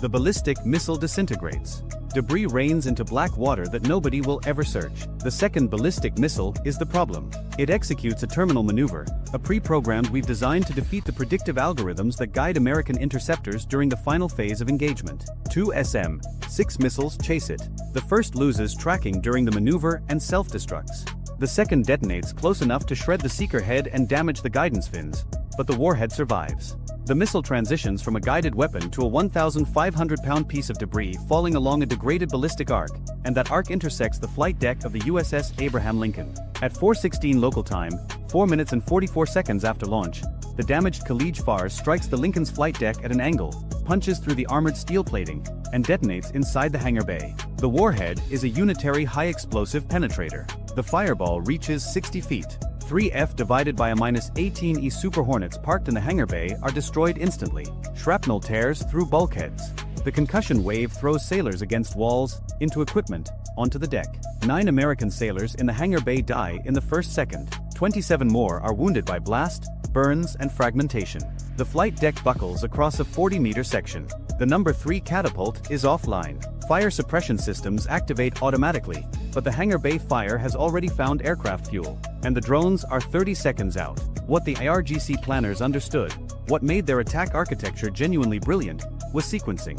The ballistic missiles were never meant to sink the Lincoln. They were meant to saturate the Aegis engagement timeline at exactly the moment the low-altitude drone swarm crossed the radar horizon. Every SM-6 fired upward at a ballistic missile is an SM-6 that cannot be fired laterally at a sea-skimming drone. Every second the fire control system spends computing a ballistic intercept solution is a second it is not tracking the wave-top threats approaching from 3 different azimuths. It is the right idea. It has been the right idea in every simulation the IRGC has run for the past decade. And in this moment, it is working. 12 Shahid 238 drones cross the radar horizon at 18 kilometers. The Aegis systems aboard Carney and Nitsa detect them, but the engagement windows are compressed. 7 drones are intercepted, 5 by SM-2 missiles, 2 by the Phalanx CWS close-in weapon systems, the automated 20mm Gatling guns that serve as the final layer of defense. Each Phalanx fires 75 rounds per second, throwing a wall of tungsten into the path of an incoming threat at a range of less than 2 kilometers. 5 drones penetrate. 2 strike the Lincoln's Island superstructure, the command tower rising above the flight deck. 1 hits the forward flight deck near the damaged section, compounding the structural failure. 2 hit USS Nitsa. Her bridge is destroyed. Her commanding officer, executive officer, and 6 watchstanders are killed instantly. 8 more American sailors dead. At 4:17 local time, 5 minutes into the attack, the toll stands at 17 American sailors killed and 62 wounded across 2 ships. The Lincoln's flight deck is burning. Nitsa is combat effective from her secondary control station, but her command structure has been decapitated. Carney is undamaged but has expended 23 SM-6 interceptors, each one worth $4.3 million. The math so far: Iran spent roughly $6.6 million in weapons. The interceptors alone cost $98.9 million. Tehran's procurement office could call that a win even if every weapon missed. What the IRGC battery commander did not know, what his intelligence officers could not have told him, what no Iranian signals intercept or Russian satellite feed had ever revealed, was that the response to his attack had been planned, authorized, armed, and loaded into launch systems 11 months before he pressed the fire button. Operation Granite Hammer. Classified contingency strike package, submitted by United States Central Command to the Secretary of Defense following 14 months of escalating IRGC harassment of American carrier groups in the Strait of Hormuz. The package identified 41 Iranian military targets within 350 kilometers of the strait. Every radar site, missile battery, command node, fuel depot, weapons storage facility, drone launch platform, and naval base that contributes to Iran's ability to threaten carrier operations in the Hormuz transit corridor. Each target was assigned to a specific platform. Each platform was assigned specific weapons. Flight routes were deconflicted. Time on target calculations ensured simultaneous impact across all 41 targets. and the Secretary of Defense signed pre-delegated launch authority. No White House phone call. No National Security Council meeting. No congressional notification before execution. The trigger condition was simple. Confirmed hostile fire from Iranian territory resulting in American casualties aboard a United States warship. Iran satisfied that condition at 4:16 local time. The execution order reaches 5 platforms simultaneously at 4:18, 2 minutes after the Lincoln took her first hit. 180 nautical miles to the southeast, in the deep water of the Gulf of Oman, the USS Florida surfaces to launch depth. Florida is not a regular submarine. She is an Ohio-class guided missile submarine, originally built as a ballistic missile boat, converted to carry 154 Tomahawk cruise missiles in 22 vertical launch tubes. She is the most heavily armed conventional strike platform in the United States Navy. Her crew has been at modified battle stations for 9 days, waiting for a message exactly like the one that just arrived. Beneath the strike group, USS Cheyenne acknowledges her portion of the strike package. Her 12 Tomahawks are already warm. 2,100 nautical miles to the south, over the Central Arabian Sea, 2 B-2 Spirit stealth bombers from the 509th Bomb Wing, operating out of Diego Garcia, have been holding in a racetrack orbit for 6 hours. Each carries 16 GBU, 57 massive ordnance penetrators, bunker-busting bombs weighing 30,000 pounds each, designed to penetrate 200 feet of reinforced concrete before detonating. They were built for exactly 3 categories of targets on Earth: North Korean tunnels, Iranian mountain bunkers, and Chinese underground facilities. Today they have Iranian addresses. Aboard USS Carney, despite the chaos of the past 5 minutes, the weapons officer executes her assigned launch sequence. Her vertical launch cells still function. Tomahawks begin rising from the forward deck. And on the Lincoln herself, even as damage control teams fight the hangar bay fire, 12F divided by a -18E Super Hornets from Strike Fighter Squadron 86 that were already airborne on Combat Air Patrol receive updated targeting packages. Each aircraft carries 2 AGM-158C long-range anti-ship missiles reconfigured for land attack, known as JSSMER, the Joint Air-to-Surface Standoff Missile Extended Range. Range: 575 miles. They can release from outside Iranian radar coverage, turn around, and land back on an Allied airfield without ever crossing into Iranian airspace. From authorization to last weapon away, 6 minutes and 11 seconds. Total precision-guided munitions converging on Iranian territory, 148. 41 targets. Simultaneous time on target impact calculated to the second. The largest coordinated naval strike since Operation Desert Storm, assembled from assets that were pre-positioned, preloaded, and waiting for exactly this morning. Somewhere in a Raytheon boardroom, the next quarterly earnings call just wrote itself. First impacts begin at 4:27 local time, 11 minutes after the Lincoln took her hit. Bandar Abbas Integrated Missile Command Center. This is the brain. The facility that coordinated the morning's attack sits under 3 meters of reinforced concrete, hardened against conventional cruise missile strikes, considered survivable against anything short of a nuclear weapon. 2 GBU, 57 massive ordnance penetrators arrive 0.4 seconds apart. The first punches through the roof and buries itself in the operations level. The second follows through the entry hole and detonates at a depth of 40 feet. 30,000 pounds of guided American steel moving at 700 miles per hour does not care about reinforced concrete. The command center collapses into itself. Every officer who planned and executed the morning's carrier strike dies in the same detonation. Their screens are still showing the damage assessment of the Lincoln when the ceiling becomes the floor. 90 kilometers east, at Bandar Jask, the Khalij Fars battery that launched the 2 missiles at the Lincoln this morning is still repositioning its transporter erector launchers for a second salvo. The battery commander has been on the radio for 6 minutes trying to confirm the Lincoln's damage. He wants to fire again. 8 Tomahawks arrive before he gets his answer. The launch vehicles explode on their transports. The reload trucks, parked 200 meters behind the ridgeline in what the battery crew believed was a concealed position, cook off simultaneously. The fuel depot ignites. Secondary explosions continue for 9 minutes.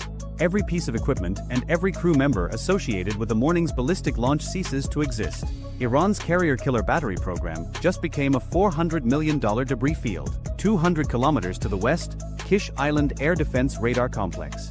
This is the installation that provided the Lincoln's coordinates to the missile battery. Without its long-range phased array radar feeding targeting data in real time, the ballistic strike could not have been coordinated. 12 Tomahawks are allocated.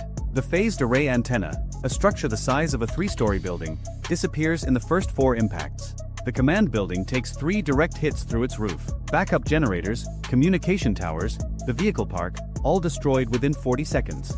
Iranian maritime surveillance across a 200-kilometer sector of the strait goes permanently dark. The operators who spent 9 hours tracking the Lincoln and feeding her position to the missile crews have the same amount of warning time their targets did. Which is to say, none. Keshem Island IRGC Naval Base. Iran's forward operating position for fast attack boat operations in the strait. 47 missile-armed speedboats are tied to their moorings. Each boat carries two C-802 anti-ship missiles, a Chinese-derived weapon with a range of 120 kilometers. In IRGC doctrine, these boats would swarm an American warship in coordinated waves, overwhelming point defenses with sheer numbers. 8 Tomahawks hit the pier complex. Boats explode at their berths as their missile magazines detonate. The fuel farm ignites into a column of fire visible from 60 kilometers. The barracks, the maintenance shops, the base commander's headquarters, systematically destroyed in a 90-second window. 47 boats that were supposed to be Iran's insurance policy against American naval power burn at the waterline. It turns out the swarm doctrine works better when the swarm survives to launch. Shahid Bayhoner Naval Base. Iran's primary IRGC naval headquarters for Strait of Hormuz operations. 18 Tomahawks. The 4-story headquarters building, the operational brain of Iran's entire Hormuz defense strategy, receives 4 cruise missiles through its facade in a 2-second sequence. The building pancakes. The operations center that was monitoring the Lincoln's damage and drafting follow-up strike orders is buried under 20 meters of concrete. The weapons storage facility takes 3 hits. Stored NOR anti-ship missiles detonate in a chain reaction that destroys 4 adjacent structures and starts fires that will burn for 2 days. The 3 coastal drone launch positions from which the morning's 12 Shahid 238s were released each receive 6 Tomahawks. Mobile launchers, support vehicles, propellant storage, communications relays. Systematically erased across all 3 sites in a 4-minute window. 14 additional targets, radar nodes, communications relays, ammunition depots, hardened command bunkers scattered across a 300-kilometer coastal arc, receive the remaining weapons. Total strike duration from first impact to last detonation, 4 minutes and 52 seconds. At 4:32 local time, 20 minutes after the attack on the Lincoln began, the Islamic Revolutionary Guard Corps' entire integrated anti-ship and anti-carrier strike network along the Strait of Hormuz, a system that took 30 years and an estimated $40 billion to construct, exists only as satellite imagery of burning wreckage. The infrastructure is not damaged. It is not degraded. It is gone. And it was gone before the fires on the Lincoln's flight deck were contained. The exchange, calculated with the cold precision that defense analysts prefer. Iran fired 14 weapons. America returned 148. Iran killed 17 American sailors. An estimated 670 Iranian Revolutionary Guard personnel died across 41 facilities. Iran damaged 1 carrier and 1 destroyer, both reparable. America destroyed 41 installations, none rebuildable under current sanctions in any timeline that matters. Iran spent $6.6 million in munitions. The American response cost approximately $320 million in weapons expenditure, roughly the cost of 3 days of carrier operations in the 5th Fleet area of responsibility. Iran traded 30 years of military infrastructure for 6 minutes of footage showing smoke rising from an American flight deck. That footage will play on Iranian state television for decades. But the satellite images of 41 burning facilities will play in every IRGC planning room for longer. The diplomatic aftermath unfolds with mechanical predictability. Iran's foreign ministry claims the Lincoln violated an Iranian maritime exclusion zone, a zone that does not exist under international law and has never been recognized by any nation including Iran's own allies. The United States releases full radar tracks proving the Lincoln's position in international waters, communications intercepts confirming attack authorization from IRGC headquarters, and satellite imagery of every destroyed facility. The evidence package reaches the United Nations, NATO, and every Gulf capital within 3 hours. Saudi Arabia calls the Iranian attack unprovoked aggression. The UAE offers expanded port access for American ship repairs. Bahrain reaffirms its defense cooperation agreement. Even Oman, Tehran's traditional back-channel partner, issues a statement expressing deep concern. The regional message is unanimous and clear. Nobody is mourning Iran's missile batteries. The Lincoln returns to Bahrain under her own power. Flight deck repairs are estimated at 11 months. The 17 sailors killed are transported home with full military honors. Their families receive notification before any public statement. They were 21 years old, 23 years old, 34 years old. They had plans they had not yet finished making. And in every IRGC command post from Bandar Abbas to Tehran, the officers who survived the morning of the Lincoln incident now carry one piece of knowledge they did not have 24 hours ago. The American response to a carrier attack is not a decision. It is not a debate. It is not a proportional, calibrated, diplomatically sensitive reply designed for international optics. It is a preloaded, pre-authorized, pre-aimed annihilation package that activates automatically the moment American blood hits an American deck. The officer who gives the launch order does not just order an attack on a carrier. He orders the simultaneous destruction of his own command center, his own radar stations, his own missile batteries, his own naval base, and his own life. He just does not know it yet. Iran found out why Americans do not have free healthcare. If you enjoyed this video, check out our other video on what happens when China's carrier killer missiles meet the USS Gerald Ford's layered defense network. Bye for now. At 2:14 local time, a single Iranian Type 412 naval mine broke free from its anchor chain in the middle of the Strait of Hormuz and drifted 600 feet into the westbound shipping lane. It struck the hull of the MV Coral Meridian, a Maltese-flagged crude carrier loaded with 2 million barrels of Basra heavy. The detonation tore a 40-foot gash below the waterline. Within 9 minutes, crude oil was spreading across the warmest choke point on Earth at a rate of 4,000 gallons per minute. Within 14 minutes, the Coral Meridian was listing 11 degrees to port. Within 20 minutes, every maritime insurance company in London had frozen new policy issuances for the Persian Gulf. And within 1 hour, the price of Brent crude jumped $19. That was Tuesday. By Wednesday, the Strait of Hormuz was closed. Not partially, not restricted, closed. Iran's Islamic Revolutionary Guard Corps Navy had deployed over 300 sea mines across the shipping lanes in a 48-hour sprint, using a combination of fast attack craft, civilian dhows, and at least 4 Ghadar-class midget submarines. They had also activated shore-based anti-ship missile batteries at Keshem Island, Abu Musa, and the Larak coastal garrison. Any vessel attempting transit would face a layered threat combining contact mines, influence mines, cruise missiles, and fastboat swarms. The entire global energy market was being held hostage by roughly 60 miles of water. The stated reason, broadcast on Iranian state television by a spokesman for the Supreme National Security Council, was retaliation for what Tehran called an act of economic warfare. 6 days earlier, the United States had imposed a new round of sanctions targeting Iran's central bank, its sovereign wealth reserves held in Chinese and Emirati financial institutions, and for the first time, secondary sanctions on any port facility worldwide that processed Iranian crude. The effect was immediate and devastating. Iran's remaining oil exports, roughly 1.3 million barrels a day, mostly flowing to China and India through intermediary shell companies, froze overnight. Tankers that had been loading at Karg Island simply stopped. Payment channels collapsed. Tehran estimated losses of $90 million per day. So they closed the strait. And then the message came. At 11 o'clock Washington time on Wednesday morning, the White House released a 4-sentence statement. It did not use diplomatic language. It said that the mining of international waterways constituted an act of war under international maritime law. It said that the United States would guarantee freedom of navigation through the Strait of Hormuz. It said that Iran had 48 hours to begin verifiable mine clearance operations and withdraw all anti-ship missile systems to a distance of 50 kilometers from the coastline. And it said that failure to comply would result in the United States and its coalition partners taking all necessary action to reopen the strait. 48 hours. That was the number. Not 72. Not a week. 48.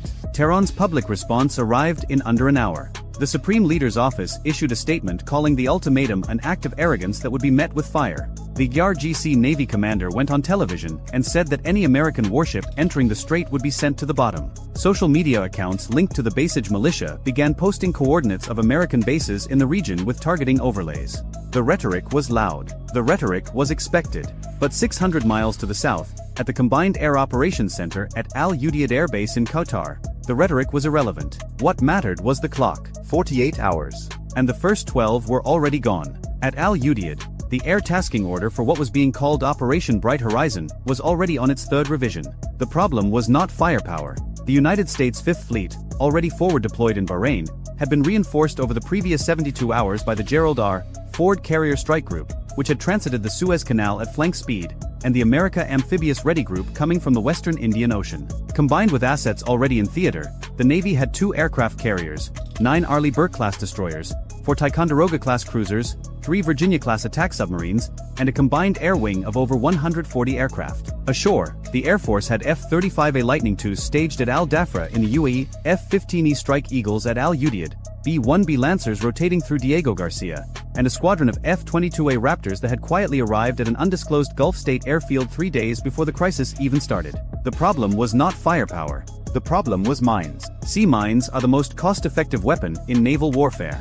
An Iranian EM-52 rising mine costs roughly $10,000 to manufacture. The mine countermeasure vessel needed to find and neutralize it costs $600 million. A single mine can close a shipping lane for days. 300 mines can close it for weeks. And unlike missiles, which can be intercepted, or ships, which can be sunk, mines just sit there, silent, patient, waiting for something heavy to pass overhead. Clearing them requires specialized ships, underwater drones, helicopter-towed sleds, and time. Lots of time. The U.S. Navy's mine countermeasures force in the Gulf consisted of 4 Avenger-class mine countermeasure ships, 8 MH-53EC Dragon helicopters, and a handful of unmanned underwater vehicles. Under normal conditions, clearing 300 mines from a waterway the size of the Strait of Hormuz would take 30 to 45 days. They did not have 30 to 45 days. They had 36 hours. 1,200 miles to the west, at Ramstein Air Base in Germany, the airlift was already underway. 2 C-17 Globemaster IIIs loaded with Mk-18 Mod 2 Kingfish unmanned underwater vehicles and their support equipment had departed 4 hours after the ultimatum. A third C-17 carried components of the AN/AQS-20 mine-hunting sonar system. A fourth carried a Navy explosive ordnance disposal team and 60,000 pounds of expendable mine neutralization charges. All 4 aircraft were bound for Bahrain. They would arrive in 11 hours. The equipment would need 6 hours to unpack and integrate. That left 19 hours before the deadline to actually start clearing mines. 300 miles southeast of the strait, the Virginia-class submarine USS Montana was running at 400 feet, making 8 knots on a course that would bring her to the eastern entrance of the strait within 14 hours. Her mission was not mine clearance. Her mission was something much more specific, and her crew did not yet know what it was. The captain had received a fragmentary order coded Pinnacle Lightning. The full tasking would arrive in 4 hours. Until then, they waited. At Bandar Abbas, the largest Iranian naval base on the Gulf, the IRGC Navy was not waiting. They were reinforcing. Commercial satellite imagery captured by Planet Labs at 9:47 local time showed 11 fast attack craft being loaded with what imagery analysts at the National Geospatial Intelligence Agency identified as C-802 anti-ship cruise missiles. Each of those missiles carried a 365-pound warhead and had a range of 75 miles. 11 boats, each carrying 2 missiles. 22 missiles that could be launched from small, fast, difficult-to-track platforms dispersed along hundreds of miles of coastline. A single C-802 had crippled the Israeli corvette Hanit in 2006. 22 of them, fired in a coordinated salvo, could overwhelm the defenses of a destroyer. But the fast boats were only one layer. At Jask, 190 miles east of the strait, Iran had positioned its newest coastal defense system, the Khaliji-Fars ballistic anti-ship missile. This was a weapon the Pentagon had been watching for years. A modified Fateh 110 short-range ballistic missile with a terminal guidance seeker designed to hit moving ships. It came down at Mach 3 from the upper atmosphere, giving defenders seconds to react. Each launcher carried 2 missiles. Satellite imagery showed 4 launchers, meaning 8 missiles. The system had never been used in combat. Nobody wanted to find out if it worked the way the Iranians claimed it did. They were about to find out anyway. At 6:30 Wednesday evening, 20 hours into the countdown, the Combined Force Commander at 5th Fleet Headquarters in Bahrain held a video teleconference with CENTCOM in Tampa, the Joint Staff at the Pentagon, and the White House Situation Room. The plan that emerged had 4 phases and 0 margin for error. Phase 1 was suppression. Before a single mine could be cleared, the anti-ship missile threat had to be destroyed. Every known coastal defense site, every mobile launcher hide, every fastboat pen along the Iranian coast from Jask to Bushehr would be hit simultaneously. The Air Force would handle fixed sites with standoff weapons. The Navy would handle mobile targets and pop-up threats. Cyber Command would handle something else entirely. Phase 2 was clearance. The moment air superiority was established over the strait, mine countermeasure assets would begin sweeping a 6-mile-wide safe corridor through the densest minefields. MH-53E helicopters towing Mk-105 magnetic influence sweep sleds would handle the influence mines. Avenger-class ships using hull-mounted sonar would locate contact mines for EOD divers and UUVs to neutralize. The timeline for opening a single safe lane was estimated at 12 to 16 hours after clearance began. Phase 3 was escort. Once the corridor was open, a continuous naval escort operation would guide commercial vessels through the strait under the protective umbrella of Aegis-equipped warships. Phase 4 did not have a name on the briefing slide. It was listed only as contingency. Everyone in the room knew what it meant. If Iran escalated beyond the strait, if missiles started flying at bases or allies, the target list expanded to include Iran's integrated air defense network, its ballistic missile infrastructure, and its command and control nodes. Phase 4 was a regional war. Nobody wanted Phase 4. At 10:15 Wednesday night, 28 hours before the deadline, something changed. An RC-135 Rivet Joint Electronic Surveillance aircraft orbiting at 34,000 feet over the Gulf of Oman detected an unusual communications pattern. Iranian military radio traffic, which had been running at roughly 4 times its normal volume since the crisis began, suddenly dropped. Not gradually, not in stages. It dropped by 80% in under 6 minutes. To a signals intelligence analyst, sudden communications silence means one of two things. Either the network has been destroyed, or the network has switched to a pre-planned wartime mode that relies on landlines, fiber optics and couriers instead of radio. The network had not been destroyed. Iran was going to wartime communications posture, 28 hours before the deadline expired. This mattered. It mattered because wartime comm switching is not something you do to bluff. It takes hours to coordinate. It disrupts normal operations. You only do it when you believe combat is imminent and you want to deny the enemy signals intelligence. The Rivet Joint's crew relayed the detection to the National Security Agency at Fort Meade, which confirmed the assessment within 40 minutes. Iran was not preparing to comply. Iran was preparing to fight. At Fort Meade, the confirmation triggered something that had been staged for 72 hours. United States Cyber Command had been holding access to 14 pre-positioned implants embedded in Iranian military networks. These were not new intrusions. Some of them had been placed years earlier, maintained through patient, invisible persistence, updated quietly during routine Iranian software patches, tested through careful signals that mimicked normal network noise. 12 of the 14 implants were in the Integrated Air Defense Network command layer. One was in the IRGC Navy's shore-based missile coordination system. One was in the electrical grid serving Bandar Abbas Naval Base. None of them had ever been activated. They were insurance policies. Expensive, fragile, and single-use. Once triggered, the Iranians would find them, patch them, and they would be gone forever. Years of access, burned in seconds. The order to activate came at 11:40 Wednesday night. It was signed by the Secretary of Defense and confirmed by the President. Execution was set for 2 o'clock Thursday morning local time, exactly 6 hours before the deadline expired. That timing was deliberate. It would be dark. It would be 6 hours before Iran expected anything to happen. And it would give the first wave of aircraft just enough time to reach their targets before anyone on the ground realized their defenses were compromised. What Tehran didn't know was that the 48-hour ultimatum was never intended to expire. The deadline was theater. Useful theater, necessary theater, because it gave allies time to evacuate non-essential personnel, gave commercial shipping time to clear the area, and gave the diplomatic track just enough oxygen to claim that every alternative had been exhausted. But the operational timeline had never been 48 hours. The operational timeline had been decided the moment the first mine was confirmed in the shipping lane. The only variable was how long it took to move assets into position. By Wednesday night, they were in position. 190 miles to the east, at Jask, the 4 Khaliji Fars launchers were being loaded onto their transport erector vehicles for dispersal. Iranian doctrine called for mobile launchers to relocate every 4 to 6 hours to avoid being caught by satellite surveillance. The launchers had been photographed at their garrison at 2 p.m. By midnight, they would be gone, scattered along 80 miles of coastline, hidden under bridges, in warehouses, in the shadows of apartment buildings. Finding them after dispersal would require persistent drone surveillance and real-time intelligence that might or might not be available. The strike planners at Al-Udeid knew this. The Jask launchers had to die in their garrison before they moved. That meant the timeline just got 6 hours shorter. At 11:50 p.m. Wednesday, a pair of B-2A Spirit stealth bombers passed south of Diego Garcia heading north. They had launched from Whiteman Air Force Base in Missouri 17 hours earlier, refueled twice over the Atlantic, once over the Indian Ocean, and were now entering their pre-strike holding pattern. Each B-2 carried 16 GBU, 31 Joint Direct Attack munitions in its internal weapons bays, 2,000-pound GPS-guided bombs. 32 of them, total. 16 were assigned to the Jask missile garrison. 16 were assigned to the underground command bunker at Bandar Abbas that served as the IRGC Navy's operational headquarters. The B-2s were not alone. 400 miles to the west, 8 F-35A Lightning IIs from the 421st Fighter Squadron had launched from Al Dhafra Air Base in the UAE at 11:30 p.m. under the cover of what was listed on the air traffic control log as a routine night training sortie. They were not carrying training weapons.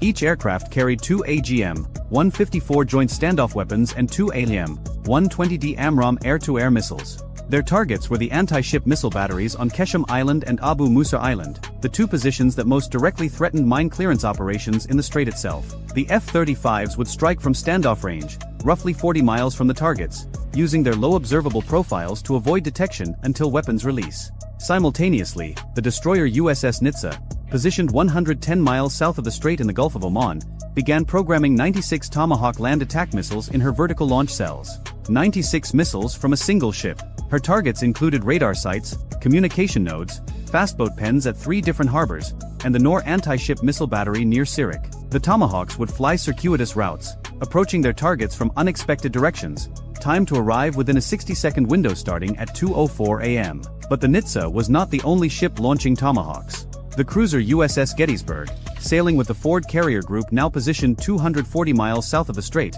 had another 64 Tomahawks programmed and ready. The destroyer USS Halsey, forward deployed from Bahrain, had 47. Combined with the Nitsa, that was 207 Tomahawk cruise missiles that would be in the air before a single Iranian radar operator noticed anything unusual. 207 Tomahawks cost roughly $400 million. The coastal defense systems they were targeting had cost Iran approximately $90 million to acquire. That math looks bad until you consider that a single day of the strait being closed cost the global economy an estimated $1.2 billion. At 1:47 a.m. Thursday local time, 13 minutes before H-hour, the cyber weapons activated. The first effect was subtle. The primary radar at Iran's Kish Island air defense sector, a Chinese-supplied JY-14 medium-range surveillance radar, began receiving false returns. Not many. Not enough to trigger an alert. Just enough to place Phantom aircraft tracks 80 miles south of their actual position. The radar operators saw what they expected to see: American aircraft flying patrol patterns in international airspace. They did not see the 8 F-35s that were now 70 miles closer than any Iranian sensor indicated. The second effect was less subtle. At Bandar Abbas Naval Base, the electrical grid serving the port facility and the adjacent IRGC Navy headquarters experienced a cascading voltage irregularity. It lasted 9 seconds. When power returned, the shore-based missile coordination network needed 4 minutes to reboot. 4 minutes during which no launch order could be transmitted to the fast attack boats already dispersed along the coast. 4 minutes was a long time. The third effect was invisible. Deep inside the Integrated Air Defense Command Network, the software that managed threat prioritization and engagement sequencing had been modified. Iranian surface-to-air missile batteries would still function. They would still track targets. They would still fire. But the fire control solution would contain a tiny error, a 6-degree azimuth offset in the targeting data passed from the surveillance radars to the engagement radars. 6 degrees does not sound like much. At 40 miles, 6 degrees translates to a missed distance of over 4 miles. Every missile fired using corrupted data would miss by 4 miles. And the operators would not know why. At 2 a.m. exactly, the B-2s opened their bomb bay doors. 32,000 feet above the Jask missile garrison, the first B-2 released 8 GBU-31s in a 4-second sequence. Each bomb separated cleanly, its GPS-aided inertial navigation system locking onto coordinates that had been updated 17 minutes earlier by a Global Hawk surveillance drone orbiting at 58,000 feet. The bombs fell for 41 seconds. In those 41 seconds, the 4 Khaliji Fars launchers sat on their transport vehicles, engines warming, preparing to disperse. The drivers had been told to move at 2:15 a.m. They were 15 minutes from safety. The first bomb struck the vehicle maintenance building adjacent to the launcher parking area. The blast wave knocked 2 of the transport vehicles onto their sides. The second and third bombs hit the road leading out of the garrison, cratering it in 2 places and blocking the only exit. The 4th through 8th bombs walked across the launcher positions themselves. The Khaliji Fars missiles carried solid rocket fuel. When the 2,000-pound warheads detonated among them, the secondary explosions were visible from 20 miles away. In 11 seconds, Iran's most advanced anti-ship ballistic missile capabilities ceased to exist. The second B-2 hit the Bandar Abbas command bunker 90 seconds later.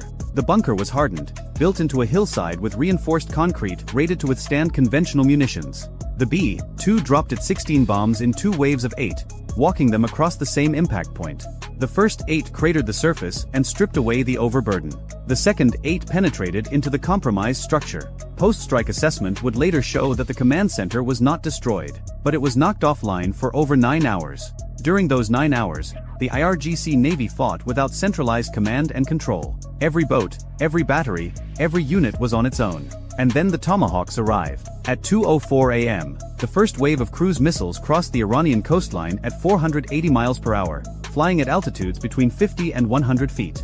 They came from 3 directions. From the south, the Nitsa's missiles hit Keshim Island and the eastern approaches. From the southwest, the Gettysburg's missiles struck targets along the coast between Bandar Lenja and Sirik. From the southeast, the Halsey's missiles came in over the Gulf of Oman and struck Jask's remaining infrastructure and the early warning radar at Shabahar. On Keshim Island, the C-802 battery positions that the F-35s had not already destroyed received 12 Tomahawks in a single minute. The missiles arrived in pairs, 2 per target, with the second missile timed 30 seconds after the first. The first missile destroyed or suppressed the target. The second missile ensured it. Iranian soldiers who survived the strikes later described the sound as continuous thunder that did not stop. At Abu Musa Island, the garrison received 8 Tomahawks and 4 AGM-154 joint standoff weapons from the F-35s. The island's anti-ship capability consisted of 2 C-802 launchers and a single Chinese-made HQ-7 short-range air defense system. The HQ-7 actually fired. It launched 2 missiles at incoming Tomahawks and hit one out of 207. The launcher was destroyed 19 seconds later by a GBU-39 small-diameter bomb dropped by an F-35 that the HQ-7's radar never detected. 1 Tomahawk destroyed costs $1.9 million. The HQ-7 missile that killed it cost about $80,000. For Iran, that was the best exchange rate of the entire night. 40 miles north of the strait, at the IRGC fastboat base at Bandar Lenja, 11 missile-armed fast attack craft were attempting to get underway. They had received dispersal orders at 1:55 a.m., 5 minutes before H-hour, from a local commander who had noticed the communications disruption and guessed what was coming. It was good instinct. 5 of the boats made it out of the harbor before the Tomahawks hit. The remaining 6 were caught in their pens. The concrete piers, the fuel storage, the ammunition bunkers, everything within 400 meters of the waterfront was destroyed in 60 seconds. The 5 boats that escaped scattered east along the coast at 45 knots, 220 miles south of the strait, aboard the aircraft carrier USS Gerald R. Ford. The air wing went to full combat operations at 2:10 a.m. The first aircraft to launch were not fighters. They were EA-18G Growlers from VAQ-129, electronic warfare aircraft. Their job was to find, jam, and if necessary destroy any Iranian radar system that was still functioning after the cyber attack and the Tomahawk strikes. Within 30 minutes, 6 Growlers were orbiting at 28,000 feet along a north-south line running parallel to the Iranian coast, flooding the electromagnetic spectrum with noise. Iranian radar operators who had survived the strikes and were attempting to bring backup systems online found nothing but static. Behind the Growlers came the fighters. F divided by a -18E and F Super Hornets armed for both air-to-air and air-to-ground. F-35C Lightning IIs from VFA-147. The Ford's air wing put 42 aircraft into the sky in the first hour. Their immediate concern was not the Iranian Air Force. The Islamic Republic of Iran Air Force had not sortied a single aircraft. Their hangars were intact. Their runways were intact. Their jets sat in shelters with engines cold. This was deliberate. The United States had not struck any Iranian air bases. The message was precise. This is about the strait. Open it, and this ends. Expand it, and we expand too. Tehran received that message. The jets stayed on the ground. That decision, made by someone in Tehran whose name may never be known, probably prevented the conflict from becoming a full-scale war. Probably. At 2:38 a.m., the 5 IRGC fastboats that had escaped Bandar Lenja reached a position 18 miles northeast of the strait and turned south. They were heading for the shipping lanes. Each boat carried 2 C-802 missiles and was crewed by 7 men. Their orders, received before communications went dark, were simple. Find an American warship. Fire.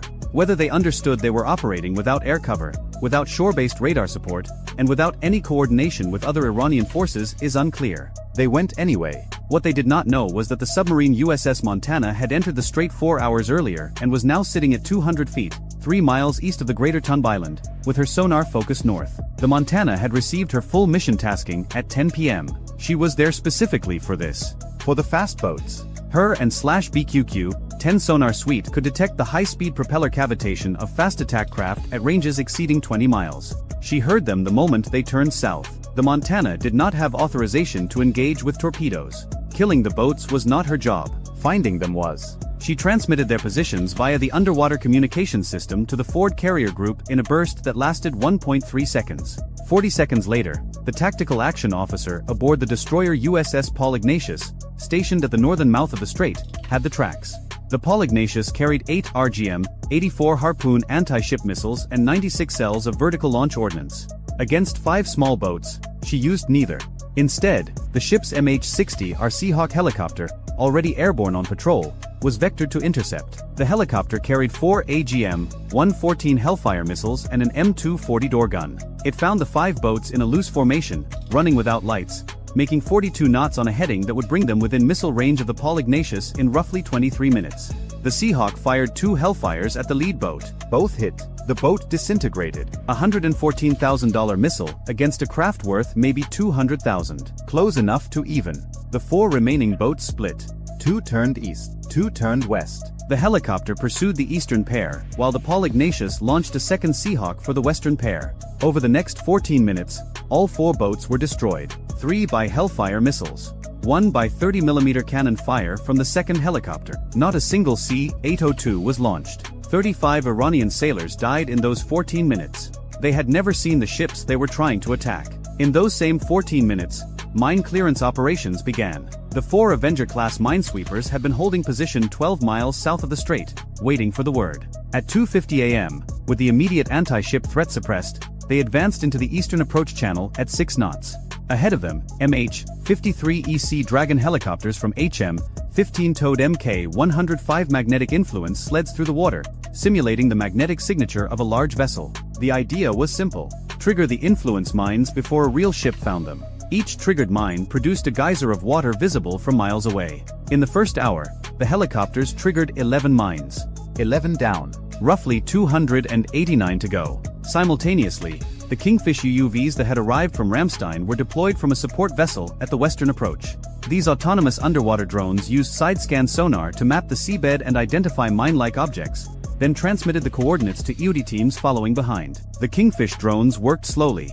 Each one could survey roughly 1 square mile per hour. The strait's shipping lanes covered approximately 42 square miles. The math was not encouraging. At 4:15 a.m., roughly 2 hours into the operation, Iran responded. Not with missiles. Not with boats. With mines. 2 Goddard-class midget submarines, each roughly 120 feet long and carrying a crew of 18, had been lying on the bottom of the strait in 40 meters of water since Monday. They had not moved. They had not transmitted. They had been invisible. Now they began deploying additional mines directly into the clearance corridor. The first indication came when a Kingfish UUV detected a mine that had not been on the previous scan pass. Then a second. Then a third. Someone at the Mine Warfare Command Center aboard the USS Lewis B. Puller did the math and realized that the minefield was growing faster than they were clearing it. That realization landed on the Combined Force Commander's desk at 4:22 a.m. Finding a midget submarine in shallow, warm water cluttered with shipwrecks, pipelines, and natural formations is one of the hardest problems in naval warfare. The Goddard-class boats were diesel-electric, nearly silent on battery power, and small enough to hide behind geological features. The Montana could hear fast boats from 20 miles away. A quiet submarine sitting on the bottom at 40 meters might as well not exist. But the Navy had something for this. 2 P-8A Poseidon maritime patrol aircraft from VP-10 had been orbiting south of the strait since midnight. Each carried sonobuoy dispensers loaded with and /SSQ-125 multi-static active sonobuoys. Unlike passive sonobuoys that just listen, active sonobuoys create their own sound pulses and listen for the returns. They do not wait for the submarine to make noise.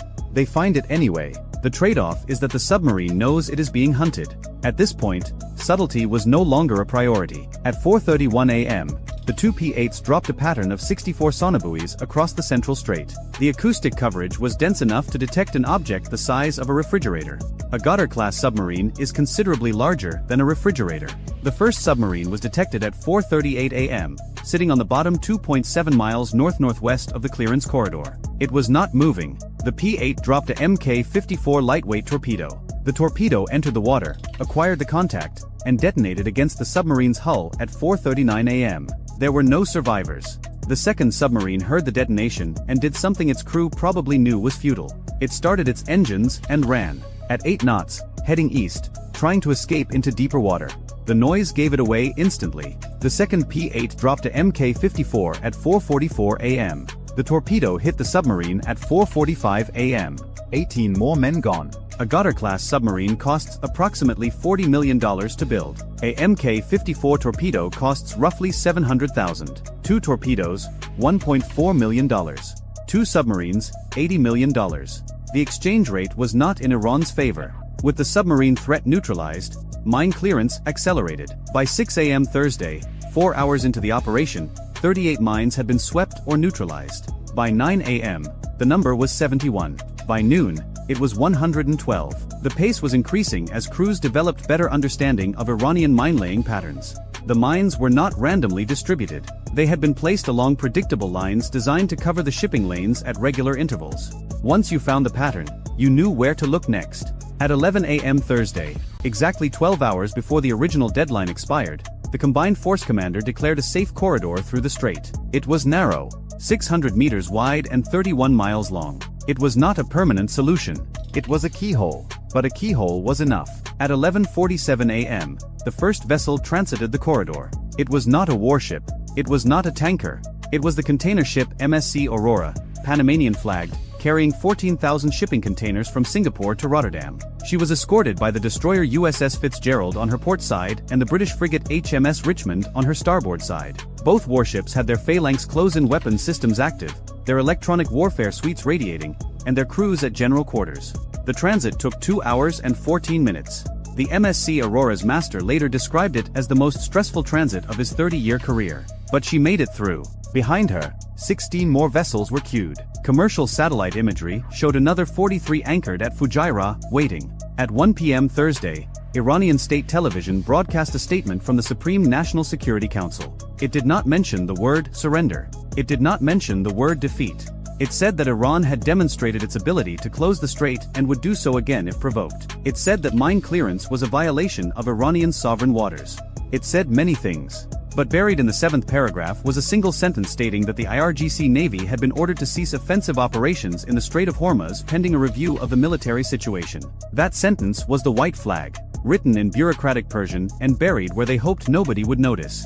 By Thursday night, mine clearance operations had expanded the safe corridor to 2 miles wide. American, British, French, and Australian minesweepers were working side by side. The Royal Navy had dispatched the Hunt-class mine countermeasure vessels HMS Ledbury and HMS Penzance from Bahrain. The French frigate Alsace had arrived to provide air defense coverage. The Australians sent a P-8 from their detachment in the UAE. The cost accounting, when someone eventually did it, was staggering. The United States had expended 207 Tomahawk cruise missiles, 32 dams, 16 joint standoff weapons, 12 small diameter bombs, 11 Hellfire missiles, 2 lightweight torpedoes, and approximately 40,000 pounds of miscellaneous ordnance. Total munitions cost was estimated at $480 million. Aircraft operating costs, ship operating costs, and logistics for the 48-hour operation added another $300 million. The cyber implants that had been burned were valued internally at an estimated program cost of $1.2 billion over the 6 years they had been developed and maintained. Total cost to the United States, approximately $2 billion. Iran's losses included 4 Khaliji Fars ballistic anti-ship missile launchers, 11 coastal defense C-802 batteries, 6 fast attack craft destroyed in port, 5 at sea, 2 Goddard-class submarines, its IRGC Navy headquarters offline for 9 hours, 60% of its Gulf-facing radar infrastructure, and its mine capability in the strait reduced by 112 weapons. With clearance operations continuing. Estimated replacement cost for Iran, $6 to $8 billion and 4 to 7 years. The global economy had lost an estimated $9 billion during the 3 days the strait was fully closed. Oil prices, which had spiked $31 per barrel, dropped $18 within 6 hours of the first successful transit and another $9 over the following 48 hours. The Strait of Hormuz carries roughly 21 million barrels of oil per day. That is 21% of global petroleum consumption. It is the single most important maritime choke point on Earth. Iran had closed it with 300 mines that cost a combined total of roughly $3 million. $3 million held the world economy hostage for 72 hours. That is a return on investment that no weapons system in history has ever matched. And somewhere in Tehran, someone was already ordering 300 more. If you enjoyed this video, check out our other video on what would happen if Iran sank a US aircraft carrier in the Persian Gulf. Bye for now. The aircraft carrier was already on fire. Not from a missile. Not from a drone. From a fuel line rupture on the hangar deck that had nothing to do with Iran and everything to do with a 19-year-old aviation bosun's mate who cross-threaded a coupling during a 14-hour shift. The fire was out in 90 seconds. Damage was cosmetic. But for 11 minutes, the strike group's launch cycle froze, and during those 11 minutes, the thing that was supposed to stay classified for another 6 months rolled out of a C-5M Galaxy's cargo bay at Al Udeid Air Base and onto a runway that had been cleared of every aircraft, every vehicle, and every human being without a Yankee White clearance. The ground crew called it the coffin, not because of what it looked like, but because of what it did to anything on the other end. Officially, it doesn't have a name. The program designation is an alphanumeric string that even the pilots aren't briefed on. What the mission planners called it, in the only unclassified reference that would ever exist, was Longbow 6. A unmanned low observable penetration vehicle built around a single purpose: deliver a weapon package deep inside integrated air defense networks that would shred anything else the United States owns. Iran had spent 11 years and somewhere north of $9 billion building those networks. Russian S-300 PMU-2 batteries around Isfahan. Domestically produced Bavar 373 units ringing Tehran. Third Khordad medium-range systems layered between them like concentric walls. And in the gaps, hundreds of mobile short-range systems, Tor M1 vehicles bought from Moscow before the sanctions bit, and Iranian-built Arayad systems that nobody in Western intelligence had fully characterized because Tehran had never turned them on during an exercise long enough for the satellites to map their full capability. The Pentagon had wargamed a strike on Iran's nuclear enrichment infrastructure every year since 2007. Every simulation produced the same result. You could get aircraft into Iranian airspace. You could hit targets. But you would lose between 14 and 31 aircraft doing it, depending on the scenario, and that number assumed Iran didn't have anything hidden that the intelligence community had missed. It always did. Longbow 6 was supposed to change the math. The vehicle had been in testing at Groom Lake for 3 years. Wingspan of roughly 45 feet. No vertical stabilizer. A planform so clean that the radar cross-section, measured in a purpose-built anechoic chamber at a facility that doesn't appear on any map, came back smaller than a hummingbird at certain frequencies. The airframe absorbed radar energy the way a black shirt absorbs sunlight. What it didn't absorb, it scattered in directions that never returned to the emitter. It carried no gun, no air-to-air capability, no defensive systems in the traditional sense. What it carried, slung internally in a weapons bay lined with radar-absorbent baffles, was a payload that 3 separate congressional oversight committees had been told did not exist. The weapon was called, in development documents later leaked to a defense journal that published 2 paragraphs before receiving a national security letter, a spectrally adaptive electromagnetic disruption package. What that meant in plain language was this: it mapped the operating frequencies of every radar and communication system within a given radius, computed the precise waveform needed to not just jam but permanently damage the receiver electronics of each one simultaneously, and then delivered that waveform in a shape pulse timed to the microsecond. Not a bomb, not a missile. A directed energy event that turned an integrated air defense network into a very expensive collection of paperweights. The physics weren't new. The concept of burning out radar receivers with targeted electromagnetic energy dates back to the late Cold War. What was new was the ability to do it to dozens of systems operating on different frequency bands at the same time, from a single airborne platform, without the platform being detectable before, during, or after the pulse. Iran's air defense doctrine depended on one assumption: that any attacker would have to physically destroy radars and launchers with missiles, one at a time, in a sequence that could be tracked, predicted, and countered. The entire layered defense was built around redundancy. Kill one radar and the adjacent unit picks up coverage. Kill that one and a mobile backup relocates from a camouflaged revetment. The system was designed to bleed an attacker dry through attrition, forcing them to expend hundreds of cruise missiles and dozens of sorties just to open a corridor. Longbow 6 didn't need a corridor. It needed 12 seconds over the target area. At 0347 local time, the vehicle launched from Al Udeid on a trajectory that took it south over the Gulf of Oman, east toward the Pakistani border, and then north into Iranian airspace from a vector that Iran's coastal radar network wasn't optimized to cover. The southern and western approaches to Iran are where the threat lives. That's where the S-300 batteries face. That's where the search radars concentrate their scan volumes. The eastern border with Pakistan and Afghanistan is mountainous, remote, and covered primarily by aging early warning systems that Iran has never fully modernized because the threat from that direction has historically been smugglers and narcotics traffickers, not stealth aircraft. Longbow 6 entered Iranian airspace at 58,000 feet, above the ceiling of every interceptor in the Iranian Air Force inventory. The MiG-29s top out around 55,000 in a clean configuration. The F-14 Tomcats, the ones still flying, haven't reliably reached 50,000 since the mid-90s.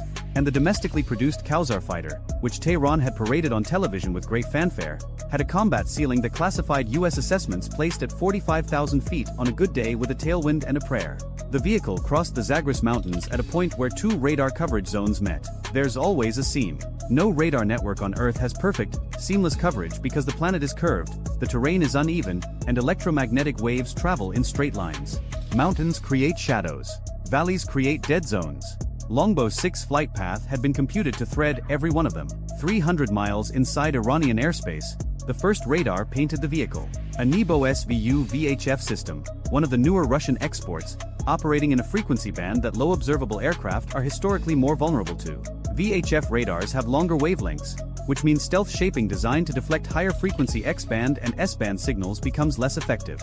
This was the system that Iran's defense establishment had publicly claimed could detect any stealth aircraft the United States operated. The Nebo screen showed a return. Intermittent. Ambiguous. The operator saw it for 4 sweeps, roughly 8 seconds, then lost it. He flagged it in the system. Standard procedure. The track entered the network as a tentative contact, unconfirmed, bearing 047, range 180 kilometers, altitude unknown. Now here's where doctrine collides with reality. Iran's Integrated Air Defense Command operates on a hierarchical model. Sector commanders receive tracks from multiple radar sites, correlate them, and make engagement decisions. A single tentative contact from one radar isn't enough to trigger a launch. You need correlation from a second source. The S-300's own engagement radar, the 30N62, operating in X-band, scanned the bearing. Nothing. The third Cordad's phased array swept the same sector. Nothing. The Bavar 373's long-range search radar, which Iran claimed could track stealth targets at 300 kilometers, reported nothing. 1 radar saw it, 4 didn't. The sector commander had to decide whether to reposition mobile assets based on a ghost return that had already faded. Repositioning meant taking units offline during transit. It meant breaking the coverage web to chase a contact that was probably atmospheric clutter or a flock of birds at altitude. He chose to log it and continue normal operations. Longbow 6 was 140 kilometers from the first target. The weapon's employment sequence began automatically 90 seconds before the optimal release point. Sensors in the vehicle's belly, passive receivers that detected radar emissions the way an ear detects sound without making any noise of its own, began cataloging every electromagnetic source within a 200-kilometer radius. Frequencies, pulse repetition intervals, scan rates, side lobe patterns. Each system had a signature as unique as a fingerprint, and the weapon's onboard processor was matching those fingerprints against a library that contained every known Russian, Chinese, and Iranian radar system's operating parameters. The library had been built over decades. Every time an Iranian radar turned on during an exercise, satellites recorded it. Every time a Russian system was exported and tested by its new operator, signals intelligence aircraft orbiting in international airspace captured the emissions.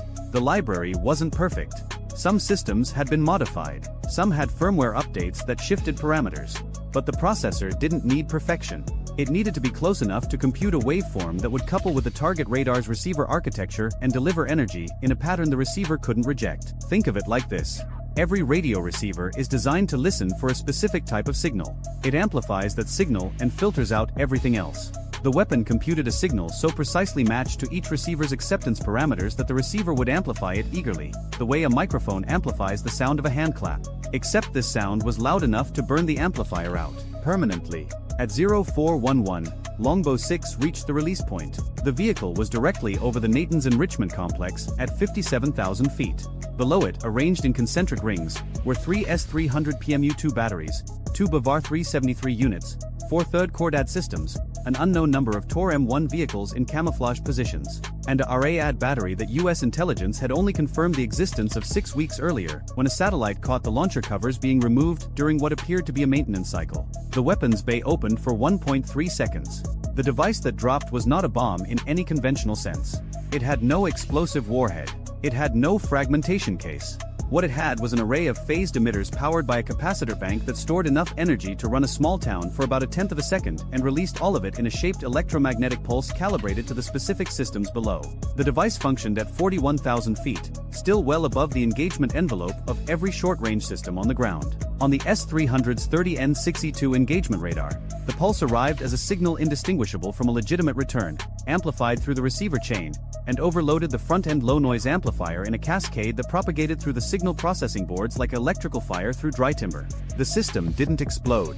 It didn't smoke. The screen simply went dark, and when the operators attempted to restart, the system reported a fault code that wasn't in the manual because the failure mode had never been anticipated by the designers. The Bavar 373 died the same way.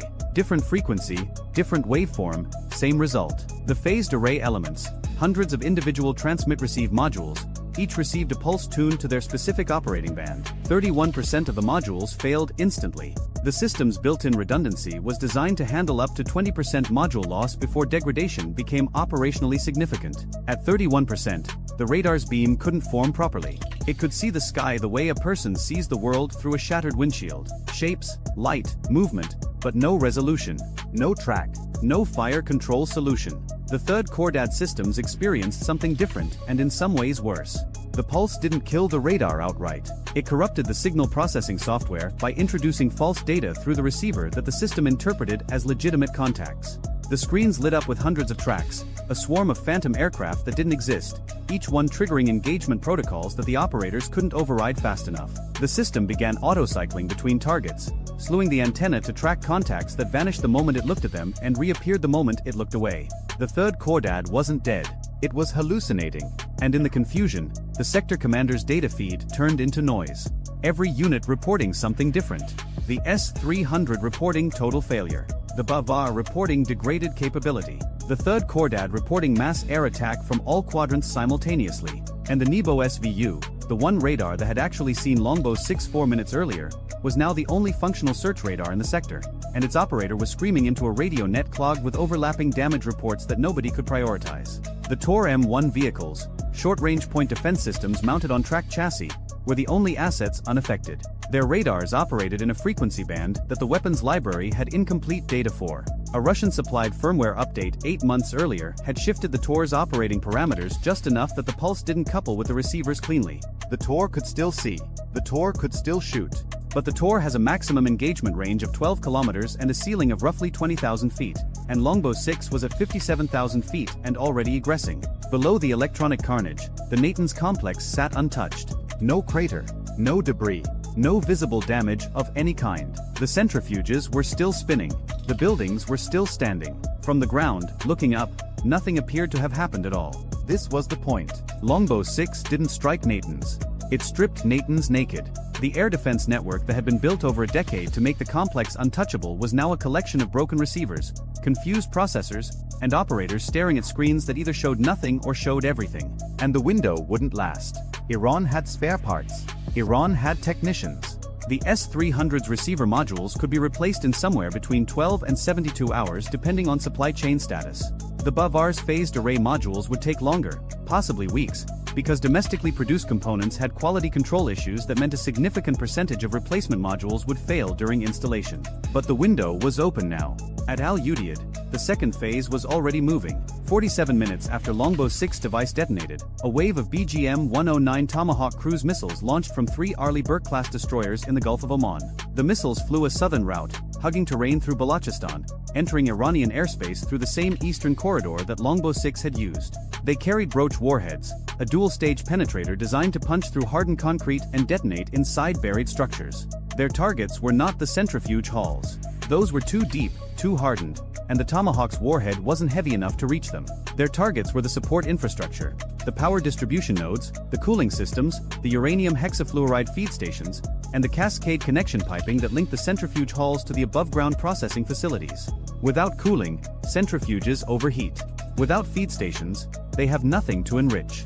Without connection piping, the product has nowhere to go. You don't need to destroy the centrifuges if you can destroy everything that keeps them running. The Tomahawks entered the degraded air defense zone at 550 miles per hour and 50 feet above the terrain. The S-300 couldn't see them because the S-300 couldn't see anything. The Bavar's fragmented array detected 3 of the 47 missiles but couldn't generate a fire control solution because the beam couldn't focus. The third Chordad software was still chasing phantoms and couldn't distinguish real cruise missiles from the hundreds of false tracks already saturating its display. The Tor M1 cruise, the only functioning air defense in the sector, detected the first Tomahawk at 9 kilometers. They launched. The 9M331 missile accelerated to Mach 2.8 and intercepted at 4 kilometers. Direct hit. The Tomahawk disintegrated in a fireball that the Tor's crew celebrated for approximately 3 seconds before the second Tomahawk passed 400 meters to the south, below the Tor's minimum engagement altitude, and impacted the primary electrical substation serving the enrichment complex. The lights at Natan's went out. A second Tor crew engaged 2 more Tomahawks and killed one. The other struck the cooling water intake manifold. A third Tor, repositioning to cover the southern approach, drove into a drainage ditch that didn't appear on its 2009 vintage navigation database and through a track. The crew spent the next 40 minutes conducting field repairs while cruise missiles passed overhead. 43 of 47 Tomahawks reached their targets. 4 intercepted by Tor systems. 0 intercepted by any other air defense asset in the sector. The damage assessment came from a satellite pass 90 minutes later. 3 of 4 power distribution nodes destroyed. Cooling system intake demolished. 2 of 3 feed stations hit. 1 confirmed destroyed. 1 with structural damage that analysis suggested would require 6 to 8 months to repair. The cascade connection piping, running in above-ground conduits between buildings, had been shredded by blast fragmentation from near misses on adjacent structures. Not targeted directly, but destroyed by proximity. Natanz was intact. Every building was still standing. The centrifuges were still in their halls, thousands of them, spinning in the dark in the heat, with no power, no cooling, and no feed material. They would spin for a while on residual momentum. Then they would stop. Some would crash. Bearings seize when centrifuges spinning at 60,000 revolutions per minute lose their magnetic suspension. The repair timeline for crashed centrifuges isn't measured in weeks. It's measured in years, because Iran manufactures them domestically at a rate that US intelligence estimates at somewhere between 100 and 200 per month, and the complex held more than 5,300 miles northwest. The same sequence was unfolding at Fordow, the enrichment facility buried under a mountain near Qom. A second Longbow 6 vehicle had entered from the north, threading the Alborz mountain passes where radar coverage was thinnest, and delivered its payload over the facility at 0419. Fordow's air defenses, a mix of Bavar 373 and domestically produced systems, experienced the same cascade of failures. The follow-on Tomahawk strike from a Virginia-class submarine in the Arabian Sea hit Fordow's tunnel entrances, ventilation shafts, and the power grid serving the mountain complex. You can't tomahawk a mountain. The rock wins. But you can seal the entrances with rubble, destroy the ventilation that keeps the air breathable for the workers inside, and cut the power that runs the centrifuges. Fordow became a tomb for machines. Everything inside was physically intact and operationally useless. Tehran learned about Natanz from the sector commander's fragmented damage report at 0438. Tehran learned about Fordow when the facility stopped responding to communications at 0441. The Supreme National Security Council convened at 0502. By 0515, the order went out to activate retaliatory assets. Iran's response doctrine for a major strike on nuclear infrastructure had been rehearsed for years. The Ballistic Missile Force, operated by the IRGC Aerospace Force, maintained a standing order to launch against predetermined targets in the Gulf states and Israel within 90 minutes of confirmed attack on nuclear sites. Shahab, 3 medium-range ballistic missiles in hardened silos and mobile launchers. Ahmad and Gadr variants with improved accuracy. And the newer Khaibar Shikan, a solid-fueled medium-range missile that Iran had tested in 2023 and which Western analysts assessed could reach any point in Israel with a circular error probable of less than 30 meters.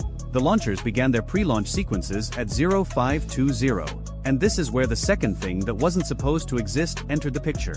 The US had repositioned 2 THAAD batteries to the Gulf region over the preceding weeks, along with Patriot PAC-3 MSE batteries at multiple locations. Standard defensive posture. What wasn't standard was the asset orbiting at 65,000 feet over western Iraq in a racetrack pattern that it had been flying for 19 hours without refueling. The platform had no official designation in any public document. Ground crews at its operating base referred to it as the Overwatch. It carried a sensor suite that could detect the infrared bloom of a ballistic missile launch within 2 seconds and a communications package that transmitted targeting data directly to Aegis-equipped ships and THAAD batteries faster than Iran's missiles could clear their boost phase. But detection wasn't the interesting part. The interesting part was the directed energy system mounted in a conformal housing along the platform's fuselage, not the airborne laser of the early 2000s. The 747 mounted chemical laser that cost $5 billion and was cancelled because it had to fly within 200 kilometers of the launch site to be effective.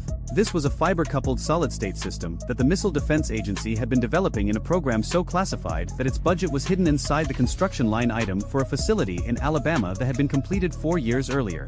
The system couldn't destroy a ballistic missile. The energy density at range wasn't sufficient to burn through a missile's skin in the 60 to 90 seconds of boost phase.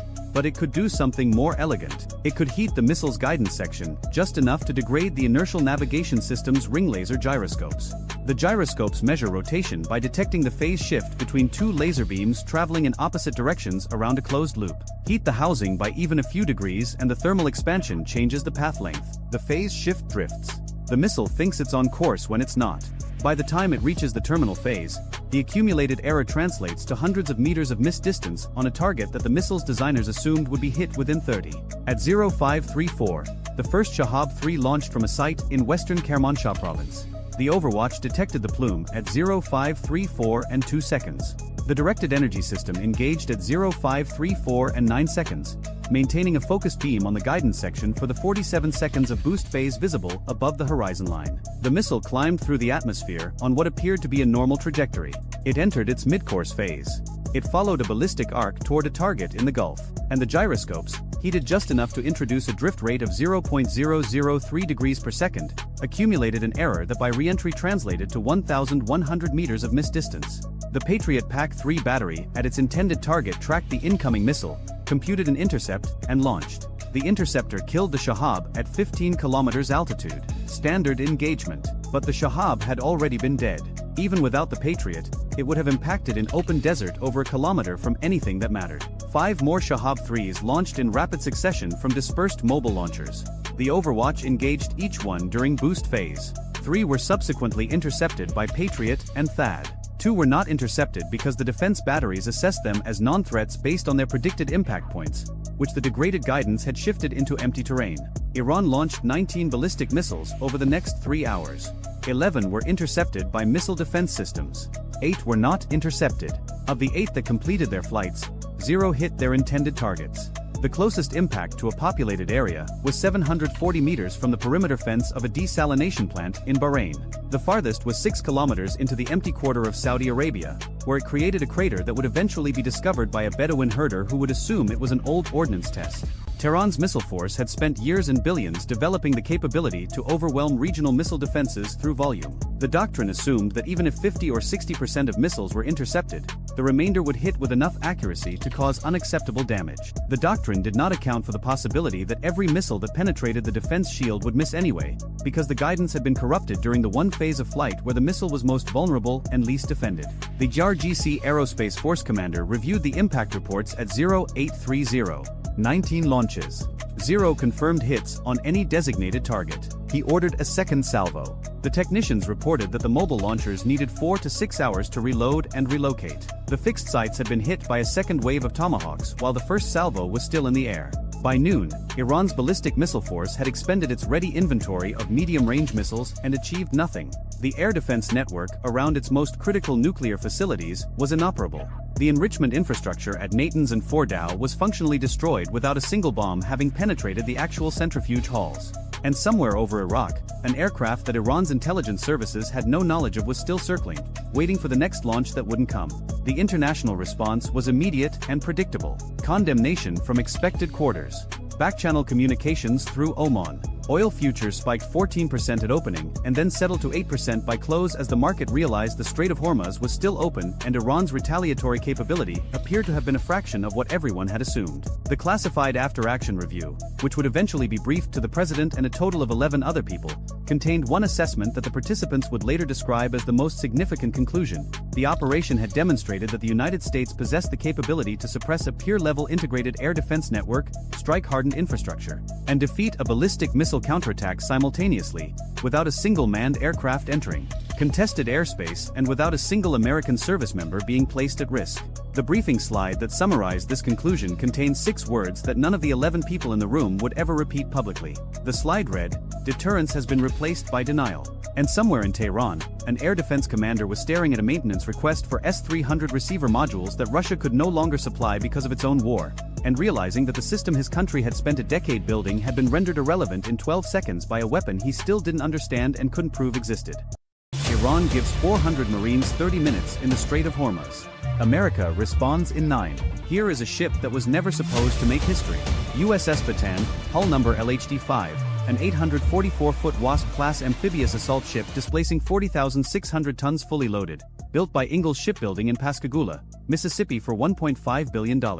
She is carrying the 26th Marine Expeditionary Unit, 400 Marines whose deployment so far has consisted of equipment inspections, physical training on a steel flight deck in absurd heat, and exactly 0 combat. On the morning of this transit, 6 AV-8B Harrier II jump jets sit chained to that flight deck in 2 neat rows. Their pilots are in the ready room reviewing close air support procedures they do not expect to use today. An MV-22B Osprey tiltrotor is spun up near the stern elevator for a routine logistics run to a supply ship trailing 40 nautical miles behind the formation. A single MH-60S Seahawk helicopter is in a maintenance cycle, rotors folded, guts open, a chief petty officer elbow deep in a hydraulic actuator that has been giving him grief since Crete. This is a ship in transit mode. Administrative. Methodical. On schedule. It is 0708 local time. Air temperature is already 114 degrees Fahrenheit and climbing toward a forecasted high of 121. The sea surface is flat, almost oily in the way the Persian Gulf gets when there is no wind and the humidity sits above 90%. Visibility is excellent.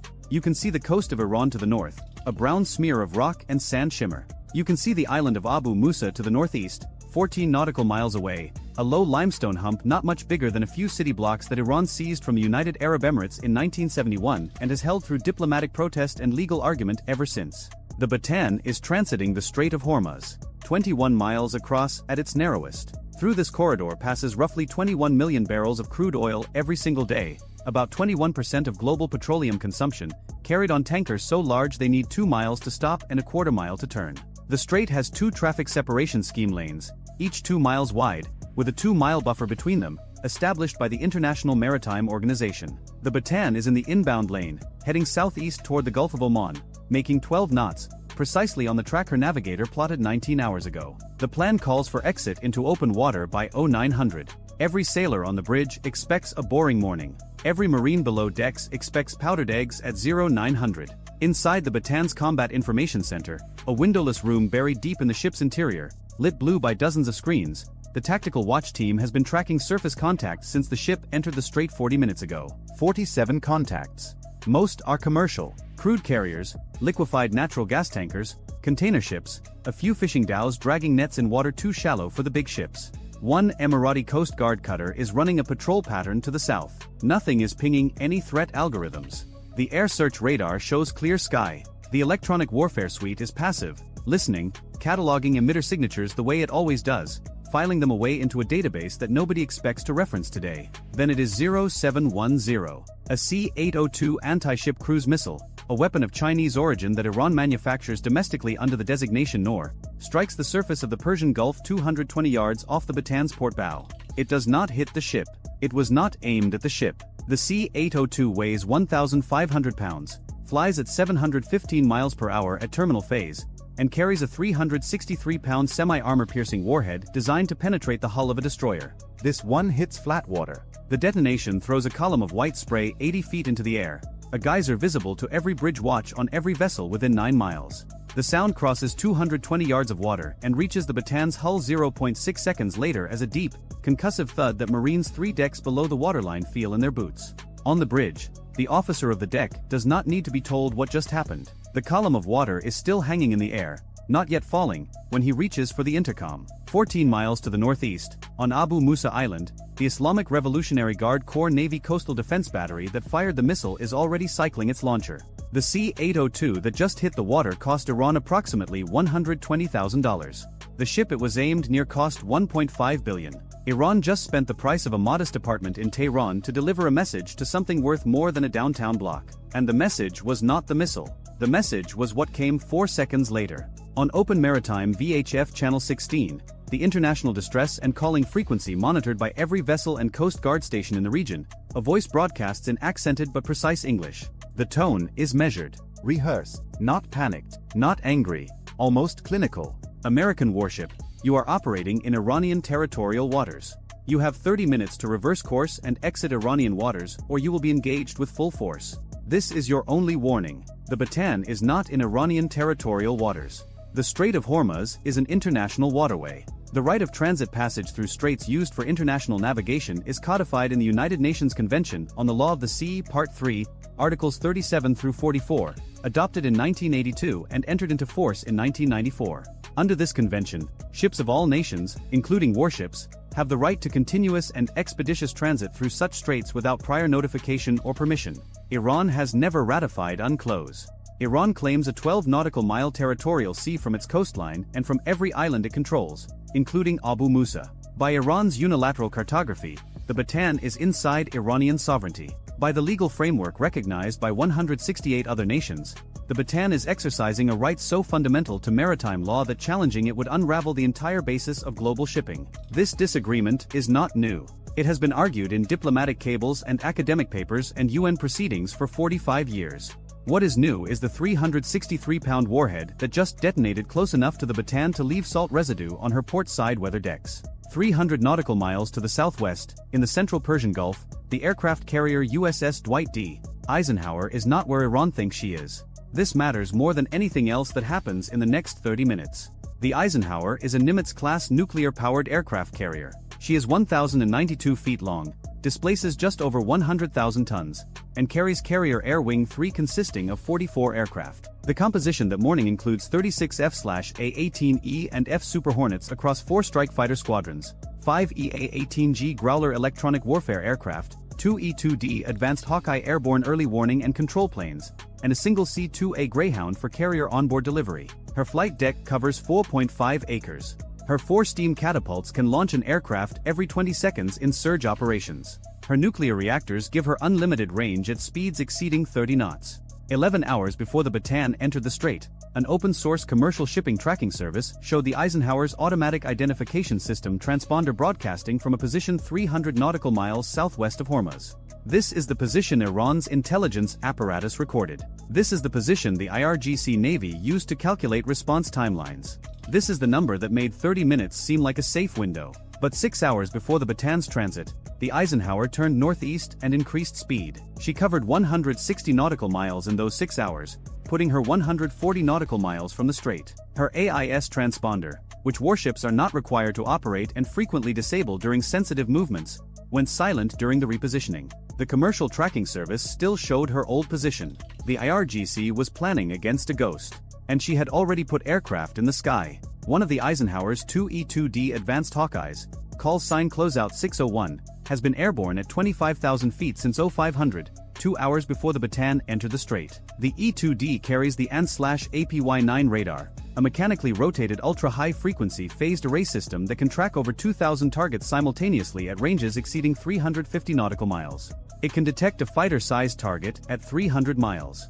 It can track a cruise missile at 200. Its stated capability against small, low-radar cross-section targets like a wooden fishing dhow or an inflatable boat is classified, but the system was specifically designed to find things that do not want to be found. Since 0630, the Hawkeye has been data linked to the Bataan's Combat Information Center via Link 16, the NATO Standard Tactical Data Network. Every radar return from Abu Musa Island has been flowing to the Bataan screens in real time. Every electromagnetic emission from the island, every radar pulse from the HQ-7 air defense batteries, every radio transmission from the IRGC command post, has been intercepted, geolocated, and catalogued. The Bataan's tactical team has known the exact positions of every launcher, every air defense system, and every fast attack boat on Abu Musa for over an hour before the C-802 hit the water. The Eisenhower's Carrier Intelligence Center has been building a target list since before dawn. At 0711, 1 minute after the warning shot, the Bataan's flash report reaches the Eisenhower's Combat Direction Center via satellite link. The report is terse. Military communications in crisis are not prose. They are structured data. Ship identification, position, time, nature of event, assessment. The entire message takes fewer than 15 seconds to transmit and is on the Strike Operations Officer's screen within 30 seconds of the C-802 detonation. The Strike Operations Officer does not wait for the 30-minute ultimatum to expire. He does not convene a meeting. He picks up an internal handset and calls the air boss, the officer responsible for all flight deck operations, who is standing in primary flight control, a glass-enclosed room jutting from the carrier's island superstructure with a direct view of the entire deck. The air boss already knows. He has been monitoring the tactical net. 2 F/A-18F Super Hornets from Strike Fighter Squadron 32, the Swordsman, are on catapults 1 and 3. They were scheduled for a routine combat air patrol launch at 0715. Their crews are strapped in. Engines running. Each jet carries 2 AIM-120D AMRAAM advanced medium-range air-to-air missiles, 2 AIM-9X Sidewinder infrared-guided missiles, a full load of 20mm cannon ammunition, and 4 AGM-154 joint standoff weapons. The JSOW is a glide weapon. No engine. No propulsion after release. It deploys wings, navigates by GPS and inertial guidance, and can travel 70 nautical miles from its release point to its target while the launching aircraft stays far outside any threat envelope. Each JSOW in the configuration loaded on these jets carries 145 Blue 97 combined effects munitions, submunitions that scatter across an area roughly the size of 3 football fields and deliver shaped charge, fragmentation, and incendiary effects simultaneously. The air boss moves the launch to 0712, 3 minutes early. The catapult officers on the deck get the word through their headsets and begin the final sequence without hesitation. But the first American response does not come from the Eisenhower. It does not come from the Bataan either. 47,000 feet above the Strait of Hormuz, invisible to the naked eye, inaudible from the surface, an MQ-9A Reaper unmanned aerial vehicle designated Scalpel 3 has been flying a racetrack orbit pattern over the strait for 6 hours. It launched from Al Dhafra Air Base in the United Arab Emirates before dawn. Its pilot is sitting in an air-conditioned ground control station 340 miles to the southwest, hands on a joystick and throttle that could pass for consumer gaming hardware, watching Abu Musa Island through the Reaper's MTSB multispectral targeting system, a sensor ball mounted under the aircraft's nose that combines infrared, electro-optical, and laser designation capabilities. The Reaper carries 4 AGM-114, our Hellfire Romeo missiles on 2 underwing pylons. Each Hellfire weighs 107 pounds. Each costs $117,000. Each carries a multi-purpose warhead effective against armored vehicles, structures, and personnel. The Reaper's entire airframe costs $32 million. It has a maximum endurance of 27 hours. It has been watching Abu Musa since before the IRGC commander on the island ate breakfast. The Reaper's pilot has counted every boat in the Eastern Cove. He has watched the 3 C-802 launcher trucks repositioned from their overnight shelters to their firing positions at 0545. He has observed the 2 HQ-7 air defense batteries conduct their morning system checks at 0600, their fire control radars pulsing briefly, long enough for the Hawkeye and the Reaper's own electronic surveillance suite to fix their positions to within 2 meters. He has watched IRGC personnel carry what appeared to be a television camera and a satellite uplink antenna to a hilltop overlook at 0640. He has reported all of this through his chain of command. At 0711, when the Bataan's flash report reaches Al Dhafra, the Reaper's targeting screen already shows all 3 C-802 launcher trucks with crosshairs steady on the first truck's cab. Grid coordinates refreshing every 2 seconds. At 0713, Weapons Release Authority arrives from the Combined Air Operations Center at Al Udeid Air Base in Qatar. The authorization chain was brief. Flash report to the COC operations floor. Operations floor to the duty general officer. General officer verbal approval to the data-linked command that changes a single icon on the Reaper pilot screen from hold to weapons free. 2 minutes from crisis to clearance. The entire authorization traveled 450 miles from Qatar to the UAE by fiber optic cable and satellite relay in a system designed to compress exactly this kind of decision into exactly this kind of time frame. Meanwhile, on Abu Musa, the ARGC commander is executing his plan, and his plan is not stupid. Abu Musa sits in the middle of the Strait of Hormuz like a stone in a river. Iran has spent 2 decades fortifying it. The island holds the 3 C-802 launcher trucks, each mounted on a mobile transporter erector launcher, each carrying 4 missiles, for a total of 12 anti-ship cruise missiles that can range any vessel within 75 nautical miles. It holds the 2 HQ-7 air defense batteries, the export version of the French Crotal short-range surface-to-air missile system, each with 4 ready missiles and a reload pack of 4. The operator almost ignored it. At 0437 local time, in a compartment that smelled like sweat and old coffee, a sonar technician aboard USS Halsey sat up in his chair, pulled one headphone cup tighter against his ear, and stared at a line on his waterfall display that looked like every other line. A faint smear of green against the cascade of noise that the Strait of Hormuz produces every second of every day. Shrimp snapping. Hull cavitation from tankers. The groan of current dragging across a sunken barge somewhere southeast. The strait is not quiet.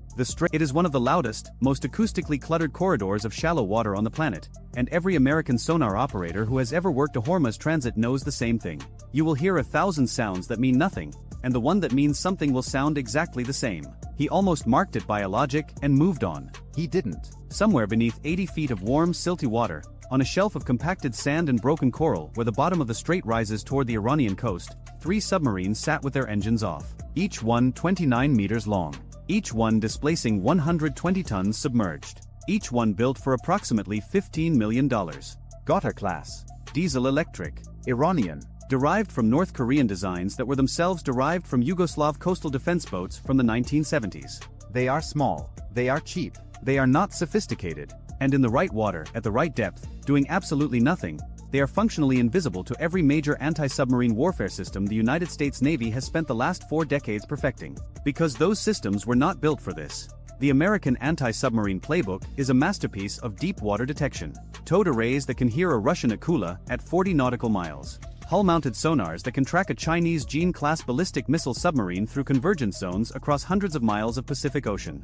Sonobuoy patterns that can sanitize a box of open water the size of Connecticut in under an hour. In blue water, the United States Navy finds submarines the way a hawk finds mice. Patiently, precisely, and from a distance that makes the kill inevitable before the prey knows it has been seen. The Strait of Hormuz is not blue water. The Strait of Hormuz is a bathtub. The deepest point in the shipping lanes barely reaches 260 feet. The average depth in the traffic separation scheme is closer to 150. The water temperature in summer creates thermal layers so dense that active sonar pulses refract, scatter, bounce off the bottom, bounce off the surface, and return to the transducer as a wall of meaningless noise. The seabed is uneven, cluttered with pipelines, old anchors, debris from decades of tanker traffic, and geological formations that return sonar pings with signatures almost identical to submarine hulls. American sonar operators working the strait have a name for the experience. They call it being deaf in a nightclub. Everything is loud. Nothing is useful. And into this environment, the Islamic Republic of Iran Navy had placed 3 boats with a plan that was not stupid. The plan was, in fact, the kind of elegant asymmetric thinking that keeps war planners in the Pentagon awake in the small hours, staring at ceilings and running cost ratios in their heads. The concept was simple. Do nothing. Let the carrier come to you. This is a speculative scenario. The date is fabricated. The operation is fictional. Every weapon, every system, every cost figure, and every tactical specification in this story is real. The 3 Godders had been towed into position 4 days earlier by civilian fishing boats, a method Iran had practiced in exercises observed by satellite but never fully understood in context. They motored the last 6 nautical miles on battery power, settled onto the bottom in a staggered line running roughly northeast to southwest, 4 nautical miles apart, and shut everything down. No engines. No active sonar. No communications. Crew of 18 per boat, breathing air from rechargeable canisters, eating cold rations, urinating into bottles. Waiting. The only sound each submarine produced was a 47 Hz tonal, a faint low-frequency hum generated by the battery monitoring system, a component that could not be turned off without risking a thermal runaway in the lithium cells. 47 Hz. Buried 30 decibels below the ambient noise floor. Invisible to hull-mounted sonar. Invisible to helicopter dipping sonar. Invisible to every active sensor in the American inventory for this environment. But not invisible to everything. The staggered line was oriented to bracket the narrowest segment of the eastbound shipping lane, a stretch where the navigable channel for a ship drawing 37 feet of water contracts to less than 6 nautical miles across. A Nimitz-class nuclear aircraft carrier draws 37 feet. It cannot deviate from the deep water track without risking grounding. It transits the strait on a predictable course, at a predictable speed, through a channel whose dimensions have not changed since the last ice age. The carrier has to come through. It has to come through here. And when it does, it will pass between the 1st and 3rd Godders at a range where even 1970s-era straight-running torpedoes have a meaningful probability of impact. The man coordinating the ambush sat in the 2nd submarine, the middle boat in the line, Lieutenant Commander Davoud. His background, according to Iranian state media profiles that Western intelligence had assembled into a dossier over 7 years, included 2 years at the Bandar Abbas Submarine Warfare School, a 6-month technical exchange in Pyongyang, and command of a Godder during Exercise Great Prophet 9, where he had simulated a torpedo attack on a target barge being towed at 10 knots and missed by 600 yards. He had not missed in the 40 rehearsals conducted since then in a reservoir outside Bandar Abbas where the depth and temperature profile had been artificially matched to the strait's summer conditions. Davoud carried the cell's only encrypted burst transmitter, a system that compressed a 3-second message into a 0.4-second transmission. A blip, a flicker of electromagnetic energy so brief that direction-finding equipment needed a minimum of 1.2 seconds of continuous signal to generate a bearing fix. The burst would be over before the American electronic warfare systems could triangulate. That was the theory. 12 nautical miles to the south-southwest, the USS Abraham Lincoln, CVN-72, was making her transit. The Lincoln is a Nimitz-class carrier. She displaces approximately 100,000 tons at full load. Her flight deck is 1,092 feet long. Her crew numbers over 5,000. Her air wing, Carrier Air Wing 7, represents roughly $4.5 billion in aircraft alone. The ship herself cost approximately $13 billion in current replacement value. She was making 12 knots eastbound, surrounded by her escort screen, heading for a deployment in the 5th Fleet area of operations that had been scheduled 9 months earlier and accelerated 3 weeks ago when Iran began moving fast attack craft into formations near Abu Musa Island and publicly threatened to close the strait to military traffic. The strike group formation was textbook. The guided missile cruiser USS Mobile Bay, a Ticonderoga class, rode 2 nautical miles ahead and to starboard. She carried 122 vertical launch cells loaded with a mix of SM-2 Block IB surface-to-air missiles at $2.1 million each, Tomahawk cruise missiles at $1.87 million each, and VLASROC anti-submarine rockets at $1.6 million each. Her hull-mounted and SQS-53C sonar was pinging on a 30-second cycle, its active pulses radiating outward through water that returned so much clutter the sonar supervisor had already downgraded confidence on 4 separate contacts in the past hour, all of which turned out to be bottom features. The destroyer USS Strait held the port quarter at 3 nautical miles. An Arleigh Burke-class flight IIA, $1.8 billion, 96 vertical launch cells, and SQS-53C hull sonar, and the newer and SQR-20 multifunction towed array, which the Navy quietly considered the most capable passive submarine detection system deployed on any surface combatant in the fleet. The SQR-20 was specifically optimized for low-frequency detection in cluttered littoral environments. It was designed, almost literally, to find exactly the kind of sound a Goddard battery monitoring system makes. The SQR-20 was not in the water. 2 hours earlier, Strait's sonar team had requested permission to reel in the towed array. The cable was picking up so much flow noise from the shallow bottom currents, so many false tonals from the commercial traffic, so much interference from the thermal inversions that the operators were spending more time dismissing phantom contacts than looking for real ones. Lieutenant Commander Okafor, running Strait's anti-submarine warfare module, approved the request. This was standard operating procedure for Hormuz transit. Every berk that had transited in the last 18 months had done the same thing. The towed array in the Strait was considered a liability, not an asset. Nobody had tested that assumption against a submarine sitting motionless on the bottom. A second destroyer, USS Halsey, trailed 5 nautical miles astern, running the group's other towed array, an older and SQR-19. Halsey's array was still deployed, but the SQR-19 lacked the low-frequency optimization of the SQR-20. It could hear the 47 Hz tonal if conditions were perfect. Conditions in the Strait of Hormuz are never perfect. Above the formation, 2 SH-60 Seahawk helicopters from the Lincoln's Air Wing were running a dipping sonar pattern. Seahawk 612 and Seahawk 614, each carrying an AQS-22 airborne low-frequency sonar, had been cycling through predetermined hover points for 90 minutes. Lower the transducer on its cable. Ping. Listen. Reel up. Fly to the next point. The pattern was designed to sanitize a corridor ahead of the strike group's advance, focusing on the approach vectors that intelligence assessed as the most likely submarine threat axes. The assessed threat axis pointed south. Iranian submarine activity in exercises had consistently originated from the southern approaches, from the vicinity of Keshem Island and the deep channel south of Larak. The dipping sonar pattern was weighted accordingly. The hover points were concentrated south and southwest of the formations track. The gutters were northeast. Already inside the screen. Already ahead of the formation. Already waiting. The helicopters were looking in the right ocean. They were searching the wrong water. At 0441, Commander Reyes stood in Mobile Bay's Combat Information Center, watching the radar picture with the particular tension that every surface warfare officer feels during a Hormuz transit. The Spy 1B displays showed 47 surface contacts within 30 nautical miles, most of them tankers, container ships, dhows, and fishing boats that the Strait produces in unending streams day and night. The air picture was cleaner. 2 Iranian P-3F Orion maritime patrol aircraft orbiting well inside Iranian airspace, watching the carrier group with the same intensity the carrier group was watching the Strait. Everyone was watching everyone. That was normal. What was not normal was the message that had come down from 5th Fleet headquarters in Bahrain 6 hours ago. Intelligence suggested Iran might attempt a demonstration. The word demonstration was doing a lot of work in that sentence, because it could mean anything from a fast attack craft swarm feinting toward the formation to something considerably more serious. Reyes had spent 20 minutes studying the message and concluded it told him nothing he didn't already know, which was that transiting Hormuz was inherently dangerous and that Iran had the tools to make it more so.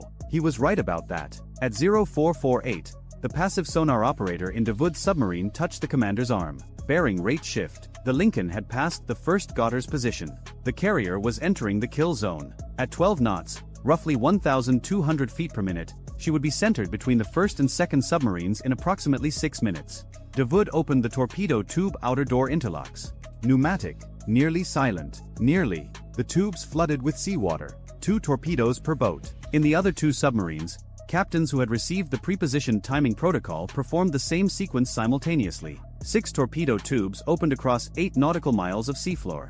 The sound of the outer doors was a transient, a brief metallic groan that propagated outward through the water at 5,000 feet per second. 9 nautical miles to the south-southwest, aboard USS Halsey, Sonar Technician Second Class Rivera heard something. Bearing 027. A transient. Metal on metal, faint, brief, gone. In the open ocean, this would trigger an immediate classification effort. In the Strait of Hormuz, you hear transients on every bearing, every few minutes, all watch long. Wrecks settling, anchors dragging, hulls popping in temperature gradients. Shrimp colonies snapping in coordinated bursts that can sound remarkably like mechanical events.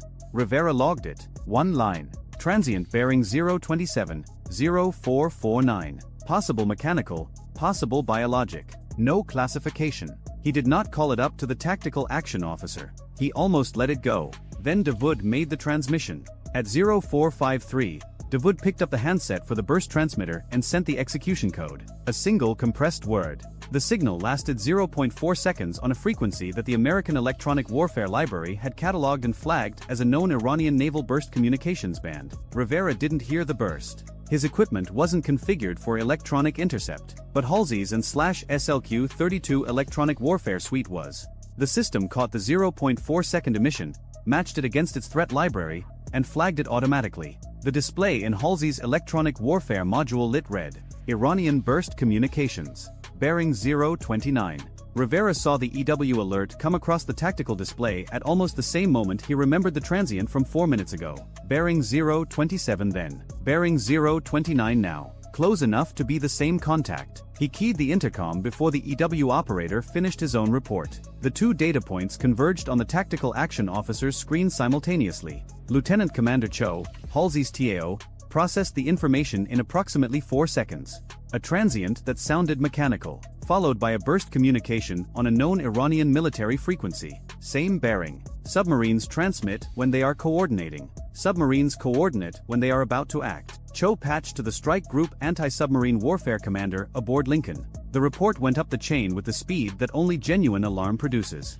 At 0454, Rear Admiral Price, the Strike Group Commander, issued a single command across the ASW net. Prosecute Sierra 47. All units. And now the math that Iran had so carefully constructed began to invert. Seahawk 612, 3 nautical miles west of the Ghottar's position, banked hard to the east. Lieutenant Junior Grade Pham pushed the helicopter's nose down and accelerated. Petty Officer First Class Gutierrez, her sensor operator, was already reeling the AQS-22 dipping sonar cable back onto its drum. The helicopter crossed the distance in under 4 minutes, arrived on bearing 029 referenced from Halsey's fix, and Gutierrez lowered the transducer back into the water. He went active. A 1,500-watt pulse blasted outward. In 80 feet of water, at this range, the physics are brutal and simple. The sound hits the target and comes back almost instantly. Solid return. Metal object on the bottom. Not a wreck. The signature was too clean, too symmetrical. 29 meters long. Gutierrez called it submarine, diesel. On the bottom. Bearing 031, range 3,200 yards. That was Davoud's boat. The one that had just transmitted. Simultaneously, the active pulse illuminated enough of the surrounding seabed that a second return appeared on the display. Fainter, farther, 4 nautical miles to the southwest. Same profile, same size. 2 submarines. Aboard Sterret, Okafor heard the helicopter's report and gave the order that would prove decisive. Deploy the towed array. Now. The SQR-20 began paying out cable. 4 minutes to operating depth. At 0458, the array reached depth and began listening. Within 90 seconds, the sonar operators had the 47 Hz tonal. Bearing 018. Range estimated 11 nautical miles. Northeast of the other 2 contacts.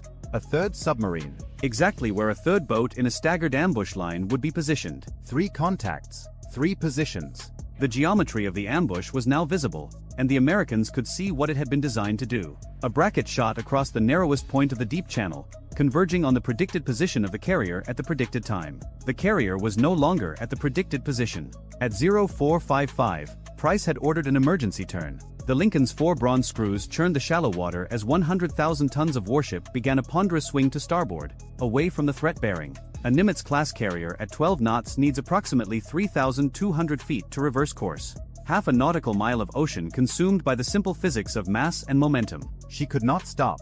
She could only bend her track and hope the geometry changed enough to matter. She was also dumping speed, slowing from 12 knots toward 5, reducing her wake signature. The Iranian torpedoes were wake homers, Chinese-derived U-4 variants. straight runners that relied on detecting the turbulence pattern of a ship's passage and turning into it. Less speed meant less wake meant less for the seekers to find. The Lincoln's SLQ-25 Nixie torpedo countermeasures were already deployed. Two-towed acoustic decoys, one off each quarter, each a device that mimicked the acoustic and hydrodynamic signature of the ship's wake.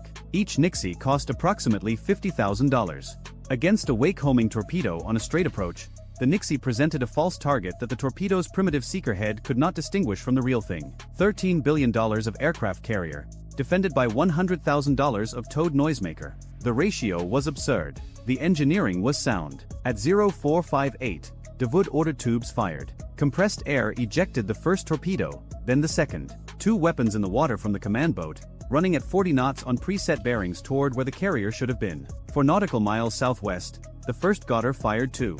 8 nautical miles northeast, the third gunner fired 2. 6 torpedoes. Total munitions cost approximately $3.6 million. Aimed at a formation whose combined replacement value exceeded $22 billion. Each torpedo carried approximately 400 pounds of TNT equivalent explosive. Against the hull of a Nimitz-class carrier, that warhead could not achieve a kill. The carrier's underwater protection system, a layered arrangement of voids, liquid loading and structural bulkheads, was designed to absorb precisely this kind of threat. But a 400-pound detonation against the hull below the waterline could buckle frames, breach compartments, damage shaft seals, and compromise propulsion. A single torpedo hit would not sink the Lincoln. A single torpedo hit would force the most expensive warship on Earth into a dry dock for months, remove a carrier from the global deployment rotation, and produce an image that would dominate every news cycle on the planet for weeks. Iran did not need to sink the carrier. Iran needed to touch it. The response was immediate and overwhelming. Mobile Bay fired 2 VL ASROC anti-submarine rockets from her vertical launch cells. Each round, $1.6 million, arced upward on its rocket motor, flew to the designated coordinates, and released a Mark 54 lightweight torpedo by parachute. The Mark 54 is 12.75 inches in diameter. It weighs 608 pounds. It runs at 40 knots. It carries a 96-pound warhead. It costs approximately $400,000. Against a submarine with a thin single-hull construction displacing 120 tons, 96 pounds is catastrophic.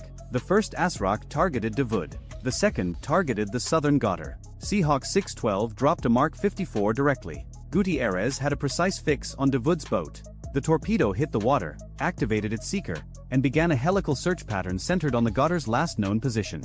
Dawood now had 2 problems that were going to converge into one. His torpedoes were running. His mission, in a technical sense, was complete, but a Mark 54 was in the water above him in 80 feet of depth. There was nowhere to hide. A Ghautar-class submarine has a maximum submerged speed of approximately 11 knots. The Mark 54 runs at 40. The submarine could not outrun it. It could not outdive it. The water was too shallow to exploit thermal layers, and the Ghautar carried no torpedo countermeasures. No decoys. No noisemakers. No expendable jammers. The submarine had been designed for one mission profile: get into position undetected, fire, and run for the coast before anyone figured out what happened. The entire concept depended on not being found before the torpedoes were away. Nobody had adequately planned for what happened after being found. Dawood ordered maximum speed southeast. The electric motor wound up. The Ghautar lurched off the bottom, trailing a cloud of silt, accelerating to 11 knots through water that now contained an active torpedo specifically designed to kill exactly what he was. At 0501, the Mark 54 dropped by Seahawk 612 acquired Dawood submarine at a range of 600 yards. Terminal homing. The torpedo closed the gap in under 30 seconds. Impact was against the pressure hull just aft of the sail. At 80 feet of depth, the detonation ruptured the hull along a fracture line 3 meters long. Seawater entered the engine compartment at a rate that exceeded any damage control capability a crew of 18 could have mounted even in theory. The submarine's depth gauge swept past 100 feet as the boat, suddenly heavier by tons, descended to the bottom 120 feet below. The descent took 11 seconds. A $400,000 torpedo had just killed a $15 million submarine that was trying to kill a $13 billion aircraft carrier. 4 nautical miles to the southwest, the first Ghautar's captain heard the explosion through his hull. He also heard the ASROC torpedo enter the water above him. He did not know the details of what had just happened to the command boat. He knew it was loud and it was close, and the sound that followed it was the unmistakable high-frequency ping of an active torpedo seeker sweeping toward him. His own torpedoes were already running. There was nothing more he could do for them. He ordered immediate ascent and maximum speed. Southeast. The Iranian coast lay 38 nautical miles away. At 11 knots, roughly 3.5 hours. He needed 3.5 hours. He had approximately 90 seconds. The Mark 54 from Mobile Bay's ASROC acquired him at 800 yards. Same result. The warhead opened the hull. The sea came in. The submarine settled to the bottom of the strait in a spreading cloud of silt and debris and rising bubbles that would mark the grave site for the salvage divers who would come later. 2 submarines destroyed in 4 minutes. Cost of the 2 Mark 54 torpedoes, $800,000. Cost of the ASROC delivery vehicles, $3.2 million. Total American expenditure to neutralize both boats, $4 million. The submarines they killed had cost a combined $30 million to build. 8 nautical miles to the northeast, the third Goddard was running. The third captain had heard both explosions. He had transmitted once after firing, a brief burst to confirm torpedoes away. That transmission was intercepted by Halsey's electronic warfare suite. Bearing 041. Sterrett's freshly deployed towed array confirmed with a 47 Hz tonal, now Doppler shifted by the submarine's movement, giving both bearing and speed. Seahawk 614 was already repositioning. The pilot covered 6 nautical miles in 8 minutes and dropped a pattern of /SSQ 62 die-cast sonobuoys, directional active sonobuoys that cost approximately $2,200 each, across the submarine's predicted escape route. The third Goddard was now being tracked simultaneously by passive sonobuoy, towed array, and active dipping sonar. It was the most precisely located object in the Strait of Hormuz. Sterrett fired a VL ASROC. The rocket arced north. The Mark 54 payload descended by parachute, entered the water, activated its seeker. Acquisition at 900 yards. The third captain attempted a crash dive, which in 80 feet of water meant driving the submarine toward the bottom at maximum downward angle. The maneuver gained him nothing. The Mark 54 caught the submarine at 70 feet. Detonation. Hull failure. The third Goddard joined the other 2 on the floor of the strait. 3 submarines. 9 minutes. Over. But the torpedoes were not over. 12 nautical miles to the south, 6 Iranian torpedoes were still running through the water at 40 knots. They had no wire guidance. Once fired, they could not be redirected or recalled. They were ballistic in the truest sense, committed to their preset courses, their simple wake-homing seekers scanning for turbulence. 4 of the 6 had been aimed at the carrier's predicted position at 0458. The Lincoln's emergency turn and speed reduction had shifted her nearly a mile from that position. 3 of the 4 torpedoes ran through empty water, their seekers finding nothing, their fuel burning down to nothing, their casings eventually sinking to the bottom as inert metal cylinders that would be recovered by Navy EOD divers over the following week. The 4th torpedo found a wake, not the Lincoln's. The Nixie decoys. The towed device was doing exactly what it was built to do, generating a false wake signature that a simple seeker head could not distinguish from the real thing. The torpedo turned into the false wake, closed to 50 feet, and detonated. The Nixie was obliterated. $50,000 of decoy absorbed $600,000 of torpedo. The Lincoln felt the detonation as a dull thump transmitted through the water and up through the hull. No damage, no casualties. The ship continued her turn. The 2 torpedoes from the third Goddard, fired from 8 nautical miles to the northeast, had been aimed at the predicted positions of the carrier's escorts. One ran out of fuel 1,100 yards from USS Halsey, never having acquired a target. Its seeker had pinged uselessly against the confused acoustic environment of the strait until the battery died. The 6th torpedo found something. Not a warship, not a decoy. A 280,000 deadweight ton Panamanian flagged crude oil tanker, the MV Pacific Harmony, making 8 knots through the outbound shipping lane. The torpedo's wake-homing seeker, designed to chase the turbulence of a moving ship, locked onto the tanker's massive wake. The weapon closed from astern. It detonated 20 feet from the tanker's stern, directly beneath the waterline. The blast buckled 3 hull plates below the waterline. The engine room flooded. The tanker developed an 11-degree list and went dead in the water within 6 minutes. Her crew of 32 evacuated to the bow sections. No fatalities. But the inner hull had sustained a 4-foot gash, and 280,000 tons of Basra light crude oil began seeping into the Strait of Hormuz at a rate that would accelerate as the structural damage worsened over the following hours. At 0512, Admiral Price stood in flag plot aboard the Lincoln, receiving reports. His carrier was untouched. His escorts were untouched. His helicopters had killed 3 submarines in 9 minutes using weapons whose combined cost was less than the price of a single Goddard. By every tactical metric, this was a decisive American victory. The kind of engagement that gets studied at the Naval War College for decades. The kind of kill ratio that makes careers. 3 hours later, CNN opened its broadcast with aerial footage of a black slick spreading across turquoise water. The anchor said the word carrier once in a 12-minute segment. She said the word tanker 14 times. By sunset, the Strait of Hormuz was closed to commercial traffic.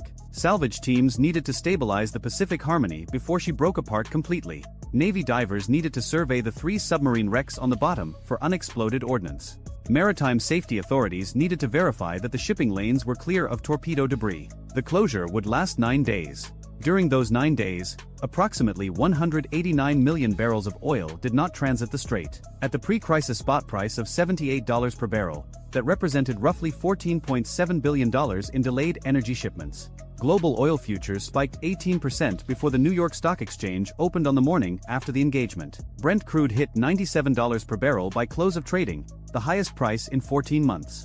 The spike rippled through every economy that imports oil, which is nearly every economy. The Pacific Harmony's insurance claim triggered the single largest maritime liability case in Lloyd's of London's history. The cleanup operation, involving specialized skimmer vessels, dispersant aircraft, and environmental remediation teams from 4 countries, would take 14 months and cost in excess of $3 billion. Lawsuits from the governments of Oman, the UAE, and 3 other Gulf states whose coastlines were affected would accumulate for years. Iran spent $45 million on 3 submarines and $3.6 million on 6 torpedoes. Total investment, $48.6 million. The economic disruption from the operation exceeded $17 billion before the insurance claims. Before the diplomatic fallout. Before the emergency session at the UN Security Council. Before the Pentagon was forced to explain to Congress why a carrier strike group that successfully destroyed every threat it encountered had still failed to prevent a catastrophic oil spill in the world's most important maritime choke point. The 3 submarine crews, 54 men, were dead. The carrier was fine. And the side that lost every engagement somehow came out ahead on the ledger.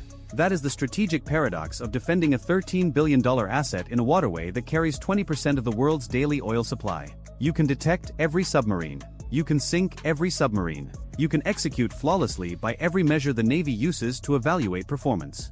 And a single torpedo that misses its intended target and finds a tanker instead can produce consequences that dwarf the entire military engagement in scale, in cost, and in the only metric that ultimately matters in a conflict between a regional power and a global one: political impact. The torpedo that missed the carrier hit something the market cared about more. The 54 men on the seafloor achieved in death what they could not achieve alive. Not the destruction of an American warship, but the demonstration that the strait itself is the weapon, and that any country willing to spend $48.6 million and 54 lives can hold $17 billion hostage with technology from the 1970s. The Lincoln completed her transit 2 days later, after the strait reopened, under escort conditions that had been upgraded to wartime protocols. She arrived in the 5th Fleet area of operations without a scratch on her hull. Her deployment continued as scheduled. Her air wing flew missions for 7 months. None of it made the front page. The oil spill did. Somewhere in the western foothills of the Zagros Range, in a stretch of terrain so geologically unremarkable that it passed through 14 months of overhead collection without raising a single flag, a thermal anomaly appeared on a Tuesday. Not a plume. Not an exhaust signature.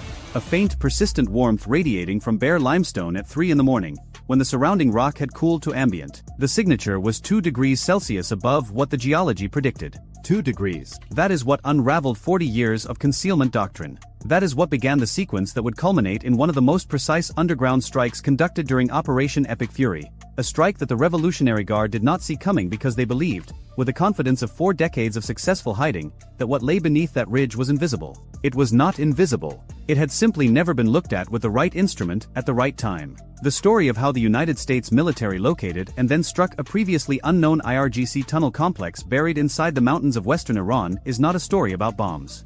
Not primarily. It is a story about patience, about the quiet accumulation of data across months, about the particular kind of intelligence work that turns geological surveys into targeting packages, and about what happens when an adversary's deepest assumption, the assumption that depth equals safety, encounters a system designed specifically to prove that assumption wrong. To understand the significance of what happened, you need to understand what Iran built and why they believed it could not be found. The Israeli Army Chief of Staff claiming 60% of the launchers have now been taken out. Since the mid-1980s, in the aftermath of the Iran-Iraq War, Tehran pursued a strategic doctrine built on a single devastating lesson. Anything visible from above can be destroyed from above. The Iraqi Air Force, equipped with French-supplied aircraft, had struck Iranian cities, military installations, and industrial facilities with relative impunity throughout that 8-year conflict. Iran emerged from the war with a conviction that would shape its military investment for the next 4 decades. Go underground, go deep, and stay hidden.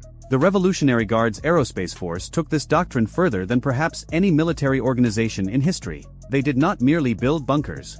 They built cities. Entire production complexes carved into the living rock of Iran's mountain ranges, the Zagros in the west, the Alborz in the north, scattered across provinces from Lorestan to Hormuzgan. Brigadier General Amir Ali Hajizadeh, commander of the IRGC Aerospace Force, stated publicly that Iran had created missile bases in all provinces and cities throughout the country at a depth of 500 meters. He was not exaggerating for propaganda. Independent satellite analysis and open-source intelligence confirmed the scale. Automated rail systems moving missiles through tunnels between assembly zones. Storage halls capable of housing hundreds of ballistic missiles simultaneously. Hidden exits from which transporter erector launchers could emerge, fire, and withdraw underground within seconds. The facilities were designed not merely to survive a first strike, but to continue producing weapons through sustained bombardment. Assembly lines operating beneath 50 meters of granite, while the surface above burned. The logic was elegant and for decades entirely correct. But that logic contained a vulnerability that the IRGC either did not recognize or chose to ignore. Every underground facility, no matter how deep, must breathe. It must vent heat. It must exchange air. And those thermodynamic requirements leave traces that are measurable if you possess the right sensor at the right orbital position at the right time. The discovery of the facility that would eventually be designated Target Package Zagros 7 began not with human intelligence or signals intercept but with a British-developed thermal imaging satellite operating at 30 times the resolution of NASA's Landsat program. The satellite, part of a new generation of commercial infrared platforms capable of detecting individual pieces of equipment from orbit, was not originally tasked against this location. It was conducting a broad survey of geological thermal patterns across western Iran as part of a mapping effort designed to identify discrepancies between predicted rock temperature and observed thermal radiation. The discrepancy it found in the western Zagros was small, barely detectable against the noise floor of natural variation. But it was persistent. Night after night, the same patch of limestone radiated heat it should not have possessed. Not from sunlight retention, the geometry was wrong for that. Not from geothermal activity, there were no known sources in that specific formation. The heat was coming from below. From machinery. From ventilation. From the metabolic output of a facility operating inside the mountain. This initial detection triggered what intelligence professionals call a pattern of life study. Additional collection assets were redirected. Synthetic aperture radar mapped the subsurface density. Electro-optical satellites captured imagery at multiple resolutions across different times of day. Signals intelligence platforms listened for electromagnetic emissions. And slowly, across weeks and then months, the picture assembled itself. The facility was not a simple storage depot. Analysis of the thermal signature's variation over time, its rise during certain hours, its correlation with patterns observed at known IRGC production sites, suggested active manufacturing. Something was being built inside that mountain. The heat signature's periodicity matched the thermal profile of solid rocket motor curing, a process that generates specific temperature patterns over specific durations as propellant is cast and hardened inside motor casings. They were making engines. Specifically, they appeared to be producing propulsion systems for medium-range ballistic missiles, Sigil-class solid fuel variants that represented the newest and most capable generation of Iran's indigenous missile technology. And the facility had never appeared in any previous intelligence assessment. It was not on the targeting list. It was not in the database. For perhaps a decade or more, it had operated in complete obscurity beneath a ridge that looked, from every conventional sensor, like unremarkable geology. The discovery created what planners describe as a targeting cascade. Once you know a facility exists, you can work backward through the logistics chain to identify everything that feeds it. Supply routes, personnel movements, component deliveries, the vehicles that arrive at odd hours on roads that should carry no traffic. Each new thread of evidence confirmed and expanded the picture. Within 3 months of initial detection, analysts had mapped the facility's likely internal layout based on thermal distribution patterns, identified 3 probable access points based on subtle terrain modifications visible only in high-resolution radar returns, and located what they assessed to be ventilation shafts based on the spatial relationship between thermal hotspots and the known aerodynamic requirements of underground industrial facilities of this scale. The ventilation shafts became the critical targeting data point. Iran had learned from the experience at Fordo, where satellite imagery from earlier in the conflict showed the United States had targeted the precise locations of ventilation infrastructure to compromise the underground enrichment facility. Analysts at the International Institute for Strategic Studies had noted that ventilation shafts represent the most vulnerable points of any underground facility because the penetration through rock already exists. The shaft itself is a pre-made pathway into the mountain's interior. But locating shafts at a facility that was never meant to be found required an entirely different methodology than targeting shafts at a known site like Fordo. At Fordo, construction-era satellite imagery from 2009 had captured the shafts before they were buried and concealed. At Zagra 7, no such historical imagery existed. The facility had apparently been constructed with extraordinary concealment discipline, possibly over many years, with access limited to routes that blended into existing infrastructure. The breakthrough came from an unexpected convergence of two intelligence streams. The thermal satellite identified a periodic cooling event at two specific points on the ridge, locations where the rock temperature dropped below ambient for brief windows, consistent with cold air being drawn inward through an intake shaft. Simultaneously, synthetic aperture radar detected a structural discontinuity at those same coordinates, a break in the rock's density profile suggesting a void or constructed space within the first 15 meters of the surface. The confluence of thermal and radar data at identical coordinates provided what targeters call convergent confirmation. Not one sensor telling you something might be there.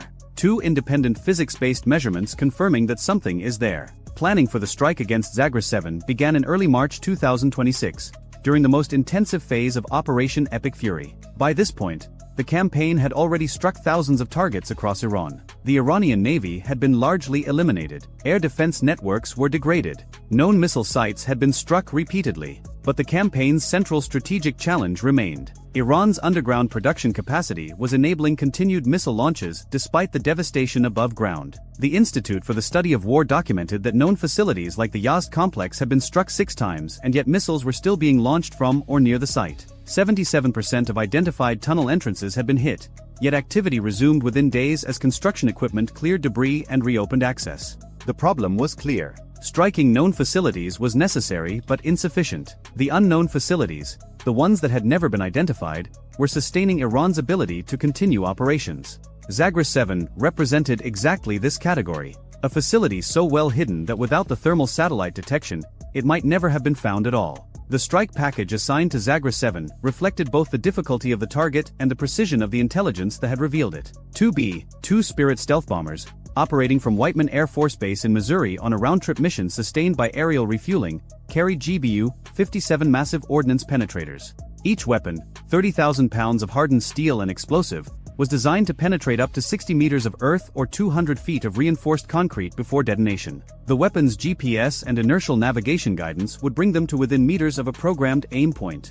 But the aim points were not the facility's deepest chambers. They were the ventilation infrastructure. The shafts whose locations had been identified through thermal and radar convergence. The logic was the same logic that had guided the earlier strikes at Fordo. You do not need to collapse the entire mountain. You need to compromise the pathways that keep the facility alive. Seal the ventilation and the facility becomes uninhabitable. Destroy the air exchange system and the machinery inside overheats. The diesel generators that power the production equipment cannot operate without oxygen. The personnel cannot remain. The curing ovens for solid rocket motors cannot maintain temperature regulation. The facility does not explode. It suffocates. The B-2s approached Iranian airspace in the early hours, their radar-absorbing geometry rendering them functionally invisible to whatever degraded air defense capability Iran still possessed. The aircraft flew at high altitude, above the effective engagement envelope of any remaining surface-to-air systems. The weapons bay doors opened. The GBU-57s released, their massive weight pulling them earthward at terminal velocity while guidance fins made micro-corrections measured in fractions of a degree. The first weapon struck the ridge at the coordinates identified as ventilation point alpha. 30,000 pounds of kinetic energy and explosive force driving through limestone and into the void space beneath. The detonation occurred at depth, sending shockwaves through the mountain's internal structure. The shaft and whatever connected to it below experienced overpressure sufficient to collapse structural elements across a wide radius from the point of detonation. The second weapon struck ventilation point Bravo, 400 meters northeast of the first impact. The same physics. The same devastation delivered through the same pathway that air had once traveled. 2 shafts. 2 weapons. The facility's respiratory system severed at both points simultaneously. Post-strike analysis over the following days observed something that confirmed the intelligence assessment more definitively than any pre-strike data could have. Thermal emissions from the ridge ceased entirely. The persistent warmth that had first betrayed the facility's existence simply stopped. Machinery that had been operating continuously for years had gone silent. The mountain's thermal signature returned to what geology predicted. The facility had either been abandoned or was no longer capable of supporting operations. But the strike on Zagreb 7 was not an isolated event. It was one node in a broader campaign of underground infrastructure neutralization that reflected a fundamental evolution in how the United States approached the problem of hardened buried targets. The traditional approach, the approach that had defined American bunker-busting doctrine since the First Gulf War, was to deliver the largest possible weapon against the target's strongest point and hope that sheer destructive force would overcome depth and hardening. Zagreb 7 represented something different. Not overwhelming force against maximum protection, but precise force against identified vulnerability. The difference between trying to collapse a mountain and understanding how a mountain keeps its secrets. This distinction matters because it signals a shift that extends far beyond this single facility. The Wall Street Journal reported that US and Israeli aircraft were circling over subterranean bases, destroying missile launchers as they emerged to fire. CNN documented that Iran was using the ceasefire period to dig out missile launchers trapped underground by collapsed entrances. Satellite imagery showed bulldozers working frantically to clear debris from tunnel mouths. All of this pointed to a campaign that had systematically exploited the specific vulnerabilities of underground architecture, rather than simply attempting to punch through its strongest defenses. The ventilation problem is universal. Every underground military facility on Earth, whether in Iran, China, North Korea, or Russia, must solve the same thermodynamic equation. Machinery generates heat. Personnel consume oxygen. Diesel generators require air intake and exhaust. These requirements create signatures that advanced sensors can detect and targeting systems can exploit. The deeper you bury your facility, the more elaborate your ventilation system must become, and the more points of vulnerability you create in the process. Iran's defensive response to this vulnerability had been concealment rather than redundancy. Hide the shafts. Bury them. Make them indistinguishable from natural terrain. And for decades this worked. Conventional optical satellites could not distinguish a buried shaft from surrounding geology, but thermal imaging changed the equation. You can hide a shaft from a camera. You cannot hide its heat signature from an infrared sensor tuned to detect temperature differentials measured in fractions of a degree. The IRGC's awareness of this vulnerability appears to have been incomplete. Satellite imagery from February 2026, weeks before the Zagreb 7 strike, showed Iranian engineers frantically backfilling tunnel entrances at Isfahan. They were addressing the access point vulnerability, the obvious doorways into their underground facilities. But they were not, as far as analysis could determine, addressing the thermal signature problem. Perhaps because they did not know how. You cannot eliminate the heat output of operating machinery without eliminating the machinery itself. And eliminating the machinery eliminates the facility's purpose. This creates what strategic analysts describe as an irreducible vulnerability, a characteristic that cannot be designed away without abandoning the core function the facility was built to serve. Iran's underground missile production required power, required cooling, required ventilation. Those requirements generated signatures. Those signatures enabled detection. Detection enabled targeting. Targeting enabled the strike that silenced Zagreb 7. The broader implications ripple outward from this single ridge in ways that defense planners across multiple continents are now processing. China maintains the Yulin submarine base in Hainan, with tunnels carved deep into coastal mountains to protect nuclear-armed submarines. Russia operates the Yamantau strategic complex in the Urals, built to endure nuclear conflict. North Korea has constructed perhaps the most extensive tunnel network in the world beneath the Korean Peninsula's mountains. Every one of these programs generates heat. Every one requires ventilation.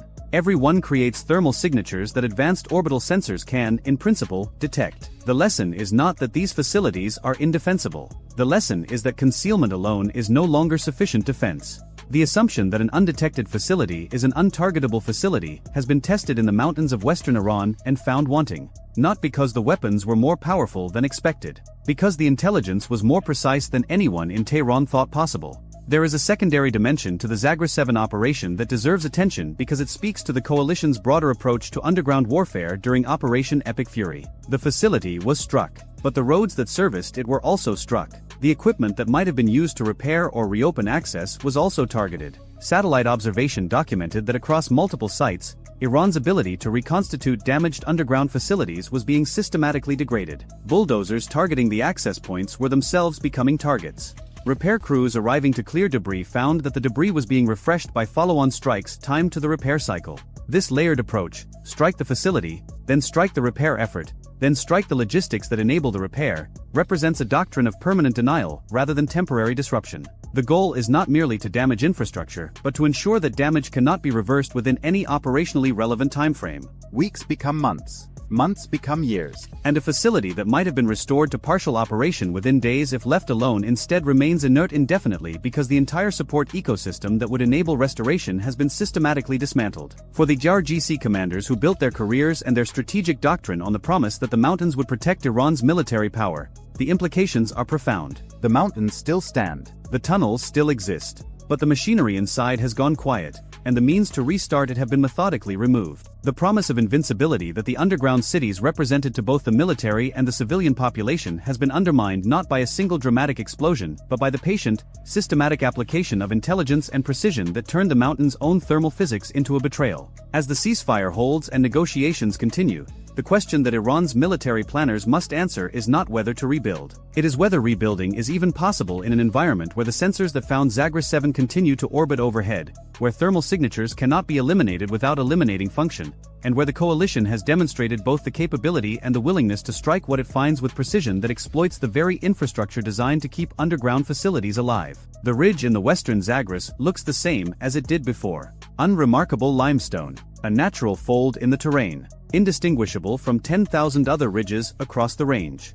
But beneath its surface, where machinery once hummed and rocket motors once cured in temperature-controlled chambers, there is now silence. 2 degrees of thermal difference revealed what 40 years of concealment had hidden, and 2 30,000-pound weapons ensured that what was revealed could not continue. The mountain keeps its silence now, but it is a different silence than before. Before, it was the silence of concealment, of something hidden and operating and waiting. Now it is the silence of conclusion, of a calculation that was tested and found insufficient, of a doctrine that met its counter and could not adapt in time. Whether Iran attempts to rebuild this capability, whether it seeks new methods of concealment, whether it accepts the strategic reality that has been imposed upon it or finds novel ways to circumvent it, these are questions whose answers will unfold across months and years. But the precedent has been established. The thermal signature of underground industry is a physical law that no amount of engineering can fully suppress. And the coalition has demonstrated that it possesses both the sensors to detect that signature and the weapons to exploit it. That combination, detection and precision delivered together, is the new reality of underground warfare. And it extends far beyond one ridge in one mountain range in one country. It reaches anywhere that military power has been buried beneath the earth with the expectation that depth alone provides security. That expectation has now been tested under operational conditions. The results speak through the silence of a mountain that once held an empire's most guarded capability and now holds only the evidence of what happens when concealment meets a sensor that measures the world in fractions of a degree. The aircraft carrier was already on fire when the order came through. Not the Reagan itself. Not yet. But one of the commercial tankers 3 nautical miles off the port bow was venting a column of black smoke so thick it bent the horizon, and for about 90 seconds every watchstander on the bridge of the USS Ronald Reagan thought they were looking at the opening minutes of a war they hadn't been briefed on. They weren't. The tanker was a Panamanian-flagged chemical carrier called the Delos Prosperity, 620 feet long, and what it was venting was the result of an engine room fire that had started 11 minutes earlier when a fuel transfer valve failed. The crew of 23 was already at their muster stations. The fire was contained. It was, by any operational definition, someone else's problem. But the smoke was everyone's problem because it was drifting southeast across the traffic separation scheme in the Strait of Hormuz at 8 knots, laying a gray-brown curtain across 2 miles of navigable waterway, and that curtain was about to become the backdrop for the worst miscalculation the Islamic Revolutionary Guard Corps Navy had made in 30 years. The Ronald Reagan, CVN-76, Nimitz-class nuclear-powered aircraft carrier, 1,092 feet long, 97,000 tons full load, was transiting the strait on a Wednesday morning that should have been routine. The ship was eastbound, heading out of the Persian Gulf into the Gulf of Oman, running at 18 knots through water that was 200 feet deep and the color of poured concrete. The air wing wasn't flying. The weather was 104 degrees with visibility dropping because of the smoke, and the strait was doing what the strait always does, trying to kill everyone in it through sheer geometric inconvenience. 34 miles wide at the narrowest point. 2 miles of inbound lane. 2 miles of outbound lane, 2 miles of separation zone, and crammed into those lanes on this particular morning, 9 commercial tankers, 14 cargo vessels, 2 container ships, 6 dhows of various registration, and somewhere in the neighborhood of 140 small craft contacts that the Spy-6 V-1 radar aboard the escort destroyer USS John Finn, DDG-113, was dutifully tracking as it steamed 3 nautical miles ahead of the Reagan on the threat axis. The John Finn was an Arleigh Burke-class Flight 3 destroyer, the newest variant, carrying the AN/Spy-6 V-1 air and missile defense radar, which represented a quantum leap over the older SPY-1D. The SPY-6 used gallium nitride transmit/receive modules that gave it roughly 35 times the sensitivity of its predecessor. It could detect a target with a radar cross-section of 0.1 square meters at ranges exceeding 200 nautical miles. It could track ballistic missiles in the upper atmosphere, while simultaneously maintaining a surface picture dense enough to count fishing boats. It was, by a considerable margin, the most capable naval radar ever put to sea on a destroyer hull. And on this particular morning, it was staring north into the Iranian coastline, painting every square foot of water between Keshem Island and the Musandam Peninsula, and the picture it was painting was about to get very crowded. On the Reagan's flag bridge, Rear Admiral Catherine Harlow, commander of Carrier Strike Group 7, was halfway through her second cup of coffee and reviewing the morning intel brief. The brief mentioned increased IRGC Navy activity at Bandar Abbas over the past 72 hours. It mentioned that Iranian state media had been running footage of fast attack craft exercises for 3 days straight, which was the kind of signal that usually preceded either a genuine provocation or a domestic propaganda cycle. The brief assessed probability of a harassment approach at elevated, probability of a kinetic engagement at low. Harlow read both assessments, noted the delta between them, and called down to the Combat Direction Center to ask a question that would prove more important than anything else she did that day. She asked what the MQ-4C Triton was showing. The MQ-4C Triton is a high-altitude, long-endurance unmanned surveillance aircraft built by Northrop Grumman. It has a wingspan of 131 feet, larger than a Boeing 757, and it operates at altitudes above 50,000 feet for missions lasting more than 24 hours. Its primary sensor is the AN/ZPY-3 multifunction active sensor, a 360-degree active electronically scanned array radar that can surveil more than 2 million square nautical miles in a single mission. It also carries an electro-optical/infrared sensor suite and an automatic identification system receiver. The Navy operates it specifically for maritime domain awareness, which is a polite way of saying it watches the ocean and tells you everything that's moving on it. The Triton orbiting over the northern Gulf that morning had been on station since 2200 the previous night. Its radar had been building a comprehensive surface picture for over 8 hours, layering pass after pass into a track history so detailed that analysts at the Maritime Operations Center in Bahrain could see not just where every vessel was, but where it had been, how fast it had moved, when it had stopped, and in several cases which pier it had departed from. The answer to Harlow's question came back in 4 minutes. The Triton was showing 52 fast surface contacts forming up in the anchorage east of Bandar Abbas. 52. Not a drill formation. Not a transit column. 52 boats in 3 distinct clusters, each cluster arranged in a wedge, and all 3 wedges oriented on a southbound heading directly into the strait. Harlow set her coffee down. The boats were a mix of types the IRGC Navy had been accumulating for 2 decades. The backbone was the Bagamar-class fast patrol craft, the same fiberglass speedboats Iran had been using since the tanker war in the 1980s, updated with newer engines but fundamentally the same design philosophy: small, fast, cheap, expendable. Mixed in were several larger Paycap-class missile boats and at least 6 of the newer Zulfigar-class fast attack craft, which were 16-meter catamaran hulls capable of 65 knots and equipped with Nasser-1 anti-ship cruise missiles. The Nasser-1 was an Iranian development of the Chinese C-704, a sea-skimming missile with a range of about 22 miles, a speed of roughly Mach 0.8, and a 330-pound semi-armor-piercing warhead. Not sophisticated by Western standards. Not precision-guided in the way an American weapon was. But it didn't need to be. A 330-pound warhead moving at 600 miles per hour does not need to be sophisticated. It needs to arrive. And 52 boats carrying 1 or 2 missiles each meant somewhere between 52 and 100 missiles potentially inbound in a single coordinated salvo. Harlow picked up the red phone. 300 miles to the south, aboard the cruiser USS Chancellorsville, CG-62, operating in the Gulf of Oman as the air defense commander for the strike group's southern element, the tactical watch officer received a flash message from 5th Fleet headquarters in Bahrain that had been originated by the Combined Air Operations Center at Al Udeid Air Base in Qatar. The message upgraded the threat condition for the Strait transit and authorized a series of pre-planned responses that had been sitting in a binder in every Combat Direction Center in the strike group since the Transit Planning Conference 6 days earlier. The responses were not improvised. They were the product of 2 decades of wargaming this exact scenario, refining it after every exercise, every real-world harassment incident, every intelligence report on IRGC Navy tactics. The Navy had lost the 2002 Millennium Challenge exercise to a swarm attack so badly that it had spent the next 23 years making sure it never lost that way again.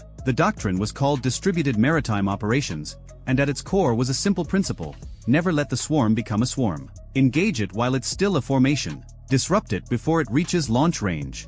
And if you can't disrupt it, dilute it so that no single ship absorbs the full salvo. Harlow issued 3 orders in 90 seconds. The first order vectored a pair of F divided by a -18E Super Hornets from the Reagan's Air Wing, already airborne on a routine combat air patrol south of the strait, to reposition north at 25,000 foot over the Omani coast with ordnance hot. Each Super Hornet was carrying 2 AGM-84 Harpoon anti-ship missiles and 4 AGM-65F Maverick infrared-guided air-to-surface missiles, plus a full drum of 570 rounds of 20mm ammunition for the M61A2 Vulcan cannon. The Harpoons were overkill for fast boats. The Mavericks were not. The Maverick's imaging infrared seeker could lock onto a boat engine's thermal signature from 14 miles, and its 300-pound penetrating blast fragmentation warhead would disintegrate a fiberglass hull so completely that recovery crews would find nothing larger than a cooler lid. The second order pushed the John Finn forward, accelerating to 30 knots on a northwest heading to open the engagement geometry and put the destroyer's full weapons suite between the approaching swarm and the carrier.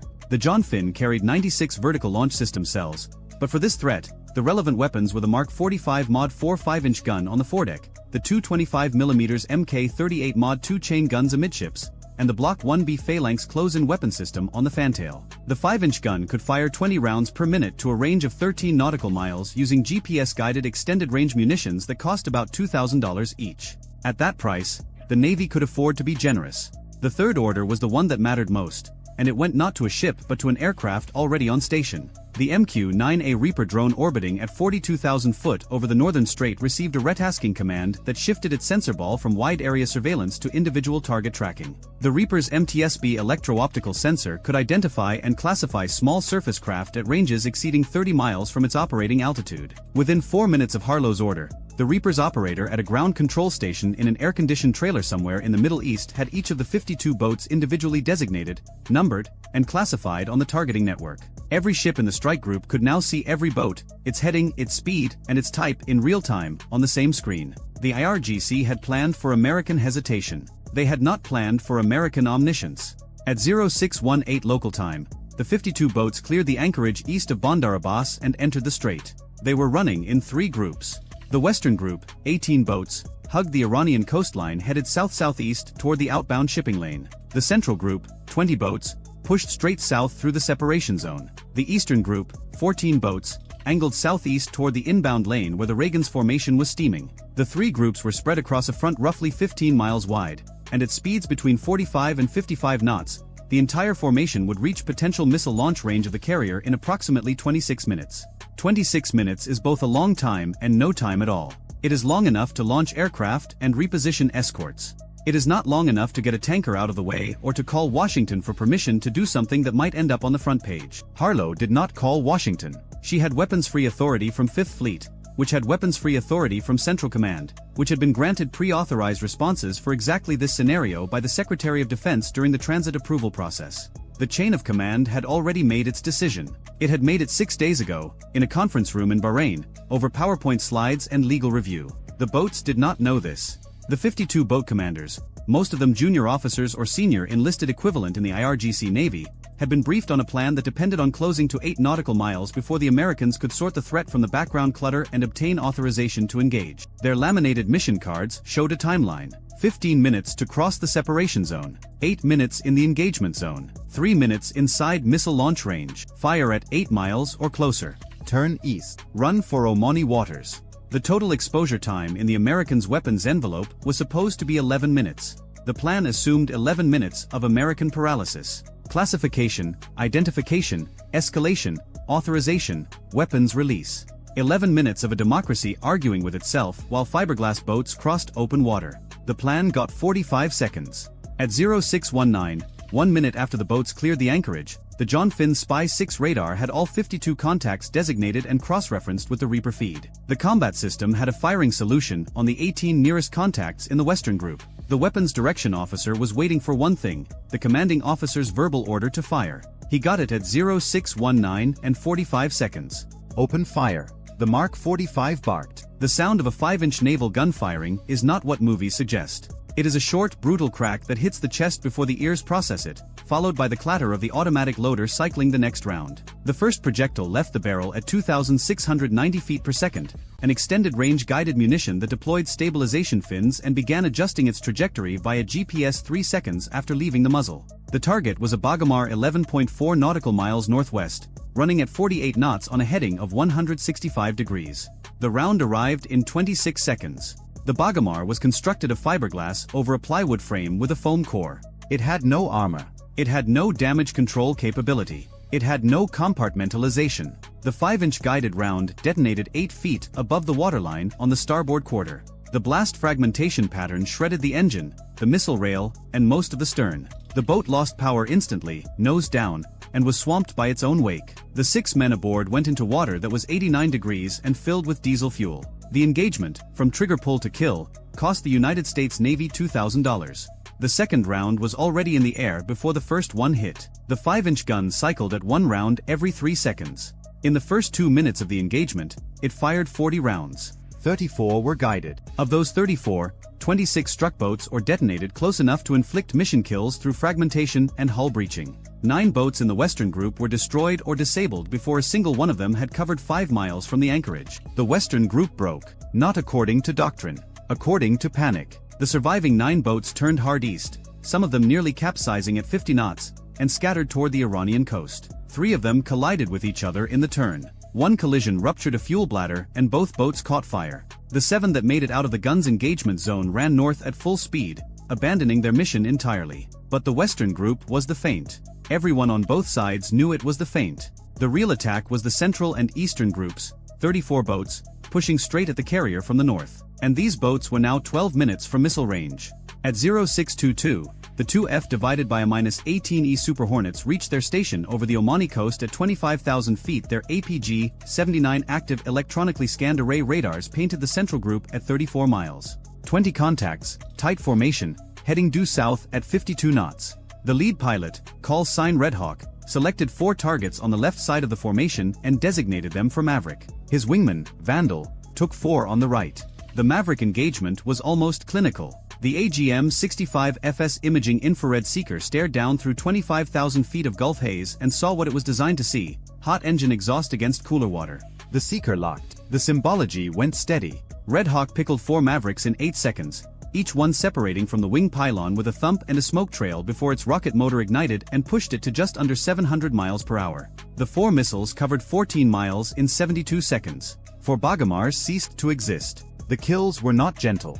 A 300-pound warhead impacting a fiberglass boat at 700 miles per hour does not leave a boat. It leaves a debris field the size of a tennis court. The shockwave from each impact was visible on the Reaper's feed as a white flash followed by a rapidly expanding ring of spray. The infrared sensor showed each impact point cooling from white-hot to ambient in under 10 seconds. There was nothing left to burn. Vandal's 4 Mavericks hit 7 seconds later. 8 missiles, 8 boats, 8 kills. 1,600 pounds of Maverick warhead against $2 million worth of Iranian fast attack craft. The Central Group lost 8 of its 20 boats in under 2 minutes without having fired a shot, without having seen the aircraft that killed them, without any warning at all. The 12 surviving boats in the Central Group did something unexpected. They did not scatter. They accelerated. The formation tightened, the boats moving closer together and increasing speed to 55 knots, pushing their engines past the red line. The IRGC Navy had trained for this. The doctrine said that if the outer boats were killed, the inner boats were supposed to compress the formation and sprint for launch range, accepting the losses, trusting that the Americans could not kill all of them before some reached firing position.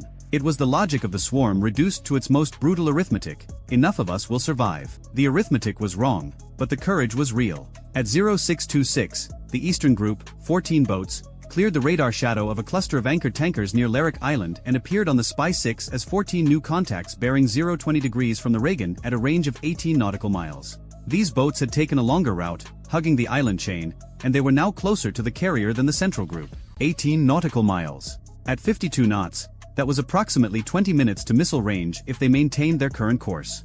But the Nasser 1 missile carried by the Zulfiqar-class boats in this group had a stated range of 22 miles. 4 of these 14 boats were already inside launch range. This was the real play, not the Western feint, not the central charge. The Eastern Group, arriving from an unexpected bearing, masked by commercial traffic and island geography, carrying the longer-range missiles. The IRGC had studied American carrier defense doctrine carefully enough to know that the escorts would push toward the most obvious threat. The John Finn was now 8 nautical miles northwest of the Reagan, fully engaged with the Western and Central Groups, its 5-inch gun cycling continuously. The carrier's defensive screen on the northeast axis was thinner. Harlow saw it. She saw it because the Reaper saw it, and the Reaper's picture was on her screen in the Flag Combat Direction Center, and she had been doing this for 27 years. She saw 14 contacts appear on a bearing that was not the primary threat axis, and she understood in about 2 seconds what the IRGC was trying to do. She ordered the Reagan to come hard to starboard, turning the carrier's stern toward the eastern group to open the range. A Nimitz-class carrier at 30 knots turns like a building falling over sideways,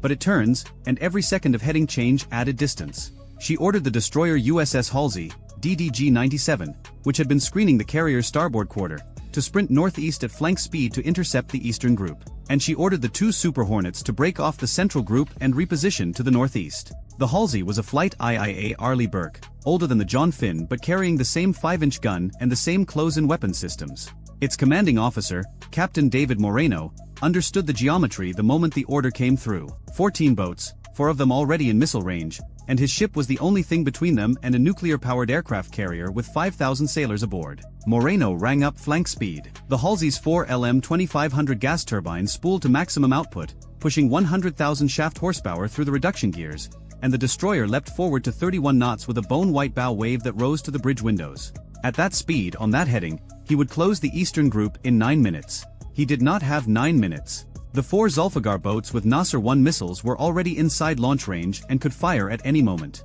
At 0628, the first Nasser-1 launched. The missile came off the rail of a Zulfiqar boat designated Track 4207 on the Halsey's combat system. The Nasser-1 dropped from the rail, its solid rocket booster ignited, and it accelerated to Mach 0.8 in 4 seconds, transitioning to sea-skim altitude of approximately 15 feet above the water. Its radar altimeter held it steady. Its terminal active radar seeker was set to activate at 3 miles from the programmed target location. The missile weighed 770 pounds and was heading south-southwest at 614 miles per hour toward the USS Ronald Reagan. 7 seconds later, a second Nasser-1 launched from a different Zulfiqar. Then a third, then a fourth. 4 anti-ship cruise missiles, sea-skimming, inbound on the carrier from the northeast. Aboard the Reagan, the Spy-6 radar on the John Finn detected the missile launches within 2 seconds of booster ignition. The thermal bloom of a rocket motor is unmistakable on a phased array radar, and the system automatically classified the contacts as ASCMs, anti-ship cruise missiles, and generated engagement quality tracks. The data flowed through the Cooperative Engagement Capability Network to every Aegis-equipped ship in the strike group simultaneously. The Halsey's Aegis system had the tracks before the missiles had covered their first mile. The Halsey responded with a weapon designed for exactly this moment. 2 RIM-162 evolved Sea Sparrow missiles erupted from the forward VLS cells in a cloud of white exhaust, accelerating vertically before tipping over and screaming toward the inbound Nasser-1s at Mach 4. The SSM cost about $2.5 million per round. It used X-band semi-active radar homing in its earlier variants and active radar homing in the Block 2, which was what the Halsey carried. The Block 2 SSM could engage sea-skimming targets at ranges up to 30 nautical miles and had demonstrated a kill probability against subsonic cruise missiles that the Navy described as very high in unclassified briefings and that was rumored to be above 95% in classified ones. The first SSM intercepted the lead Nasser-1 at a range of 6.4 nautical miles from the Reagan. The engagement happened at a closing speed of roughly Mach 4.8 combined. The 86-pound blast fragmentation warhead on the SSM detonated within lethal radius. The Nasser-1 disintegrated. The debris fell into the strait from an altitude of 12 feet, which meant it simply became part of the water. The second SSM killed the second Nasser-1 4 seconds later. Range 5.8 miles from the carrier. Clean kill. Debris in the water. The third Nasser-1 was killed by the Reagan's own close-in defense. The ship's self-defense system aboard the carrier detected the inbound missile, classified it, and automatically engaged it with a RIM-116 rolling airframe missile fired from one of the 2 Mk-49 launchers mounted on the carrier sponsons. The RAM is a small, fast, infrared homing missile that costs about $1 million and was specifically designed to kill the missile that gets past everything else. It killed the third Nasser-1 at a range of 1.9 nautical miles, close enough that several sailors on the carrier's weather decks saw the flash. The fourth Nasser-1 was killed by the Phalanx CWS on the Reagan's starboard quarter. The Block 1B Phalanx tracked the incoming missile with its Ku-band search and track radar, calculated a firing solution in 0.3 seconds, and opened fire with its 20mm M61A1 Gatling gun at a range of 1,600 yards. The gun fired 270 rounds in 3.6 seconds. 11 of them struck the missile. At 3,650 feet per second, each tungsten penetrator carried enough kinetic energy to punch through an engine block. They punched through the Nasser-1's airframe, its fuel section, and its warhead casing. The missile tumbled, broke apart, and impacted the water 890 yards from the carrier's hull. Close. Too close. Close enough that the spray from the impact was visible from the flight deck. Close enough that the after-action report would later describe the engagement as inside minimum acceptable engagement range. 4 missiles fired. 4 missiles killed. 0 hits on the carrier. But the margin had been measured in hundreds of yards and single-digit seconds, and every officer in the Combat Direction Center knew that if there had been 10 missiles instead of 4, the math might have been different. The Zulfiqar boats that had fired were now empty. Their one contribution to the fight had been launched, intercepted, and destroyed. They had nothing left. The JRGC doctrine at this point called for them to turn east and run for Omani territorial waters. 3 of the 4 did exactly that, peeling off at maximum speed. The 4th did something no one anticipated. It turned toward the Halsey and accelerated. Track 4207, the first boat that had launched, was now heading directly at the destroyer at 62 knots. The Zulfiqar class was faster than the Bagamar, and this one had shed the weight of its missile and most of its fuel. It was running lighter and faster than anything in the IRGC inventory was rated for. The range was 4 nautical miles and closing. Moreno did not hesitate. He didn't have time to wonder whether this was a suicide run or a navigation error or a mechanical failure that had locked the helm. 4 miles at 62 knots was 3 minutes and 40 seconds. He ordered the Mk-38 25mm chain gun to engage. The Mk-38 Mod 2 is a stabilized remotely operated weapon that fires 25mm high-explosive incendiary rounds at a rate of 180 per minute, accurate to 2,500 meters against surface targets. The gun costs about $500,000. Each round costs about $25. The chain gun opened fire at 2,200 meters. The first burst of 15 rounds walked across the water and into the Zulfiqar's bow. Fiberglass shattered. The second burst hit the wheelhouse. The boat veered to port, then corrected, then veered again. The third burst struck the engine compartment. Black smoke erupted from the stern. The boat decelerated from 62 knots to 30 knots, then to 15, then to nothing. It wallowed beam to in a cloud of its own diesel smoke 1,100 meters from the Halsey's hull. Total ammunition expended, 45 rounds. Total cost, $1,125. The engagement lasted 22 seconds. Meanwhile, the central group was dying. 12 boats had compressed their formation and sprinted south, trusting the doctrine, trusting the numbers, trusting that enough of them would survive. The 2 Super Hornets had repositioned overhead after dealing with the Eastern Group's missile launches. Red Hawk and Vandal were now out of Mavericks but still carrying full guns. They descended to 3,000 feet and began strafing runs. The M61A2 Vulcan on a Super Hornet fires 6,000 rounds per minute of 20mm PGU-28/B semi-armor-piercing high-explosive incendiary rounds. Each round weighs about half a pound. At 6,000 rounds per minute, the gun empties its 570-round drum in 5.7 seconds. A 1-second burst puts 100 rounds into an area the size of a car at a range of 2,000 feet against a fiberglass boat. A 1-second burst is excessive. A half-second burst is excessive. But at 480 knots and 3,000 feet, the geometry of a strafing run does not allow for surgical precision. The pilots took what the physics gave them. Red Hawk's first pass destroyed 2 Bagamars and damaged a third. The damaged boat lost power and began circling to port with its helm jammed. Vandal's first pass killed 1 boat and set another on fire. The burning boat's crew went over the side. They were in the water for 40 minutes before an Omani Coast Guard cutter picked them up. The 5-inch gun on the John Finn was still firing. It had been firing for 12 minutes. It had expended 147 rounds. The barrel was approaching its recommended sustained fire limit, and the gun captain was monitoring barrel temperature with the focus of a man who understood that a cracked gun tube meant losing the ship's primary surface weapon in the middle of a fight. He slowed the rate of fire to 12 rounds per minute. At that rate, the barrel would hold. The central group was down to 5 boats. Then 3, then 1. The last Bagamar in the central group, track 4188, was still running south at 50 knots. It had not fired its C-704 missile. It was 11 nautical miles from the Reagan and closing. The swarm was gone. The formation was gone. The doctrine was gone. But this one boat was still coming, driven by either extraordinary courage or total ignorance of what had happened to every other vessel around it. The John Finn's 5-inch gun put a guided round through its engine block at 0641. The boat stopped as if it had hit a wall. The C-704 on its stern rail toppled sideways and fell into the water. The crew of 4 abandoned the sinking hull and were later recovered by a U.S. Navy rigid-hulled inflatable boat launched from the Halsey. At 0644, 26 minutes after the first boat had cleared the anchorage at Bandar Abbas, the engagement was over. The Reaper drone overhead confirmed no further fast surface contacts outbound from the Iranian coast. The Triton at 50,000 feet confirmed no additional formations marshalling at Bandar Abbas or any other IRGC Navy installation. The SBY-6 on the John Finn showed a surface picture returning to the ordinary chaos of commercial traffic. The Strait of Hormuz was resuming its default state, crowded, dangerous, and indifferent.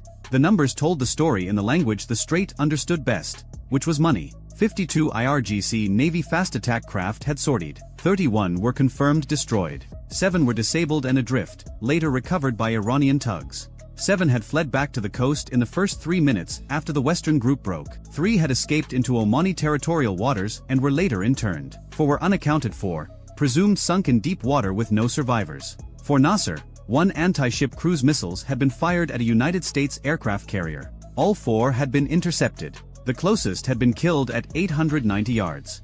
No American ship was hit. No American sailor was wounded. The Delos Prosperity, the Panamanian tanker whose engine room fire had started this story, extinguished its fire at 0635, requested a tug, and continued its transit to Fujairah 2 days later. Its crew never knew what had happened 3 miles off their bow. Total IRGC Navy assets destroyed or disabled, 38 boats, estimated replacement value $14.2 million, plus 31 missiles that never launched, estimated value $3.7 million. Total Iranian personnel lost. The Navy did not release figures.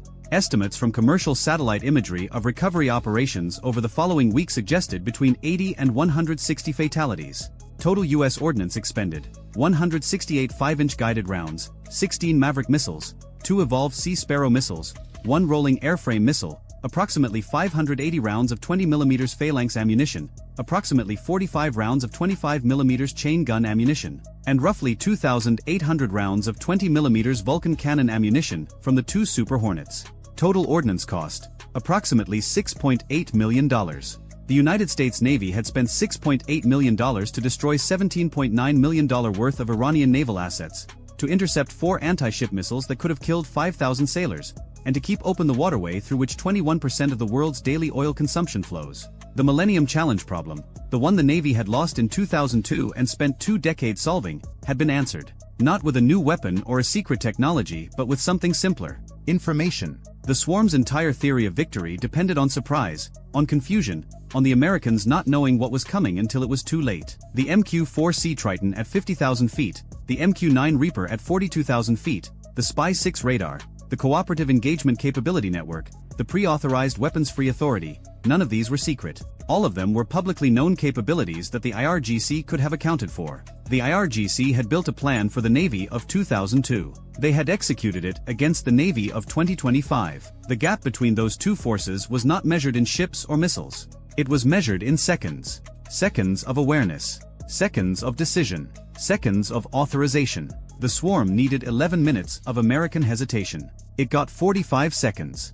And 45 seconds was not enough time to cross 20 miles of open water against a force that could see every boat, track every heading, and shoot every target from the moment it left the harbor. The Strait of Hormuz went back to being the Strait of Hormuz. The tankers transited. The oil flowed. The Reagan passed through the eastern exit and turned south toward the Gulf of Oman. The John Finn's gun crew swabbed the barrel and counted their remaining ammunition. The Halsey recovered 4 Iranian sailors from the water and gave them blankets and medical treatment and Gatorade because that is what the Navy does after it is done killing you. And somewhere in a ground control station in the Middle East, a Reaper pilot who had been on shift for 14 hours watched the last IRGC boat limp back into Bandar Abbas on one engine, trailing smoke, and entered the final target assessment into the log. He saved the file, stood up, and went to get a sandwich.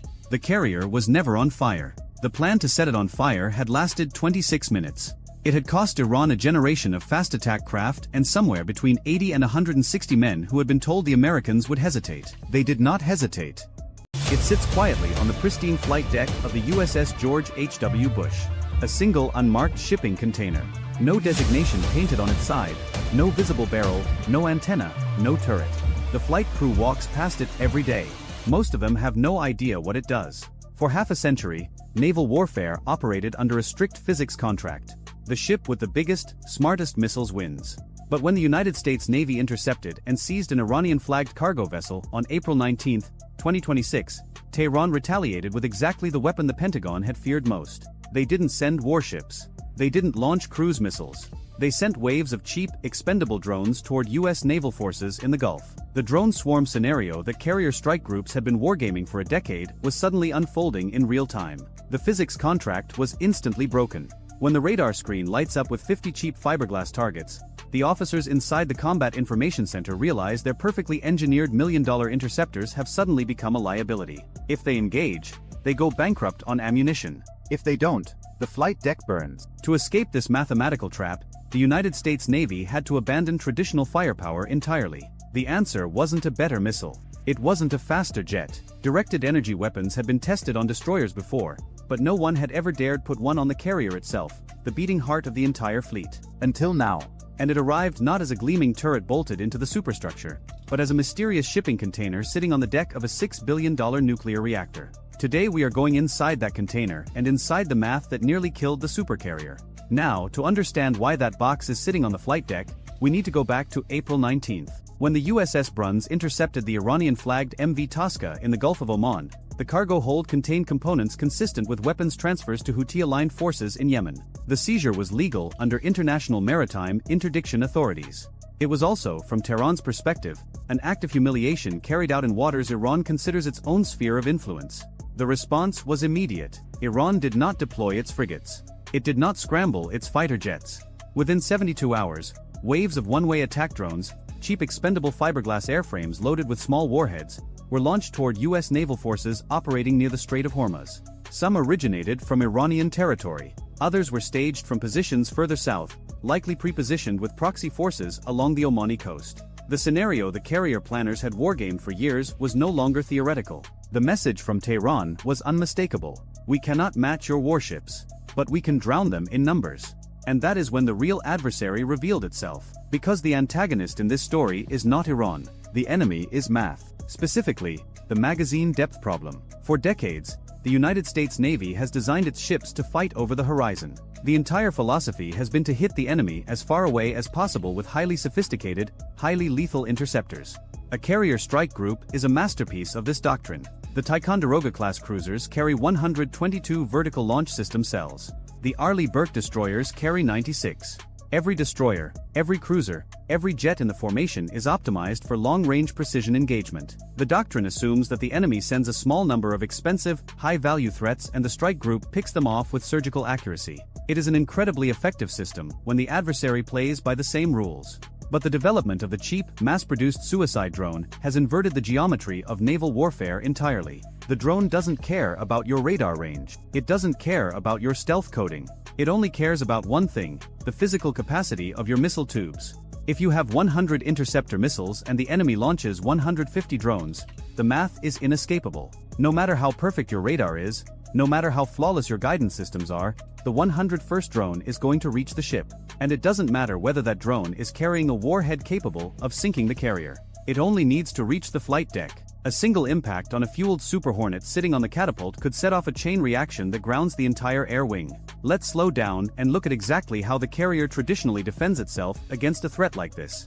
When a hostile drone approaches the strike group, the Aegis combat system aboard the escorting destroyers and cruisers detects it at range and assigns it a track number. If the threat is assessed as inbound and hostile, the system launches a kinetic interceptor. For a small, slow-moving drone, the weapon of choice is typically the RIM-162 Evolved Sea Sparrow missile, or YES-SM. The YES-SM is an incredible piece of engineering. It travels at Mach 4. It can pull 50 Gs in a turn. It has an active radar seeker that can track and destroy targets with extraordinary precision. It almost never misses. But it costs approximately $1.8 million per round. The drone it is shooting down costs maybe $20,000 to build, sometimes less. The intercept is mathematically perfect. The kill probability is near 100%, but it is economically catastrophic.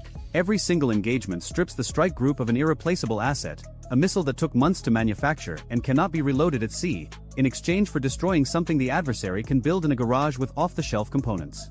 Imagine you are fighting off a swarm of angry bees using a gold-plated sniper rifle. Every time you pull the trigger, you kill exactly one bee. Your accuracy is flawless. But you are going to run out of bullets long before that hive runs out of bees. And out on the open ocean, the strike group's escort ships cannot simply call for a supply helicopter to bring more missiles. Underway replenishment of a vertical launch system is one of the most dangerous and logistically complex operations the Navy can attempt. In a combat zone, with drones still inbound, it is virtually impossible. Once those launch cells across the strike group's destroyers and cruisers are empty, the entire formation is effectively defenseless against the next wave. The carrier must turn around, abandon its strategic position, sail the entire group back to a friendly port to rearm, and the deterrence effect of an entire carrier strike group crumbles. Not because the armor was pierced, because the wallet was emptied. So how do you win a war when your own weapons are more expensive than the enemy's entire attack force? The Navy needed a fundamentally different kind of ammunition. This is why they needed the shipping container. Integrating a new weapon system into a warship is normally a process measured in years and billions of dollars. When the Navy wanted to install the Spy 6 radar on its Flight 3 Arleigh Burke destroyers, the effort required a complete hull redesign, years of structural engineering, and massive shipyard contracts. That is the traditional way the US Navy adds capability. You put the ship in dry dock, you rip open the steel hull, you run miles of new copper wiring, you redesign the cooling systems, you rewrite the combat software from scratch, and you pray the schedule doesn't slip by another 18 months. The George H.W. Bush was commissioned in 2009. It is a Nimitz-class carrier, the last of its line before the Gerald R. Ford class. Its midlife refueling and complex overhaul, the RCOH, isn't scheduled until the early 2030s. There was no dry dock window available. There was no time to tear open the hull and run the deep structural modifications required for a permanently integrated directed energy weapon. But the drone swarm was already here. The threat was not theoretical. It was flying. The Navy needed a shortcut. And they needed it now. Enter the containerized Locust laser weapon system, developed by AeroVironment under a modular open systems architecture. Instead of a deep, invasive integration requiring years of shipyard work, the Navy palletized the weapon. They dropped a self-contained box onto the flight deck of CVN-77, connected power cables to the ship's existing electrical distribution grid, ran a data link into the Combat Information Center, and within days, not years, the carrier had a functioning directed energy weapon. The box looked like nothing. It looked like cargo. And that was the point. Now, laser weapons on warships are not new. The Navy has tested directed energy systems on smaller platforms for years. The laser weapon system on USS Ponce. The Helios system on USS Preble. But those platforms are conventional surface combatants. They run on gas turbine engines. Their electrical output is finite, and so is the laser's endurance. On a destroyer, every kilowatt you feed into the laser is a kilowatt you are not feeding into the radar, the propulsion, the combat systems. The ship has to make energy trades. What happened on CVN-77 was fundamentally different. This was the first time a directed energy weapon was mounted on a nuclear-powered aircraft carrier, the single most energy-rich platform in the entire United States Navy. The Nimitz-class carrier is powered by two Westinghouse A4W pressurized water nuclear reactors. Together, those reactors produce approximately 550 megawatts of thermal energy, driving 4 steam turbines that generate well over 100 megawatts of shaft horsepower for propulsion alone. The ship's electrical plant produces enough surplus power to light a small city. And unlike a gas turbine destroyer, the carrier's reactors don't burn fuel in the conventional sense. They consume enriched uranium at such a slow rate that the ship can operate for over 20 years before requiring refueling. By bolting this container to the deck and plugging it into the ship's electrical grid, the Navy turned the carrier's nuclear propulsion plant into an ammunition factory that never shuts down. As long as the reactor is critical, the laser has power. As long as the laser has power, it has ammunition. We lose something in the exchange. We strip away the immense over-the-horizon range of a kinetic missile like the YSSM. The laser has to let the target get close. Depending on atmospheric conditions and beam power, effective engagement range may be measured in single-digit miles rather than the dozens of miles a missile can cover. The target has to be within line of sight. The laser cannot reach over the curve of the Earth. But in exchange for that reduced range, we buy back something that no kinetic weapon system in the world can offer: endurance. As long as the nuclear rods are hot, the carrier has ammunition. And the cost per shot is roughly $1. The price of the electricity consumed to fire the beam. $1. The Navy didn't just reverse the 75-1 financial disadvantage of missile versus drone. They flipped it into a 20-0-0-0-1 advantage in the carrier's favor. Every single engagement now costs the adversary $20,000 and costs the carrier $1. Run that equation across a 150 drone swarm and Tehran is spending $3 million while the Bush is spending $150. The math that was killing the carrier is now killing the swarm. But the economics are only half the story. The physical nature of a laser solves another massive problem that no one outside the carrier's flight deck crew ever thinks about. When a kinetic interceptor missile fires, everybody knows. Rocket motor ignites. Radar screens across the theater light up. A massive smoke trail paints the trajectory across the sky. Infrared sensors on enemy surveillance aircraft can track the launch plume from hundreds of miles away. Every missile fired is a data point the enemy can use to estimate how many interceptors you have left. The adversary doesn't need to penetrate your defenses. They just need to count your launches and do the subtraction. And if the carrier resorts to its last-ditch close-in defense, the Phalanx CWS, the situation gets even worse. The Phalanx fires 4,500 rounds of 20mm tungsten ammunition per minute. It is devastatingly effective at shredding incoming threats at short range. It is also a catastrophe for flight operations. Spent brass casings, tungsten fragments, shattered drone debris, all of it rains down onto the flight deck. Every piece of that debris is a potential foreign object damage threat to the jet engines of the aircraft sitting on the catapults. A single shard of tungsten sucked into the intake of an F divided by a -18E Super Hornet can destroy a $70 million engine. A laser is completely silent. It travels at 186,000 miles per second, the speed of light, so fast that there is no need to calculate lead on a moving target. The radar locks on and the beam connects instantaneously. There is no travel time, No exhaust plume, no smoke trail, no radar flare, no debris. And it cannot be jammed by electronic warfare because it is not riding a radio frequency. It is a coherent beam of photons. the flight deck stays clean. The jets keep launching. The carrier fights through the swarm attack without a single piece of shrapnel threatening an engine intake. The air wing keeps flying. The sorties keep going. The carrier maintains its offensive output while its defensive system operates in silence underneath. But here is where we need to correct the Hollywood version of what a laser weapon actually does. Because a laser is not a lightsaber. It is not a death ray, and understanding its limitations is just as important as understanding its strengths. A kinetic missile kills by proximity. The warhead detonates near the target and destroys it with a concussive shockwave and a cloud of expanding shrapnel. The kill is violent, instantaneous, and total. The target ceases to exist. A laser kills through something entirely different. A thermal load. It dumps hyper-focused infrared photons onto a surface area roughly the size of a quarter. We strip away the concussive explosive blast force of a warhead. In exchange, we gain surgical, heat-induced structural failure. Think of it like a magnifying glass focusing sunlight onto a dry leaf. Except here, the sunlight is powered by a 100,000-ton nuclear reactor. And the leaf is a drone hurtling toward the ship at 150 miles per hour. The Locust system, operating in the 20 to 35 plus kilowatt range, locks onto the target and holds the beam steady on a single point. This is called dwell time. For roughly 2 to 5 seconds, the laser must maintain a continuous, unbroken lock on one specific spot on the drone's airframe. It doesn't blast the target out of the sky. It burns through the structural weak points. The wing joints. The battery pack. The thin fiberglass shell covering the guidance electronics. As the shell melts and warps, the drone loses aerodynamic integrity. Its flight surfaces buckle. Lift disappears. And it spirals